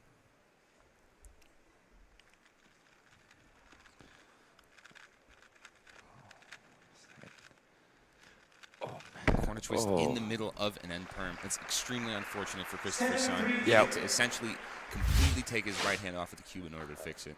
Yeah, we're seeing a lot of execution errors on these last layers. F2Ls have been relatively smooth, which is interesting considering that's the more complicated part of the solve. That's a very interesting choice for that last 2 pairs. He did have 1 pair ready and lined up in the position that it should be and opted to go and do a rotation for a 3rd pair instead. I wonder if that decision cost him some time. Sung Hyuk on scramble 3 looking at yellow here. 8 seconds. A lot of blocks here to work with, but he's going to need to start getting into the low 6 range at the very least here. A much smoother. Nice. Even then, he finished F2L at a low 3 and didn't have the hardest OLL PLO. It just, I feel like he needs to get those moves out a little faster at the end. Yeah, these are okay OLLs, and an F perm is a below average PLO in That terms of speed. wasn't that T? It was F. But that was F? It was oh, F. sorry. I apologize to Nam. It was a respectable PLO execution then. Are you ready? Chris Arizona is going to be looking at yellow here, and he does. 8. Yeah, this is the solve that we're looking at, yellow or red cross. 12. Yeah, yellow, wow. All right, 5.8. This does seem to be the solve that has the easiest start. People are getting good times in this one. Hopefully, Nam is not out of contention for a very strong average. He's looking in the best realistic case, though, at a low 6. Let me know when you're ready. Which is probably enough to make top 3, but the guys coming up all are capable of 5 averages. Be interesting to see whether or not he goes for red or whether or not he goes for yellow on the solve. He's looking at red. 8 seconds.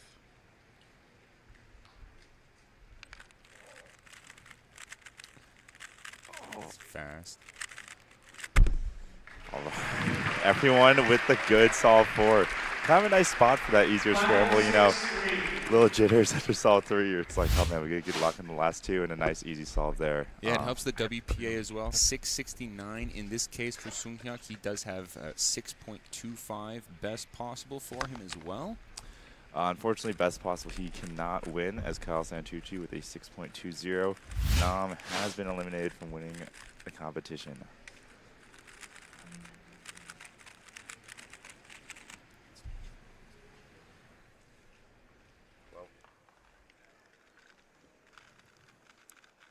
This is good F2L.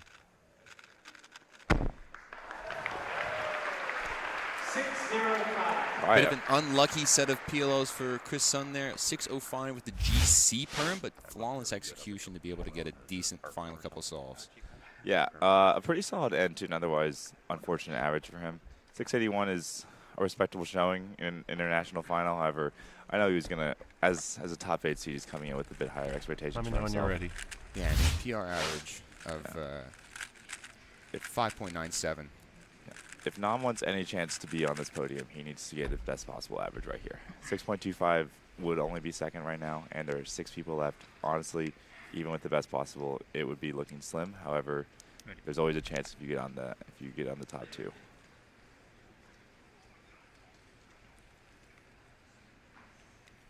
Eight seconds. 12 seconds. Oh. Looks like a mistake during F2L. Maybe you can see on the replay, I think he might have done 5 pairs.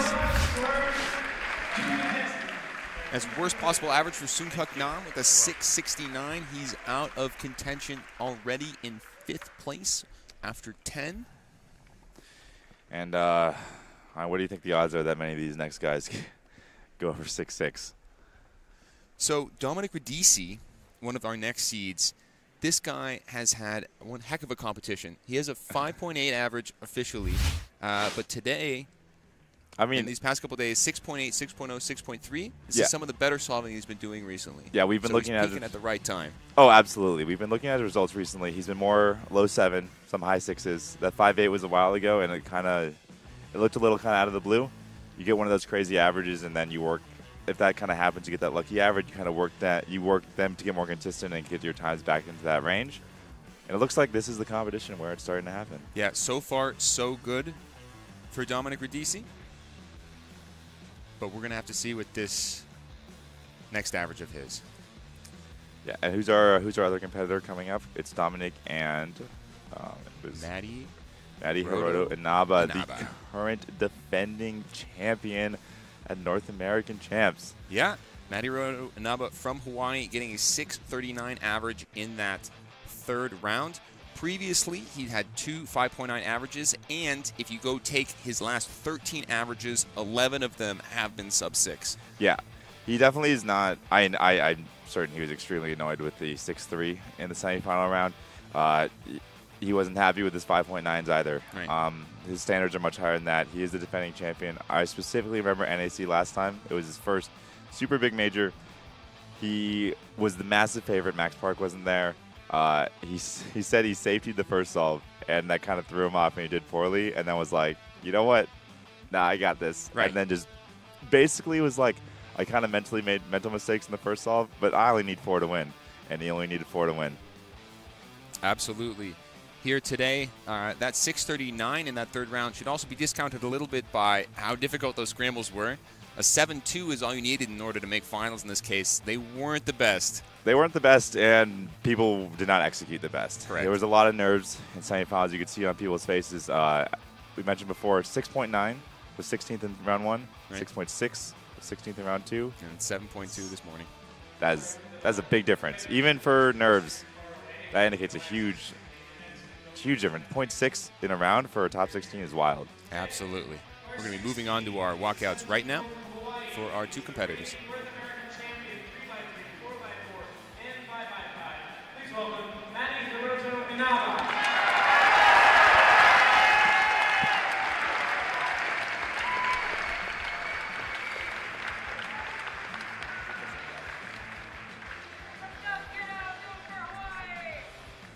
Our 5th seed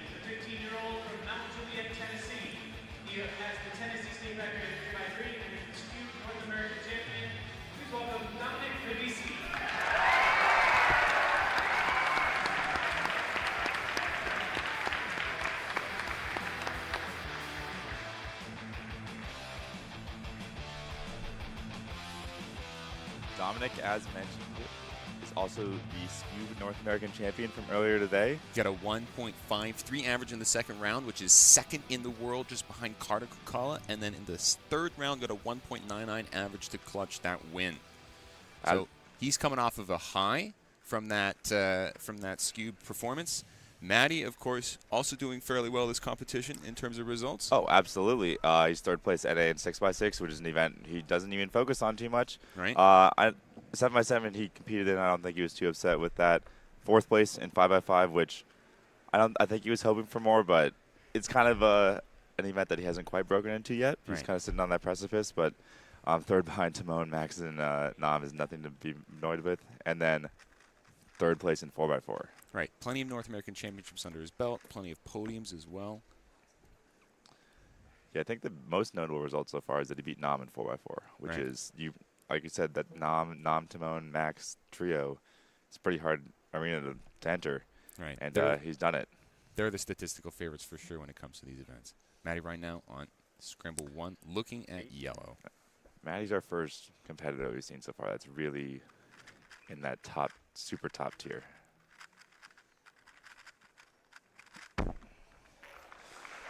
Again, a little unlucky with that last layer with that GC perm, it looked like. Yeah, he's not. It's a rough start when you start with the solve that you can't count if you want to win. But as we said last year at North American Champs, Maddie started off poor and pulled it back. Or 2 years ago at North American Champs. It wasn't a GC, it was a lefty R perm right there. There's an R, U, R prime, F prime alg that has two U2s essentially back to back. So you need to have perfect execution on that, and there was just a little bit of a lapse there on that solve. 8 seconds. Wow. Oh, really? Rough execution on what looked like otherwise a lot of nice cases and easy solve. That last layer in particular, you can see a pair right there showing up in for F12, but that last layer, extremely nice. You have a 6-move OLL into an H perm, so you can recognize the CP and then also the exact case while you're doing your OLL. That's a fairly... Yeah, I think at home, most competitors are doing that entire sequence in about 1.7, maybe faster. Maddie, for reference, 2 years ago at North American Champs, led out with a 745, ended with a 562 average. So he is no stranger to a bad start at this specific competition. Yeah, and 664, it's not the best start, but it is also not a horrible start for him. It is fast enough to where he can count it. He is capable of multiple low fives, and he can count that in a 5-second average. Absolutely. Maddie looking at yellow here. This is decent. 650. Again, in that mid-6 range for Maddie, that means the 6.50 is going to count for him at this point. He's starting to dig himself a little bit of a hole. It's not that deep right now, but he's going to need to need to start climbing out of that thing if he wants to get on the top of this podium. That's an extremely unfortunate set of last layer cases. Again, below average luck for Maddie. He has the lefty W OLL into an F perm. There's just a lot of moves that you need to do.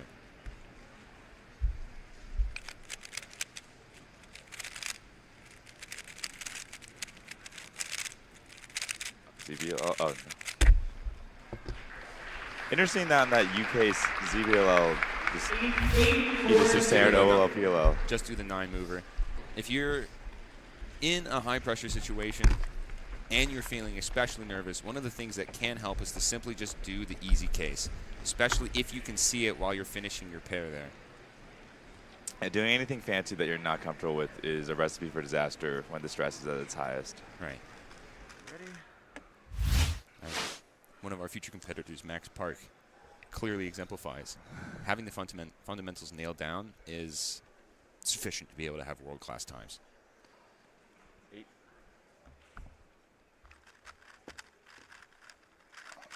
Very smooth solving here. Very nice. That's the solving we know from Maddie Hiroto Inaba. I couldn't tell when one step ended and the next step began. And that is what we're used to from him, the smoothness of the entire solve just flowing together. We'll see it right now. Pair. Nice keyhole. Maddie doing some edge orientation there in order to get an easier OLL. Absolutely no pauses between the last pair and the end of the solve. A little nod in order to acknowledge the applause from the crowd there. So you know what's coming up. Scramble 4. Scramble 4. Dominic Radici does white in this case, so he must be a white-only solver. All right, 6.0. He's gonna. If he wants to be on a podium, he's gonna need some magic. We do have Scramble 4 coming up, which has been notably easy, but it's gonna be an uphill battle for Dominic. Yeah. You see Brennan Dunigan in the crowd right there mouthing, "That's a good time." So very happy for Dominic in that case. Maddie is someone on this solve we almost could expect a 4 from. Yeah. Which is wild to say.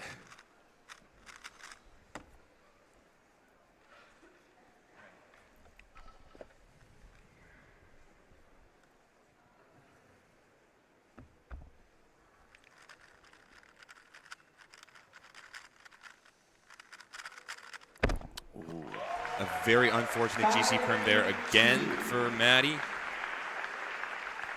Doing great execution up until that last layer, and then just the number of moves dictating that time in that case. Small fumble on the second pair, but nothing that costs more than a 10th in that case. Let me know when you're ready. A lot of it. Yeah, just tons of moves. Yeah, just a brutal, even with the good execution, it's one of the slowest options. 8 seconds.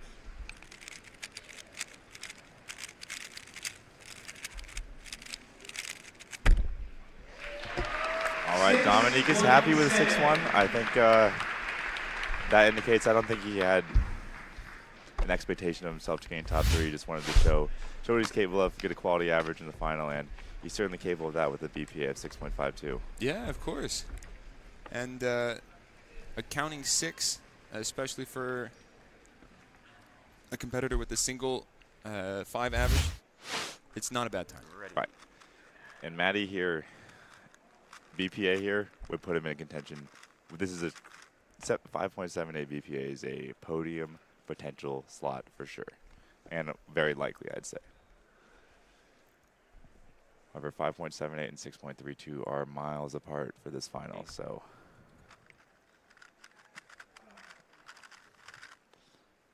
CPLL. 6.25 All for right. Maddie. Right in the middle there, 6.19 average. That is going to put him just ahead of Kyle Santucci, which is an important barrier to pass, especially as we're coming to our fastest 4 solvers here. I think we missed the, we had the graphic of exactly what he needed to get to overtake first, and he hit that to the T. We're a big fan of that graphic. Thank you, production. And we'll keep that updated as we get that final solve to determine the winner going forward. 8 seconds. All right, so 6.19.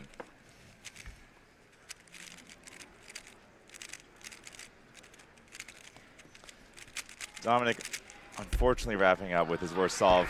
7.29 in the final. Honestly, I'm happy for him. He seems happy to be here. Seems to be having a good time, and we love to see that. That's a great performance from Dominic right there, and great sportsmanship. Maddie taking a nice picture with James Hildreth on that 625. Thank you. Currently in first place. It is going to be tough for that to win. Yeah. We're going to see how it stacks up on the podium, and we are actually going to soon throw it down to a Maddie interview. He's standing on deck. I'm looking at the third round results right now. 6.19 would have gotten 4th, just behind Luke Garrett at 6.10. So we are, Alyssa's standing by right now, and we are going to go send it down to her on the floor. We are here with Maddie Hiroto Inaba, who just put down a 6.19 average, putting you into the first spot. What did that feel like, Maddie? It wasn't terrible, you know. Obviously, it could have been better, but I feel comfortable with that. You know, I tried my best, and that final solve was pretty funny. So yeah. I was going to say you got a legendary time on that last solve. Any of the scrambles standing out to you as we see our top competitors coming just now? Expect big things from number 3. That was a good one. Yeah. Awesome. This is Maddie. We're going to our top competitors now. All right. Thank you, Alyssa. We will be standing by watching Maddie as he He watches his own destiny unfold in front of him. We have the next walkouts coming up. Luke Greiser just watched on the stage.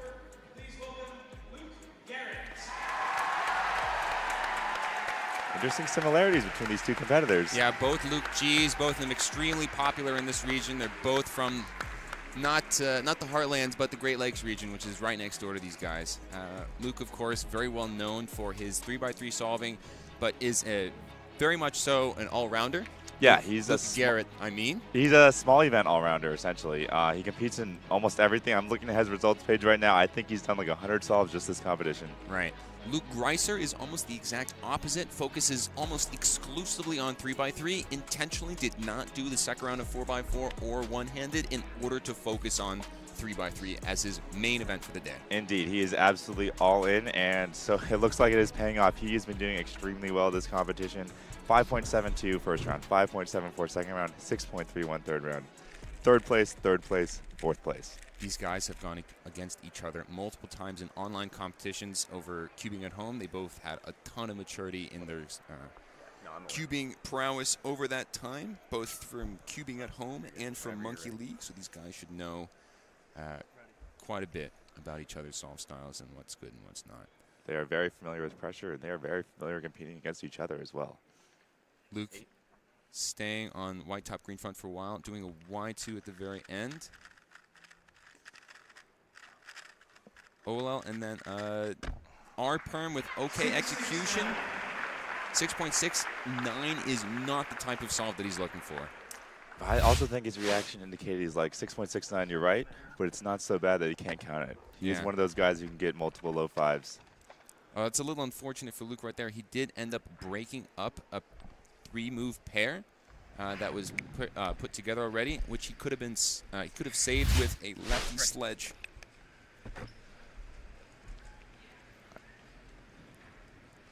Luke Garrett also focusing on yellow with the same top blue front that Luke Greiser did. Also breaking up the pair in the same way with the exact same solution. 686. Yeah, Luke Garrett's had a bit of a roller coaster of a competition. He's very up, very down. Notably got 41st in the second round of 3x3 with a 7.57 average before getting third in the last round to put himself right here. So that's the important round to be able to focus up and get a good time. So for Luke Garrett, that's not the worst outcome. I'd rather get 41st and third than the other way around. Oh, absolutely. Yeah, notably also didn't perform quite as well as you would have hoped in one-handed or 2x2, but I guarantee that if he gets a good average here, all of that will be instantly forgotten. Exactly. Luke Greiser now taking a look. He's got red top, yellow front, most likely going for a yellow cross in this situation. Primarily does white-yellow. Very good execution so far. So lucky, He said it. Agree. He thinks it's a 6.18. They want you to take your backpack off the table. That's what the room team's saying. Luke leaning very far over his solve. So we're going to get a side cam angle here. It does have an RUDG perm, which does lock up a little bit. 6.1 is counting. Yeah, these two competitors also, I think these top four guys, they're not happy just to be here. They have expectations of getting top three, and they will be disappointed if they don't. And obviously with four of them, that is not going to be true for every single competitor. Exactly. Luke looking 12 at blue seconds. here. Very long inspection period. Wow. Big pause for second pair. Oh, and he does mess up the cross in that situation. So, incredible TPS after that point to try to make up for things, but as you can see him leaning back, he instantly knows that that solve is more or less over. At this level, you cannot have mistakes. Yeah, and we're counting a 6.8.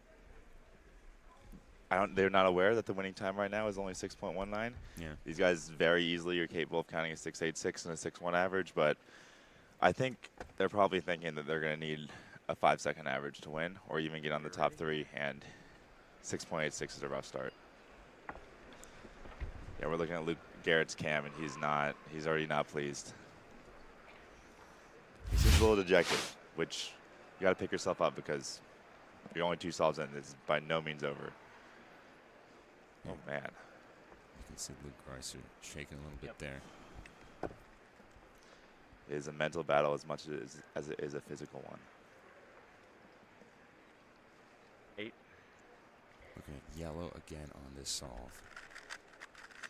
Wow. Excellent turn speed at the start. Does do a pseudo pair there. Looks like he has a decent number of edges muted already. And that's an excellent 529 for counting 6.18 and a great ceiling for him. Wow. I mean, honestly, I was a little concerned for him with that. He seemed extremely nervous before the solve, but did an extremely good job of just resetting himself. Look at He said he was ready. Pseudo pair. Let me know when you're ready. Excellent execution on that ZBLL as well. All the sophistication you can hope for in a solve. Luke Greiser. Luke Garrett now. 8 seconds. The two Luke Cheeser. He can scream me out. 12 seconds. Yellow's also looking good for him in that same angle. Does not do any pseudo pairs, but gets a nice soon into apron last layer for a 6.3. Certainly salvageable. They have solve 4 coming up. Has been very fast historically. It's just Luke Garrett is giving himself just enough to hang on with this third solve, and he's going to need to really dig deep on these last 2. Absolutely. Luke Greiser, on the other hand, is now in a fantastic position. His counting solve is faster than the winning time, and he has a 5.29.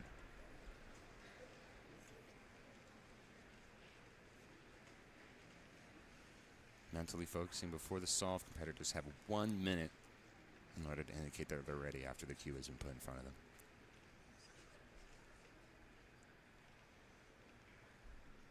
Trying to calm those hands. They don't look like they're shaking too much right now. It's very interesting.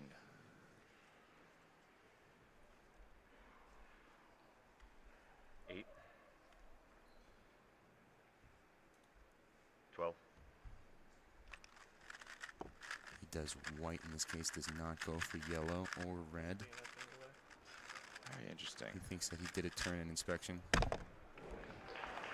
turn during inspection. Yeah, we heard that. We could hear the slight turn during inspection on the stream. I missed I it. wasn't sure whether or not it was a full turn or not. To DNF, actually. Yeah. A turn during inspection.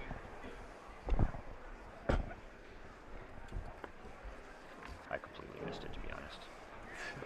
I missed it Probably too. Right when I was trying I to could mark only for hear 12. the turn, but I wasn't sure whether or not it was going to be a full turn. Yeah, you froze. And I was like, "What is it? Something is up with this." I thought you might have like identified a miss scramble. Luke looking at red. Wow. Extremely fast. Wow. There it is.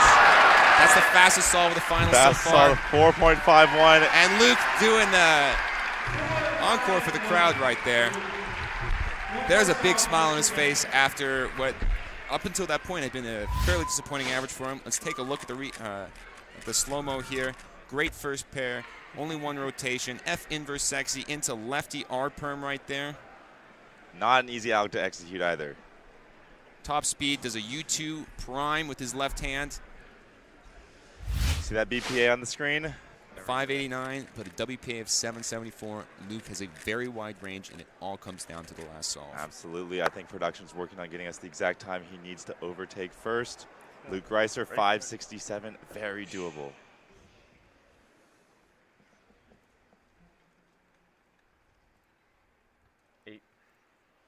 Taking a long time for inspection again. There is that yellow cross that he's focusing on. That was a decent set of pairs right there. And he does it. Go, Luke. 4.5 for Luke Greiser. That's going to put him in first place for now. 6.11 average going into just last solve in the top 2 solvers. He just been told he's first. Are you serious reaction? But it might not last for more than a couple minutes. If Luke Garrett does not beat him, he's guaranteed top 3. Excellent execution there. Flawless last layer going from a good flower OLL into the G-perm in the back. Very fast RUD execution. I'm ready. He's also guaranteed top 3 NA. Luke Garrett right now focusing on the exact same scramble. Immediately looks at orange and hasn't changed 8 seconds. Color that he's looking at. Does a couple of twos in order to get that cross oriented right now. This is a decent solve with the J-perm at the end. 9-2, I don't think is going to be enough for Luke. 636. He is out. He's going to be in 4th place. That means Luke Greiser is guaranteed a podium with 6.11. He's guaranteed at least 2nd in NA, and Maddie is guaranteed at least 3rd in NA. Absolutely. This is an exciting moment. I mean, Luke Greiser was overjoyed just to learn that he was in first with 3 people left and Luke Garrett able to overtake him. If he's going to be someone whose reactions we want to see, he can only go up from here, and he's already elated. This is going to be a very exciting last set of 2. Absolutely. Luke Greiser, of course. All right, we have a very exciting interview. Alyssa's with Luke Greiser right now. He is extremely happy, and we're going to pass it down to her. We just saw Luke Greiser get into the first position at North American Championship. You are guaranteed a podium. You are in the first position right now with a 6'11" average. How are you feeling? I feel great. Wow. Guaranteed podium is like otherworldly. Oh my gosh. I see the emotion. I see a lot going. So much prep goes into this. What? Describe this moment. Unreal. Like that 5-4 to just clinch it. Like, dude, I feel great. Shout out to Clicky Studios for putting me 9th in finals predictions. I had you in mind. We are headed into our final 2 seeds for 3x3. Don't go anywhere. We are going to see some electric solving. All right, we are going to keep an eye on Luke. He's going to be keeping an eye on these top 2 competitors because we have the 2 big dogs coming on right now. Max Park and Timon Koloshinsky, these are your top 2 seeds coming into this competition. They are the 2 competitors with sub-5 averages officially. They're the 2 competitors that are the favorites. Yes. I think if you ask anyone, it's these 2.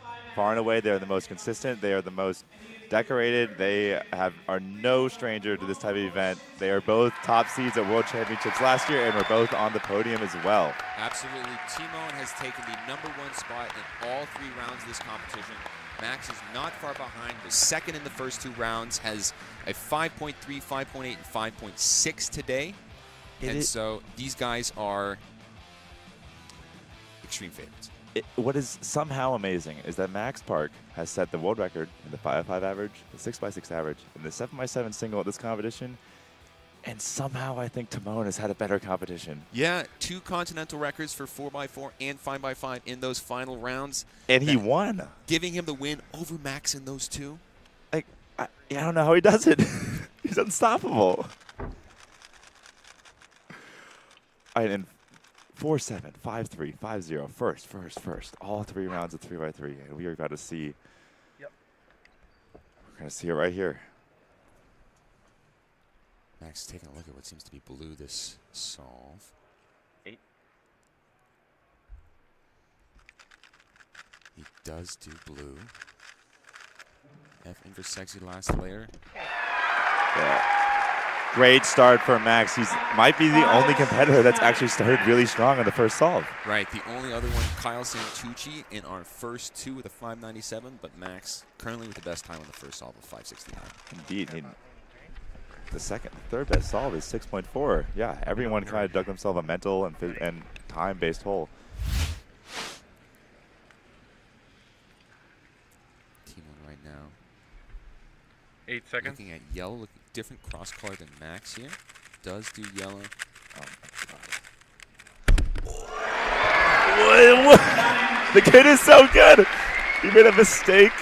He had made a huge mistake and got a 4.9. Locking up on the last 2 turns of that solve, still with the 4.92. An incredible solution from Timon right here. Flawless execution. Does the U-prim plus U2 and locks up on that last U right there with the back of the right ring finger. Extremely unfortunate stuff for Timon. I mean, as unfortunate as you can get when you're still getting a 4.9-second solve. Right. From a personal best perspective, that's an incredibly tough thing to swallow for him. But from a North American Championship perspective, 4.92 is exactly what you want. He's well in front. Yeah, literally a flawless solve except for that one mistake. Yeah. 8. Max right now looking at blue again.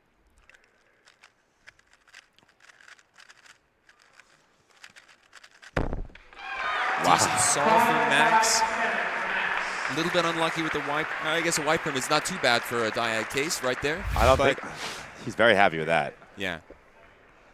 That means this 569 is a counting time. As we can see here, there's a reason why these two are the huge favorites. They have already distanced themselves from the field in just one and a half, 3 total solves. Right. Timo right now inspecting for his second solve right now. Also looking at the same cross color as Max. They had different ones on the first solve. Ooh. Little hard with the D moves for Timo right there. Bringing it back. Oh my god. 8-9-4. It's going to widen the range for Timo quite a bit. Indeed. I would say the joke is that you get a really good solve, you get a really bad solve, you have a mean of 3 coming up, but we know Timon can get another solve under 4.9. Absolutely. He's shown it so far with that first time, even with the slight mishap. And there are some decent scrambles coming up ahead. These guys have almost polar opposite solving styles. Oh, indeed. Max Park is the most simple you can be. Just be simple, don't make mistakes, turn fast. Yeah. 8. Really mastering all the fundamentals of cubing and executing them 12. to the highest degree.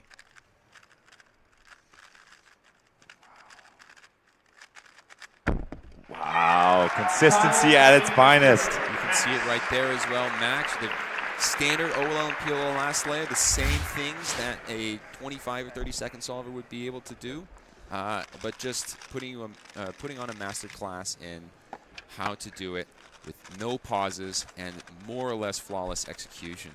He has a chance to lock up NA champion on solve 4. Yeah. That is amazing. He is. I have a feeling he's going to do it. Yeah, anything essentially under a 7-second solve, and he's going to be 8 seconds. He's going to be North American champion. The real question is, can he beat Timon? Timon on the exact opposite side of the spectrum, an incredibly sophisticated solve. You can see him doing lots of D moves during that solve, which means he's doing what's called pseudo slotting, aka doing F2L pairs with the edge and the corner from different colors, but still solving 2 pieces at a time. Also benefiting from a very fortunate last layer right there. That is not a bad OLL if you can execute it well, and he is able to see that it's going to be a J-perm, which is a very favorable case. Yeah, that OLL-PLL combo is extremely easy to recognize, and he had a no AUF directly into it, which allowed him. It still takes a tremendous amount of skill to execute at that speed, but he absolutely nailed it. We certainly have a race. Yeah, and this is the 4th solve as well. Max is looking, changing cross color, 8. Changing to red, it looks like, or potentially blue. Does do red. Oh my! Like you said, Keaton, red was quite easy. That is more or less my favorite time to get on a 3x3. Max with an incredible solution right here, and it didn't look like he had a very good last layer case. If I saw that correctly, he had an end perm. Also, the big story right now, Max Park is your North American champion. It is guaranteed. His worst possible average is 5.69. Which is incredible. And he has a solve to go to be able to lower it even further. Yeah, the race versus Timon is still on. Timon also looking at red in this case. Oh, my. Both of them. Oh my goodness. All right, we are going to guarantee get the scenario we want. The winner will be decided on the last solve. It is guaranteed because Timon's best possible is 4.8 and worst possible is 6.3. And no matter what, Max Park is going to have a mid-5 average, which means it all depends on Timon's last solve. Production, can we please make sure to have a quick response time for what Timon's going to need to win as soon as Max Park's last solve goes in? Oh my, this is it. Max Park, no matter what happens, cannot lock up the win and cannot lock up the loss. He is the picture of consistency in this average with that the 5.09 is the only solve that's a little bit extra fast. Of course, you can always make it harder for Timon with Absolutely. a better solve. 8.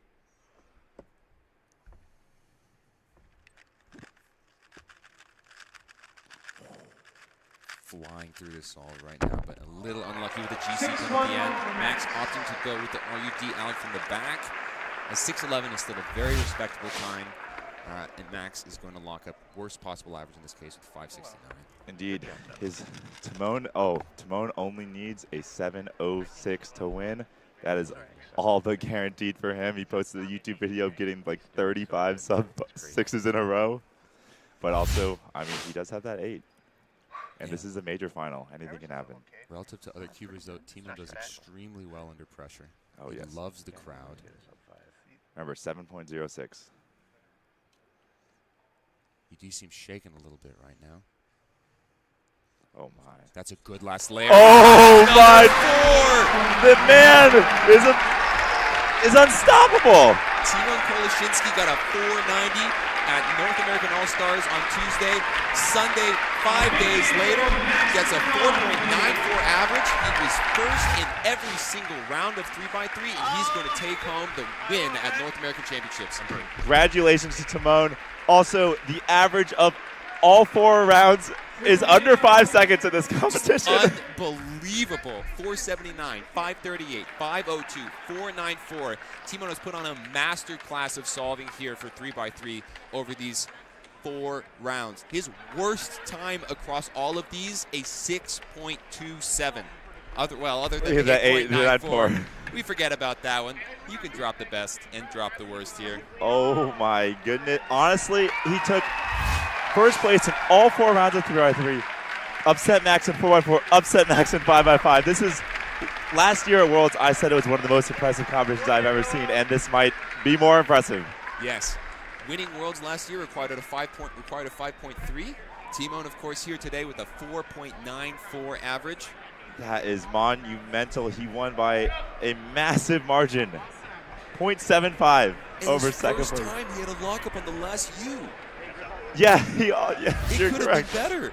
I mean, okay, we could play the coulda, shoulda, woulda game for years, right, but this guy we don't need is to. It was by pressure like other people have been.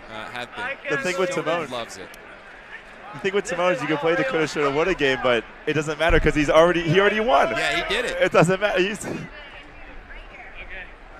All right, so Timon has been jumping for joy all over the place. He's calmed down just enough to talk to Alyssa, and we are going to throw it down to her for the winner's interview. We just saw a mind-blowing performance in North American Championship Final. Timon, I feel like I've been talking to you all day. This is your 3rd sub-5 average this week. What was that? Wait, what was my average? Yeah, no, what did it look like? It was 494. Oh my God. I didn't even know if it was up 5 or not because I was just so locked in. After that 8, I was like, okay, just think one solve at a time. I always try to do that, but this time I was like, okay, I have an 8. If I think about the 8, it's over. So just lock in one solve at a time and hope for the best. And so, I guess it was the best. 7 sub-5 averages in your career. You have just laid them down over and over and over again. Walk us through which of those solves felt kind of the most fluid, and what did you feel? Which solve felt the best? I think the last one, obviously, because I just felt that I won, even though I didn't know other people's times. But with that good of a solves, except the 8, I kind of knew that there's a very, very low likelihood someone would beat that.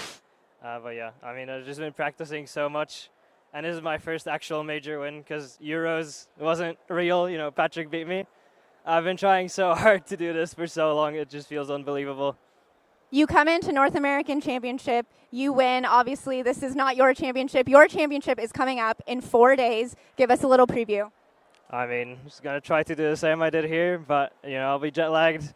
I'll be tired after this. We'll see how it goes. I just hope to get a podium or something. Speaking humbly, I know you are not hoping just for a podium. You are hoping to win there. You have won here. Timon, congratulations. We will send it back to the booth. All right, we are back. Congratulations, as Alyssa said, to Timon. I also am with her. I think Timon's sights are on a little higher than just a single podium next weekend. Especially, he does not have Max Park as his competition next week in Euros. There's not to say there's a lack of competition in Euros. Absolutely. But Timon, of course, doing extremely well in all of the events that he participated in this competition. 3x3, 4x4, 5x5. 6x6 and 7x7. 6x6 was his only weaker event. He did get third behind Nam, and it was an average that wasn't quite so good for him. But I think we can give him a pass, given the rest of his insanely impressive results. Yeah, he's within a quarter of a second of his PR average, doing so in front of a crowd of over 1,000 people here at North American Championships. Just incredible stuff. And congratulations to the rest of our podium as well. Indeed. We need to recognize the North American champion, Max Park. Congratulations. Luke Greiser in second place, and Matty Hiroto Inaba, while not defending his title, managed to sneak onto the podium in third. Staying on the podium in a field like this is incredible. And being able to do that multiple years or multiple competitions in a row is incredibly impressive. Indeed, especially for these Continental Championships where only every 2 years. Stringing those together requires domination over a long period of time, which is very hard to keep up. I think next we're going to try and get some interviews. I know Luke Greiser will be extremely happy with his results. We could probably get him in for a longer form interview. I think it's probably a good idea. I don't know what production's thinking exactly. There's not much. I think we're all hoping to hear from this weekend's champions and what they're thinking and how they're going to, what their plans are, what they're thinking. We're actually going to cut to a quick break, and do not go anywhere because we will be back very soon with more reactions and award ceremony as well. Thanks so much for watching, everyone, and we'll see you soon.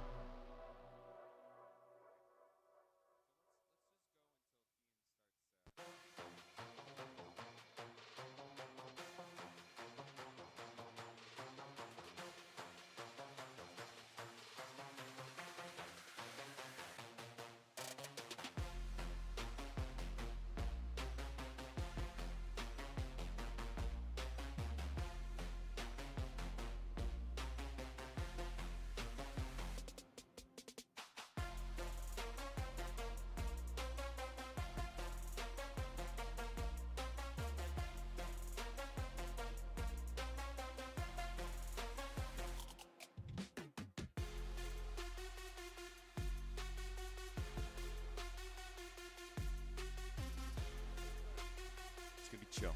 It's going to be chill? Laid Okay. back. We can be chill. All right, everyone. We've concluded the North American Championship here. We've got one of our top players from 3x3, third place Luke Greiser, second in North America. First off, congratulations. Thank you. How does it feel to have podium tier at North American Championship? Like, nothing that I've ever done before. Like I said, that the All-Star podium was my favorite cubing moment, like, in my career. No, this takes it, and it's not close. But All-Stars is still pretty cool. So we know that you dropped out of 4x4, you've dropped out of 3x3 one-handed solely to focus on 3x3. Yes. What did you do during your morning? Do you have a secret to your success? I didn't cube basically at all. Like, I did maybe 50 or something solves before semis, and then I did semis and, like, did all right. And then immediately after semis, I don't think I touched a 3x3 until, like, Dom and Maddie went for 3x3 because I require so little, like, warm-up time, and I didn't want to, like, make my hands overly tired. So just not cubing, watching final, like, having a good time. Like, we talked a little bit about it. I think it was we talked a little bit about it yesterday, like, trying to make myself as comfortable as possible in a competition environment. And I was just able to do that by just watching finals and not cubing. I want to ask very quickly before we transition over to awards, tell us a little bit about your average here. How did you feel going in? What did you think that the solve times were that you needed in order to do well? Ooh, I thought, like, sub-6 for sure. Okay. For some reason, like, not for some reason, like, it's reasonable to think that, but I thought sub-6 for sure was what was needed for podium at least. Is this me? This is me. I went into it, first solve was 669. It was a little, like, very, very lucky. It was very good. It was good for being lucky. And then this is the 618. So you said this was lucky, and I said on stream that it looked like it was a very fluid solve. So you have very high standards for what you think is good. Well, like, in the moment, like, it always feels worse than it really is. But yeah. The OLL to PLL transition was, like, basically seamless. I don't remember what the OLL was, but I do remember, like, going into the G perm, it felt really good. And just being able to overcome, like, the very, very catchy turning that happened. This is the 529, I recognize it. I did a little ZBLS trick there into a ZB that I knew. It was really nice. Yeah, it was very nice. Yeah, there's that and then the inverse, and that one is a lot nicer than the inverse. So I lucked out a little bit there, but I was able to execute it well, so it's a good mix of luck and skill, I guess. Tell us just quickly about, on that fourth solve, you do one turn in inspection. Yes. You get a DNF, and you're able to have nerves of steel going into that last solve and get a 545. Yeah. Tell us a little bit about how you felt after that and what that does, how you were able to overcome it. So the reason that solve was a 9 was because I was not focused during inspection at all, and, like, I knew it was going to get DNF'd either way. Like, you can see I inserted a corner there instead of a normal edge or a normal pair, and yeah. the little showmanship. It's not quite, I know it, but, like, I mean, it's a nice little timer stop. And then, yeah, that's me telling Hildreth that I turned during inspection, because it's always better to be honest rather than, like, try to cheat the system. Right, and you were able to do so well on that fifth solve anyway. Mm-hmm. And that was, I blacked out. I don't remember anything about it other than it was a G-perm to seal the deal. But I remember it being very good execution on the G-perm. Other than that, I remember nothing about it. But I remember finishing it, looking down and seeing a 5.4 and being really excited because I knew it was a good average. I did not know I needed a 5.6 to take over Maddie. I'm very glad that I didn't know that, because if I did, that would have just been more pressure. But is this the last one, I'm guessing? Yeah. Yeah, okay. Little bit of a locky cross, that's fine. Rotation, second and third pair. Okay. This was flawless from our perspective. It was perfect. It was a ahead. very, very good solve for me, for sure. A little bit of a catch-on cross. I was a little excited, a little bit excited. You can see, you can see that. And then I look up at Ben Edwards, and he puts up the one. He puts up the one, and then put up a 3, guaranteed podium. And then you can see me just bewildered because I couldn't believe it. And then then I started getting happy. But yeah, it felt amazing for sure. Just taking in everything in that moment. It was awesome. So before we head out, do you have any shout-outs that you'd like to give? I do. There's a lot of people from my summer camp GSA watching. They probably not watching anymore, but they did watch me. I want to shout them out. Family watching at home, mom, grandma, grandpa. If there's any more, I'm sorry. But yeah, shout out to all my family watching at home. Shout out to my friends. And then shout out to Clicky Studios for putting me at 9th in your NAC predictions. So I watched that video last night, and I was like, okay. And so I set out to just prove them wrong, and it feels good doing it. Well, congratulations. We're not going to take up any more of your time. Go celebrate. Thank you so much.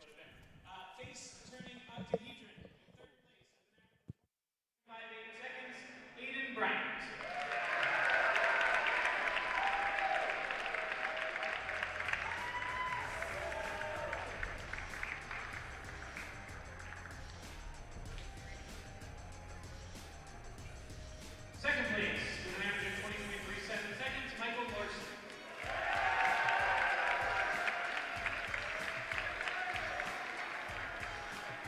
And in first place, with an average of 19.08 seconds, Dan Pashchikov.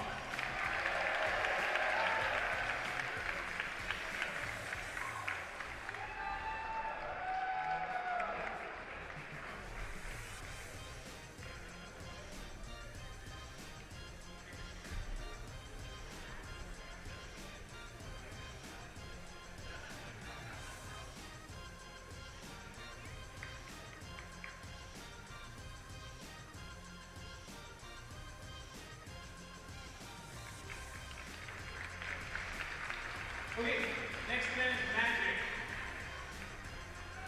In third place, with an average of 1.42 seconds, Ernie Posty.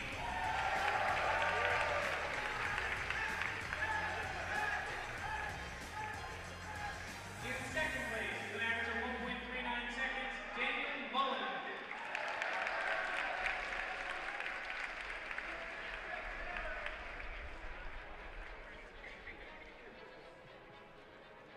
And in first place, also with an average of 1.39 seconds, but with a slightly faster best single, Joshua Theron.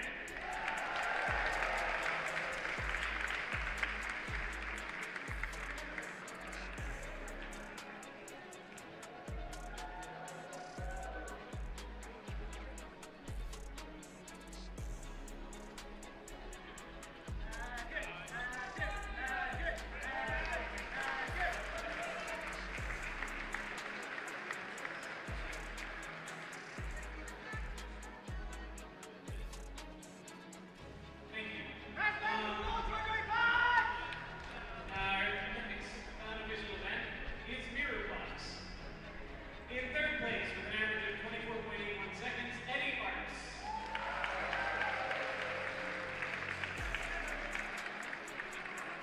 In second place, with an average of 18.77 seconds, Nathan Phillips. And in first place, with an average of 13.16 seconds, Brayden Richards. Also an unofficial world record.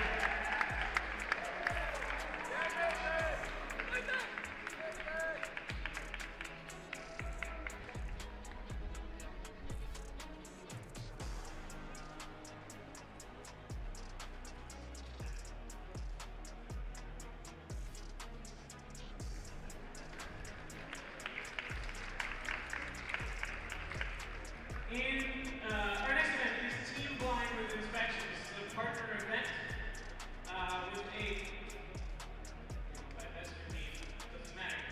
Best 17.90 seconds, Krishan Naswani and Owen Wittis.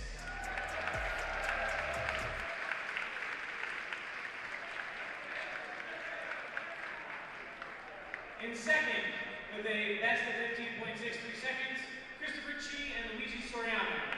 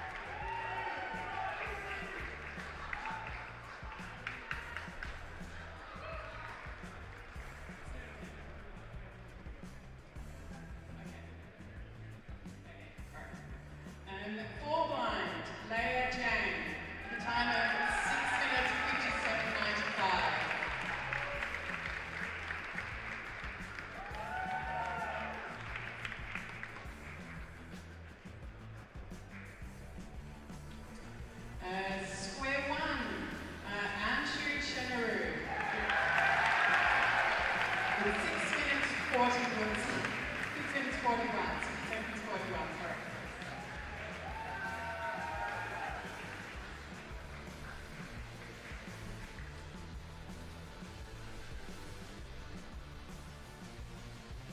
Skewb, Taj Bessert, 3 seconds 82.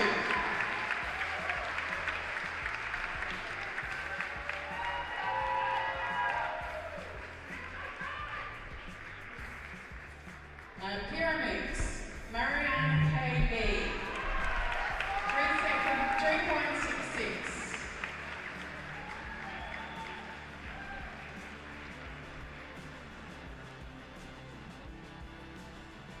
Pyraminx, Lucy Grace Bryson, 43.71.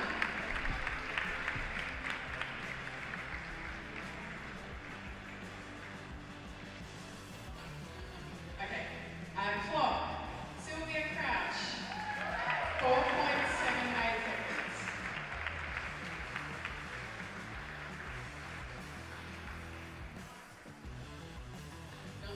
Okay. One-handed, Terry Casey, 15.68 seconds.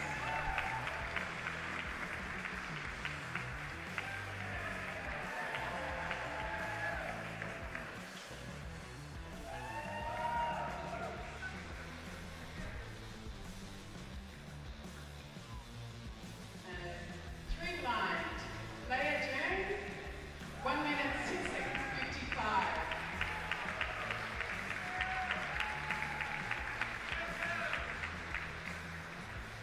Seven by seven, Kate Graham, 2:19:11.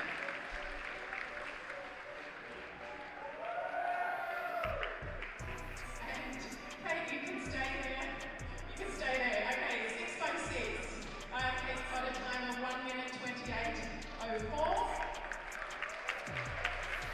5 by 5, 50.89.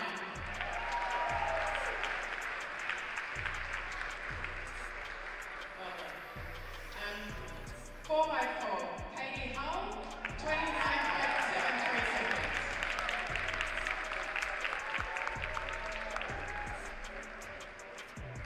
And 2 by 2, Kate Graham, 2.49.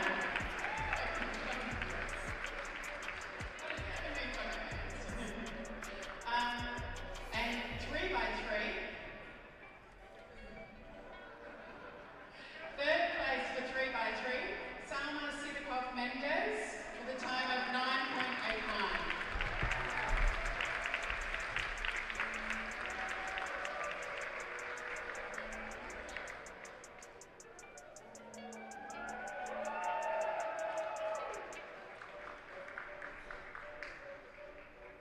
Second place with a time of 8.91, Kimberly Cauldron.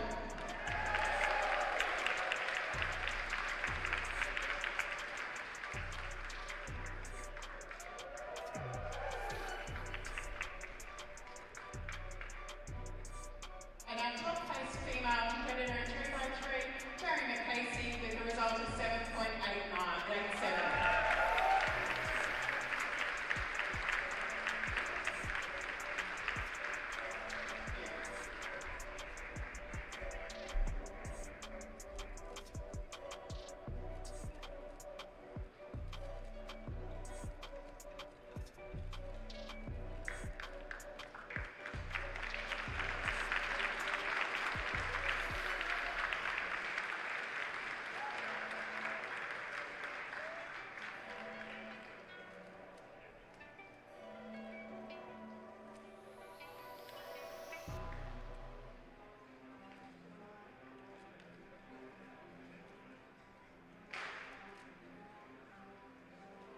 Thank you.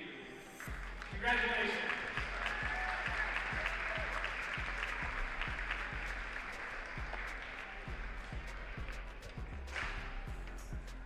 Okay, we're moving on to the podiums for all the official events. Prizes are provided by the cubicle. This right here.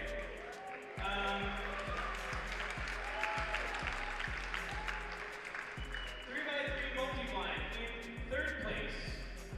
with a solve of 44 out of 50 cubes for a 38 points in 57 minutes and 42 seconds. Elliot Kobolansky.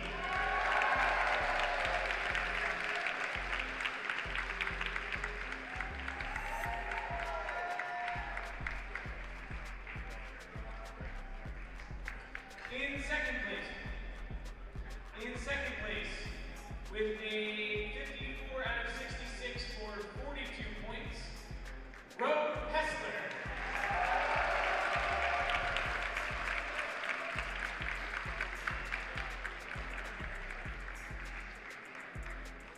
And in first place, with a 61 out of 64 for 58 points, and the North American champion, Brandon Siggins.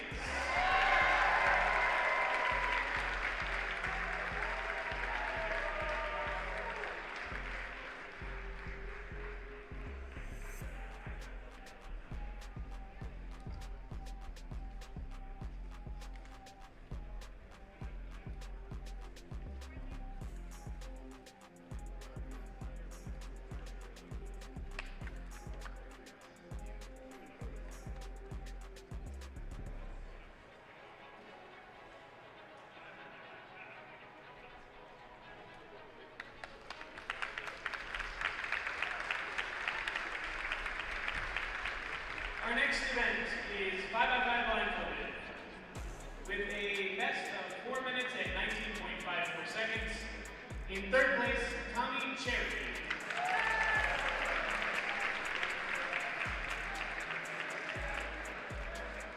In second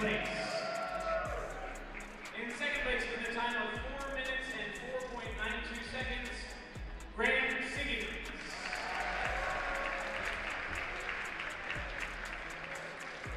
And in first place with a time of 2 minutes, 52.72 seconds, and the North American champion, Stanley Chapel.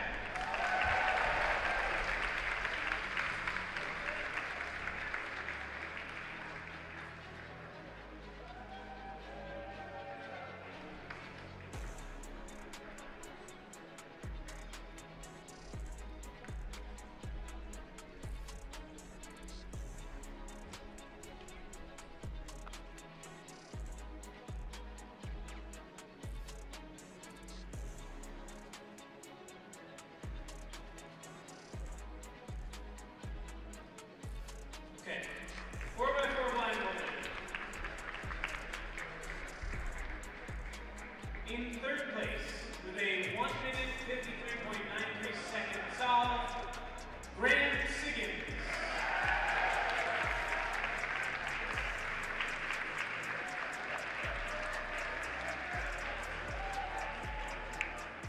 In second place, with a 1 minute 25.76 second solve, Elliot Kobolansky.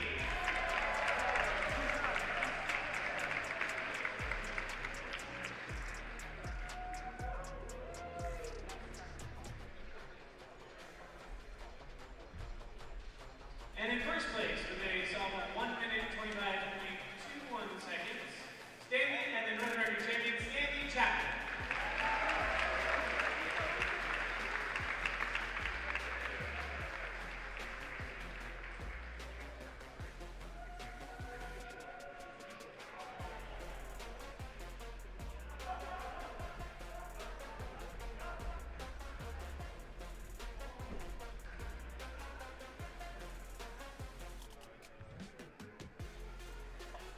Right here.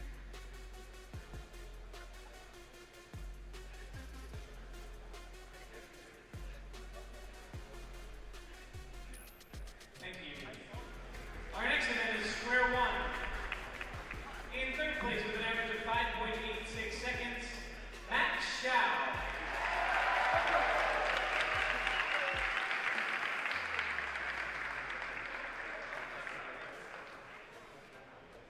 In second place with an average of 5.30 seconds, Hassan Kanani.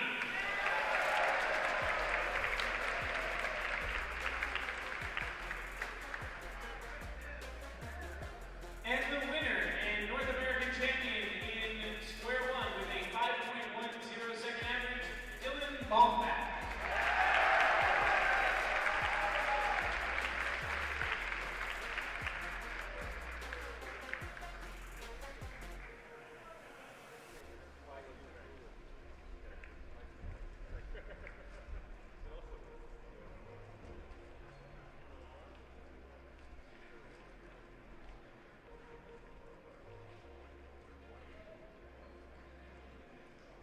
Thank you.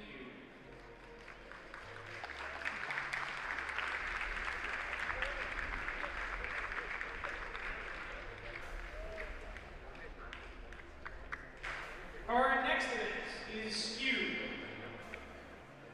In third place with an average of 2.26 seconds, Carter Kukala.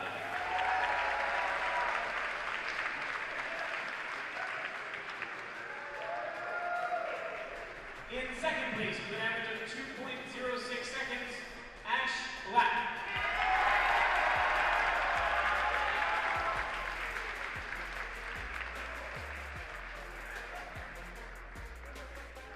And in first place, with an average of 1.99 seconds, and the North American champion in Skewb, Dominic Ribisi.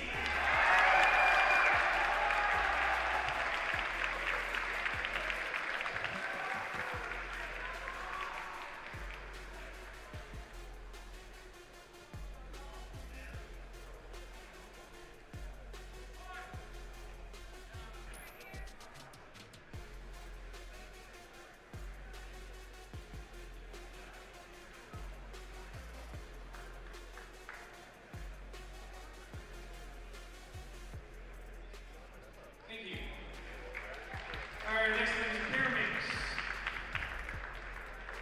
In third place, with an average of 2 seconds flat, Marcus Kamen.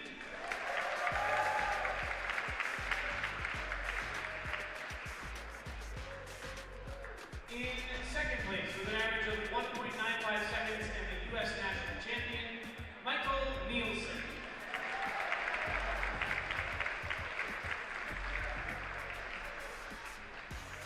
And in first place, with an average of 1.92 seconds, and the North American champion, Andrew Mao.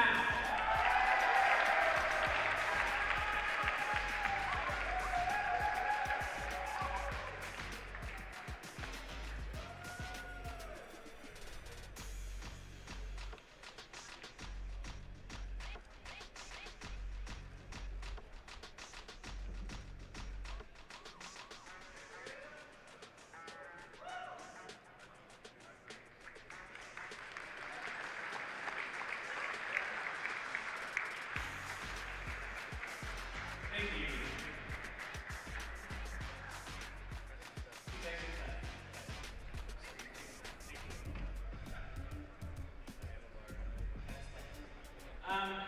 In third place, next event is Pyraminx.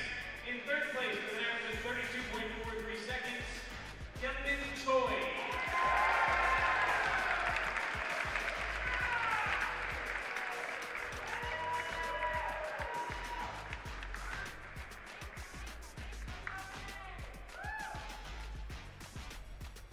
In second place, with an average of 31.44 seconds, Lucas Kuchai.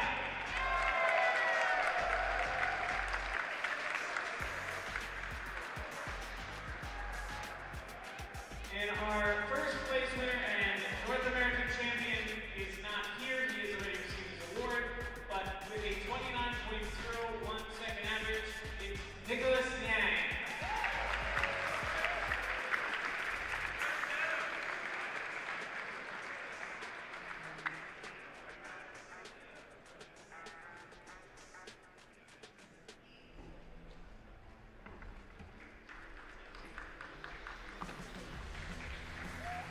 Our next event is clock.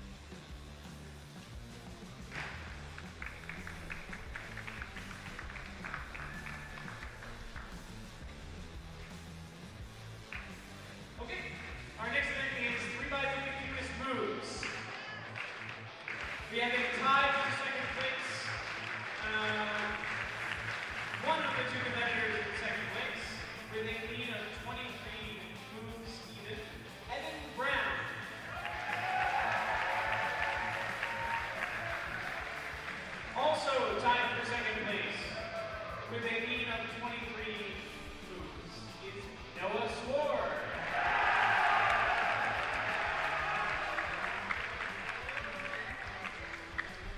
And in first place with a mean of 22 moves and the North American champion in fewest moves, Chris Shaw Adwani.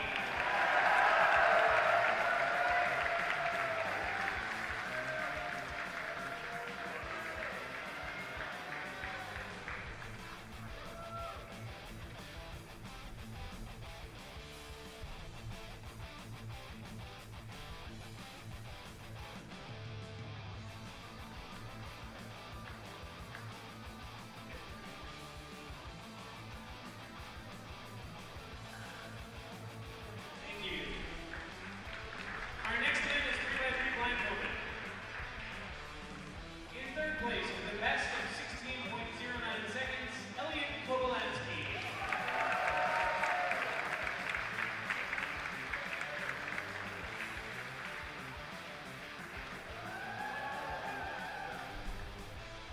In second place with the best of 14.51 seconds, Charlie Higgins.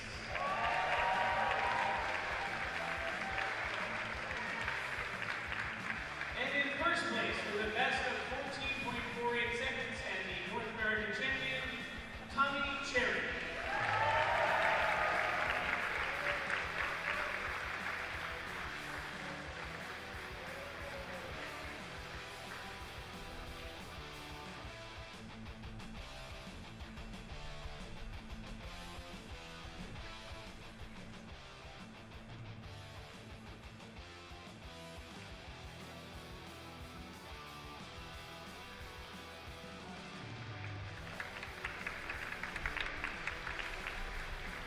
Okay.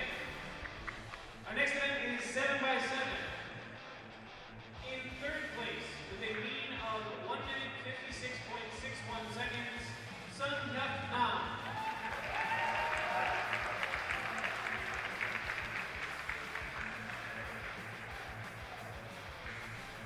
In second place with a mean of 1 minute 55.02 seconds, Timon Koloshinsky.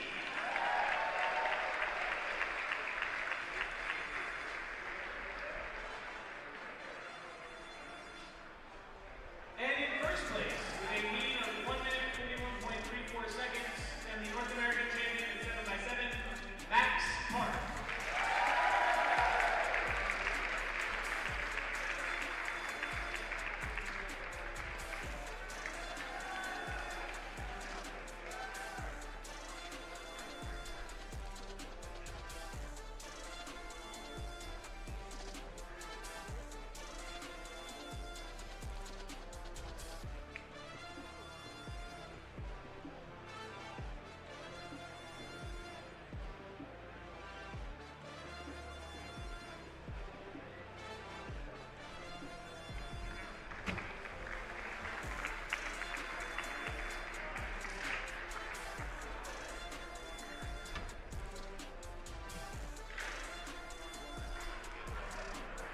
Our next event is 6x6. In third place with a mean of 1 minute 19.60 seconds, Timon Koloshinsky.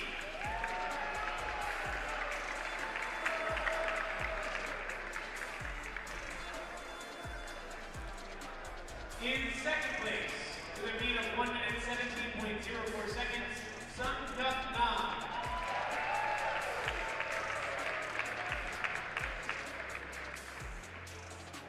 And in first place, and the winner of 6x6 North American champion with a mean of 1 minute 55.88 seconds, which is a world record, Max Park.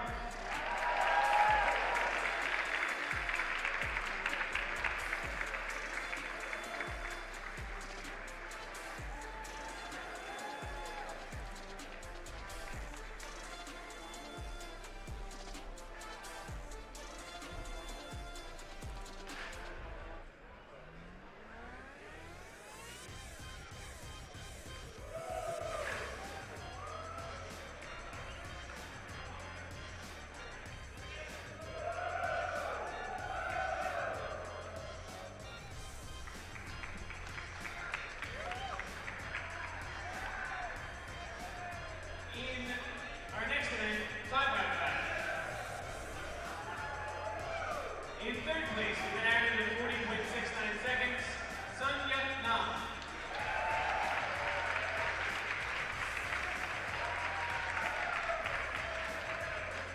In second place with an average of 37.76 seconds, and the North American champion is 5x5, Max Park.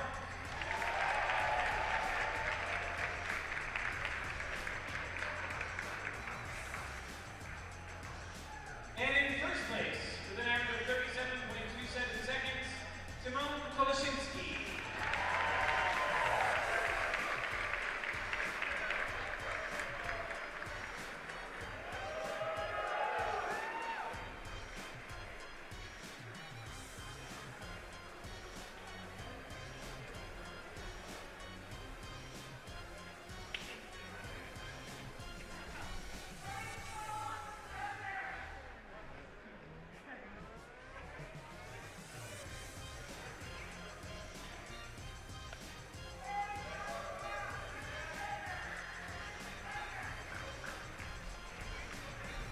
Thank you. Our next event is 4x4.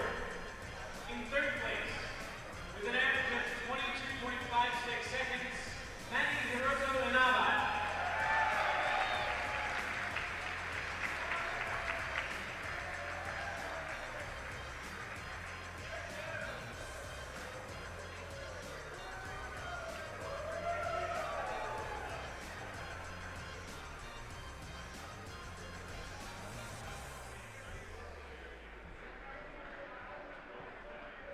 In second place, with an average of 21.71 seconds, and the North American champion in 4x4, Max Park.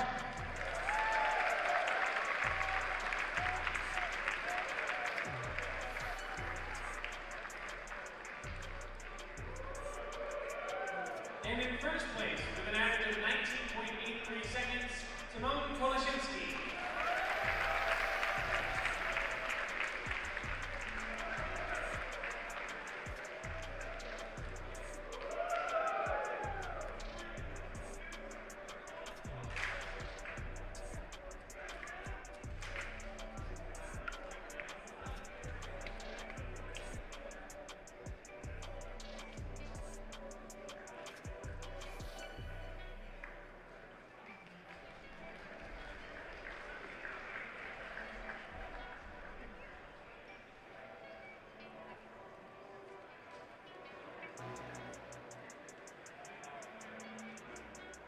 Thank you. Our next event is 2x2. In third place, with an average of 1.66 seconds, Curtis Chai.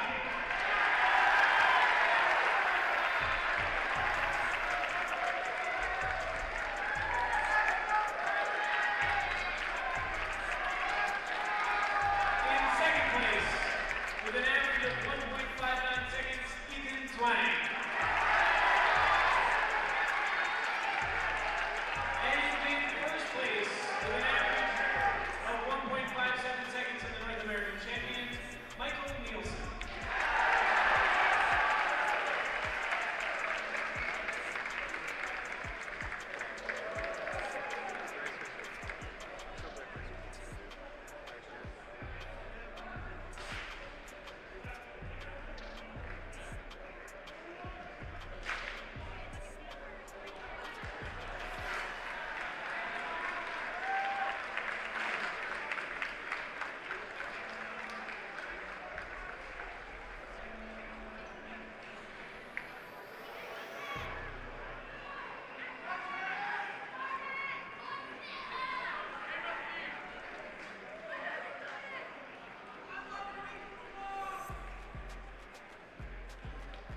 Thank you.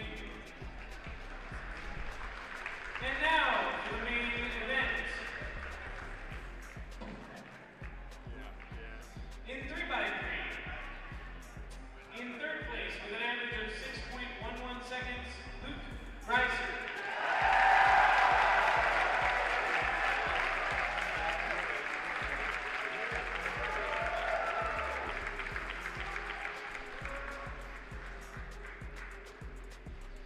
In second place, with an average of 5.6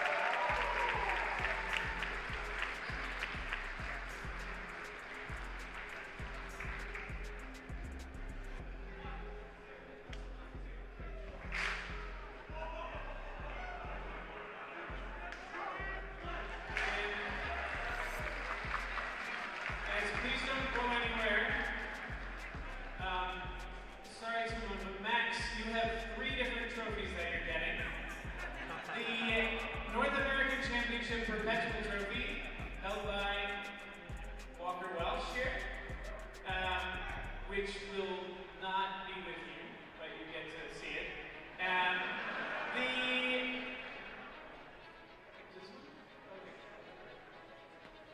The Cubing USA National Championship Trophy, the Morris Trophy, named as the first winner American champion in 2000. And the WCA North American Championship Trophy that does go with it. Yes. Okay. So if you guys want to like put them out there.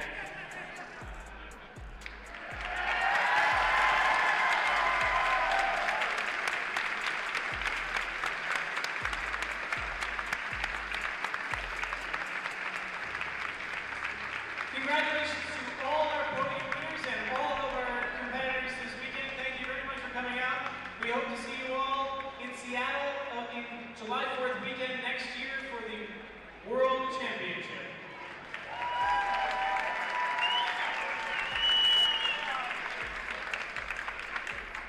Thanks so much, everyone, for watching the Rubik's WCA North American Championship 2024. This has been a presentation by Happy Feet Productions. Special thanks to Rubik's for providing a continued partnership with the cubing community, Cubing USA for organizing this great event, and the Cubicle for providing prize support. Last but not least, we thank the World Cube Association for the last 20 years, and here's to many more.